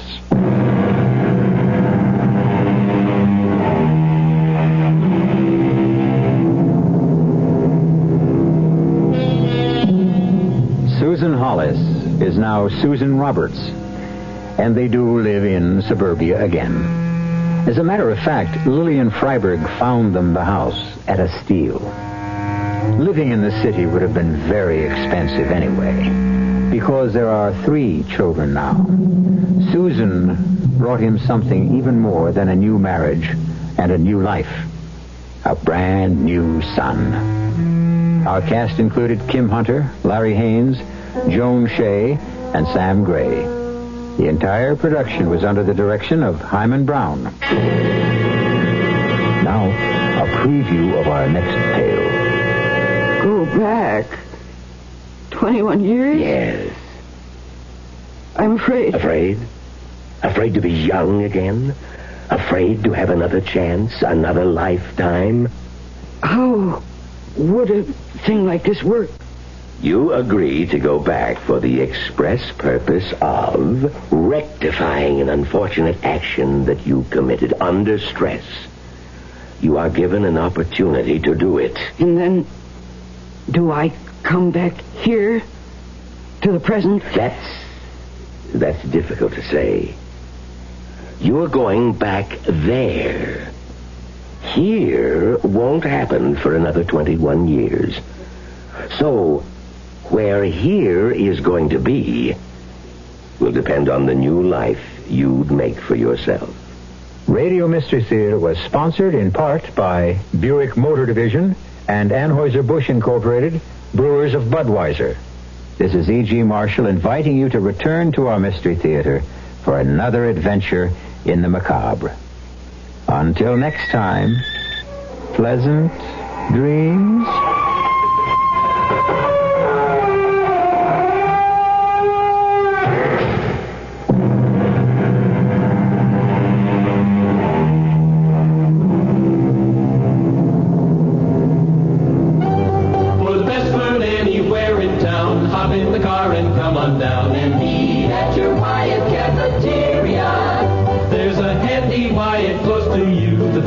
And thrifty, too. Bet you're nearby Wyatt Cafeteria. cafeteria. Eat out at Wyatt's Cafeterias tonight. There's one in your neighborhood. It's the goodest. It's cheaper than eating at home. Eat at your nearby Wyatt cafeteria. When we got a lot of wash we gotta do, and all the skirts and shirts are dirty through and through, that's when we're glad for Fab. Clean, so clean, lemon fresh and too. Fabs are seen, a booleana do. White, so white, razzle dazzling. Bright, so bright, you're gonna wanna sing. Oh, Fab, we're glad there's lemon fresh and borax in you. KRLD, Dallas. It's just past 11 o'clock, and it's time for the WIP Mystery Theater. Why don't you join us? Just sit back and relax, if you can.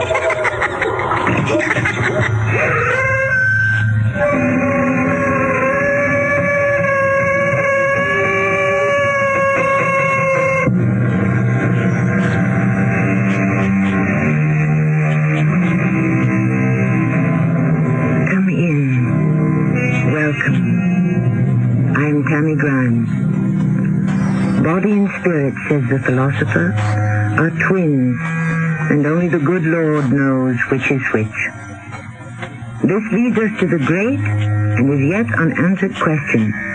What are we? That which the body announces, or that which the spirit suggests? Is man a perpetual puzzle, an eternal enigma, a monumental mystery? Or can it safely be said of most people, what you see is what there is? My dear Samantha, why are you angry? Because you're up to your old trick. Which ones? Well, once again, you're out to take what's mine. What is it this time? James. James? Yes, James, but you won't get away with it. You shall not take James away from me. I'll do whatever I have to stop you, even if I have to kill you.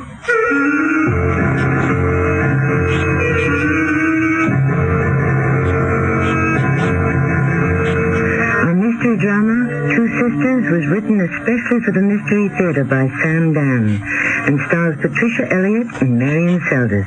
I'll be back shortly with Act 1. A do-it-yourselfer with a reputation for doing good work deserves tools with a good reputation. Hi, Pat Summerall suggesting this Christmas you surprise that special person with a quality skilled power tool from True Value Hardware Stores. Like their 7 1/4-inch circular saw featuring ball-bearing construction, plus convenient depth and bevel controls.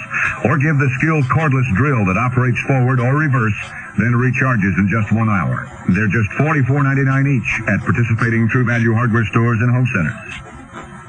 Well, when you cover your mouth with your hand every time you laugh, you just aren't showing much confidence in how your teeth look. I mean, mine were all tobacco stains until I got Topol. Topol Smoker's Tooth Polish is a combination of polishing agents and a rich foaming cleanser, especially formulated to help remove ugly yellow tobacco stains. Yet laboratory research has proven Topol cleans gently enough to be used every day instead of regular toothpaste. Topol made my teeth cleaner and brighter. Topol Smoker's Tooth Polish. Fluoride or mint. They're all talking about the I-95 marketplace at Route 413 and Route 1 in Levittown. Where else in the Delaware Valley can you find over 250 shops under one roof with prices so low and savings so high? It's I-95 Marketplace. I-95 Marketplace offers sensational bargains on clothing, jewelry, groceries, hardware, cameras, telephones, greeting cards, shoes, sneakers, wood stoves, bathroom accessories, records, health foods, and they even have a chiropractor and optometrist on duty. For your food fantasies, 11 vendors offer everything from cheesesteaks to pastrami. Children can stop by their electronic game room or peek through the baseball card and sports memorabilia shop. For savings, for fun, for food, for sensational bargains, it's I-95 Marketplace at the intersection of US 1, I-95, and Route 413. Call 750-1877. That's 750-1877 for more information. Open daily 10 to 9 p.m., Sunday 10 to 6 p.m. And don't forget, Santa Claus is now at I-95 every day till Christmas.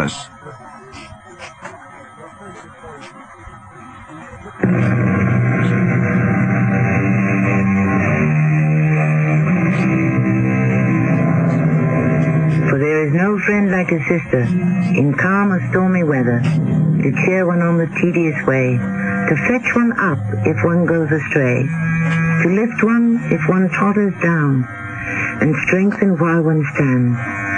Yes, there is no friend like a sister, but with all due respect to our poet, there is no enemy like a sister either. We find ourselves in India perhaps 100 years ago. We are in a busy, bustling railway station. An English lady of about 35 alights from the train. She is quite well dressed, but she is showing the effects of a long, hot journey. Well, now, where have you been? Sir? Sir? Yes, sir. Well, I do believe the good woman has taken leave of her senses. Well, I predicted this, you know. What did you predict? Well, didn't I say it would happen to you if you remained in India long enough? The heat, the dust, everything. It gets to us all sooner or later. I am compelled to stay here, but what is your excuse, Samantha? You have a rich sister in England. But I'm not Samantha. You're not Samantha? No. I'm the rich sister, Sophia. Oh, no. That's impossible. No two human beings can look so much alike. We're twins. But still... Identical twins. But it's one face. And even more, one body.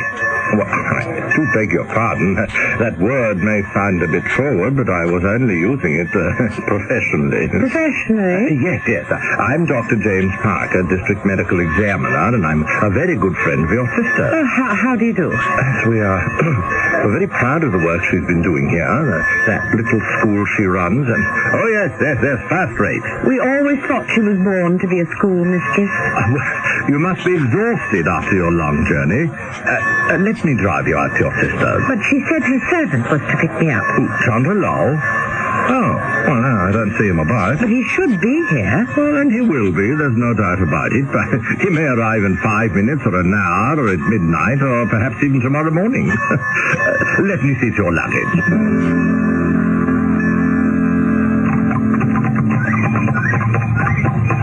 And shall you be with us long? I'm not sure of my plans, Dr. Parker. Oh, no, you must call me Jeb. Must I? Of course, because I intend to call you Sophia. To answer your question, it all depends. On what? On my mood of the moment. Oh, you're a person of moods, are you? No end of them. Suddenly I may find myself in the mood to listen to some Strauss waltzes, and then I'm off to Vienna, or to gaze upon the magnificent statue of David, and I'm off to Florence. You're so different from... Well, I must call her methodical, Samantha. Oh, yes, she was always quite the planner. And you're not? Why bother to make plans? They always go awry, don't they? One never really knows what's going to happen. My poor husband, he was the most methodical man I knew. He was convinced he would live to be 80, and yet one night he had a sudden heart attack. He was dead by morning. He was only 42. Oh, well, I am sorry to hear that. And so I'm a widow. Did I plan on that? Poor darling. He'd planned to amass a fortune of £10 million, but I suppose I shall have to settle for the $5 million he did manage to make before his untimely demise. Well, even the most delightful of journeys must come to an end. Delightful? The heat, the insects, the dust. The company. Well, I must confess, I did enjoy the company, too. Your sister's house. Oh, and there's your sister. Sophia! Hello, Samantha, darling. Well, let me have a look at you, dear. What happened to Chandra Lal? Oh, Dr. Parker. Didn't we agree? My name's James. Oh, of course. James was kind enough to give me a lift. Oh, that was good of you, James, dear. Now I'll have the servants bring in your luggage, Sophia. Oh, James, won't you join us for tiffin? Oh, no, thank you. I'm sure you two have so much to catch up with. Dinner, then? Yes, of course. Goodbye, Sophia. Au revoir, James. Till dinner, James. Yes, bye, Samantha.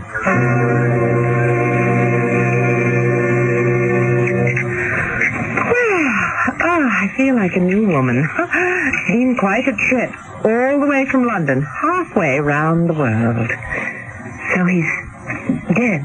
Charles is dead. Yes. Poor Charles. Suddenly, without warning. Well, now you don't have him either. Edith? Oh, my dear Samantha, you never had him at all. Well, that isn't true. You took him away from me. How could I take what never belonged to you? You stole him from me. Why would I steal him? Because you'd always steal anything that was mine, anything and everyone. You really and truly believe that, don't you? Why did you come here? Why did you come here? Well, shall I tell you? It was your great, dramatic gesture, your tragic renunciation of the world, your farewell to all earthly pleasure. Oh, that's nonsense. I'm doing good work. Good work. Oh, yes.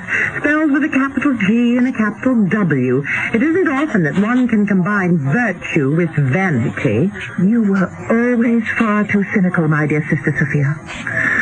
Now, why have you come here? Perhaps to let you know that there's no point in continuing this charade any longer. What charade? This conspicuous performance of good works. I've come this long way to tell you that you can stop pouting and return home. Home? Yes. Home to London, to parties, balls, the theatre, the ballet, to civilized people. After all, I have £5 million, you know. £5 million? And a conscience. Yes. I do have a guilty conscience. Then you admit you stole Charles away from me? No. Stop that nonsense. I have a guilty conscience because before each of them died, I promised first Mother and then Father that I would always take care of you. It's time for you to go home. But I'm home now, Sophia. This is my home. This is my work. My life is here. And my love is here. Ah, love. And who is he? And when may I meet him? But you've already met him. James Parker. You're in love with James Parker? Yes. And is he in love with you? I think so. What does that mean? Well, sometimes he appears to be. And at other times? Stop cross-examining me as if I were a prisoner in the dark. The fact is, my dear Sister Samantha, you are a prisoner every time you fall in love. You become a prisoner of all sorts of fantasies. I don't think James Parker is in love with you. And how do you know? Well, I saw the two of you together for exactly 1 minute. That minute told me everything. How could that minute tell you anything? The look in his eyes was not the look of a man in love. His smile was not the smile of a man in love. And the tone in his voice. Perhaps he's not in love with me just yet. But yes. But in time. How long have you known him? Well, we met when I first arrived here 5 years ago. 5 years. Well, I know that sounds like a long time. But out here, life pursues a different pace, I dare say. Well, I wish you luck.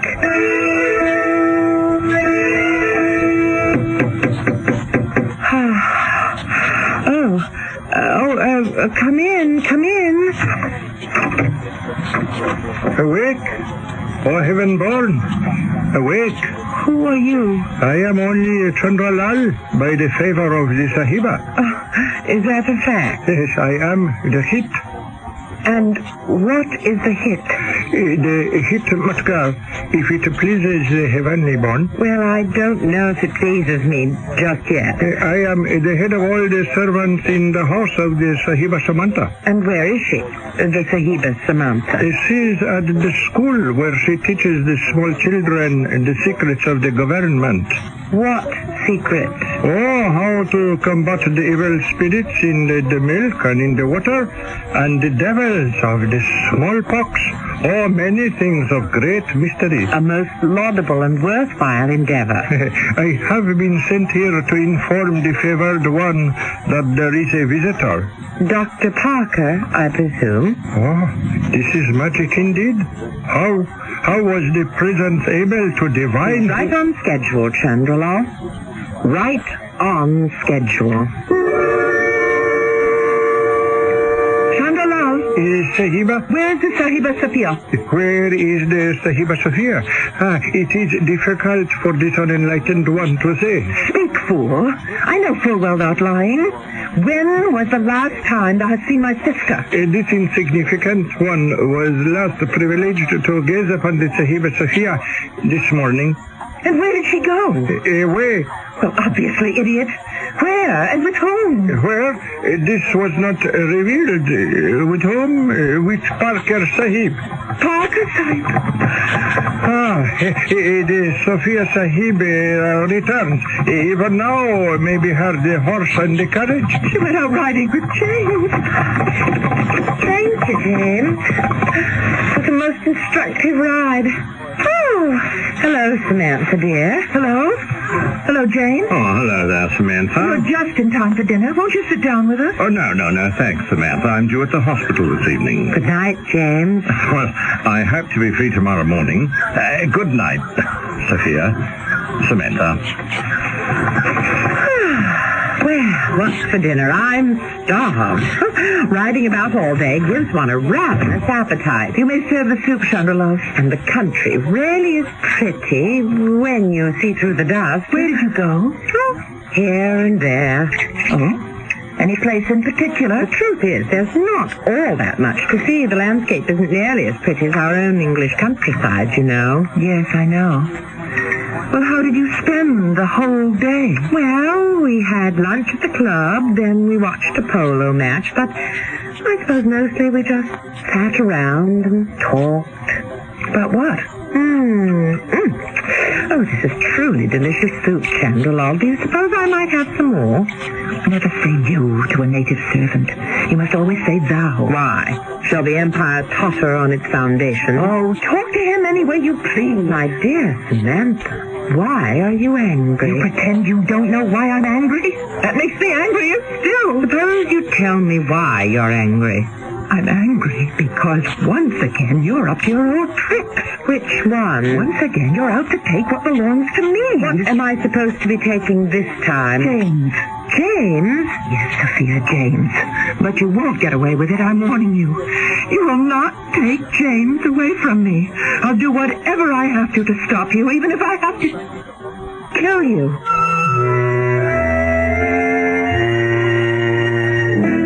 That's certainly short, sweet, and to the point. What were we saying as our story began?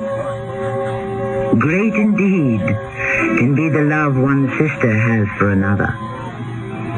And just as great can be the hate. Which will prevail? When they both want the same man, all bets are off. At least until Act 2, which will be here shortly. The following is presented by the National Urban League. You know, Alan, when you walked in here and said, I want to be a salesman, I wouldn't have bet a plug nickel you could make it.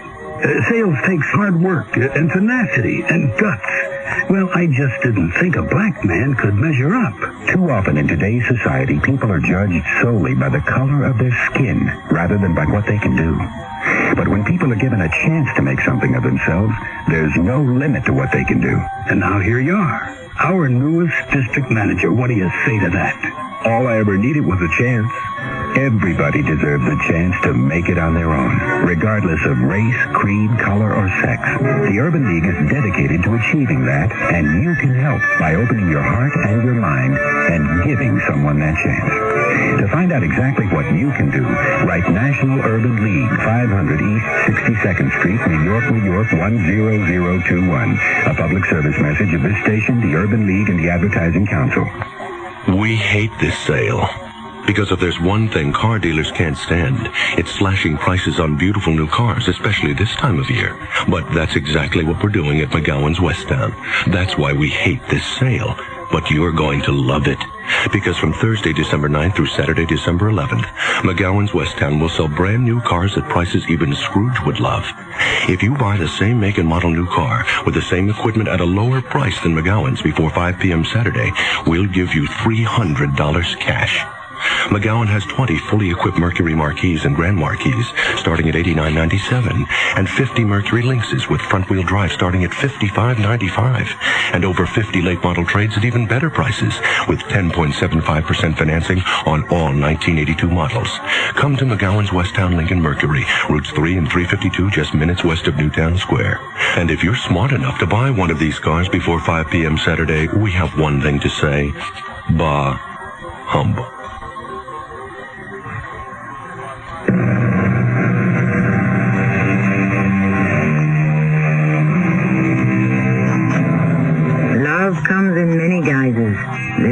love between parents and children, the love between sisters and brothers. But of course, they all pale beside the love between men and women. How many great deeds are performed in the name of this love, and how many great crimes. We are getting there. You are going to kill me? I'm warning you, Cynthia. Don't take James away from me. Oh, your argument has a familiar ring. First it was don't take Charles away from me, and now it's James. And my answer shall also sound familiar. James is not yours in the first place. Yes, he is. He is. He is? He will be. He could be given time. Time? You've had 5 years. I have had but a single day. Already he has chosen. That isn't true. Love has chosen. You have chosen. You saw that I wanted him, and that was enough for you. Nonsense. Please, Sophia, let me have James. My dear, what have I to say about it? You've won. Oh, I admit it freely. Any time both of us want the same man, I have no chance. But you don't want him. Now listen to me. I know him better than you do. I've seen the complete James, not just the gallant who's courting you. I've seen James when he's at work and during the rainy season when he's out of sorts. I've seen the unhappy, dissatisfied James who bemoans the fate that forces him to earn his bread in India. He is forced to live in India? Oh, yes. Because he's the youngest son, he received no portion of his father's estate. And because he's not really a very good doctor, he found it hard going at home. As my husband, he can afford to live quite happily in London. But don't you see? That's why he's after you. Because you're rich. I think that's rather sensible on his part. Yes, but it's also dishonest. It shows a lack of character. If he has no character, why do you want him? Because, well, he isn't nearly good enough for you. He's more than good enough for me. Now. It's true. You can have anyone you want. I have to settle for anyone I can get. Oh, please let me have him. Let me have James, Sophia, please. That decision is not mine, Samantha. Why can't you see it? But you could refuse him. Oh. Sophia, do this one thing for me, and I shall never ask you for anything again for as long as I live. I told you, my dear, nature will take its course. Sophia, please save me. This life I'm leading, you're right, it's just a conceit. It's because I have nothing else. You have everything else. You can come home with me and live like a lady of means. But those means will not be mine. They'll be yours. I need something of my own. I need James. And I need James, too. No, not as much as I do. Oh, my dearest Samantha, why do we sit here and argue about it? James is the one who will choose.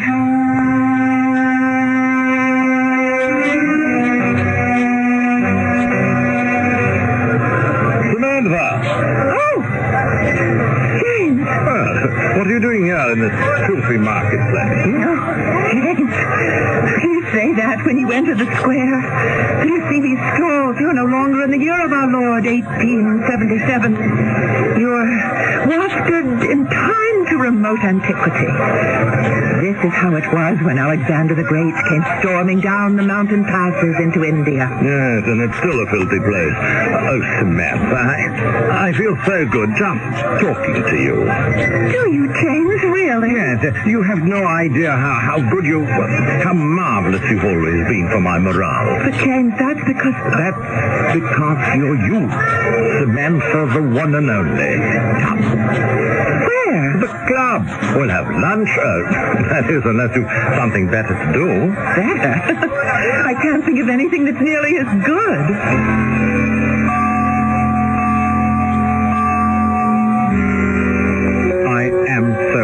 I ran into you, dearest Samantha. You're the one person in this world I'm looking for. Am I? Yes, we've known each other for so long. You're my nearest and closest friend. And now... Yes, now? And now I want to tell you a secret. Yes? Samantha, I'm in love. Oh? Oh, yes, love. For the very first time in my life. Well, surely you've seen it. How could you not guess? I've seen it. Well, I want to ask you if you think There's a chance for me. Well, yes, James, yes. How wonderful. I'm asking you because you're her sister, her twin, and who would know her moods, her feelings better than you? What are you saying, James? Do you think she'll have me? Who? Sophia. Sophia? You want to marry Sophia? I'm in love with Sophia. Isn't it obvious? Doesn't everything about me proclaim it? But I know what you're going to say. You're my true friend and her loving sister. Your concern is for the happiness of us both. You're going to say, but you two have known each other scarcely a week. But it's a week that's been an eternity spent in heaven. And we didn't need a week. We fell in love at first sight, which is the sweetest love there is. James, I want... You're going to preach caution, which is in keeping with your methodical nature, and, well, I love you for it. But life is so short, my dear. One must seize every moment. Oh, James, I just don't know. Oh, dear, sweet, loving Samantha. Those are tears of happiness. Oh, thank you. Thank you for having a sister like Sophia.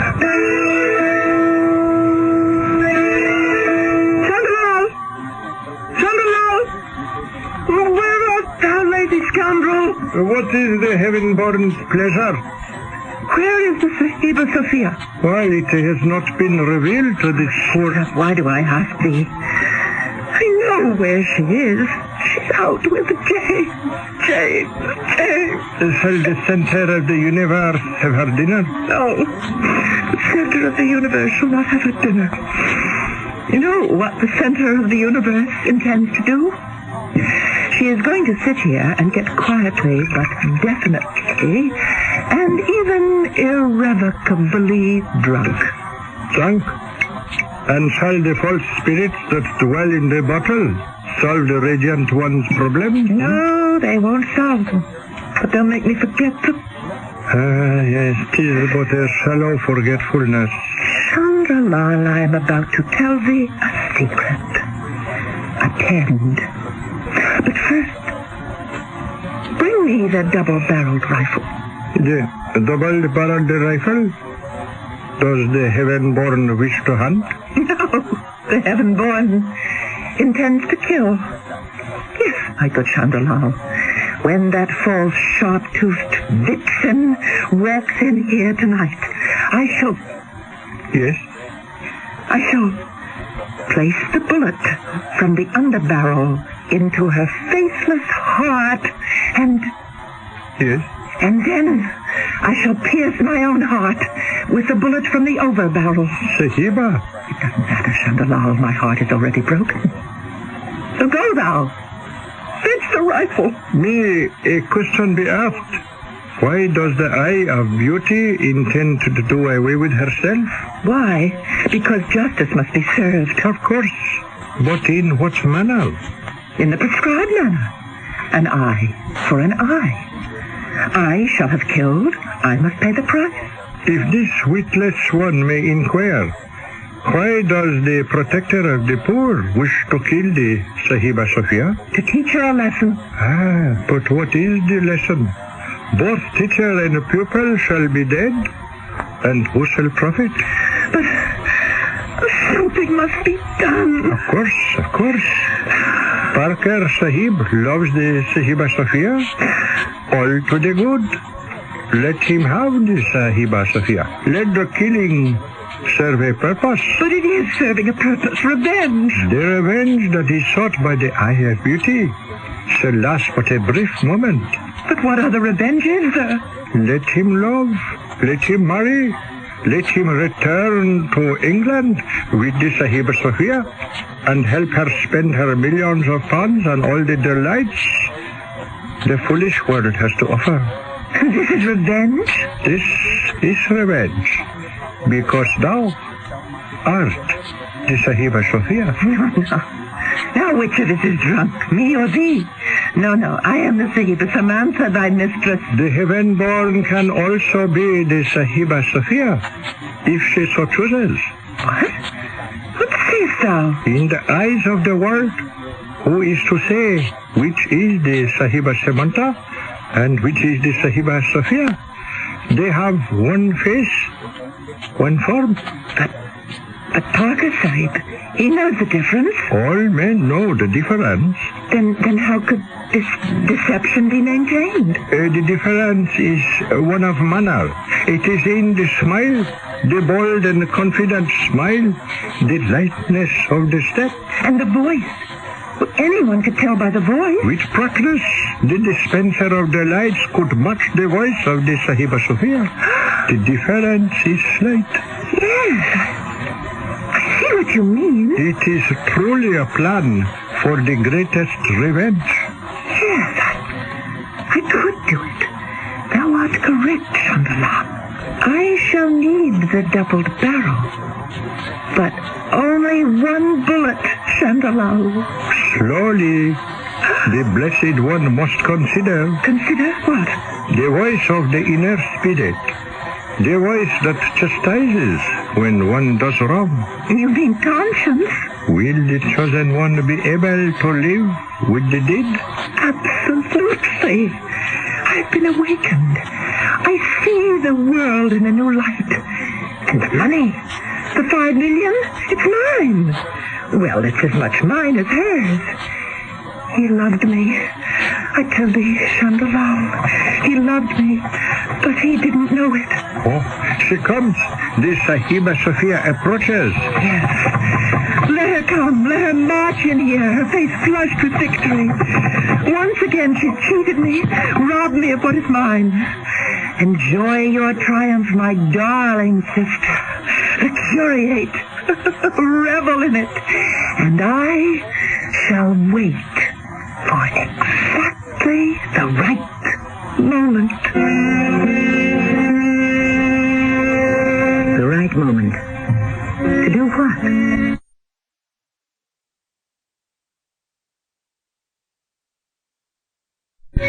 Meanwhile, we are flowing inexorably toward the third act, which shall arrive here shortly. Cyril introduces Mr. Buster Crabbe, film actor and author of Buster Crabbe's Arthritis Exercise Book.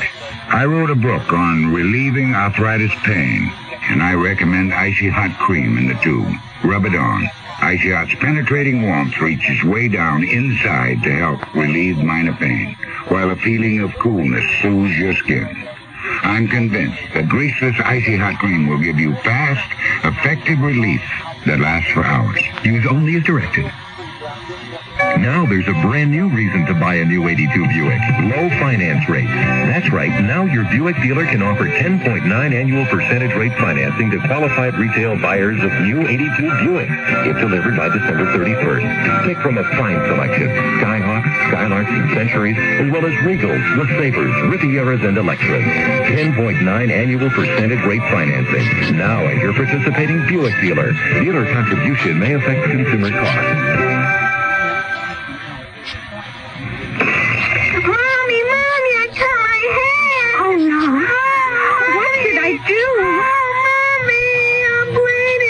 Can you stop the bleeding?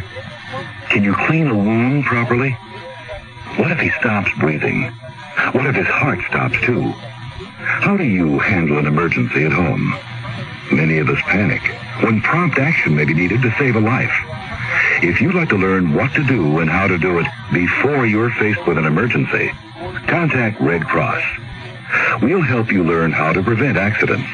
We'll teach you first aid, Red Cross CPR, family health and home care. Countless lives have been saved through safety and health care skills learned through Red Cross courses. And because of these skills, millions of Americans live safer, happier, healthier lives. Learn how to take better care of yourself and your family. Call Red Cross. We'll help. Will you?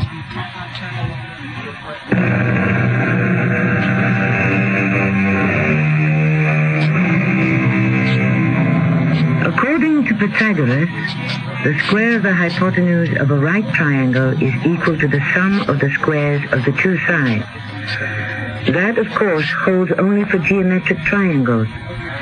But what cannot be so neatly calculated nor finitely measured are the human triangles, which do not consist of area but which are constructed of emotion. And where is the instrument or the formula sensitive enough to give us a reading on that? Hello, Sophia, darling. Samantha, dear, you're not angry. Why should I be angry? Well, we did have words. Ah, yes, about James. Well, I was foolish. What? Do you mean that? Well, of course. After all, as you said, nature must take its course. Oh, I'm glad, Samantha. Oh, I'm so happy. Could you do something for me tomorrow? Well, of course. Could you lend me your blue dress? The blue? Well, yes, dear.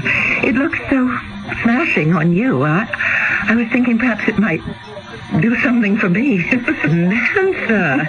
Oh, is there a man you're out to impress? Well, yes. Oh? Who is he? Well, it's old Colonel Bruce Loudon, the district administrator. But I was thinking perhaps I could get some government funds for the school. Well, it never hurts to look one's best. And besides, he's an old roue who flatters himself he still has an eye for what he calls good stock. Well, you shall have my blue dress and a bonnet to match.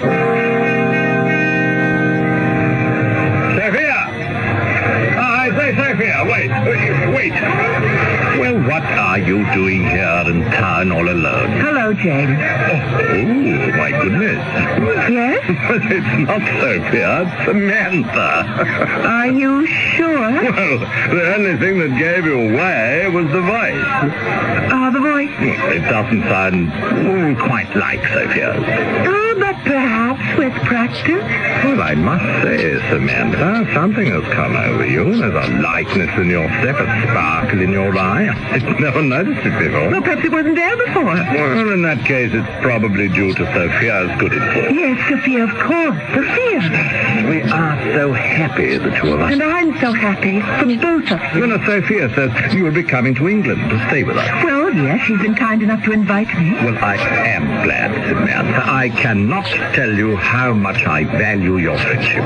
Friendship? Well, yes.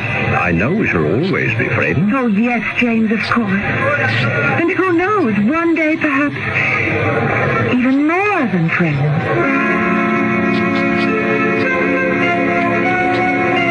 Chandralang? Yes, the Sahiba summons. Who am I? Chandralang? The Sahiba Samantha? Or the Sahiba Sophia? The magnificent one is without a doubt the Sahiba Samantha. In this dress? In this bonnet?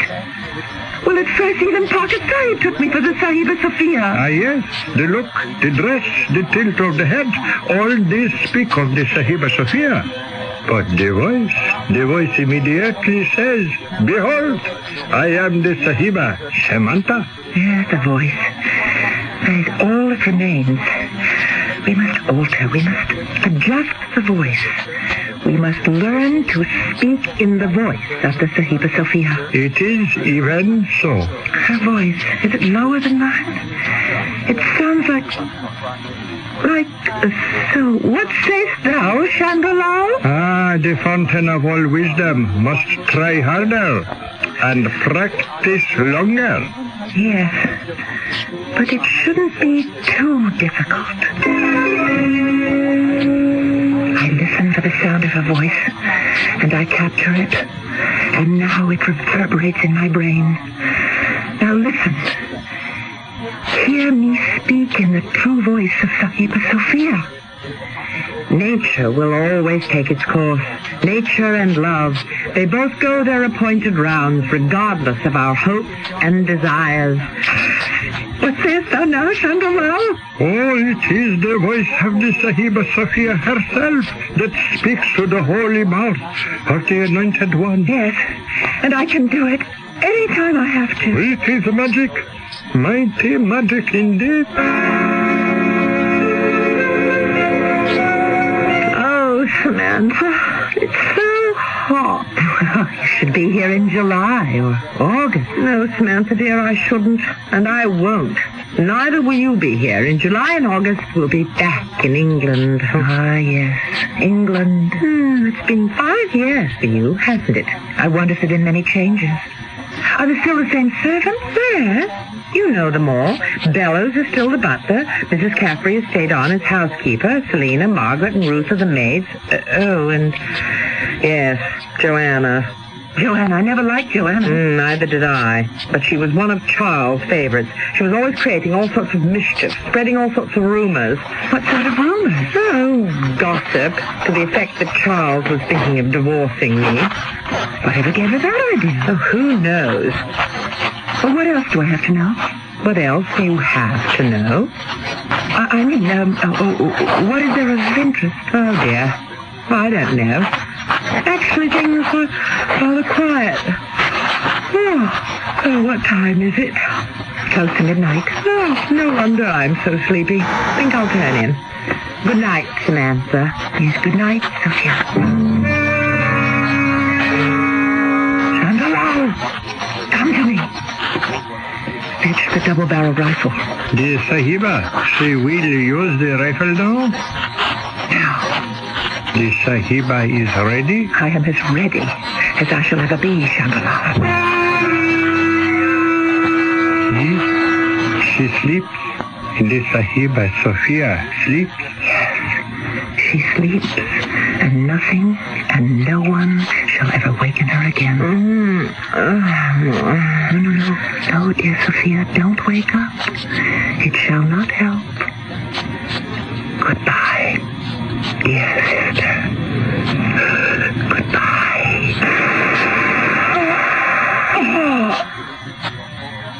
And now, I am free of you at last.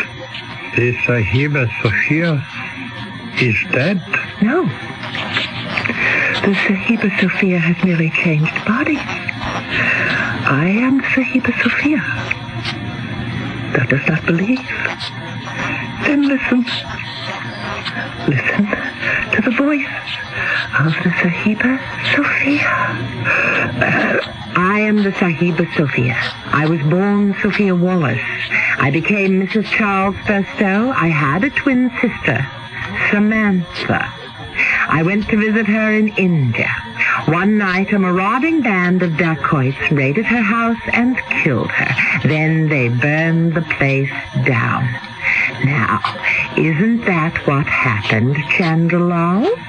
Who am I to contradict the inspired words? The truth that has been revealed to the heaven-born.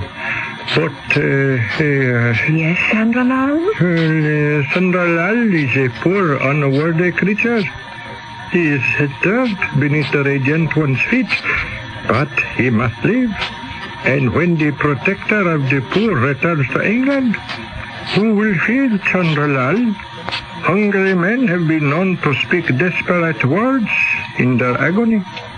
Who knows what a tale may fall from the lips of Chandralal? I understand. And how much money shall be required to assuage the hunger of Chandralal and keep his tongue from wagging? A mere pretense. The unconsidered and unmissed drippings from the magnificent one's fortune. How much, Chandralal? 100,000 rupees. 100,000 rupees? To be paid each year. To be paid each year? Surely, as the protector of the poor can realize, it is a bargain. Not really. Thou art a greedy fool, Chandralal, and here is the only payment thou shalt ever receive.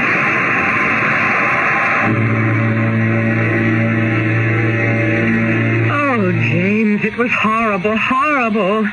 Oh, my Sophia, darling. It was a hot night. I couldn't sleep. I thought I'd walked near the river. Suddenly, I heard shots in the house and screams, and I saw these awful men rushing away. I was terrified. No, Sophia, darling. It's all right. Everything is going to be all right.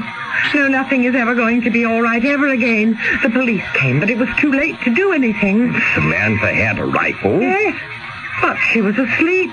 They shot her in her bed. Chandralal.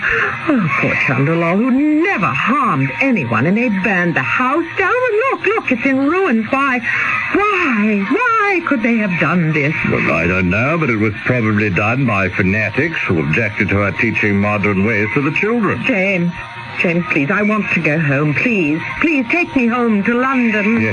Yes, my darling Sophia. Yes.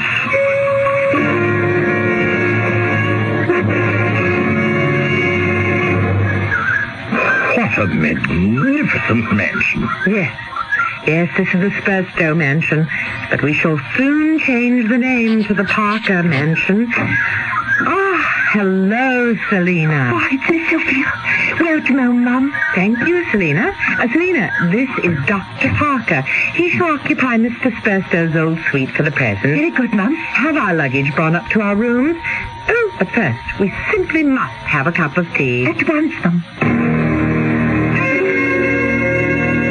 Cook wasn't prepared at such short notice, so this cake is left over from last night. Oh, it's just fine, Selina. Oh, if I remember correctly, that's the front door. Now, who could be calling so soon? It's probably that police inspector. Police inspector? From Scotland Yard. He's been coming by every day. A police inspector? For what reason? Oh, I wouldn't know, Mum. He's been talking to Joanna. Joanna? About what? I can't say, Mum. Shall I let him in? Well, we can't very well refuse to admit a representative from Scotland Yard, of course, Selina. Yes, Mum.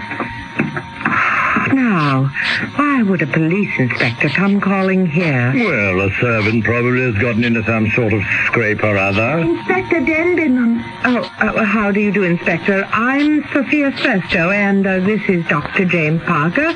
We have just arrived from India. Yes, Mum. And what may we do for you? Your husband, Charles Spurstow, died about 3 months ago, 5th of April, to be exact. Yes. Yes. We called Dr. Soult. He's been the family physician for many years. Yes, and he signed the death certificate. His diagnosis was heart attack. Yes. That's what happened. Of course.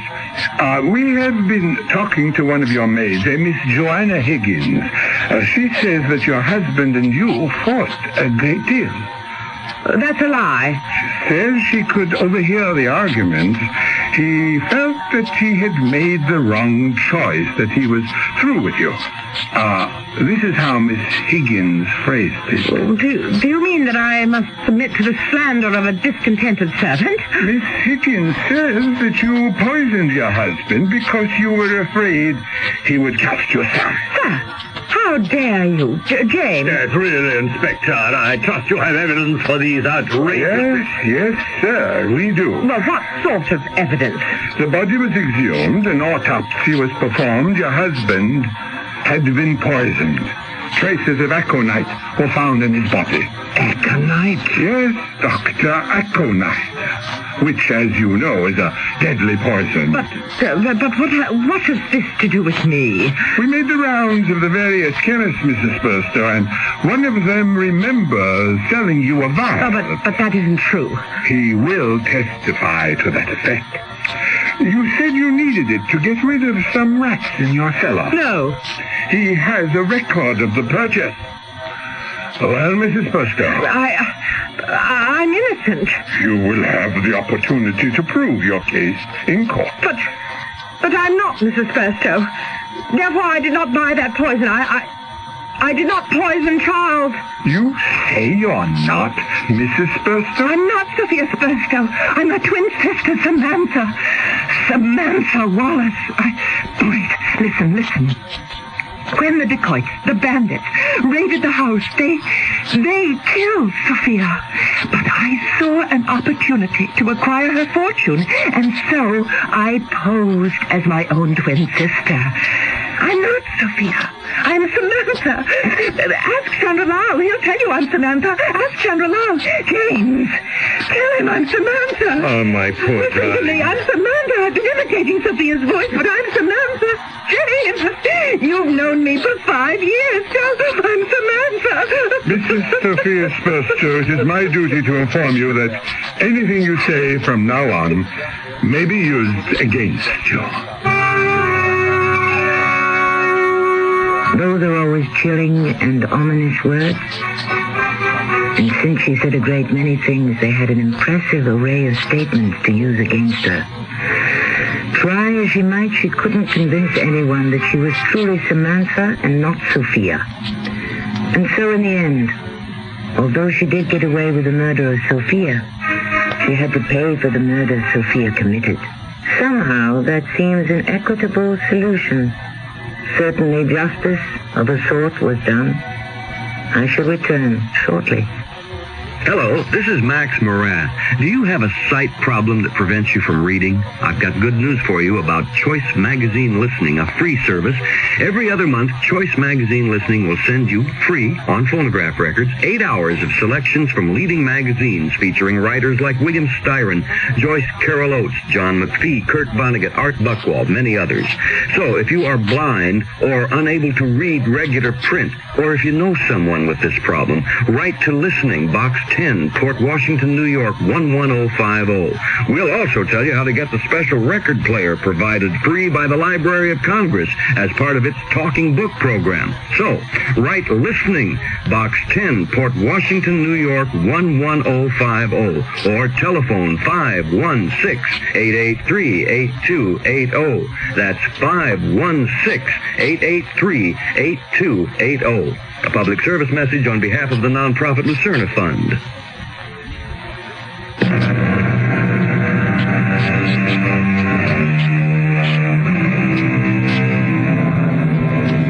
This has been a story of sisters, and most of it took place in India.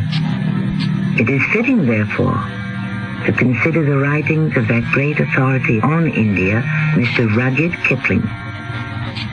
He also had something to say about sisters. He wrote, "Never praise a sister to a sister. The results may be far different than you could ever suppose. Yes, sisterhood is strong and beautiful and enduring, just as long as a man doesn't get in the way." Our cast included Patricia Elliott, Marion Seldes, and Earl Hammond. The entire production was under the direction of Hyman Brown. A preview of our next tale. Peter. You see what I mean, Stefan? He's just standing there, stricken. I can't think of any worse fate than being the only gravedigger in the village and having to bury your own wife. Oh, please, can't we go home now? My dearest Judith, of course we can. I can't stand a moment longer in the cemetery. Dr. Cadoli, I'm sorry. I must go. I can't understand why my mother... She was so young. Why? Judith's medicine did everything possible to save her. It was the Lord's will. Oh, that's what I don't understand. Why did the Lord will it that my mother should die? This is Tammy Grimes, inviting you to return to our Mystery Theater for another adventure in the macabre. Until next time.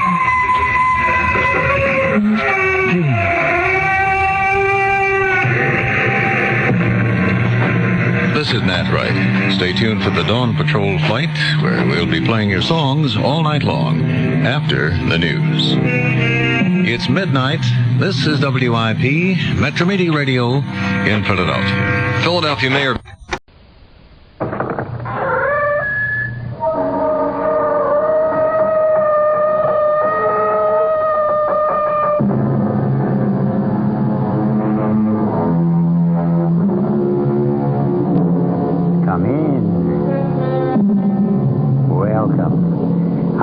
Marshall. Could you suppose that suddenly one of the most simple functions in the world was denied you? That you couldn't, let's say, open a door, or get out of bed, or strike a match, or swallow the food in front of you. Even if all the other mundane actions of life continued, would any normal process of living be feasible if in one area you were completely bewitched? Our mystery drama, The Unbearable Reflection, was written especially for the Mystery Theater by Ian Martin and stars Patricia Elliott and Mandel Kramer. It is sponsored in part by Buick Motor Division and Anheuser-Busch Incorporated, brewers of Budweiser. I'll be back shortly with Act One.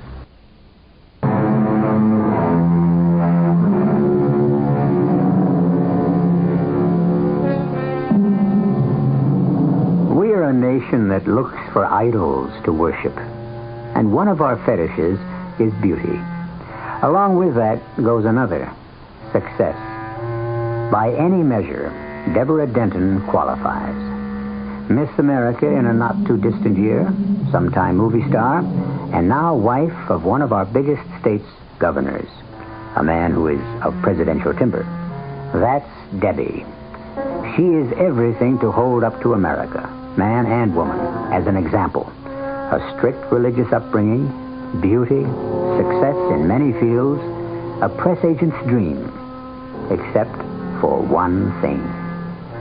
What we see on the surface is exactly the opposite of the real Deborah Denton. Zip me up, will you, darling? I hate to. It makes it so final. Ah, Nick, I'm already late. I'm going to have to burn up the parkway to get back in time for dinner. You could have it with me. Zip first, talk later. Ah, soon, Nicholas, my love. First, I have to get rid of my husband. Divorce him? Not while he's still a possible candidate. You don't want to be named as a correspondent in a divorce suit that hits every headline, do you? Let me buy your husband off, huh? Unfortunately, that is the one thing you can't do. I worship at your feet. How can I own you? Oh, you are a marvelous lover, darling. Not only poetic, but so rich. And I must run. I'll see you to the door. Better not. Let's not take any chance of being seen together. Since the day I took my first step, I've known just where I wanted to go. From the beginning, men have been the central influence in my life. The first, my father. Hard, bigoted, blindly devoted to a barren, demanding religious fervor that he tried to force on everyone. My only way out was to run, which I did with the first man I could persuade I was old enough to take me across the state line. Fortunately, my father was drowned in a flood shortly after, so my little mouse of a mother came to stay with me and eventually provided me with enough wholesomeness to run for my first beauty contest. The rest of my story has been told in every newspaper across the country and around the world. But the true story will only be told here as my last confession. As soon as I returned to the governor's mansion, I immediately crossed the hall to the private entrance of my husband's office. John, I'm back. Come in. The door's open. What are you doing here, Louis? Looking for a miracle. What sort of a miracle do you expect to find in my husband's files? Anything to use against the lieutenant governor. Against Frank? Now, why would you, John's campaign manager, want to attack or hurt his running mate? Deborah, where have you been all afternoon? I've been shopping. What business is that of yours? My dear Mrs. Denton, there's no need to look guilty. Why should I be interested in your whatever pursuits brought you home so glowing and alive and happy, even though empty-handed? I merely ask because obviously you haven't heard the news. What news? At a party luncheon, our esteemed senior Senator Walter Price announced that he was withdrawing his support for your husband in the coming campaign. Why? The stated reason was a disagreement over fundamental fiscal policies and Governor Stanton's lack of a firm stand on law and order. Your husband is no better than an also-ran after Price's speech today. Where is John?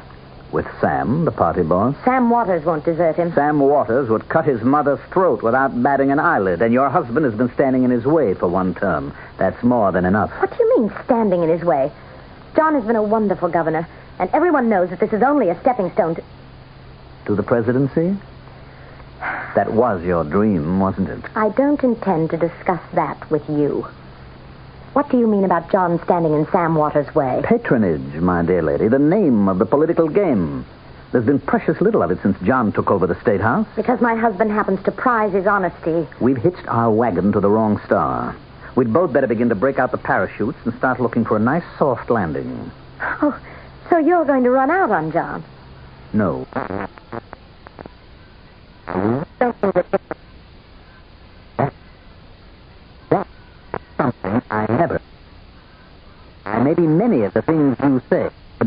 make the mistake of thinking me ridiculous. I despise you, Louis Stark. You are contemptible, conniving, evil, and totally dishonest. And when I tell my husband what you say behind his back, wouldn't dare to tell him to his face. I'll tell him when I'm ready. He won't have to wait. I'll take care of that. I doubt it. Unless, of course, you want me to tell him where you really were this afternoon. What? Are you having me followed? Oh, in a sense. You were at the Woodmere Motel from approximately 2 until 5 this afternoon. Quite a bit out of town, you know. You joined Mr. Joseph Martin in his private bungalow. Of course, we both know that name is only a cover. His real name... That is enough. What are you trying to find out? Nothing yet. Patience is the one virtue I lay claim to. That sounds like the governor now. I guess you better leave us alone to put our heads together and see what we can pull out of the fire. I went up to my room, seething. From the first moment I had laid eyes on that beady-eyed, sardonic little toad, I had hated him. I took a tranquilizer and some aspirin, and I sat down before my mirror to try to smooth out the worry lines. I opened my makeup drawer to make some repairs, and there, staring me in the face, was the ultimate irony. A birthday gift that Louis had presented me with, a gun, to, quote, afford protection while my husband was out campaigning. Knowing now what he knew about me, I would have liked to use it on this man who had given it to me, if only I could get away with it. I pushed the gun back out of sight. I knew that John disapproved of firearms. It was fortunate that I had pushed it back, because without his usual polite knock, John was suddenly in my room. Why, John, darling, you surprised me. Oh, I'm sorry. I just had some pretty bad news. What? It looks as though you're not going to be the governor's lady much longer. Oh, you mean you've decided not to run again? I mean, the party has decided not to support me if I try to run. Then run independently. Not a chance. First of all, I haven't the money. I have no personal wealth, no sources to draw on. Does it have to cost so much? If you go to the people, you know you have their support. Yeah, I had. Till I cut the budget, raised taxes, tried to make the state solvent. Well, you know that Sam and Louis felt that you could have waited. Oh, sure. Sam and Louis aren't interested in principles or the public good, only votes. Everything I've tried to do to help the little guy, I mean, the kind of man I consider myself, can be twisted into a mistake if your code of honor is politics first. Well, perhaps it was a mistake to veto the death penalty when you knew everyone was up in arms at the appalling crime rate. I would always veto that. In my opinion, it's against the morality of both man and God. All right, my darling, we won't argue about it. Now, here. Let me sit with you for a minute. Oh, Debbie, darling, I really don't care for myself. As a matter of fact, in a way, I'm relieved. Relieved? Yes. We can live our own lives now. Start having the first of those children we should have had already. Enjoy and get the most out of life for ourselves. What will you be doing for a living? Oh, go back to the law. Oh, at that same pokey little firm. I imagine they'd be glad to have me back. And I suppose reflected glory could get me in with some of the bigger firms. Come on, darling. We'd better get dressed for the Chamber of Commerce dinner tonight. Debbie, you know, sometimes I wonder if you really love me. Or is it just the glamour and all the expectations for the future? Oh, be careful, my darling. Now, don't muss me, please. Well, I'm just rubbing against your hair. Oh, beautiful you are. Yeah, look at your reflection in the mirror. Was there ever a more beautiful woman? You know, Debbie, sometimes I think for all my beliefs and my hatred for violence, if I ever found out there was anyone who wanted to steal you from me, if I ever suspected for a moment that some other man dared or you permitted him intimacies which are ours alone, I think I would revert to the animal that lives in all of us and destroy all three, you, me, and... Forgive me, darling. I don't know what came over me talking nonsense like that. It's just that I love you so. The Chamber of Commerce dinner was long and tedious. I was sent home early with the lieutenant governor's wife. But not before Lewis had informed me that John, contrary to his normal habits, had been drinking quite a bit. But he assured me that it would be all right and that he would make sure he got safely home. I was sitting at my dressing table taking off my makeup when suddenly, impossibly, Lewis was beside me, visibly shaken and frantic. Deborah. How the devil did you get in here? That doesn't matter for the moment. I'm here to tell you to lock your door when I leave. And whatever you do, don't let John come in. And remember the pistol I gave you. What are you talking about? He's found out about you and Nicholas. How? Never mind how. When I left him, he was loading his hunting rifle. For heaven's sake, when I leave, lock your door. Are you suggesting that I should be afraid of John, the most... Debbie, he is not himself. He's out of his mind. Good Lord, here he comes. Defend yourself, Deborah. Get your gun. He's out for blood. Debbie, tell me it isn't true. For God's sake, not now. Not you deserting me. John, put down that gun. What gun? Tell me it isn't true about you and Nicholas and Juggalo, or by heaven, I... No! John! Oh! John! It's all right, Deborah. He's dead. Quite dead. How do you know? Call a doctor. Get someone here. How do you know? Because this is exactly how I arranged it. Arranged it? Certainly. What better way to get you in my power?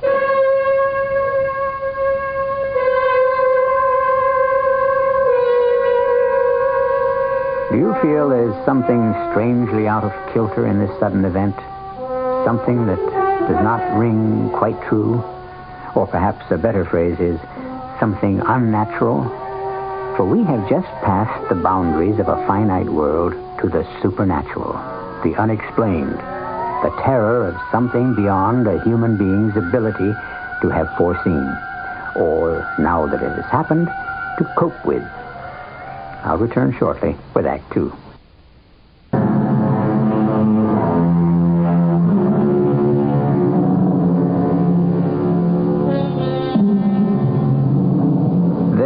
Very seldom in life has Deborah Denton committed an act not motivated by her own volition.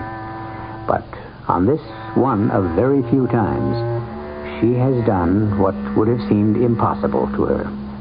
She has lost her head completely and committed homicide. Not only that, but in front of a witness. The last witness in the world she would have wanted to be there. Instinct tells her that she is caught in a trap. But more than that, some unfathomable prescience sounds a knell within her that the trap is worse than could humanly be possible. What do you mean, in your power? You just murdered your husband in front of me. It wasn't murder. It was self-defense. You saw he was going to kill me. Kill you? With what? With the hunting rifle. What rifle? The one he had in his hands. The one... I don't see any gun in his hands or anywhere near him. But you said that he... Did I? I don't think I remember that. But you must. Now, you burst in here, and you said that John had been drinking at the dinner, and that he was loading his rifle, and that he knew about Nicholas. My dear Deborah, John Stanton drunk and loading a rifle when you knew his aversion to guns of any kind? Would anyone believe he could even use a gun? And how could he have found out about you and Nicholas? I don't know. From you, I suppose. Now, really. Why should I make trouble between you and John? And I didn't burst in here. Oh, at least that's the truth. How did you get in here? Well, that's another matter. Which I don't care about for the moment. You are a witness. And hostile or not, any good lawyer will catch you in your lies and your tricks as soon as he gets you on a stand. Only he won't. Why not? Because I'm not here. The servants have heard the shots and sent for the police. When they come, they'll find you and the dead man alone. You can't get out of this house without being seen. Can't I? Watch. Lewis, where are you? Here I am, Deborah. I don't know what's happening. I must be going crazy. It's a dream. That's all, a dream. Oh, no, it isn't. Not at all. But it can be. How? I'm quite aware how you feel about me. But have you ever wondered how I feel about you? Of course you haven't. I'm dirt under your feet. Now, I warned you not to underestimate me. Now, I might be able to help you if... Who are you? You're inhuman. I think perhaps that's a fair statement. It was really amusing when you first saw me in your room that you should have chosen to say, "What the devil are you doing here?" Is that who you are? Satan himself? Oh, no, my dear. Nothing quite so grandiose. Just a minor demon, a faithful henchman of the anti-faith. Oh, it has to be a dream. There can be no changing the fact that John is dead. That's a fait accompli. But the manner of his death, the place where it happened, and the time can be arranged to suit our convenience, or rather yours, in such a way that you will appear to have had nothing to do with it. And in return, I sign a paper in blood selling you my soul. Oh, now really, Deborah, surely you don't subscribe to that old-fashioned medieval nonsense? This is the 20th century. Why would I want your soul? I don't know. I mean, isn't that what is always required when you... Traffic with the devil?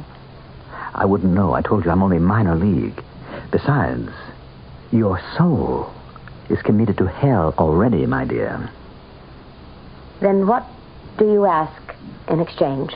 Your body, my beautiful one. Your soul has no interest for me. You must be mad. All right. We'll play it your way. We'll pretend this farce is real.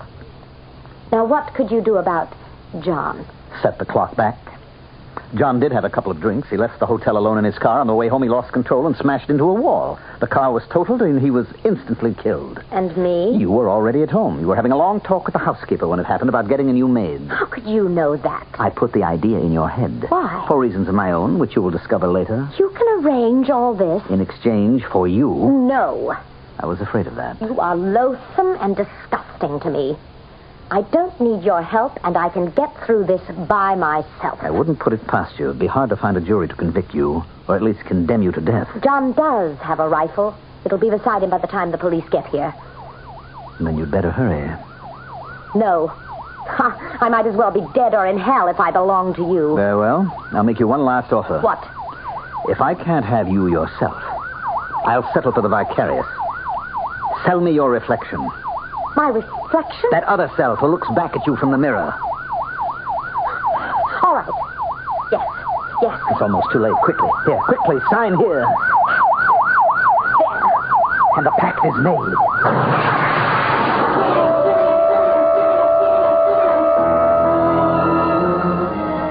There was a shudder and flash, and a wild feeling as though the world had stopped spinning on its axis. I was conscious that the police siren had cut off, as though by a switch being thrown, and that John's body and Louis had disappeared. The last thing I remember in my half-consciousness was the fantastic sight of the glass fragments from the broken vanity mirror which one of my shots had scattered, lifting and gathering in the air and coming together into the mirror again.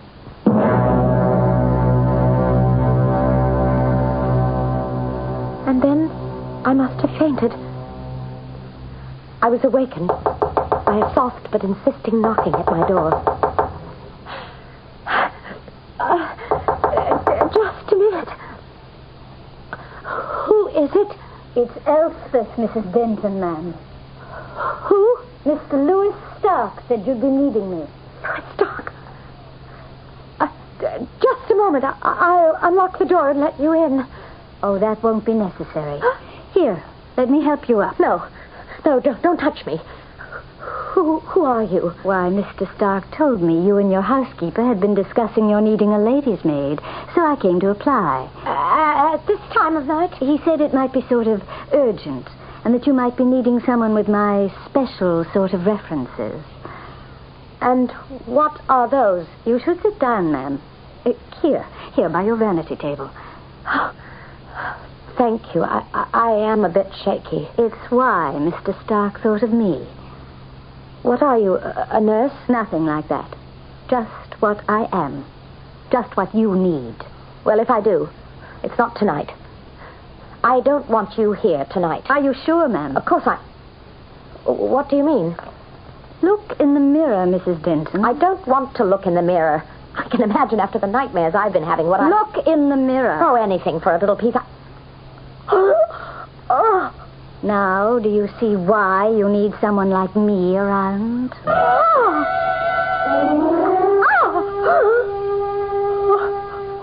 What else showed me in the mirror was nothing. Reflected in the background were all the normal things I expected to see. The Austrian curtains draped by the window, a sampler which my mother had needle-pointed for me, the great canopied bed to my left, and to the right, the chaise lounge and part of the closet door. But in the center of all, where I should have been, was nothing. I don't mean a blank or the outline of a shape, just nothing at all. As though the mirror reflected only an empty room. You see? But it can't be. Oh, give me my hand glass. Here, madam. Well? Nothing. The same. Oh, my, what am I going to do? That's why Mr. Lewis Stark thought you might have need of me. How can you help? Can you bring my likeness back? No, but I can protect you. How? First, by keeping people away from you. Or more important, you away from them. But if John is dead, I can't just hide. No, but you could have need for a nurse, someone to take care of you. We can establish that the shock of his passing has brought on a skin disease you wish to cloak from anyone's eyes, particularly from your own. How will that help? A logical reason for getting rid of all the mirrors in the house, for guarding against the surprise photographer, for concealing the truth, as long as you must be in the public eye. Shall I get it for you? No, I'll get it. At least I'm safe on the phone. Hello? Debbie? Oh, it's you. Can you talk? Just a moment.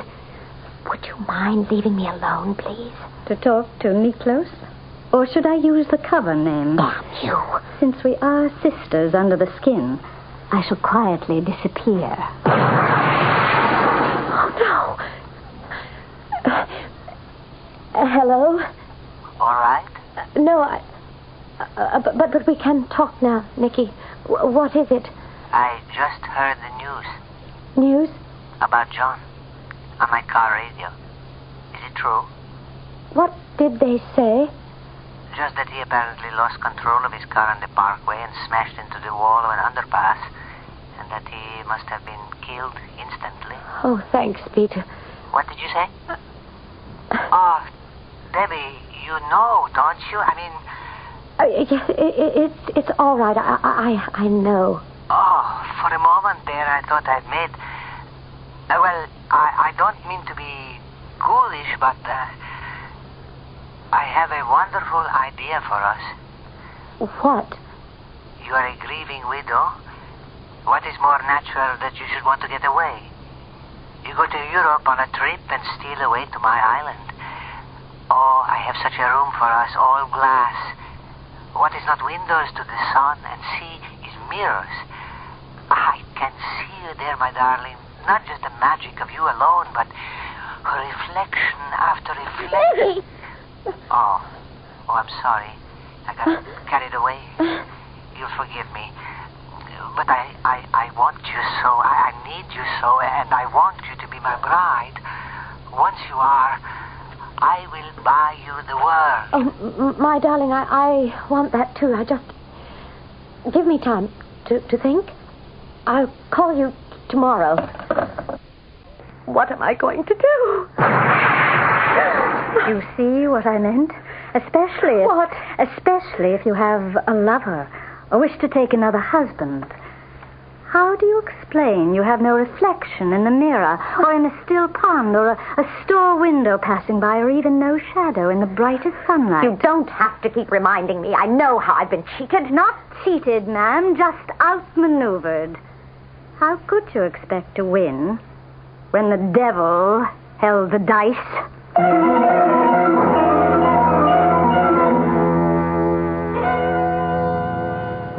that Deborah Denton schemed to gain.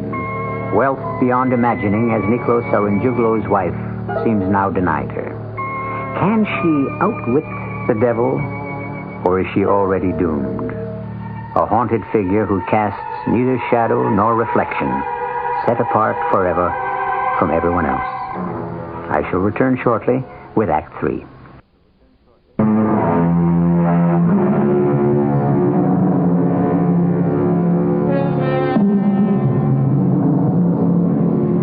The next 3 days were the most difficult of Deborah Denton's life. Heavily veiled, even though it was summer, constantly on the lookout for a revealing mirror or the flash of a camera before she had a chance to hide behind someone. She was physically exhausted by the time the body was at last interred. And of all the interviews, the most unsettling and frightening to her was a stolen few minutes with Niklos. My deepest condolences, Mrs. Denton. Thank you, Niklos. I waited till the end of the line. Can't we be alone for a moment? So kind of you to send those lovely flowers. I can't, Nick. Not here. I had nothing but admiration for the governor. Where? It's important. He was a fine man, and the state will mourn his loss. We all will. You can walk me to the hall. I'll pretend to feel faint. Mrs. Denton, are you all right? Oh, just a little faint. I'm all right, ladies and gentlemen. I just need to rest. Niklos, if you will be good enough to give me your arm to the stairs, please, forgive me. I'll try to join you again later. Just lean on me, Mrs. Denton. Let me get the door. Oh, thank you. Who is that young woman you brought with you? That is my niece. It is why I have to talk to you. I have to get her back to Greece very soon. No, wait. Wait for me. I can meet you there as we planned, or come back for you. No, don't leave me now. I need you. Oh, you're not well, baby. Not yourself. Maybe we should wait until Until what? Till the rash or whatever it is that makes you wear that veil. Oh, that is nothing. Can't I see you tonight, my darling? Why don't you phone me after? What is it? I don't know. Crazy, but I happened to be looking at that mirror as we passed, and I could swear... What mirror? That one, hanging over the chest. Who put that back? I don't know.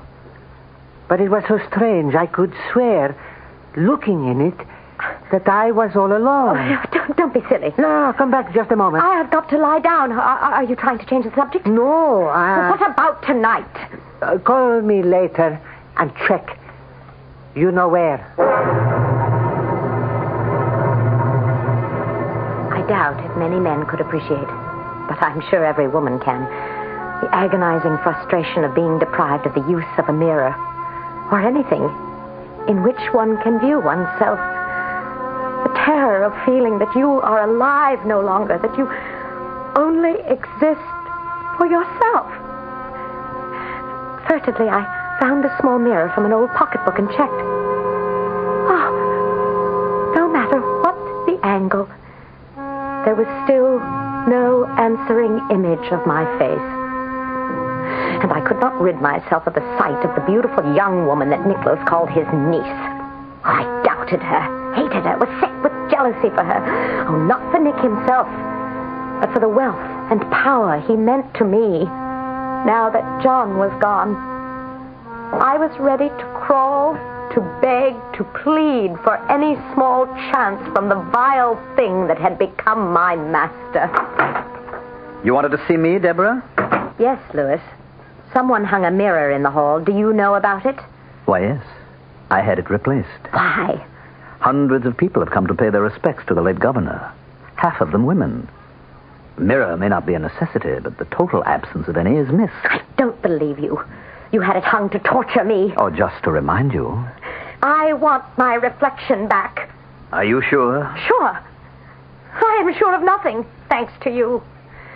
Oh, I know I made some kind of pact with you, and I don't expect any mercy, but I hope, I beg that there is some life left for me. If I am to be dragged at last into a hell that is as eternal and is as devastatingly destructive as the last days have been, I am asking you for some last fling at life. before you and yours swallow me up forever. You're worried about Nicholas and his niece. Yes. And quite right. The relationship is close, but not familial. Do you mean that she... Oh, that's... Of course she's not his niece. But then in spite of her desires, she's not yet been able to capture his entirely.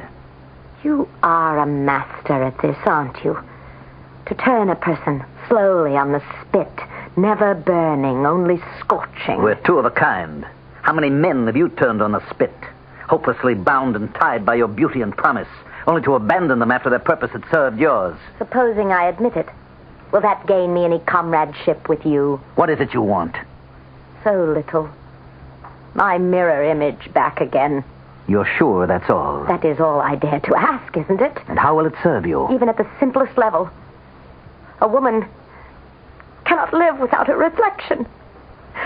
She needs it to begin, live, end her day. And for your sort of woman to reaffirm your strength. For what are you without beauty? Oh, you knew so well when you took it from me I would be back on my knees to beg for it.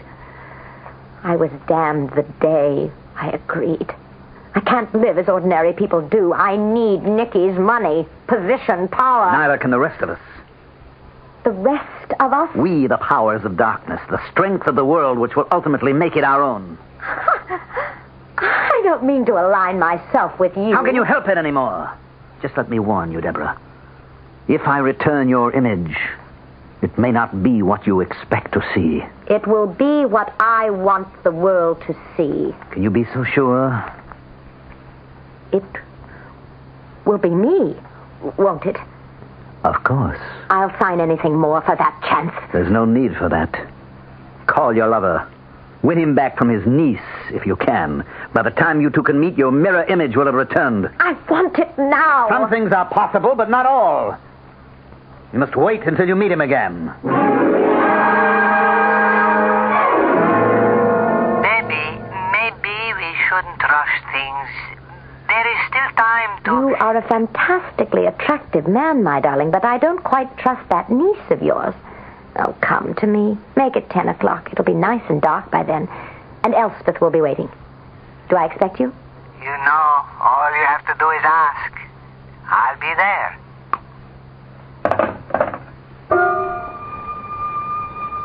I hung up the phone and sat for a long time thinking. I couldn't rest. So I called Elspeth and made arrangements for Nicholas to be admitted to the house. If you're sure you want me to, Mrs. Denton. What are you talking about, Elspeth?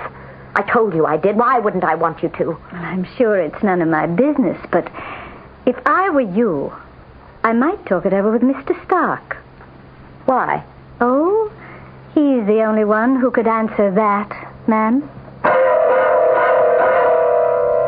Something about that long-set, grim face troubled me. I realized suddenly that it was the almost imperceptibly twisted, evil smile breaking the tight line of her mouth. I could feel my heart drop like a stone into a dark and bottomless pit. And suddenly, Louis Stark, whoever or whatever he was standing before me. Louis. It's 9 o'clock. I thought you should have time to think things over. What are you doing here? Oh, don't worry, I shall be gone long before your lover appears. If you're sure you want him to. Why don't you leave me alone? Haven't you done enough to me? This time I thought I would do a kindness. You wanted your reflection back. You promised me. As you are. I thought perhaps you'd better look at it before your lover comes. Look. I promise you it is a perfect mirror image of you.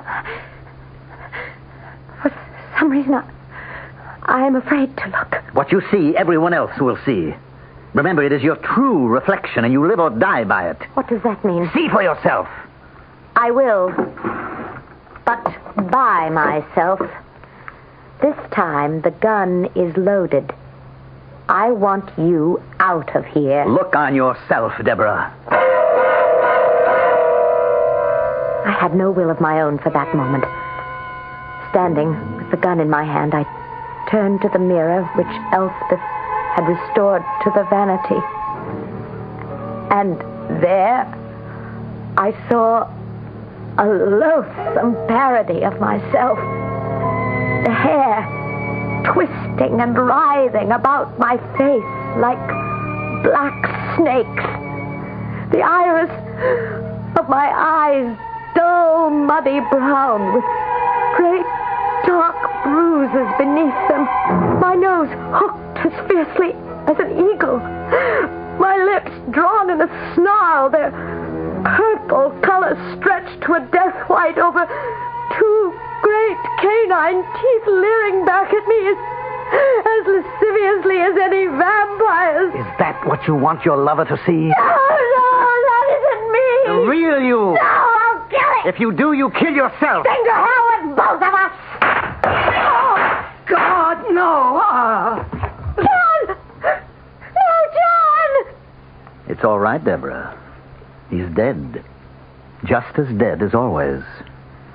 Only one difference. What? It will take time. The trial, the headlines, jail, and then a long wait for the death sentence to be carried out. Everything your husband fought against. How do you know? How can you be so sure? Because we're right back where we started. This is exactly how I arranged it. Arranged it? What better way to get you in my power, Deborah? This time, forever. No need to dwell on a sensational trial, and the most ironical of circumstance, that a governor who was forced to sign a bill reestablishing the death sentence in his state made his wife the first victim, as he himself was the first victimized. I'll be back in a moment.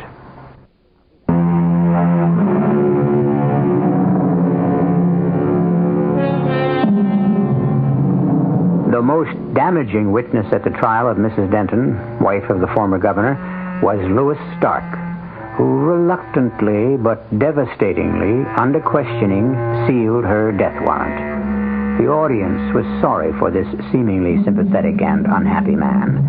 But then, as Elizabeth Barrett Browning said, the devil's most devilish when respectable. Our cast included Patricia Elliott, Mandel Kramer, Robert Dryden, and Carol Teitel. The entire production was under the direction of Hyman Brown. Radio Mystery Theater was sponsored in part by Anheuser-Busch Incorporated, Brewers of Budweiser, and Buick Motor Division. This is E.G. Marshall inviting you to return to our Mystery Theater for another adventure in the macabre. Until next time, pleasant dreams.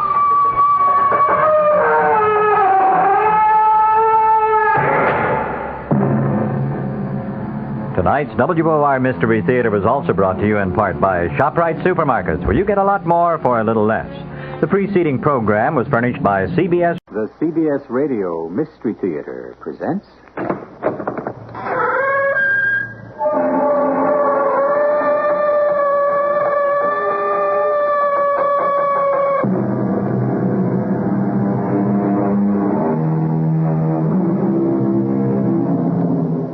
Come in. Welcome. I'm E.G. Marshall. We are told that it is useful, even vital, to plan ahead. And it sounds and seems reasonable enough. However, there are philosophers who tell us that man proposes while God disposes, and that the best laid plans of mice and men gang after gley. So, what's to be done? How shall we live? I suppose I might answer, as best we can. But that's begging the question, isn't it? Maribel, what are you doing here? I came here to ask you a question, Miss Russell. But you're dead. Yes, ma'am. That's why it's so important. Miss Russell, tell me why you killed me. Me? I didn't kill you. You died in an accident. Why did you kill me? An automobile accident. I wasn't even there. Why did you kill me?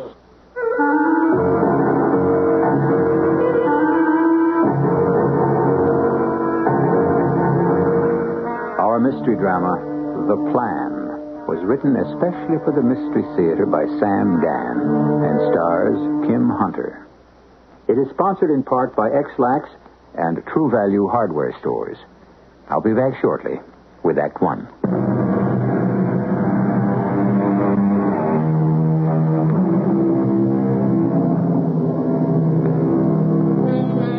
Nothing will sustain you more potently than the power to recognize in your humdrum routine the true poetry of life.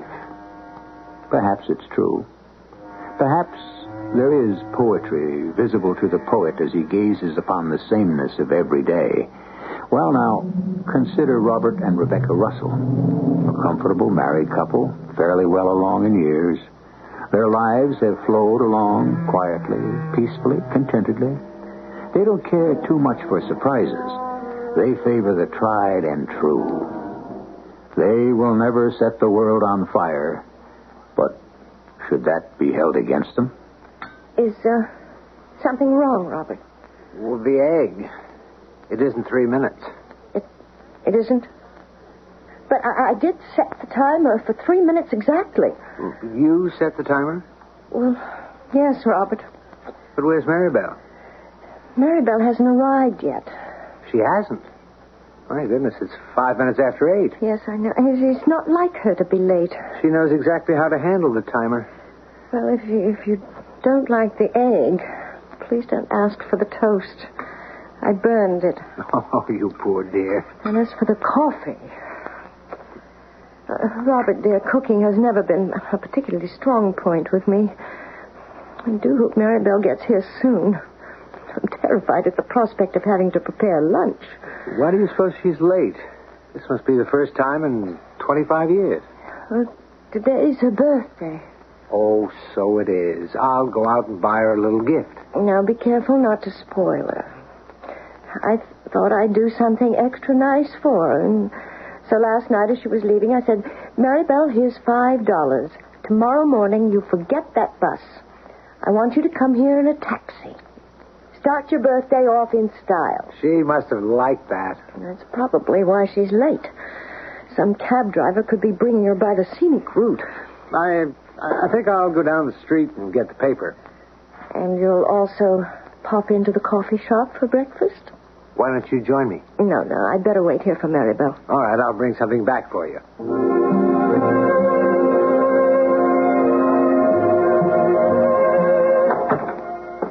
Rebecca? I'm in the kitchen.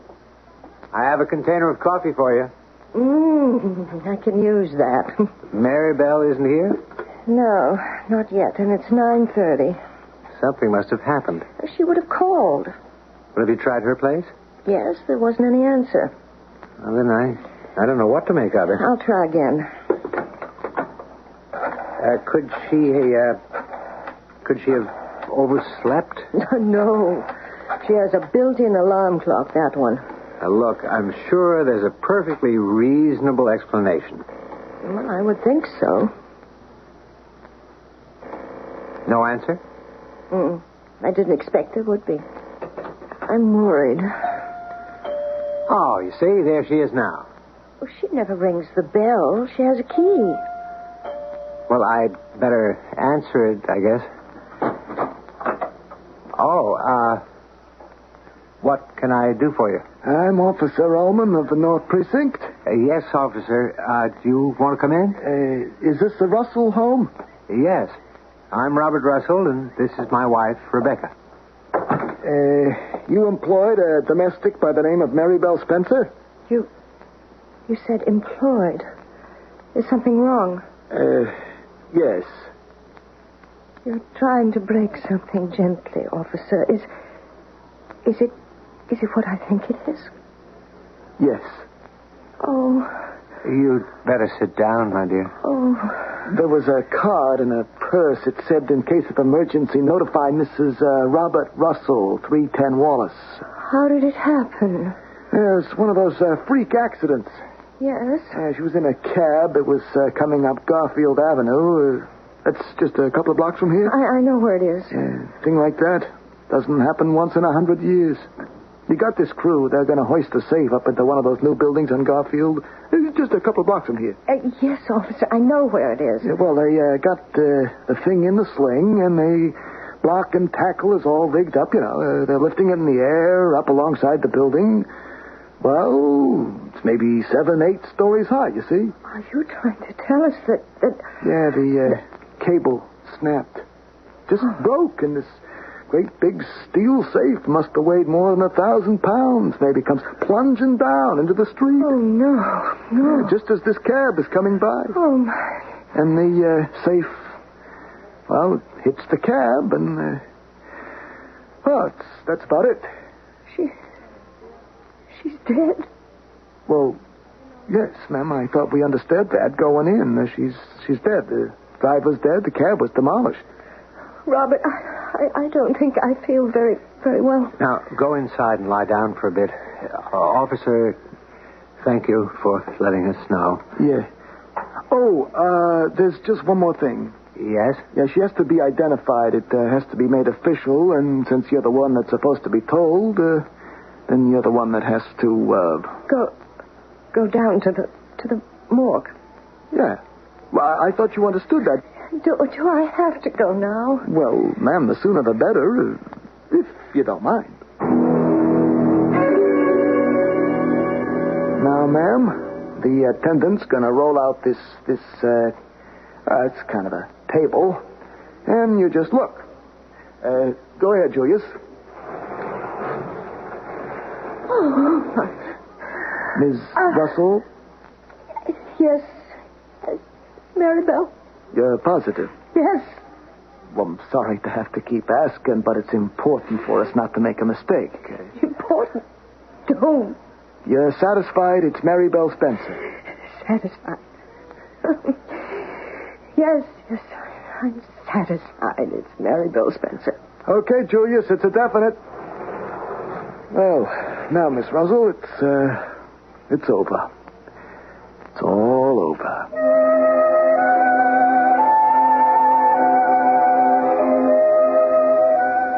Rebecca? Yes, Robert.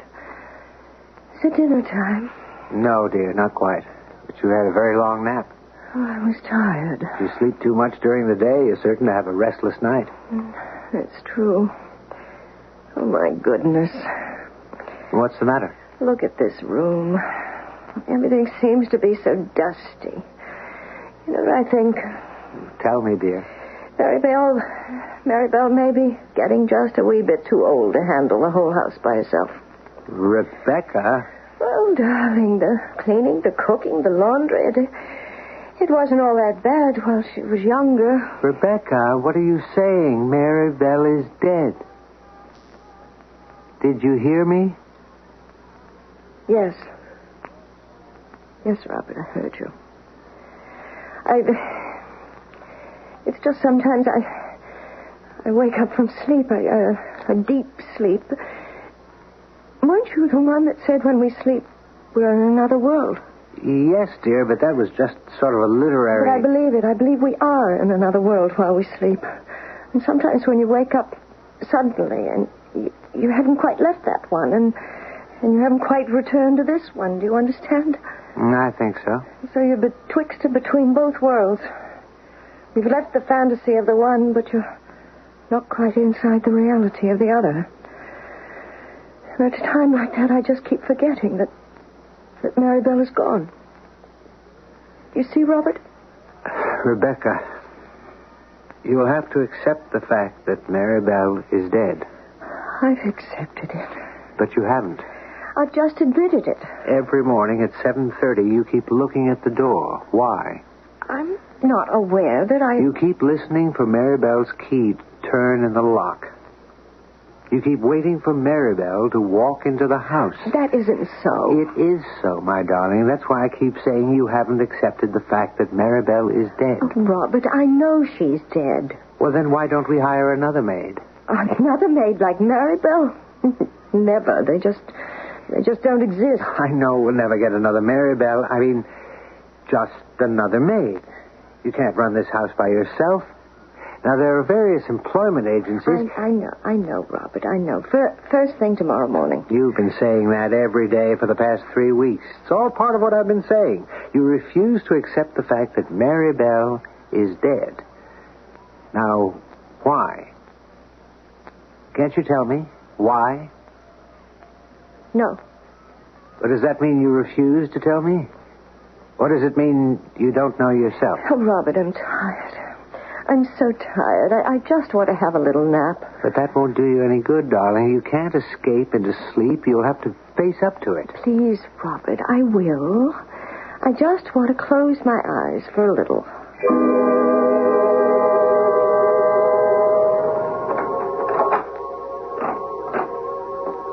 Maribel. Good morning, Miss Russell. Oh, Maribel, where have you been? I've been away, Miss Russell. And now you've come back? Yes, I'll come back. To work? No, Miss Russell. I can't come back to work. Oh, did you get another job? No, ma'am. Don't you want to work for me anymore? Oh, yes, I do. Well, then why don't you? Because I can't. Why can't you? Because I'm dead. You're dead. You know I'm dead. You saw me lying there, lying on the slab. Maribel, what is it? Why have you come? I want to ask you a question. Will you answer? Yes. Will you tell me the truth? Well, did I ever lie to you? What did you have against me? What did I have against you? Oh, my poor Maribel, I didn't have anything against you. If you had nothing against me, ma'am, then why did you kill me? Why did I what? Why did you kill me? How can you say that? Because you killed me. No, I didn't kill you. It's because of you that I'm dead. Why did you do it? I didn't kill you. I didn't kill you. Didn't kill you. My darling. Wake up. You're having a terrible dream. I didn't kill you. Oh. Of course you didn't. I was talking to Maribel. To Maribel? She accused me of killing her. I denied it. I shouted at her. I screamed. I didn't kill you. Rebecca. Hear me out. But the louder I screamed, the more I became convinced that I was lying. Rebecca, what are you saying? I'm saying I did kill Maribel. Let me get you something warm to drink. No, please, don't humor me. But please. When she first accused me... Well, how could she accuse you? She's dead. That's right. It isn't true that you killed her. It is true. Now, I know. I did kill her.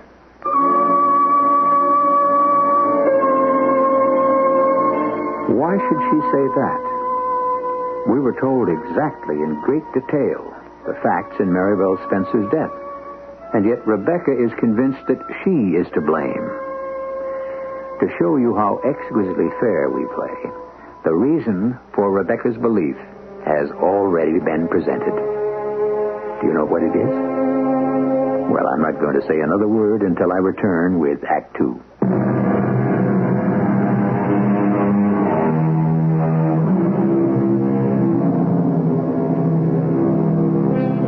The whole question of dreams has always been up in the air.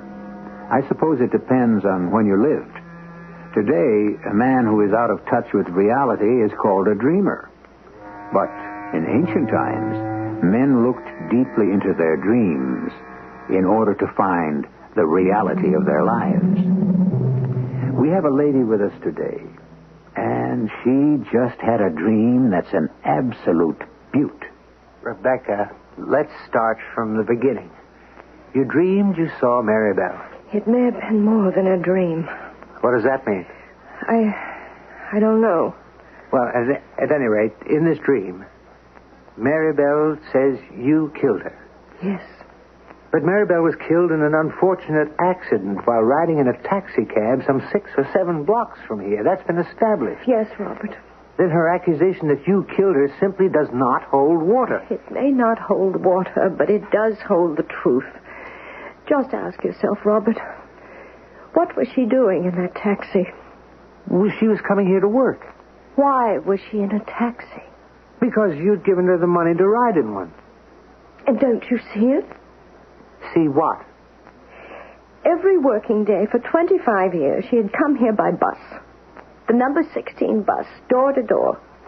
Then because, and only because, I gave her the money. Oh, no. We can't have any of that. Any of what? Any of that misplaced guilt.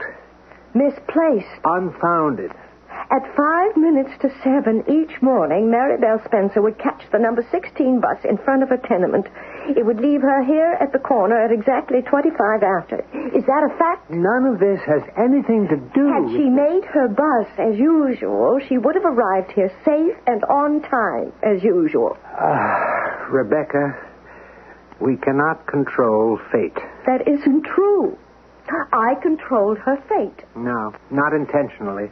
Not consciously. Yes, consciously. You caused that cable in the hoist to snap? You were the one responsible for the safe falling? But I placed her inside that cab. But it wasn't deliberate. It was. I ordered her to take one. Darling, you speak as if you'd done something terrible. I did. But it wasn't intentional. The results are the same. She's dead. It was an act of kindness. Was it? I don't know. How can you not know? The day before she'd finished about the house, she was ready to leave, and she said to me... I remember she said to me... Miss Russell. What is it, Maribel? Might I have the day off tomorrow? Oh. Is there any special reason? Oh, yes, ma'am. It's my birthday. Oh. Well, I wish you'd notified me sooner. Oh, if it isn't convenient, Well, it's just that I had... Ma'am, forget I asked. But it's your birthday. I had lots of birthdays. No, Maribel, you just take off. I can see it wouldn't be convenient. It's not that important. Are you sure it's all right, Maribel? I'm sure. Yes, ma'am. I'm sure. Oh, you're a gem, a perfect gem. I guess I'll be leaving now, ma'am. Maribel, I'll tell you what. Seeing as tomorrow's your birthday, why don't you come to work in style? You forget all about that old number 16 bus. Take this $5 and ride to work in a taxi cab. No, Miss Russell, I couldn't do that. Nonsense. Here. Tomorrow morning, you just ride in that taxi like a queen. Well, I don't see how you can blame yourself. You were willing to give her the day off. No, I wasn't. And she sensed it. And she was too timid to insist. Rebecca. No. Oh, Robert, what sort of hard, cruel, terrible woman am I? Now, Rebecca, I won't permit you to say that about yourself. But it's true. A woman worked for me 25 years, and she felt so frightened, so insecure that she didn't even feel entitled to take the day off on her birthday. Why did you refuse her? Why? I'm sure you must have had a good reason. No, I didn't. I didn't have any reason at all. Well, then why... Why, I don't know. It was just a kind of irrational reaction to... To what? Oh, I'll never know. It just came out, that's all. Something made me say no. But surely you must know what that something is. Oh, stop it, Robert. You're badgering me. I only want to know why you didn't give the poor woman the day off. Isn't it obvious? No, dear. I said no to her because it really did not suit my convenience for her to stay home that day. I did not wish to do for myself. Oh, Rebecca. And her needs were of no more consequence to me than those of a bird that perches on my windowsill. This isn't you, Rebecca. And the final insult, the supreme gesture of contempt. The $5 I casually tossed at her. Take a cab, my poor peasant. Taste on this rare occasion what is my regular diet. Rebecca, I'm going to take you to a doctor. Why? Am I crazy? Am I? Oh, Robert, I'm losing my mind. Please, relax now. I'm not mean. Of course not. Or vicious. Never. And I was a good mistress to her. The best. I treated her very well. Exceptionally. Then why didn't I let her take the day off? What made her come to work that day? Rebecca, you must believe that there's a special providence in the fall of a sparrow. There is nothing that has not been ordained. Do you believe that? I believe there's a plan. A plan? Someone said the good Lord does not play dice with the universe. Yes. And so all events form part of a grand design. All moves have a meaning. You do believe it. You're not just saying it to make me feel better. Perhaps we shall never understand it. Perhaps we may even refuse to accept it. But we're powerless to change it. It's the plan. And the plan called for Mary Bell to die that morning. It wasn't your fault.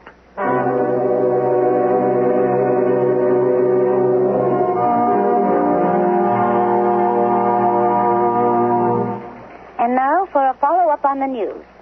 Who will ever forget that freak accident about a month ago in which a huge steel safe fell some 7 stories right on a passing taxi? It killed the passenger, Miss Mary Bell Spencer, and the driver, Tom Horvath. The Faulkner Rigging Company is being investigated to see if there is a basis for negligence. Mary Bell Spencer was a household worker. Mr. Horvath drove the cab to put himself through college. He was an honor student and taking an advanced degree in chemistry. Stay tuned for another follow-up of the news on the half hour. Tom Horvath.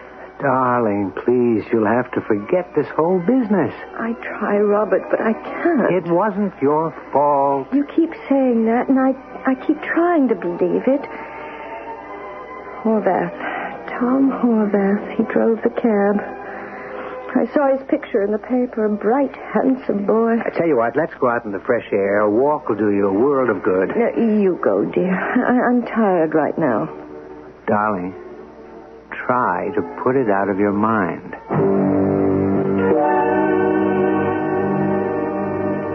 Mrs. Russell. Mrs. Russell. Please. Wake up, Mrs. Russell. Who are you? How did you get in here? I don't know how I got in here, but I do know who I am. Who are you? What do you want? I'll scream for the police. There's nothing the police can do to me. Why? Because I'm dead. Who are you? You know who I am. Tom Horvath. Thomas Jefferson Horvath. I'm dreaming. Does that make any difference? What do you want? I want to know something. Yes? I want the truth. I have the right to know the truth. Why did you kill me? You have no right to say that I killed you. It's because of you that I'm dead. No. A lady got into my cab that morning. An elderly lady. A tired, elderly lady. How tired, how elderly, I didn't realize until I said, "Good morning, ma'am."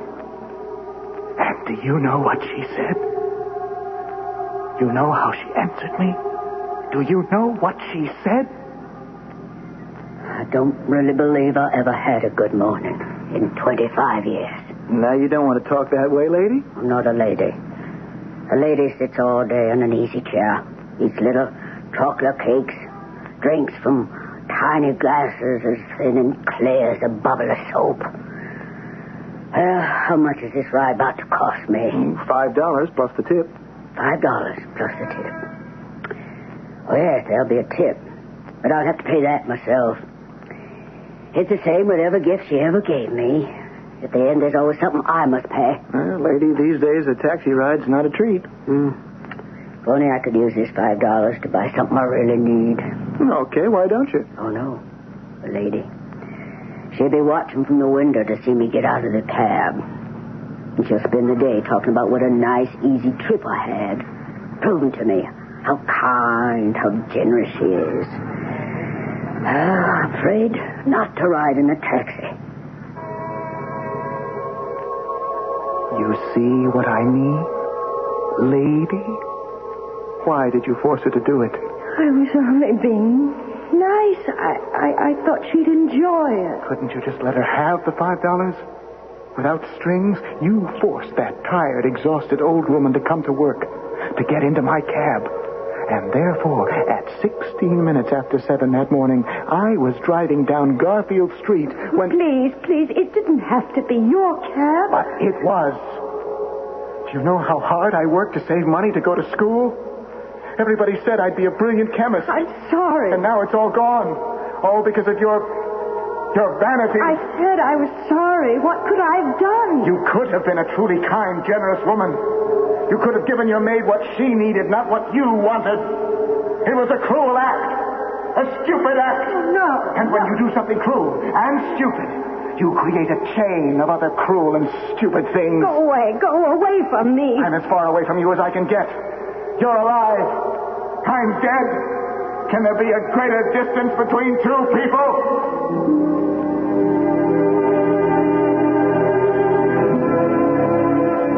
That all depends. What is the distance between life and death? How far must we travel? How long must it take to go from one to the other? That, I'm afraid, I cannot answer. However, I can say in all certainty that you won't have to travel anywhere at all or wait more than a very few minutes for me to return with Act 3.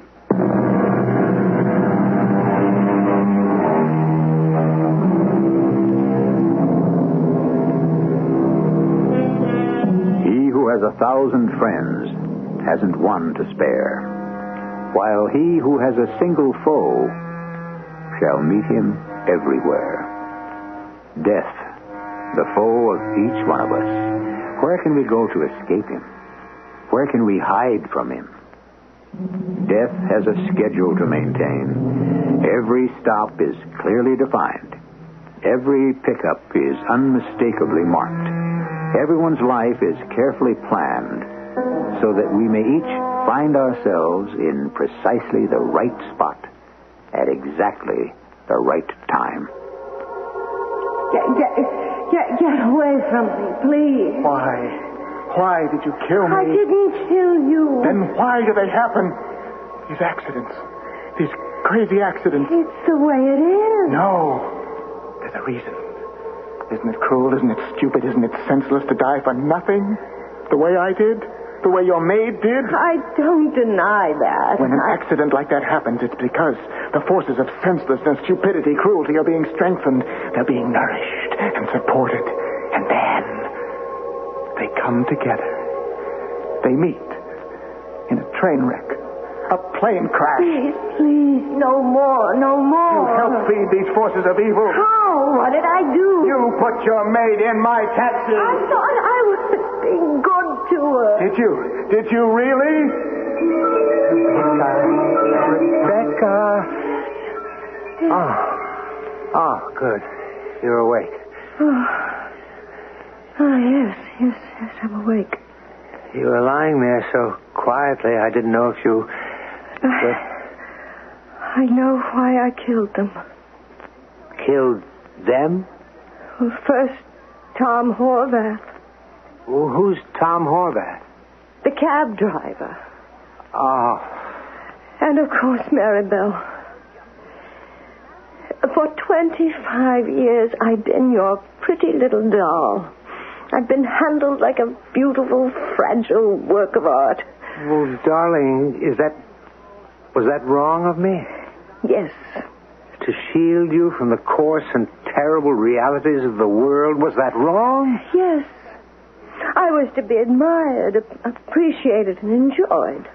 Kept in a safe and protected place on the shelf. But you're a lady. And I've been coddled and spoiled. I've been spared the agony of life. I love you. I want your life to be easy. And meaningless? My maid was killed. And so was an innocent young cab driver.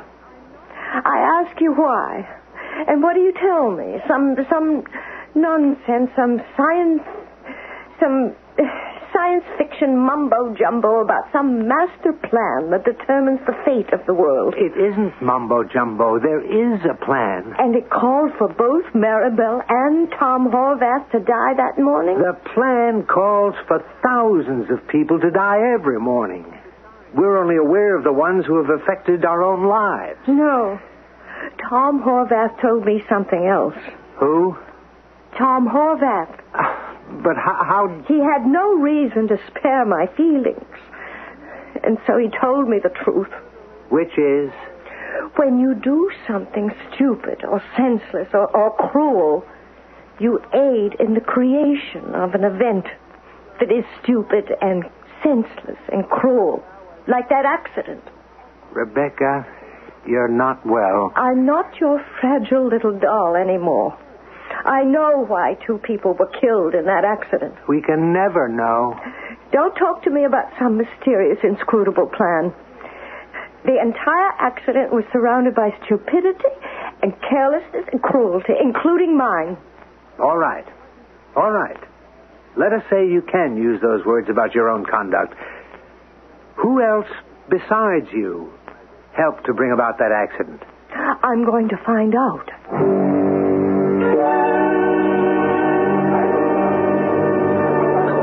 Officer Allman? Yeah? Do you remember me? Oh, yeah, you're the lady that, was it the murder? No, it was the 2 people who were killed. The accident on Garfield Avenue. Oh, yeah, you're, Mrs. Morris. Mrs. Russell. Oh, yeah, now I remember. At the precinct, they said you would be here at lunchtime. I'm sorry to disturb you. Oh, it's okay. Have a cup of coffee. No, thank you. May I ask you something about that accident? Oh, sure. Why do you think it happened?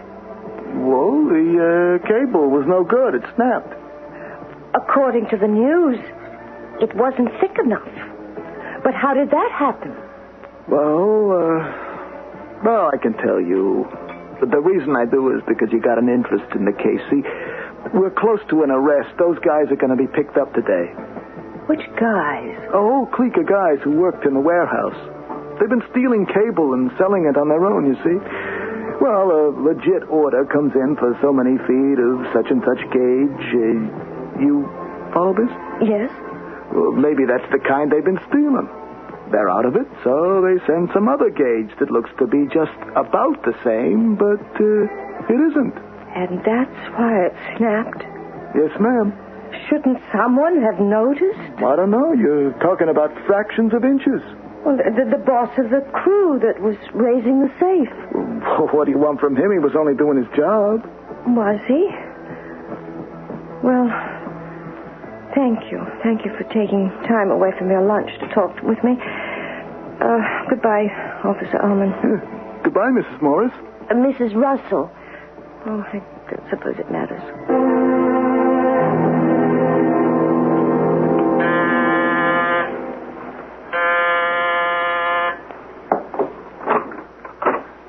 Yeah? Are you Joseph Bessemer? Yeah. Known as Big Joe Bessemer? So? May I ask you a question? Okay, what are you selling? I'm not selling anything. I just wish everybody would quit ringing that bell. Mr. Bessemer. Don't call me mister. Why shouldn't I call you mister? Because I'm a bum. I'm nothing but a drunken bum. You understand that? I must ask you a question. Well, ask. I'm afraid to. I'm afraid of you. Ask. That's what you come here for. Let go of my arm. Ask. You're hurting my arm. Ask. Why didn't you notice it was the wrong cable? You want to come inside?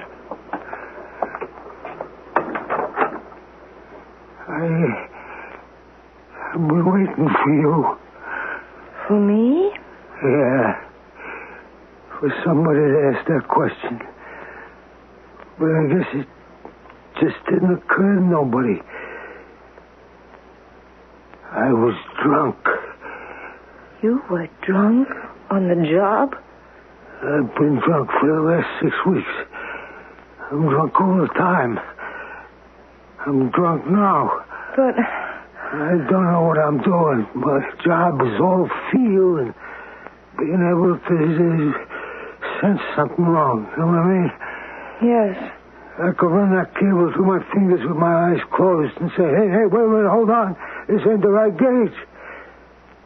But when I ran it through my fingers on that day, my fingers was drunk. You understand what I'm saying? Yes, I do. But why were you drinking?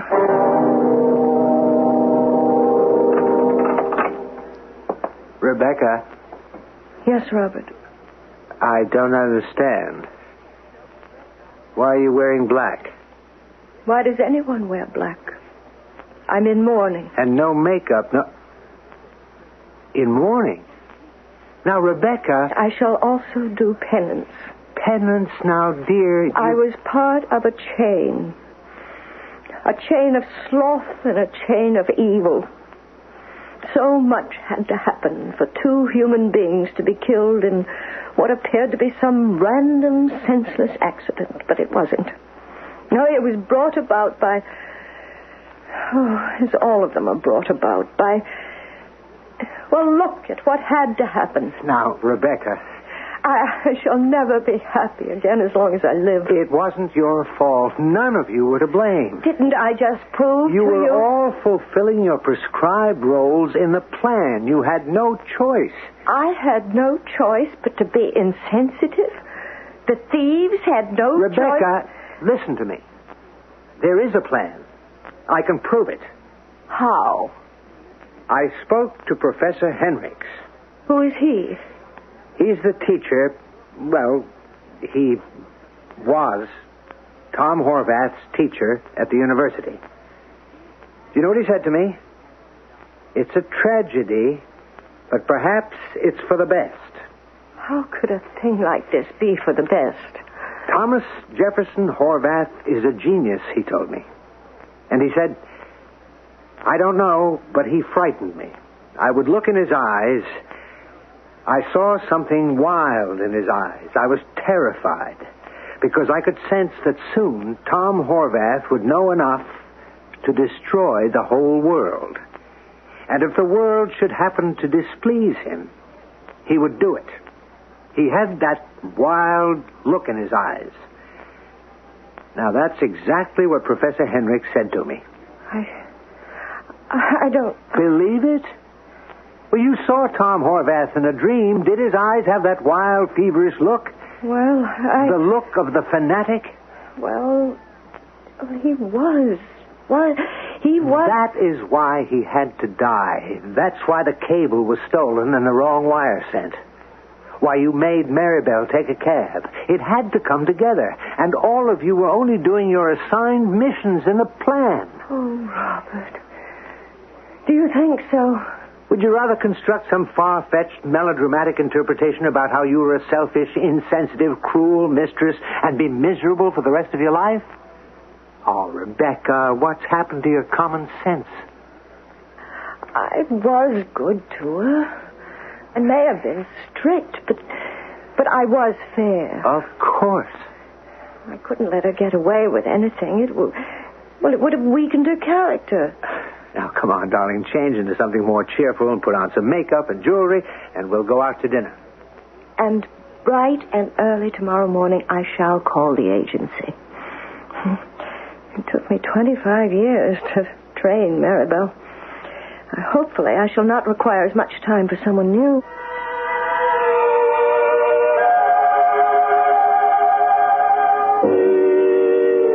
I don't know how much time it took. You may not be aware of it, but there is a problem with domestics these days. It's impossible, it seems, to get someone decent for love or money. The lower classes no longer know their place. I know mine. It's here with you, and I'll be back shortly.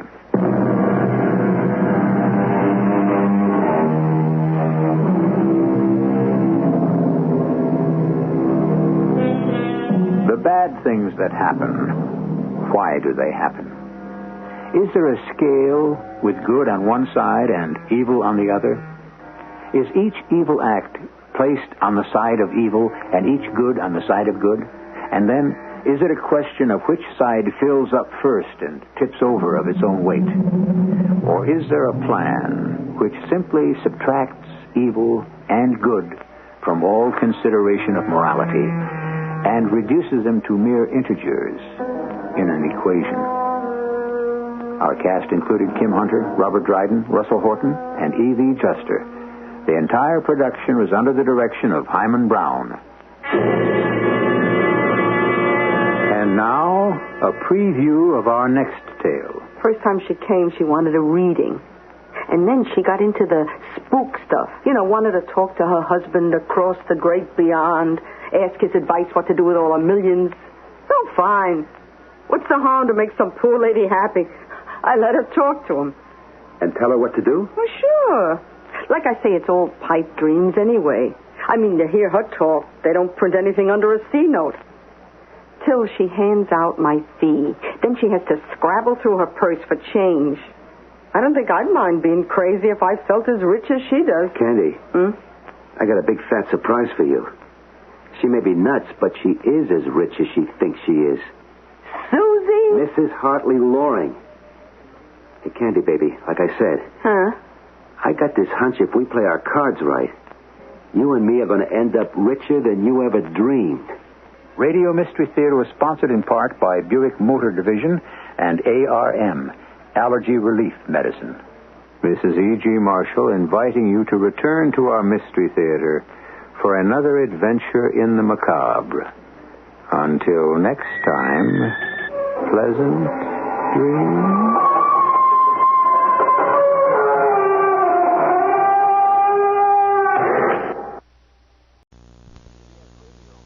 CBS Radio Mystery Theater presents...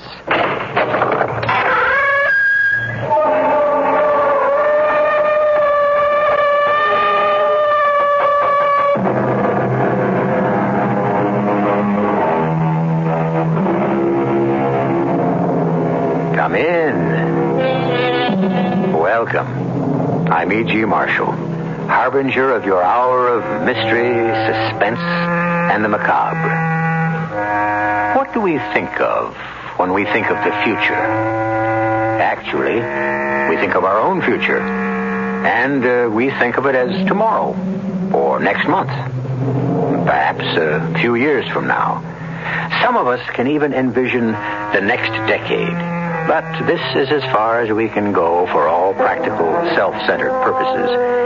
In a vague and even regretful way, we are aware that the world will go on after we're gone. And it will. It will. And what kind of world will it be? Hundreds, thousands, millions of years from now?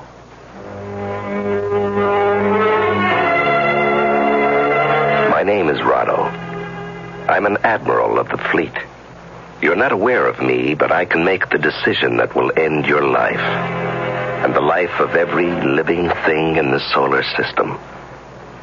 I have the power of decision. When we patrol space and I hear my observers say... Unknown ship. Range? 34 million miles. Clear for action? Clear for action. Aimer ready? Ready. Firing switch on? Firing switch on. Right now is when I decide. Do I or do I not press the button that will destroy the world? It's my decision. Mine. And mine alone.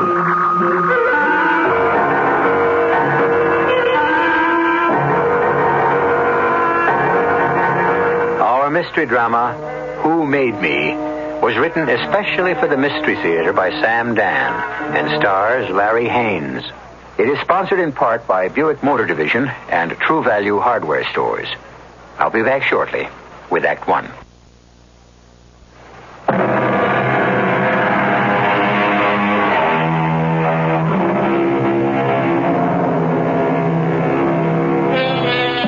The name of the planet is 3. In our day, we called it Earth. But so much has happened since we lived here. So much time has gone by. They call the planet 3 because it's the third planet from the sun. that much at least has remained the same. It's a world of people, and the people seem to be divided into three classes.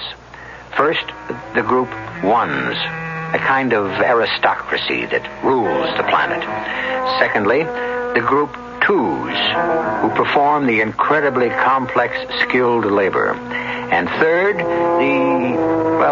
those who can't seem to make it. They're all group three. As long as they behave themselves, nobody bothers them. This is the story of a group one aristocrat named Rado, a very important man, also a very troubled man. Troubled because he's talking to a boy of 18, 19, and the boy is asking questions. Who made me, Rado? Again? I thought we settled that last time, Corral. No, we didn't settle anything. Who made you? Corral, you know who made you. Leela and I. We made you. I know about you and Leela. What I'm trying to find out is who made all of us? Who made all of us? Why? Because it bothers me. Well, now, when something bothers you, you must report to repair. Leela took me to repair yesterday. You saw Leela yesterday? Mm-hmm. It was her duty visit, and she took me to repair. And what did repair say? I'm in perfect balance. Well, then how can anything possibly bother you? Well, you see... Yes? Well, maybe I'm just one of those. No, Corral, you are not one of those, and you must never say that, even in a joke. Well, truthfully, the only reason I hope I'm not is for your sake and Leela's. For our sakes? Well, wouldn't you and Leela lose your franchise if you couldn't reproduce your own birth group? Reproduce is inaccurate and archaic. Say make. Well, don't you and Leela like being franchised? Leela and I can only like what is legal and balanced. Now, you stop wasting time with Group 3 type questions like who made me and concentrate on your studies.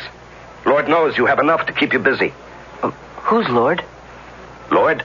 Well, every now and then people say, Lord knows. Oh. Well, obviously, there was once a sage named Lord who knew everything. Well, that's what I thought. But I can't find her in any history book. Well, that would indicate she was in prehistory. And that means I'll never find out. And that's Corral. So far, he's the only one Leela and I made during our franchise partnership. I must admit that my attitude toward him has never been balanced. Legally, all we owe the ones we make is basic training. Yet, I have made, today included, countless free visits. A free visit is not exactly illegal, but it is unusual. Balanced people do not perform unusual actions. And, of course, the chief of repair, the commanding officer of repair's fantastic complex of diagnostics, treatment, and therapy, happens to be my own franchise partner, the Lady Leela. But I know I am nurturing a secret imbalance. Because each visit with Corral gives me a feeling of exhilaration. It's wrong, this fear I have for his future, this pride I have in him, this hope I cherish for him. It's wrong. Now, Corral, remember, obey your supervisor. Yes, Rado. Keep your eye on the ball. What does it mean? Keep your eye on the ball? Well, it's quite possible the ancients may have inscribed the rules of conduct on a device shaped like a ball. Oh. And therefore people would do well to keep looking at it. You know, you do ask a lot of questions, and after all, I am not a woman. Well, even though you're not a woman, people say you know just about everything, Rado.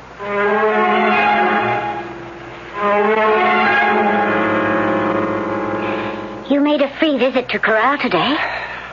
I see, Leela, after all these years, one of your inspectors found a way to let you know. She may think so, but I intend to ruin her career for it. Now what, my lady? Do you suggest I report for repair? Will you assure me that any Group 1 can ask for it without prejudice? I suggest you go inside and tell Turn we shall dine shortly. Certainly. Turn had punched out the food request. Characteristically, she had asked the wrong menu, but I said nothing. You know how they are. The tiniest criticism and they collapse into a severe depression or explode into a manic tantrum. When Turn saw me, she smiled. A typical Group 3 smile. You know those people. They seem to smile with their entire body. I can release dinner any time, Admiral. The lady will tell you. Say the word, sir. Speak one little word, or point your finger, or blink your eye. I said the lady will tell you. May I leave the villa tonight and visit my partner? You must ask the lady. If the lady says no, I will kill myself. You are free to leave now, Turn. We shall release dinner ourselves. Oh, thank you, lady. Darling lady, sweetest lady ever made. Why did you allow her to leave so early? You and I have to talk. Well, whatever we say would be beyond her. Yes, if she's Group 3. Turn? How could Turn be an inspector? I suspect Turn because she's too perfect. Too absolutely Group 3. Well, suppose she is an inspector. What have you and I ever said to each other that's reportable? I am head of repair. You are Admiral of the Fleet. And we are about to be disenfranchised. Why? Corral cannot qualify for Group 1. He will fail the examination. But you took him to repair yourself. He was judged in perfect balance. Oh, yes. Because he was examined by a single practitioner, and I was present. Do you think he's out of balance? Oh, I know it. He's one of those. I refuse to believe that. You refuse to accept it. Yesterday he asked me, do you love me, Leela? Love? I see. Love. Well, the best I could get out of him is that love is an intense form of like. Well, couldn't you explain that any emotional intensity is a form of imbalance? Well, love is an intense like. It can only be bestowed on one person. It restricts and excludes. And what type of Group 3 questions has he been asking of you? I was afraid to tell her. And yet see how calm she is. It's because she's a woman. We men, we take things so much harder than they do. When Corral is classified down to Group 3, he'll disappear from her life forever. But I know this. He will never be gone from mine. He'll never be cold or sick or hungry, and he shall not die young. Secretly, somehow, I'll arrange to protect him. He's my Corral. What are you thinking about, Rado? I'm becoming reconciled to the fact that Corral will not be admitted to Group 1. Who said he will not be admitted? You did. Well, I said he couldn't qualify. Well, isn't that the same thing? No. Because, qualified or not, he will pass the examination. He will? How? You and I will prepare him for it. Leela, that's illegal. Of course. I shall pay my duty visit the day before the exam. I will inject him for stability in physical function. Well, if that's discovered, we'll be degraded. I know. I wrote that law myself. But why, Leela? Why? Because I don't want to be disenfranchised. Leela, you're talking like a man. Oh, shut up. My lady, you're obviously out of balance. So report me to an inspector. Let me take you to repair. No. Please.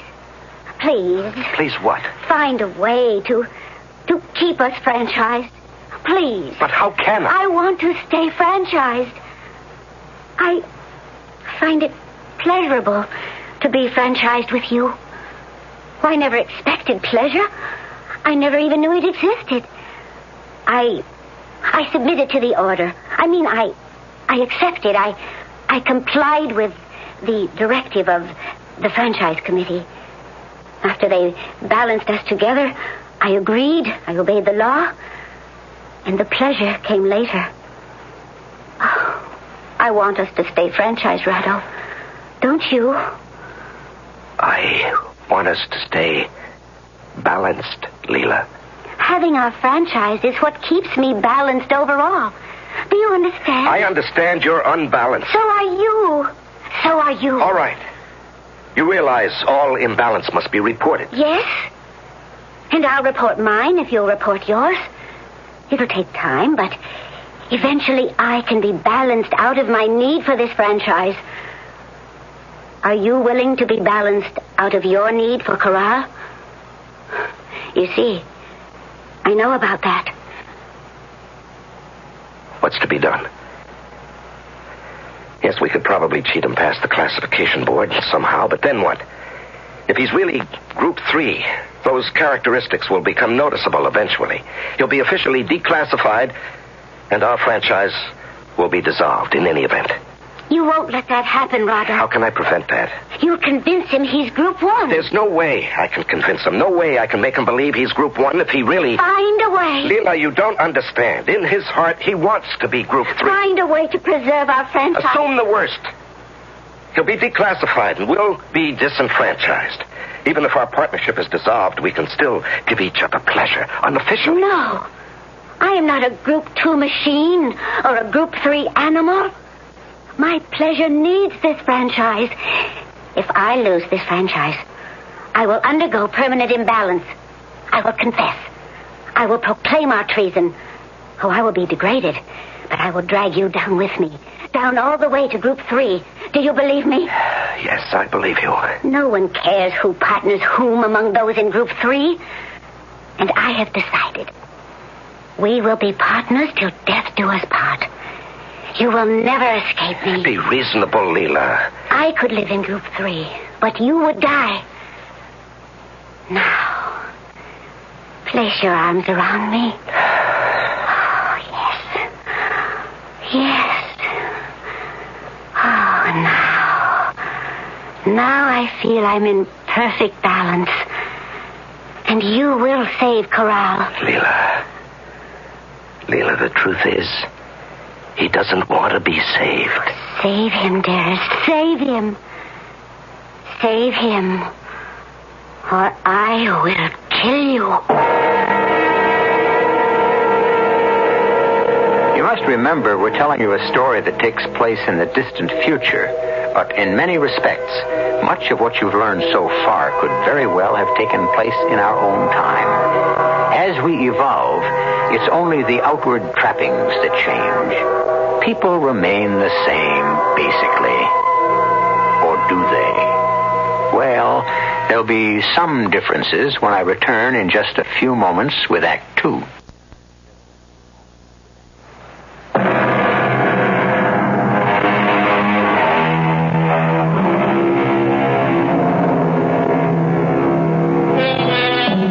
The history of the world is many things, but one thing that always remains constant is the relationship between men and women. We don't mean the relationship is constant. We mean there is a relationship, because men and women must live together somehow and raise the children somehow.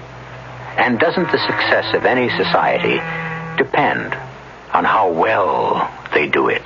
Leela, you're not listening to me. I said Corral wants to be in Group 3. No one in his right mind wants to be in Group 3. We have created one who is one of those. Balance.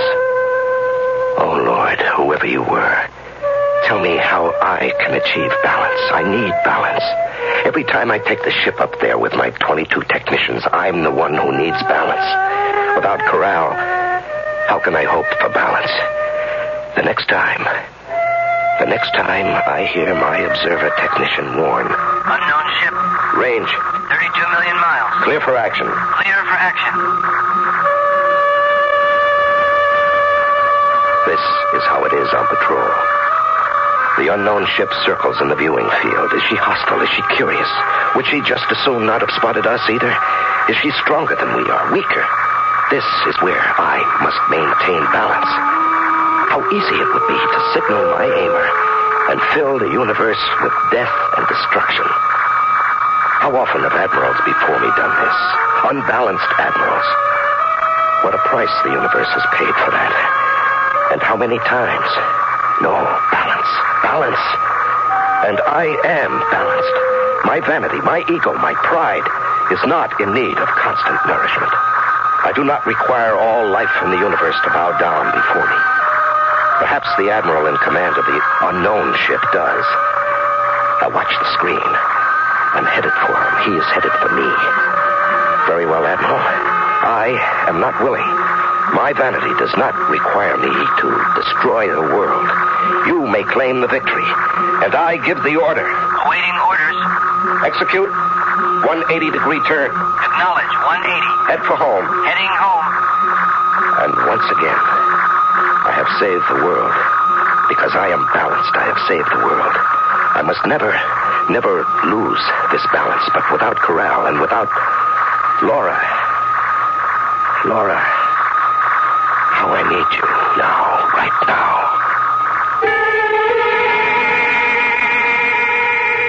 Are you tired, dearest? She kills me, Laura. You don't have to talk about her, Rado. They train you and destroy you, these Group 1 women. Laura, tell me you love me. Tell me you love me. I love you, Rado. I love you. Listen to me. I'm fantastically unbalanced. But I don't report to repair. I come here to this Group 3 woman, to this illiterate but beautiful, soft, and lovely woman. I have the power to destroy the universe, but I am helpless in her hands. I come to her so that she can save me from myself.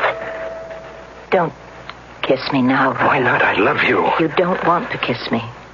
Not now. Not while there's something inside you that's angry, that's frightened. I can feel it. What is it, Rado? Yes, I am frightened. You? Afraid? Oh, no, not my Rado. Corral. I'm frightened for Corral. Why?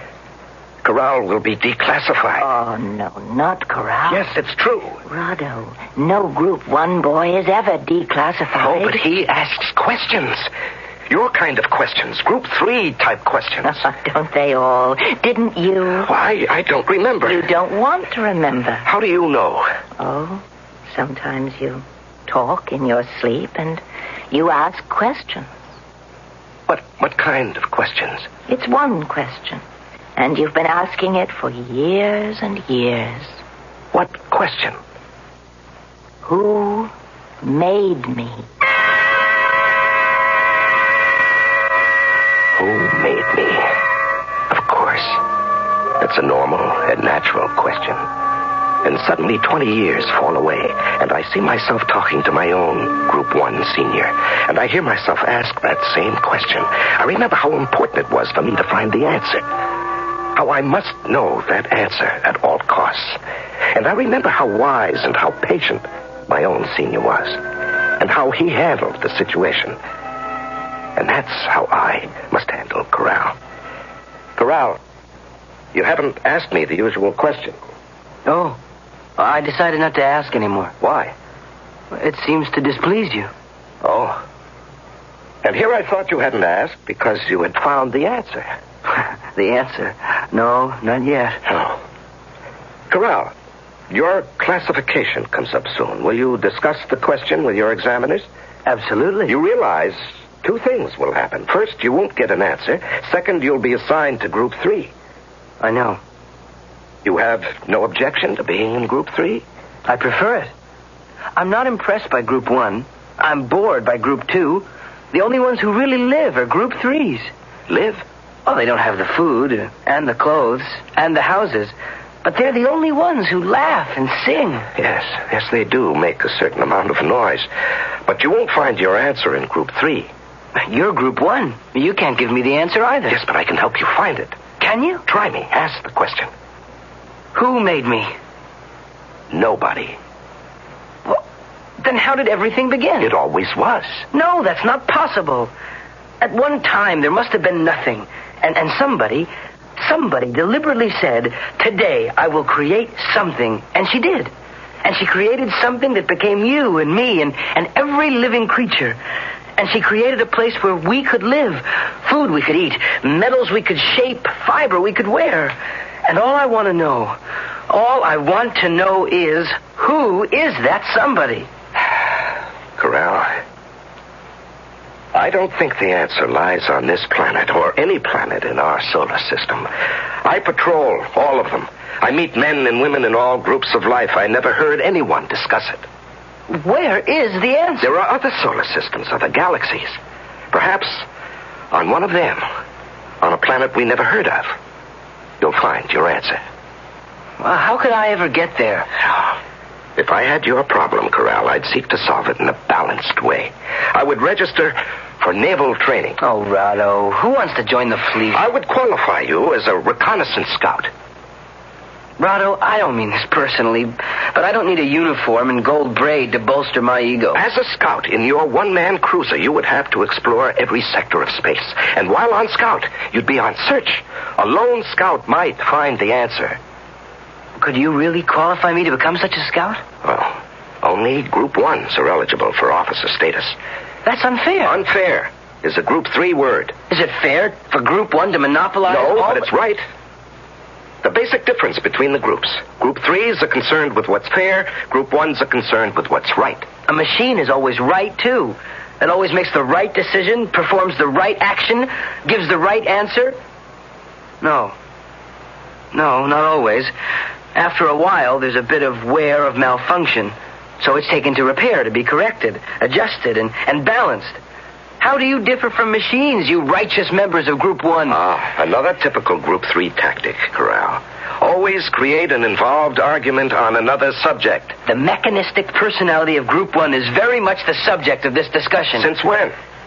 I thought the subject was how to find a certain answer to a certain question. Interested? Yes, Rado. Bear it in mind. And you'll breeze through your exams. And don't ask embarrassing or unbalanced questions. But suppose that's how I feel. You must hide that fact from your examiners. But that defeats the purpose of the examination. Whose purpose? Suppose you ask an examiner an unbalanced question. He can't answer it.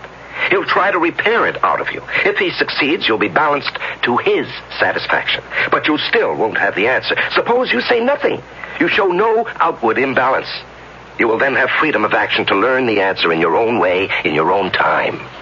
You're saying the end justifies the means. That's how we must live. If you don't have the means you like, you must learn to like the means you have. Rado. How else? Where else can you find the answer? Maybe you're right. Keep your eye on the ball. I wish I knew what it said on that ball. Probably what I just told you. Just think, Corral. You'll be free to find the answer. Do you agree? Yes, I agree. I have saved him. I have saved him in spite of himself. Just as I was saved in spite of myself so many years ago. And I have saved the world because now I can remain in perfect balance. And the next time observer technician calls out, unknown ship. Range. 42 million miles. Clear for action. Clear for action. What is she doing? Holding steady. Stand by to change course. Complete turn. 180 degrees. 180 turn. I'm balanced. I'm in perfect balance. With Leela, Laura, and Corral.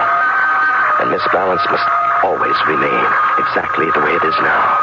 And I beg, I implore, whoever, whatever made me, keep me in this balance. Don't let me destroy the world.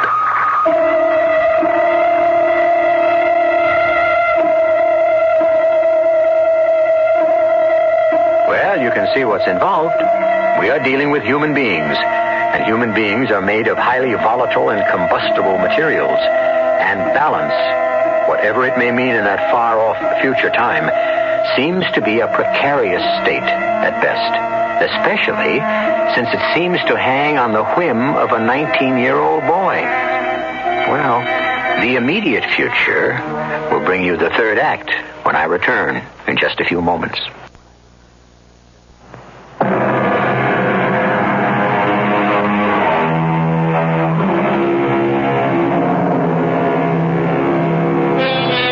From time to time, we speculate about the future.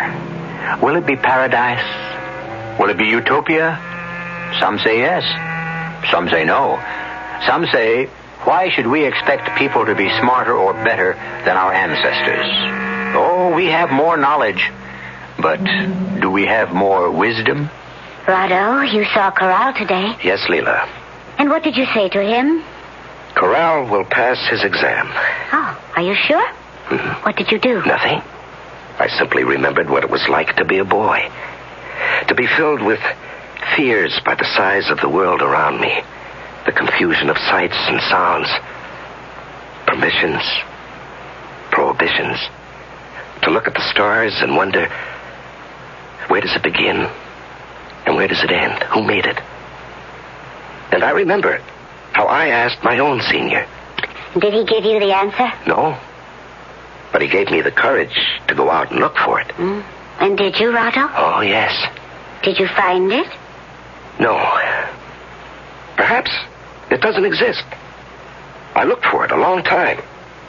Then one day, I stopped. Why? The answer didn't seem important anymore, or maybe the question no longer bothered me. I forgot it even existed until Corral brought it up. Well, it will bother him the way it bothered me. And then one day, he will forget it, just as I have forgotten it. Actually, I never forgot it. It just really doesn't seem all that vital anymore. And so, as the time for his exam approached, I could see that Corral had made his decision. He wasn't happy, but he was making the best of it. It's more important to be balanced. Yes, Corral. The world must be run, and the world must be saved by balanced people. The people of Group 1. Yes, say the rest of it, Corral. Our system requires balance. It ordains who is Group 1, who is Group 2, who is Group 3. This is our holy mission. Yes, Corral. You are ready for your exam. Rotto? What does holy mean? It means, complete and entire. It comes from the word whole. Huh. But why is it spelled without the W? Oh, some lazy Group 3 printer must have left it off by mistake and custom.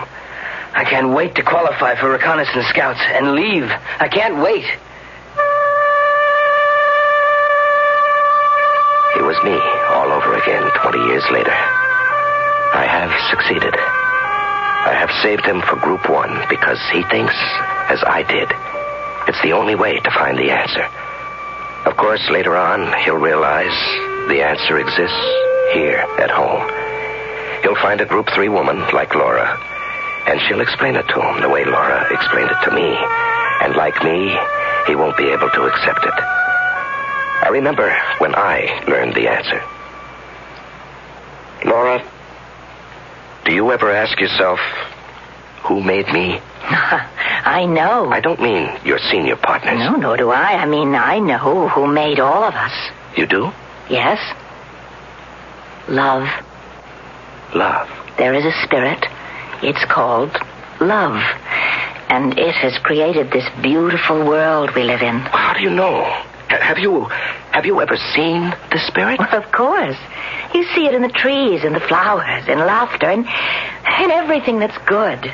Can you prove it? You don't have to prove it. You just feel it. You just know it. You just recognize it. Oh, Laura, you're so good for me. This nonsense that you prattle, it's so refreshing. But it isn't nonsense. Oh, now, Laura. I love you. And because I love you, I'm alive. You see, love has made me. Love is everything.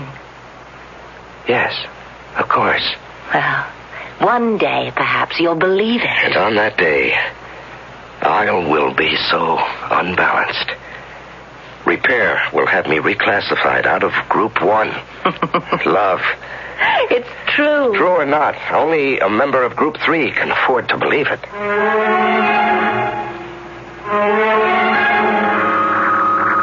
Message for the Admiral. Yes? From the Commander-in-Chief. Report immediately. Acknowledge? Tell her I acknowledge.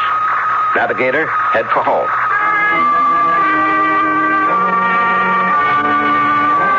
The Commander-in-Chief. The oldest, the wisest, the most powerful member of Group 1. And when she calls you in, it's for no trivial reason. It usually means war or revolution or something that could determine the very life of the people. I had never been summoned before. What could this mean? Be seated, Admiral. Yes, my lady. Do you know why I sent for you? No, my lady. I have here a directive. It is to be read to all Group 1 officers of the fleet. Effective immediately. No Group 1 commissioned officer is to associate with or visit any female member of Group 3 Signed, the Commander-in-Chief. Do you know the problem? No, my lady. Well, you should. You're part of it. In 18 years, how many offers have you made in your franchise? Well... You have made only one. Daily, our numbers dwindle. The Group 3s multiply like animals. Now, isn't that true? Yes, my lady. Now, you understand part of the reason for this directive. The other part is even more important, more sinister. The Group 3s are planning a revolution. A revolution? I can't believe that. You can't? Why not? Are we outnumbered heavily by Group 3? Of course.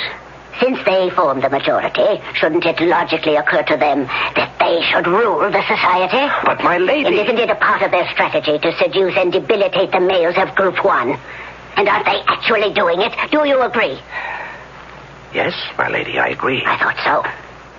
That's the only balanced answer. No one in your command is to associate with Group 3 women. Understood? Yes. Intelligence has prepared a list of all known women in Group 3 who are visited regularly by Group 1 officers. Here's your copy. Thank you, my lady. They are all to be rounded up by fleet police and placed in special detention camps. For how long? For the rest of their lives. Oh, but my lady... It will discourage other women of that group from associating with Group 1 males. Yes, my lady. Well, is anything wrong, Admiral Rotto? No, ma'am. Perform your mission. You are dismissed. There was no way I could look at that list in her presence. I couldn't wait to get out of there. I couldn't wait to get to the bridge of my own ship where I could be alone and undisturbed. And I opened the envelope and took out the list, and my eyes shut down to the L's. And there she was. Laura. What was I going to do? And then the voice of my tech. Message to the Admiral. Acknowledge. Have passed examination. M Group 1. Leave immediately as a recon scout. Will return when I find the answer. Keep your eye on the ball. Signed, Corral. Acknowledge. Corral is gone from me. And they'll take Laura away, too. No, I won't let them. I can't let them. I can't give up Laura.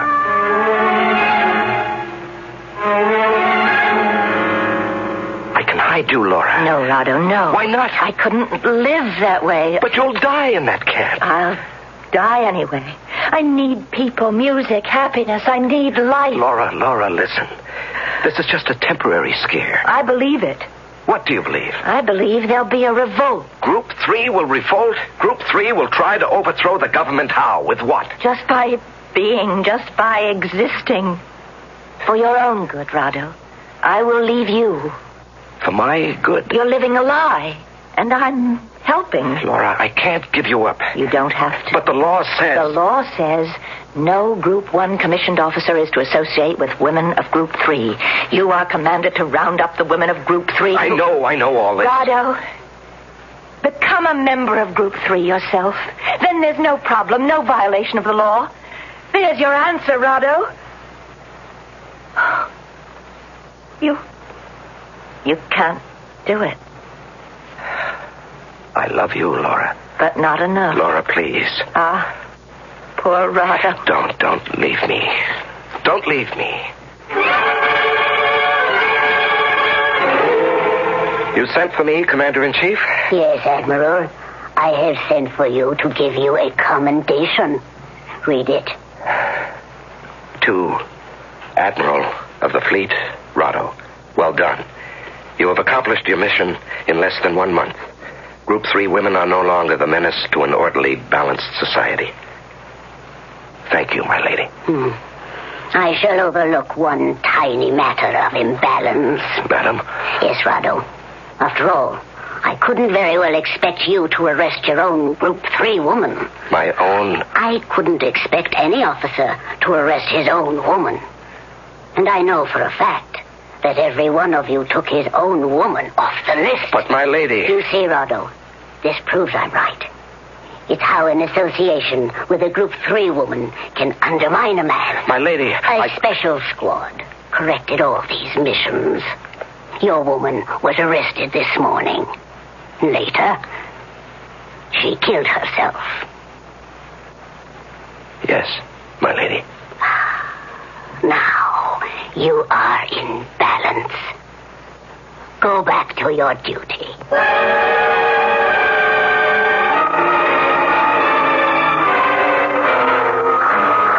Unknown ship. Admiral. Unknown ship. Yes, what is it? Unknown ship. Range. 32 million miles. Await orders, sir. I should stand up to them. But I must back down. I must back down for the commander-in-chief. I must back down for Leela. And now look at the strange ship in the viewing field. Does her admiral think I'm going to back down for him, too? I'll blow this whole universe apart. I'll show everybody. Look at him coming at me. Range, 29 million. 29 million. Full speed ahead. Full? Ahead? Aimer, ready. Ready. I won't back down for you, my friend. Firing switch on. Firing switch on. Range. 24 million. I'll show everybody. I'll teach them to take Laura away from me. Laura, I will... No, Laura, not for you.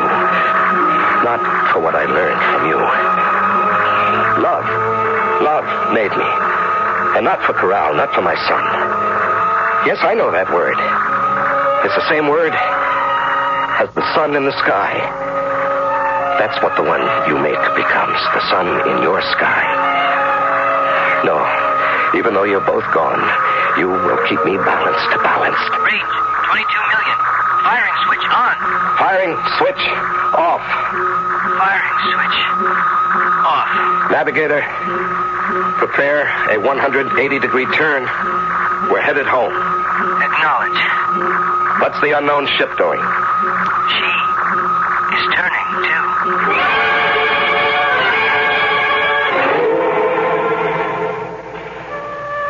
I almost did it this time. I almost did it. Oh, love. Laura's love. That made all of us. Help me. Help me always. Please, don't let me destroy the world.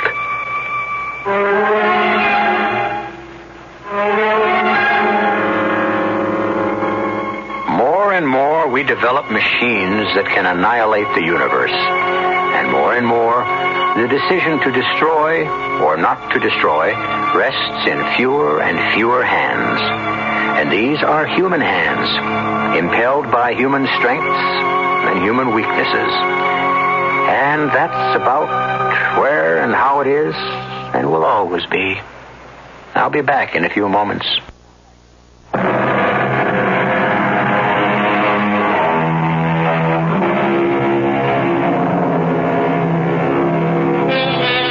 How many times has the world been destroyed? Are we the first civilization of our kind? How many have there been before us? Can anyone say? But the world will always be destroyed until we can all give Corral's question, who made me? Laura's answer, love. Our cast included Larry Haynes, Marion Seldes, Don Scardino, and E.V. Juster. The entire production was under the direction of Hyman Brown.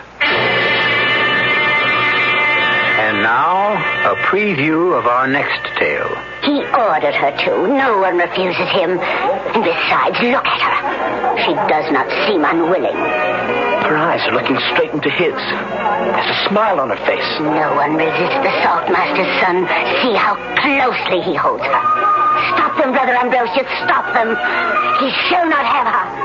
I shall see her pretty face marked with blood before he takes her. Musicians! Stop playing! Stop the playing! In the name of God, stop! Benedicta! Where is everyone? Where have they gone? Why is it so silent? Why am I so alone? Amula! Amula, where are you?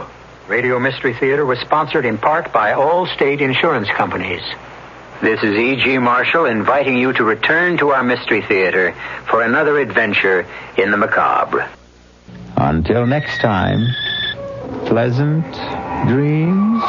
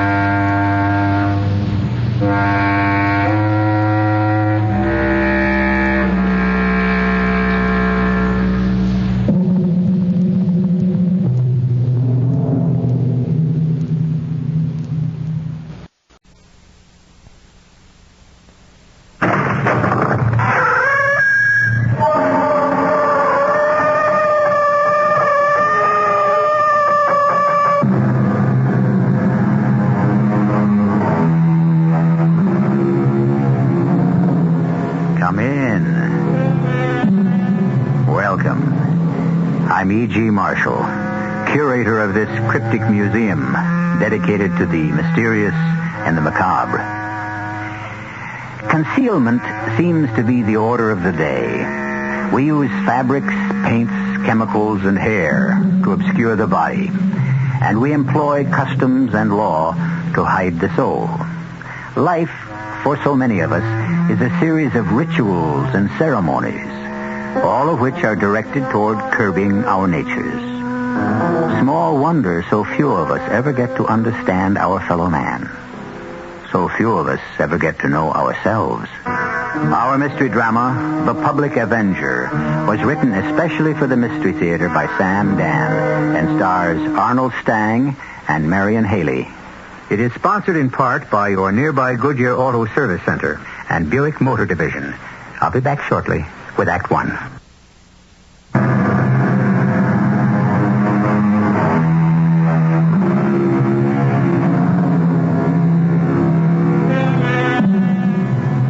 Full many a gem of purest ray serene, the dark unfathomed caves of ocean bare. Full many a flower was born to blush unseen and waste its fragrance on the desert air. Few poets ever wrote truer sentiments. How many of us know such gems and flowers? Indeed, so many of us ourselves can be classed as hidden diamonds and wasted blossoms. Well, to business. Our scene is a warehouse. Specifically, a warehouse that stores groceries. But don't get too hung up on the product. It really has nothing to do with the story. Miss Ellenbogen. Yes, sir? Get Stewart in here. Oh, I'm going to fire that clown. Maybe I'm not a camel, but this is the last straw. My back is rusted. I don't care if he's worked here 50 years. You sent for me, Mr. Fenris? Stewart, you're fired. Fired? Get your money and get out of here. Yeah, but why, Mr. Fenris? Why? Because you're stupid, muddle-headed, and useless. You've got no ability, initiative, ambition. Yes, sir, but what did I do? What did you do?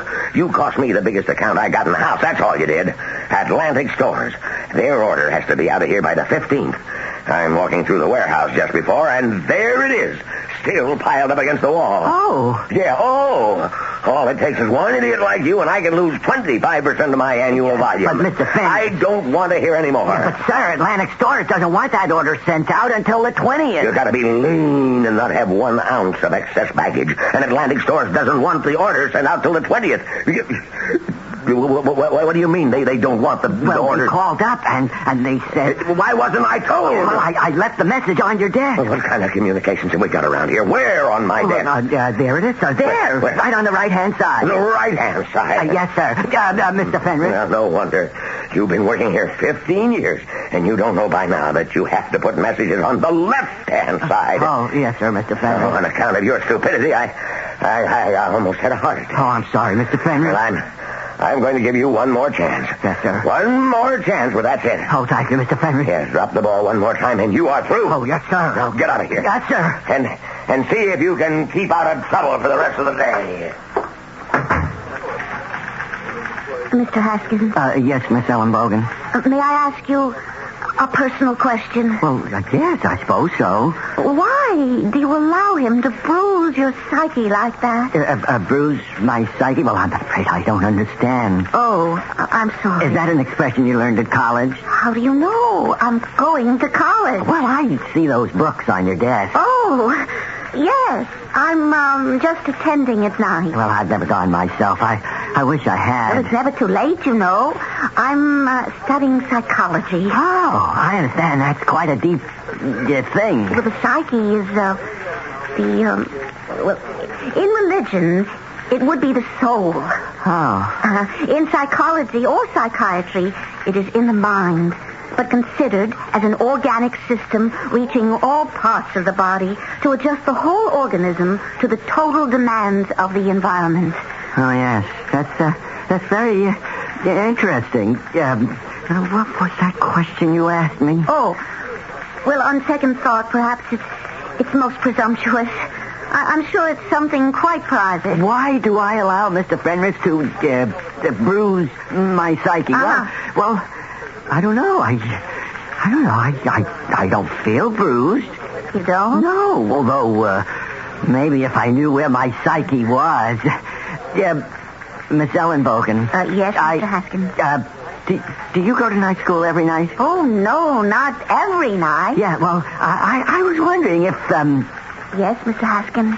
No.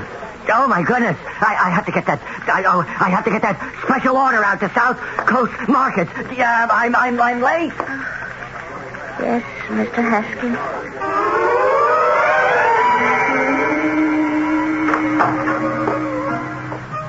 Good evening, Professor Temple. Yes? I'm Rose Ellen Bogan. So, Miss Rose Ellen Bogan, and you are here for a conference, Professor Temple. Conference. We were to discuss my term paper. So? Yes, well, I was thinking of doing a study of a certain person. Yes, he works in the place where I'm employed. Oh. And he displays an abnormal behavior pattern. White, 32 years old, employed in years. His name is Stuart Haskins. And he is the daily recipient of the most vicious mental abuse imaginable. From whom? From our employer, Mr. Ferdinand Fenris. Why? Well, I can understand Mr. Fenris's attitude. Oh, yes, indeed. I can understand it very well. Can you? Mr. Fenris is completely incompetent, and Mr. Fenris knows it. It's Mr. Haskins who actually runs the business. This angers and frustrates Mr. Fenris so completely that in an attempt to salvage his manhood, he must attack Mr. Haskins constantly. Now, how does Mr. Haskins manage to maintain his sanity? We bring you a late bulletin. The mysterious public avenger has struck again. The public avenger? Gangster Chief Punch Gumbo was gunned down as he was taking tea in the garden of his country estate. According to Mr. Gumbo's bodyguard, the killer appeared suddenly and as he fired bullet after bullet into Mr. Gumbo, he shouted, "The public avenger struck again." The killer was seeing about 5 feet now. The bodyguard returned the fire. But the assassin made good his escape.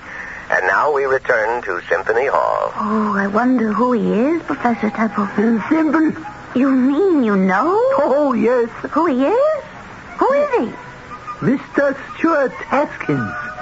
Professor, you're joking. The last time I made a joke, it was with Professor Freud in Vienna in 1936. Professor, it's impossible. You...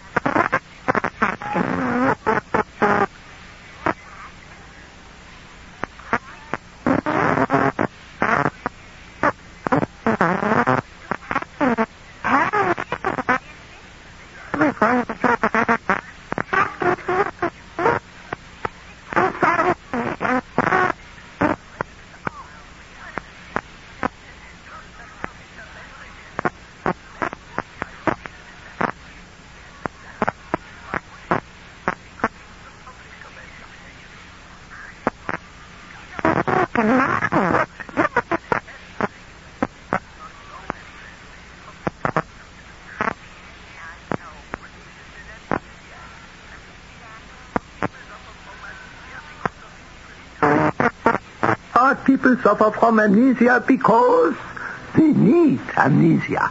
Are you saying that Mr. Haskins... Psychogenic amnesia. We forget because we wish to forget. Yes.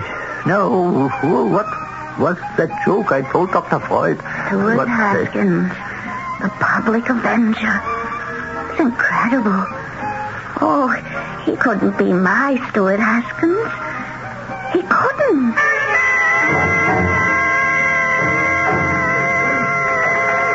Good morning, Miss Ellen Bogan. Would you please put this letter on Mr. Fenris's desk for me? Certainly. Although I think he's looking for you. Oh? Yeah, he said if you came in from the warehouse, you're to go into his office. Oh, well, I really would rather not. Do you suppose you might not mention that I was around here? I won't. Stuart? Oh, gosh. You come right in here, Stuart. Yes, sir. Oh, excuse me, Miss Ellen Bogan. You wanted to see me, Mr. Fenris. Where's that invoice from Pleasant Valley Markets? Or did you lose it? Oh, no, I put it in your in basket, sir. I thought that way it wouldn't get mislaid on either side of your desk. Oh, yeah. Well, Stuart. Huh? Where's your jacket? My jacket. I don't care how you look down in the warehouse, but up here we wear jackets.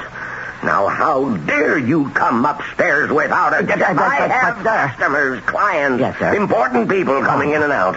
I can't afford to have my employees running around looking like a bunch of bums. Oh, yes, sir, but you... And you knew the rules. Yes, sir. And you broke the rules. But, Mr. Fenris, let me explain. I had to get my jacket cleaned. You had to get your jacket cleaned? Yes, sir. In other words, you're having your jacket cleaned on company time. Yeah, well, sir, you don't let it happen again. Oh, no, sir, I won't. I don't know why I'm so good to you. Yes, sir. Oh, I'm getting soft. Oh, thank you, sir. Are you still standing there? Now, don't you have work to do? Oh, yes, sir. Oh, was it very bad this morning? Was what very bad? Well, the way he spoke to you. Oh, that. Well, he doesn't mean anything by it. He doesn't? No, and besides, he doesn't know any better. Oh, tell me, did you read the news this morning? No, I never read the news or listen to it. You don't? No, not if I can help it. I find it too upsetting. Oh, you mean things that happen to other people upset you? Oh, yes, terribly. Have you heard of the Public Avenger? No, I don't believe I have. Who is the Public Avenger? Well, nobody knows. Oh. He seems to be a kind of one-man vigilante committee. He kills well-known hoodlums who seem to have eluded the legal process. Well, I can't say I approve. You don't? Oh, no. Violence of any kind. Just... Oh, could you imagine yourself as the Public Avenger? Me? Oh, never. I'm frightened to death of guns. Me, the Public Avenger. Whatever could have given you that idea? You certainly have a sense of humor. And if there's one thing I admire in a girl, in a young lady, it's a sense of humor. Oh, so you never could? I was wondering, Miss, do you suppose? Yes? I was wondering if you... Oh, my goodness. Oh, I haven't packed the order for the bunny stores. I just have to get back to the warehouse.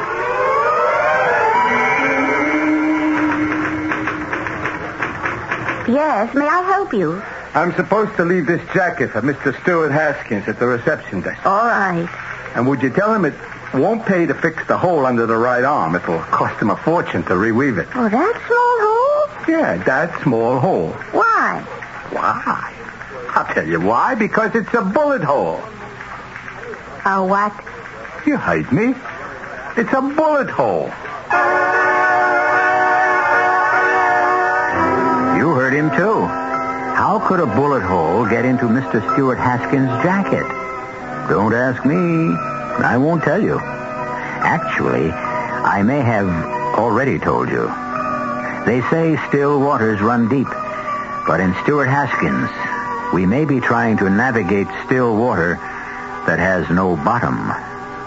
I promise you things will flow fast and furiously when I return in just a few moments with Act 2. Come see, there's good news round the corner. Goodyear, wherever you are. Shake the winter wearies from your car with a gas-saving Goodyear tune-up. Just $36.88 includes installing new plugs, points, and condenser, time engine, and adjust carburetor for a 6-cylinder car. Add $2 if it's air-conditioned. Now at Goodyear for just $36.88. $4 more for most 8-cylinder cars. Goodyear tires and Goodyear service. One Goodyear to your car. Goodyear tires. Now this message from your New York, New Jersey Pontiac dealer.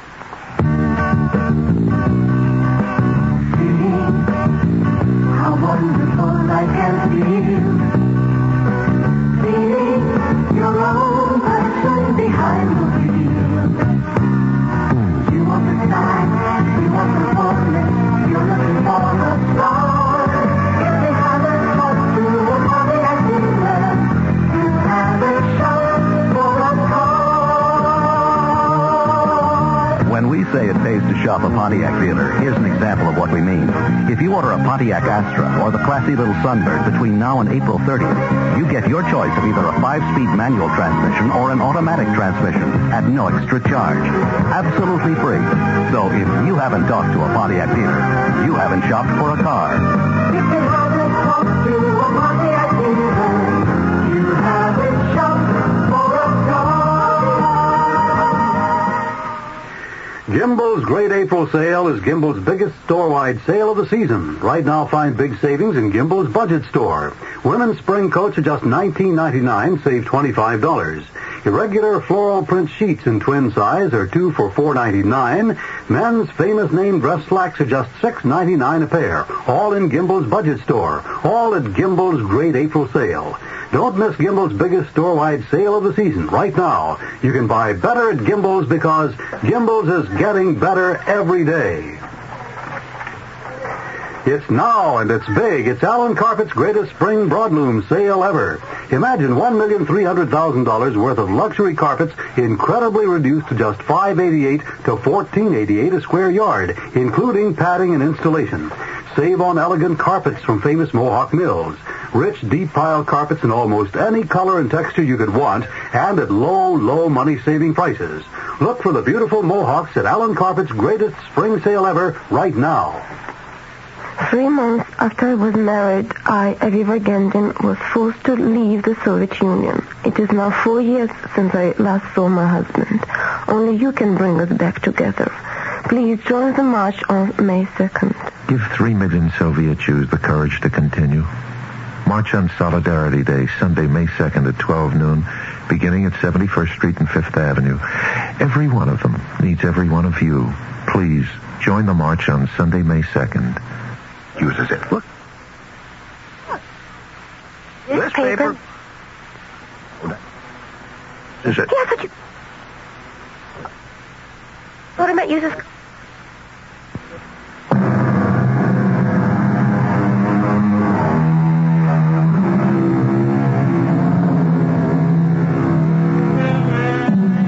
We live in a time when no speculation can be too extravagant. Because the fact is, everything is possible. Practically all of the once considered far-out fantasies of Jules Verne have not only come to pass, but most of them have already been passed by.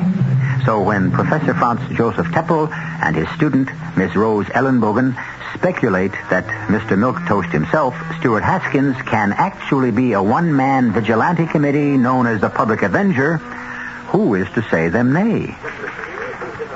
Yeah, lady, that's a bullet hole. A bullet hole. You see the material all around the hole? That's burned. Those are powder burns. Powder? Yeah, gunpowder, lady. Like you get close to the muzzle of a gun that's going off. The flash, like you see in the movies, that flame that spouts out of the barrel, that burns. So all the material's ruined. But how could Mr. Haskins get a bullet hole through his jacket? Don't ask me.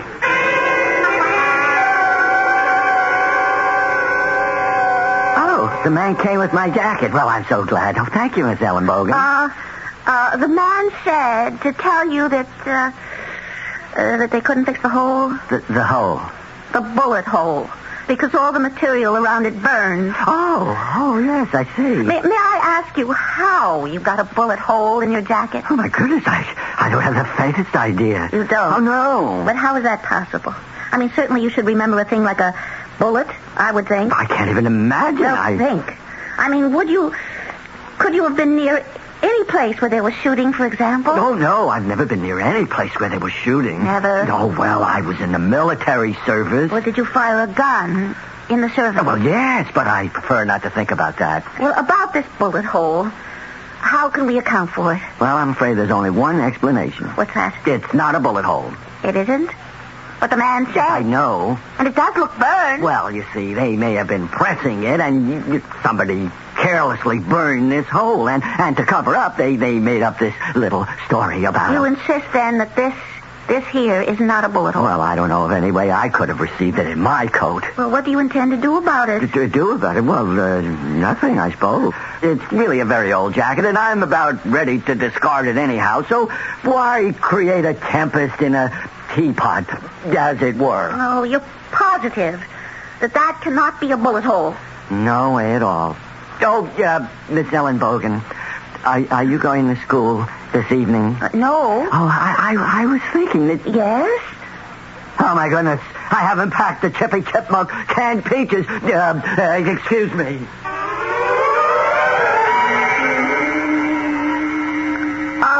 So, a hole created by a bullet. Well, but now that I think about it, he may have been right.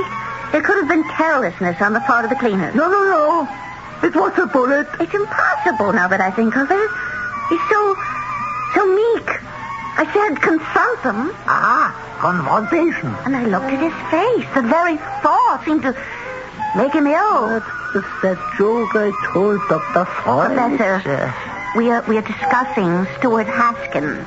Oh, yeah. Well, what is there to discuss? Stuart Haskins is the public avenger. How can you make such a statement? I explained to you. I know. And I've gone through the literature on disorders of orientation. Well, then, if you have gone through the literature, where is the problem? One look at Stuart Haskins would be enough to convince you that he couldn't possibly... You do not want him to be the avenger. And now our half-hour news bulletin. Joseph Folsom, known as Joe the Jabber, reputed kingpin of the drug traffic, has been released by the authorities. The federal prosecutor in New York City says he cannot proceed because of lack of evidence. Ironically, Joe the Jabber himself is somewhat less than happy with the decision. He is quoted as saying, "If you feds want to put me back on the street, you've got to protect me from this crazy Avenger." More news later. The public avenger shall strike tonight. Tonight? Mr. Haskins shall shoot Mr. Joe the Jabber. But Joe the Jabber is in New York. That's 1,000 miles from here. This is Friday night? Yes. There is work at the warehouse tomorrow? No. And so, Mr. Haskins has 2 days to accomplish his mission, no? And return Monday? Oh, the public avenger is tough, resourceful. Oh, yes. And Stuart is so timid and ineffectual. Then why are you in love with him? Because Who says I'm in love with him? You are in love with him because you believe he is the public avenger. His hidden masculinity... Oh, no, he can't be. If only you could see him. Very well. I shall see him. Oh. When shall he take you out again? Take me out? Yes, this is the name for the rites of courtship in America, no? To take the loved one out? Well, he doesn't take me out. Oh, then where does the wooing occur? There isn't any. That's what I mean. He doesn't even have the courage to ask me for a date. Since he will not ask you, then you must ask him. Ask him? Ask him what? Ask him to dinner. To dinner? We must assume he eats. Oh, well, I just can't. I mean... Why not?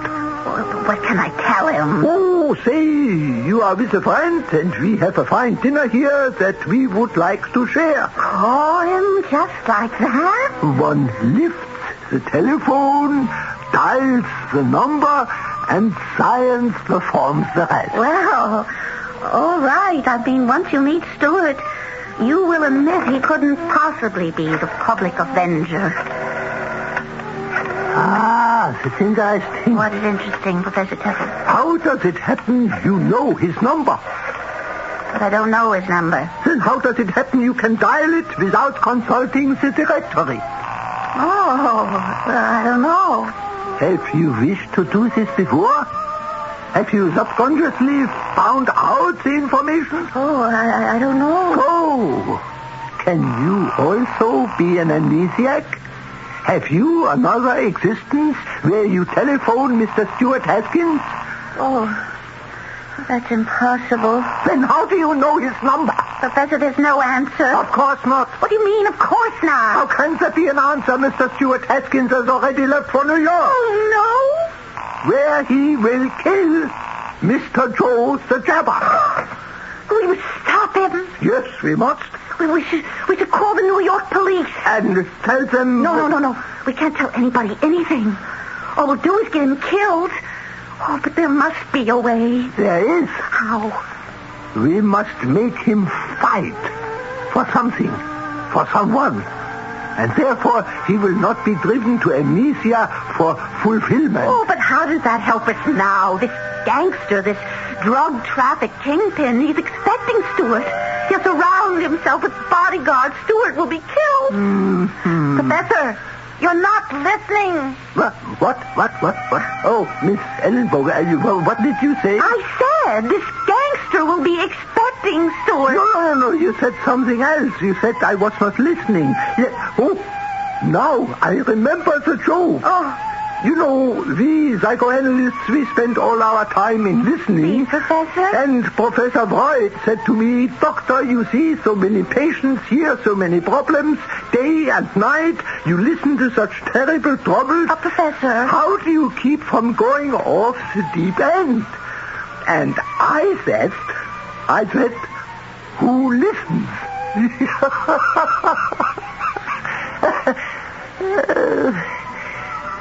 I must say, Dr. Freud did not think it was funny either. Oh, what are we going to do about Stuart, Professor? I'm so worried. Now you see why I do not tell jokes. Once bitten, twice shy. But you got me into this. I got you into... But if it weren't for you, I'd have never known Stuart was a public avenger. Oh, please. Please, Professor. Maybe there's a chance he isn't. My dear Miss Ellenbogen, I have never been wrong. He is.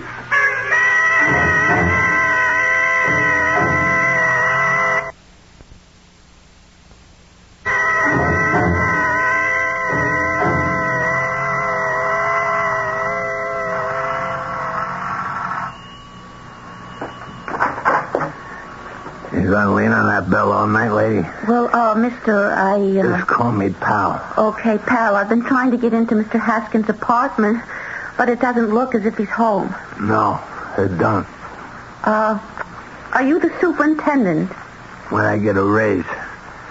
Meantime, I'm the janitor. Uh-huh. Do you know where he is? No.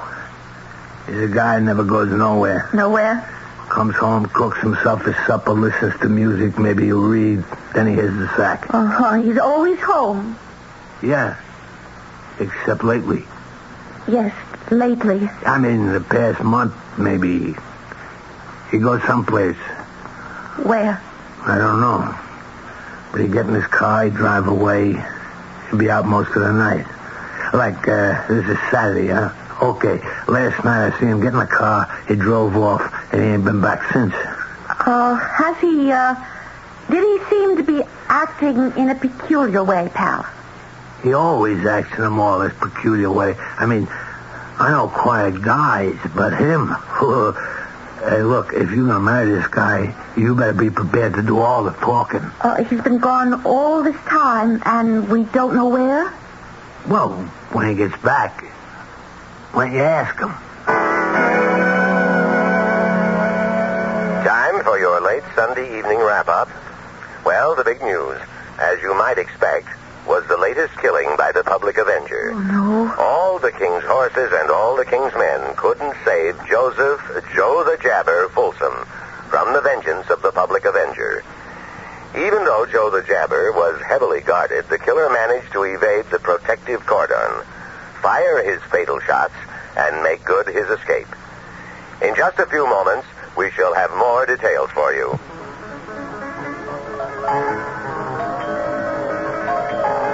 Just a minute. Now, who could... Professor Temple. May I enter? Well, yes.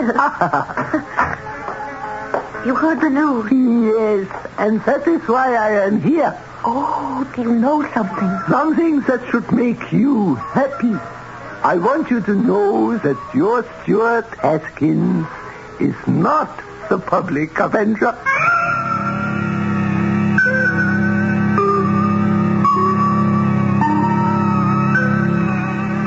That's a happy announcement for Rose Ellenbogen. But how does Professor Teppel know? Is he the Public Avenger? Well, somebody's the Public Avenger.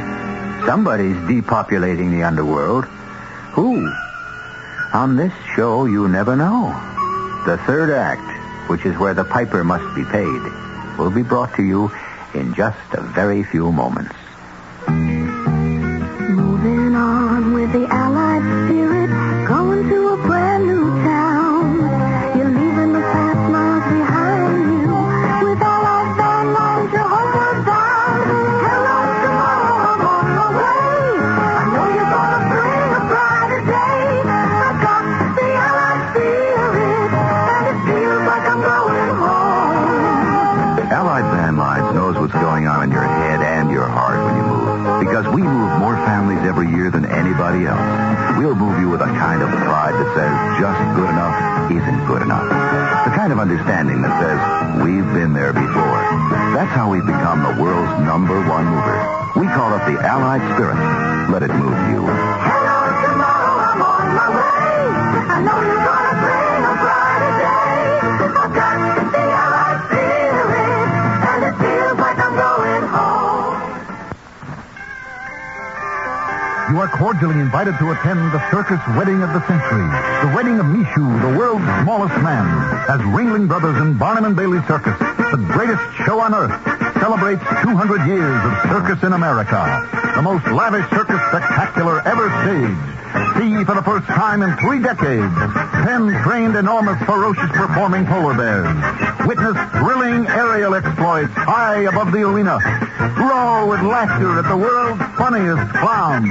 More acts, more animals, more tigers, more elephants, more thrills than ever before. See the phantom of balance on the death-defying whirling wheel. Come and experience the thrill of a lifetime as Ringling Brothers and Barnum and Bailey Circus in a totally new show celebrates 200 years of circus in America. You've got to see it to believe it. See it all at Madison Square Garden, now through May 31st. For ticket information, call 564-4400 or Ticketron. In a country where romance is a national passion, so is Madame Rochas. This is not coincidence, because there has never been a more romantic fragrance or a more beautiful interpretation of what it means to be a woman. Perfume, eau de cologne, parfum de toilette by Madame Rochas, the most loved French woman in the world. Madame Rochas, like romance itself, it is a beautiful gift to give a woman.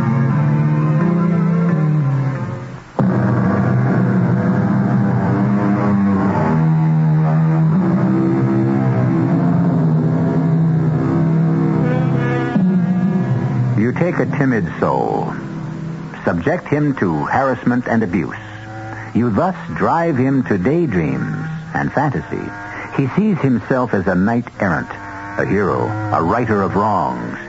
With most people, it remains at that level, fantasy. But there are those who seek to make their dreams reality. They forget this world and try to live their ideal in another. Of course, they don't remember doing it. This physical attempt is a form of amnesia. which is what we've been talking about all along. You say Stewart is not the public avenger? He is not. And can you ever forgive me? Forgive you? For what? For making you think so. Well, after all, you thought so yourself. Not I. I never thought so.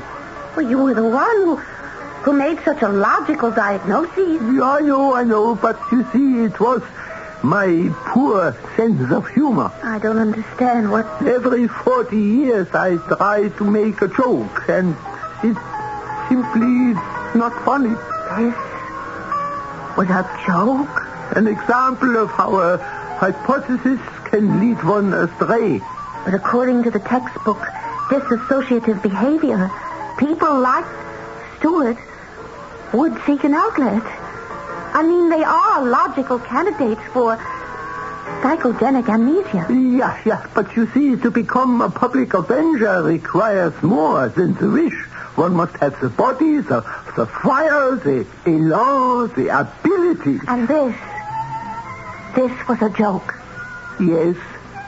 To see how easily one may be taken in by words and theories. You mean Stewart isn't the public avenger? There is no way under the sun, moon, and stars that your Stuart Haskins could possibly be. It is my last bad joke. Certainly I cannot live another 40 years.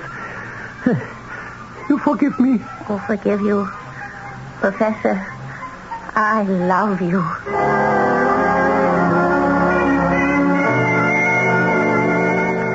Good morning, Miss Ellen Bogan. Good morning, Mr. Haskins. Yeah, is Mr. Fenris in yet? No. Oh, that's good. I'm late. Well, I better get downstairs. Mr. Haskins. Do you have a cigarette? Do I have a cigarette? Oh, sure. Yeah, here. Oh, thank you. Yeah, I'll keep them. Oh, I couldn't. No, go ahead. I decided to give up smoking. Oh, since when? Since just now. Oh. Well, I have to be getting back to... Do you know, I just happened to be in your neighborhood Saturday night. Oh, you were? Yes, I was visiting some friends just down the block, and on my way home I said, well, why don't I just stop and say hello to Mr. Haskins? Yeah, well, why didn't you? I did. You did? Yes, I rang your bell. Oh, but you couldn't have rung my bell. But I did. You didn't, because if you did, I would have heard you. How could you have heard me? You weren't home. Oh, yes, I was. I was home all weekend. Where would I have gone? But I did ring your bell. Are you sure you had the right address, 217 Lawrence, apartment 5? Oh, yes, and the superintendent came out, and he said, pal, his name was, you've gotten into your car Friday night and driven off someplace. I was home, Miss Ellen Bogan. Miss Ellen Bogan, is something wrong? What did he say? Well, all of a sudden, it's as if you, as if something hit you. You're not sick, are you? Look, if Mr. Fenris comes in and asks for me, tell him I wasn't feeling well. Oh, is there anything I can do for you? Just tell Mr. Fenris I'll be back in a while.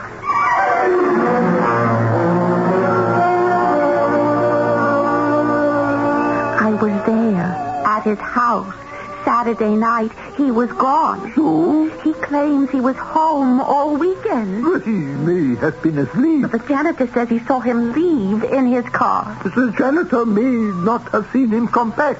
When I telephoned the house Friday, I rang the bell Saturday. We know he wasn't there, yet he has no memory of being away. Now, isn't that a classic amnesiac symptom? Very well, perhaps he has amnesia. Well, that's what I'm telling you, Professor. It may have started as a joke on your part. A feeble joke. But it happens to be true. But suppose it is true. We have no proof that he is a public avenger. Not every amnesiac... But we have proof. He was in New York. We have what? Proof. What proof? Here, this package of cigarettes. He gave them to me, see? They come from New York. Oh, no. You can purchase those cigarettes anywhere. Well, of course you can. But then why do you say he bought them in New York? Because of this stamp. This New York City sales tax stamp. Now, doesn't that prove... Somebody may have given him the cigarettes. First, we have the bullet hole. It might have been a careless cleaner. Second, He was not home all weekend. This cannot be proved. Third, the New York stamp on the cigarette package. Not conclusive. And now the news on the hour.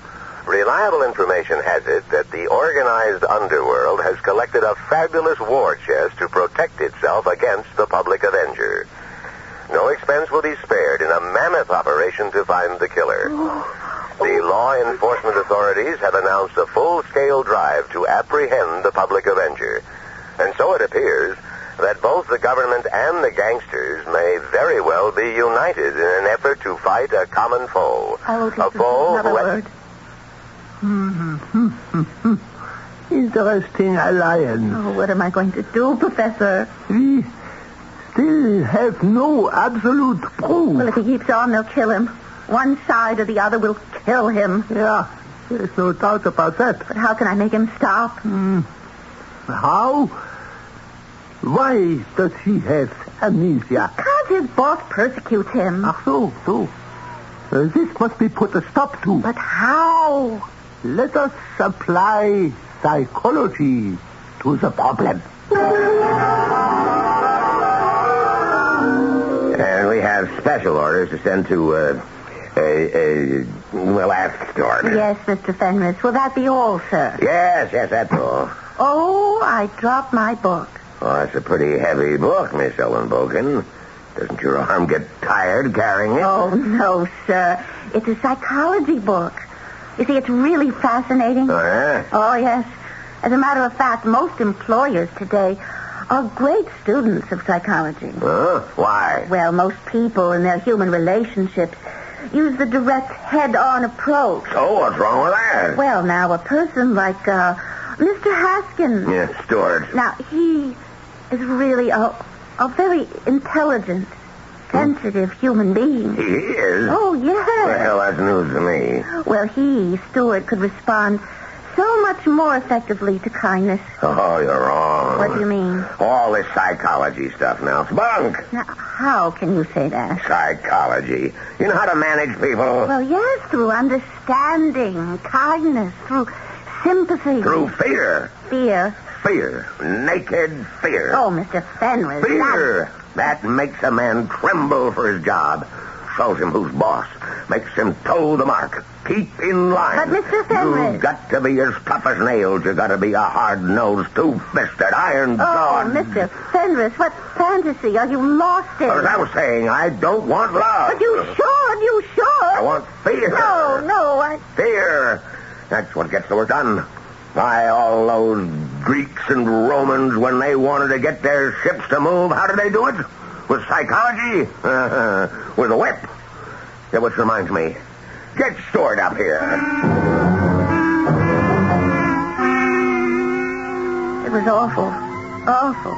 Oh, poor Stuart. I felt so badly. What am I going to do? Well, you have tried psychology. Now you must try something else. Well, what else is there? You must approach the problem as a woman. A woman? Well, I am a woman. Then you must begin to behave like one. But I've been behaving like a woman. Have you? Like a desirable, seductive, enticing woman? Well, I'm not sure I know how. Then you must learn. Oh.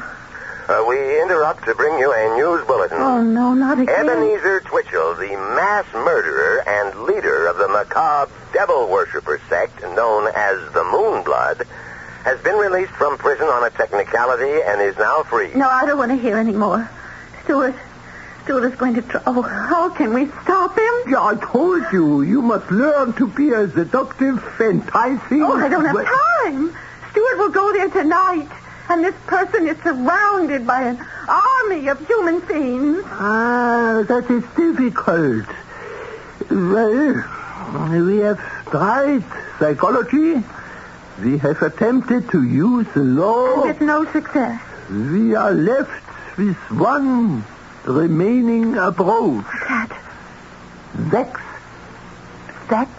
But how can I? My dear Miss Ellenbogen, forget psychology. Do what comes naturally.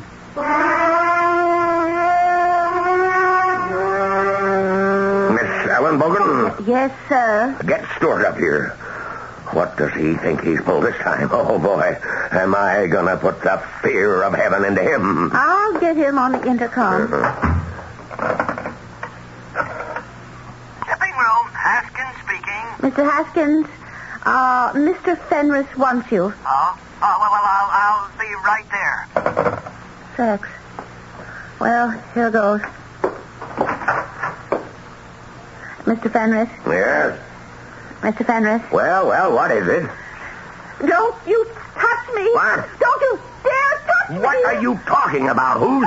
Please, don't! But I'm not doing anything. Take your hands off me! Oh! Screaming. Hey! Stuart, save me!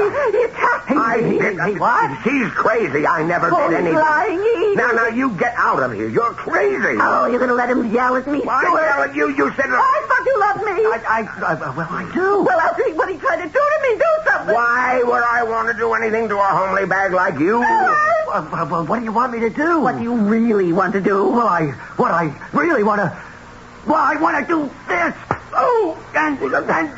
That's enough, Stuart. Stuart, that's enough. You called me Stuart. You're fired. You can't fire me. I quit. Oh, you quit? You can't quit. I mean, well, how am I going to run the business? You never ran this business. I did. You can always get another job, Stuart. I don't need a new job. I need a new title. That's right, Stuart. A new title. General manager. And more money. Yes, sir, Stuart. That's only fair. Now let's go to lunch and we can talk about it. I don't want to go to lunch with you. I'm taking my fiancée, Rose. I'll be ready to pick you up in 10 minutes. Oh, and if you had another date, break it. Oh, yes, Stuart. Do you have school tonight? Oh, no, Stuart, no. Good. We can get married. Fenris Foods. Mrs. Haskins. Ready? No, I'm just getting in the practice. I only called to see if you learned what to do. Oh, Professor, I didn't have to learn how to do anything. I knew all the time.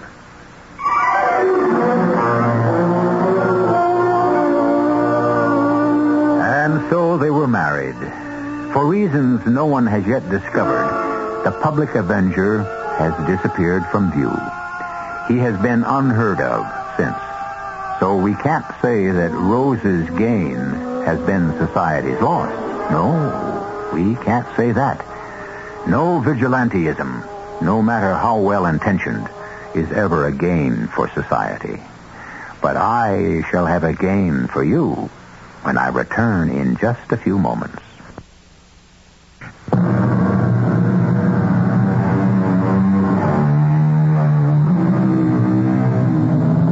Our cast included Arnold Stang, Marion Haley, Robert Dryden, and Leon Janney. The entire production was under the direction of Hyman Brown. Radio Mystery Theater was sponsored in part by Allied Van Lines.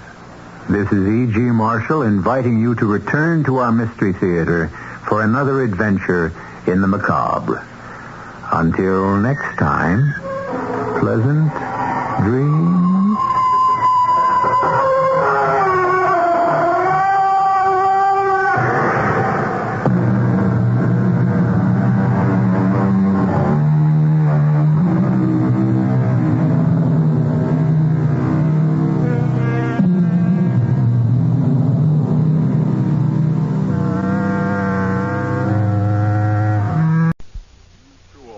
News and Sports Radio Network.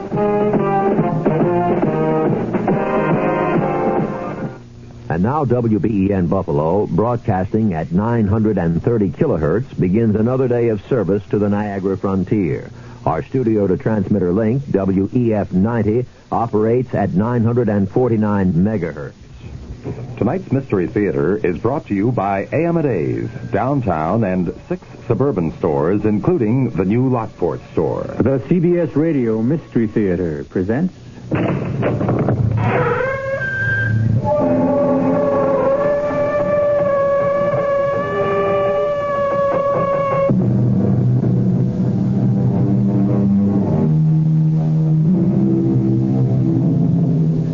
Come in. Welcome. I'm E.G. Marshall. Won't you join me? It's dark and cozy inside here. The perfect place to curl up and listen to another tale of suspense and danger. This time, it's the story of a very unusual get-rich-quick scheme. But even though our story is educational and instructive, we don't want you to listen in the hopes of duplicating our hero's plan for instant wealth. You may find it difficult to begin where he begins, by dying a violent death. Because after that, what do you do for an encore? Jerry, this is crazy. You'll never get away with it. I am getting away with it. But they'll find out. No, they'll never catch on. And before I'm through, I'll be the richest dead man in the world.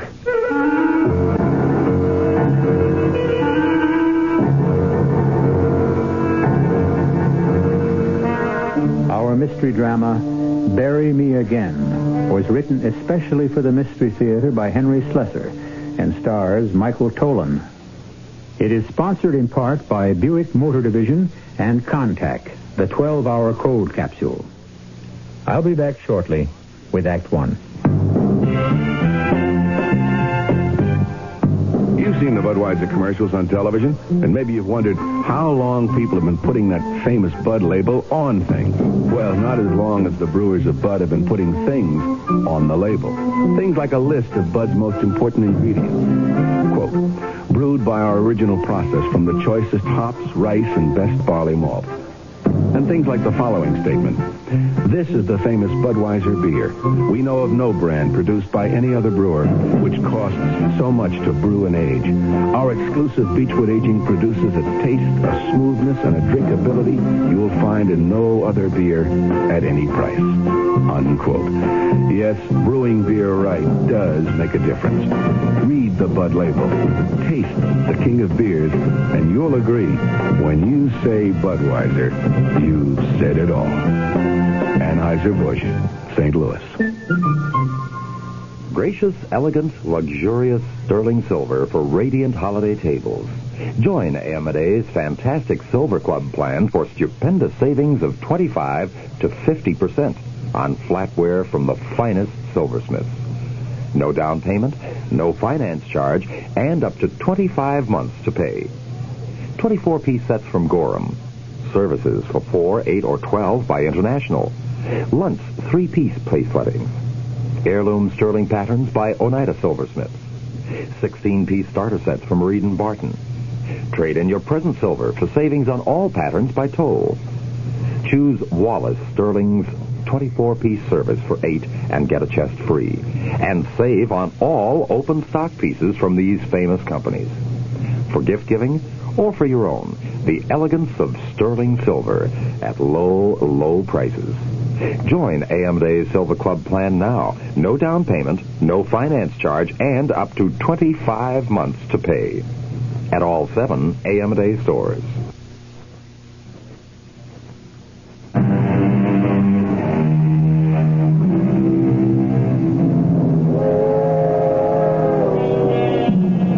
Some people think that the sound of a train whistle fading into the distance is probably the most melancholy sound in the world. But the people aboard those trains, which crisscross the country, can be melancholy too. As the cracked Chicago Express streaks into the dark stretch of track between Union Station and the town of Fairmont, one of those passengers is staring gloomily into his own reflection in the soot-darkened window. It may be interesting to follow his thoughts.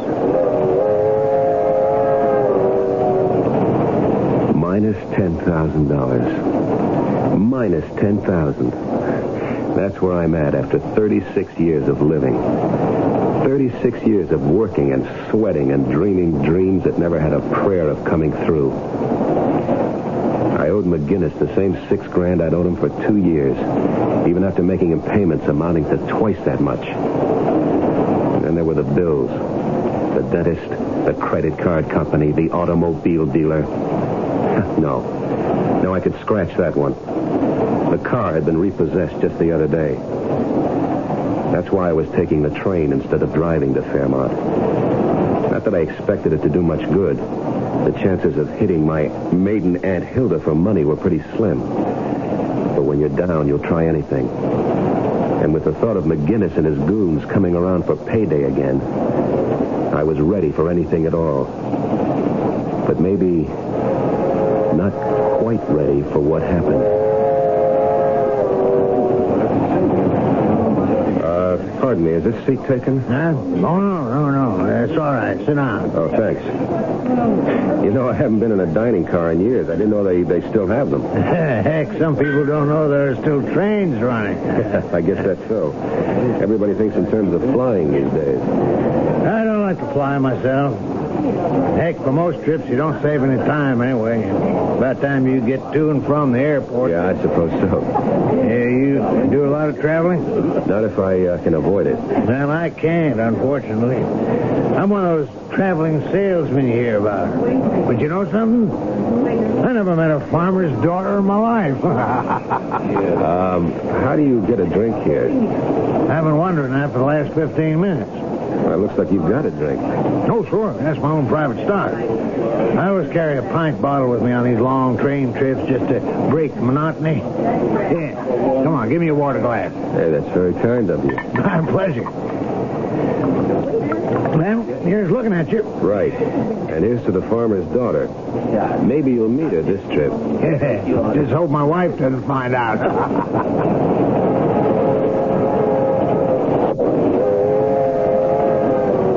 My dinner companion wasn't the most scintillating conversationalist in the world, but he was company, and I guess I needed that. I also didn't mind the private stock he carried. Every drink aboard that train cost $1.50. So when he told me that he had still another bottle, I suggested we continue our talk in the club car. The only thing wrong was that he did all the talking, and the more he drank, the more he talked. Money, my friend. M-U-N-N-Y. That's the answer to the whole darn thing. You take my word for it. Somebody gives you that happiness baloney, you just walk away, pal. Walk away. You don't have to convince me, brother. I've already been convinced. Listen. You ever figure it out? Figure out one of those things like assets and liabilities? That's all I've got, liability. You know what I mean, like how much you're worth, how much you're really worth. Well, I can tell you. You, me, everybody else, we're worth more dead than alive. Am I right? Am I right? Yeah, you're right. You betcha. That's what insurance is all about. You betcha. That's what I mean. That's what insurance is all about. You're not an insurance salesman, are you? No, not me. No, I'm not a liquor salesman either. Too bad about that, isn't it? Hey, bottle's almost empty. Don't worry, friend. Don't you worry. There's more where I came from. There was plenty more. Plenty more whiskey, plenty more talk. Until something happened that sobered up the evening fast.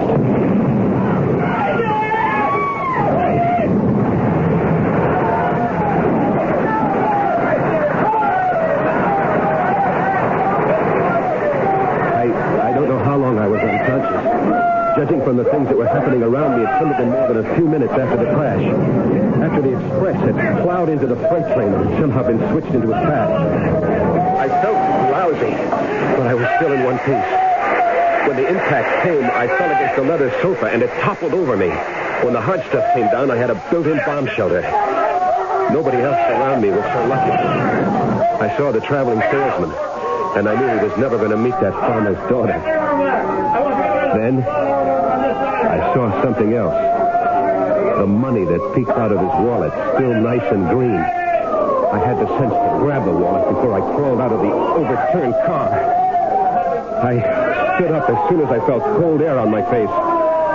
Within seconds after I left the wreck, the tiny fires that had been burning all around got together in one giant ball of flame.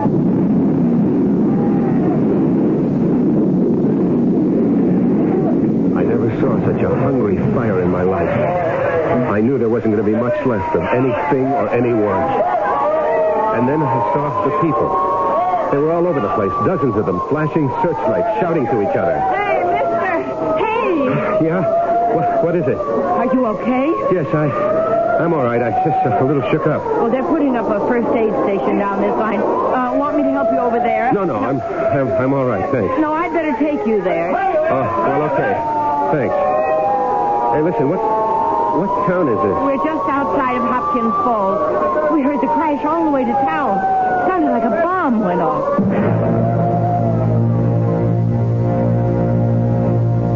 She took me to the first aid station, and a guy in a dirty white uniform helped me inside. What's your name?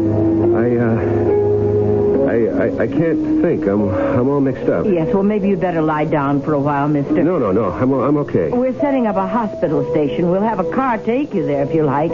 It'll be a while before the ambulance gets here. No, I'm not hurt. I'm just mixed up. Is it far to town? You're really in no condition to walk. Just tell me how far it is.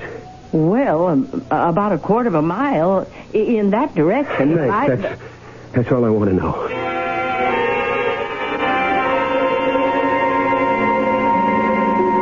Well, Hopkins Falls wasn't much of a town. There were a bunch of frame houses leaning on each other for support. And the only electric sign in the place was the one I wanted. It said hotel. It took me quite a while to find the desk clerk lurking behind the rubber plants in the lobby. He looked at me curiously and spun the register in my direction. I chuckled when I saw the empty page. When I asked for a room with bath, he almost swallowed his store teeth. I signed the register Benedict Arnold and went up to the shabby room on the second floor. When I closed the door behind me, all I could do was head for that bed. The springs gave in with a rusty sigh, but I couldn't care less. Sleep hit me like a TKO.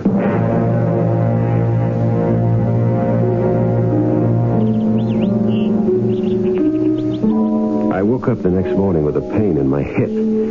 At first I thought I'd broken a bone, but then I realized it was only the bulge of the wallet in my trouser pocket. I counted the money. $110. It would be enough for a little while. Then I picked up the phone. Hello, this is Mr. Arnold, room 202.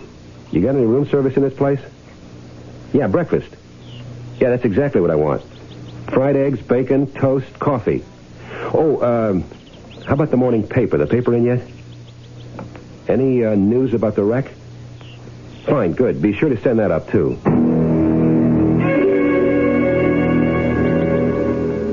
The breakfast was no better than I expected. The toast was soggy, the coffee watery, and the eggs almost inedible. But the local paper, that was something else. The train wreck had taken over the whole rag, all 4 sheets of it. It was probably the biggest news that ever hit this whistle stop. I turned to the casualty list. It wasn't complete, but it had what I wanted. So I grabbed the phone. I want to make a call, long distance. Hello, operator? I'd like to place a call to Chicago, person to person, Mrs. Gerald Horton, 1240 Lafayette Street. Yeah, I'm in room 202. The name is Arnold. First initial B.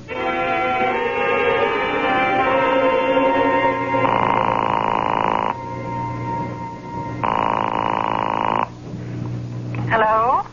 Myrna? What? Is that you, Myrna? Who is this? Is anybody with you? It's Jerry. Jerry, where are you calling from? A town called Hopkins Corner or something like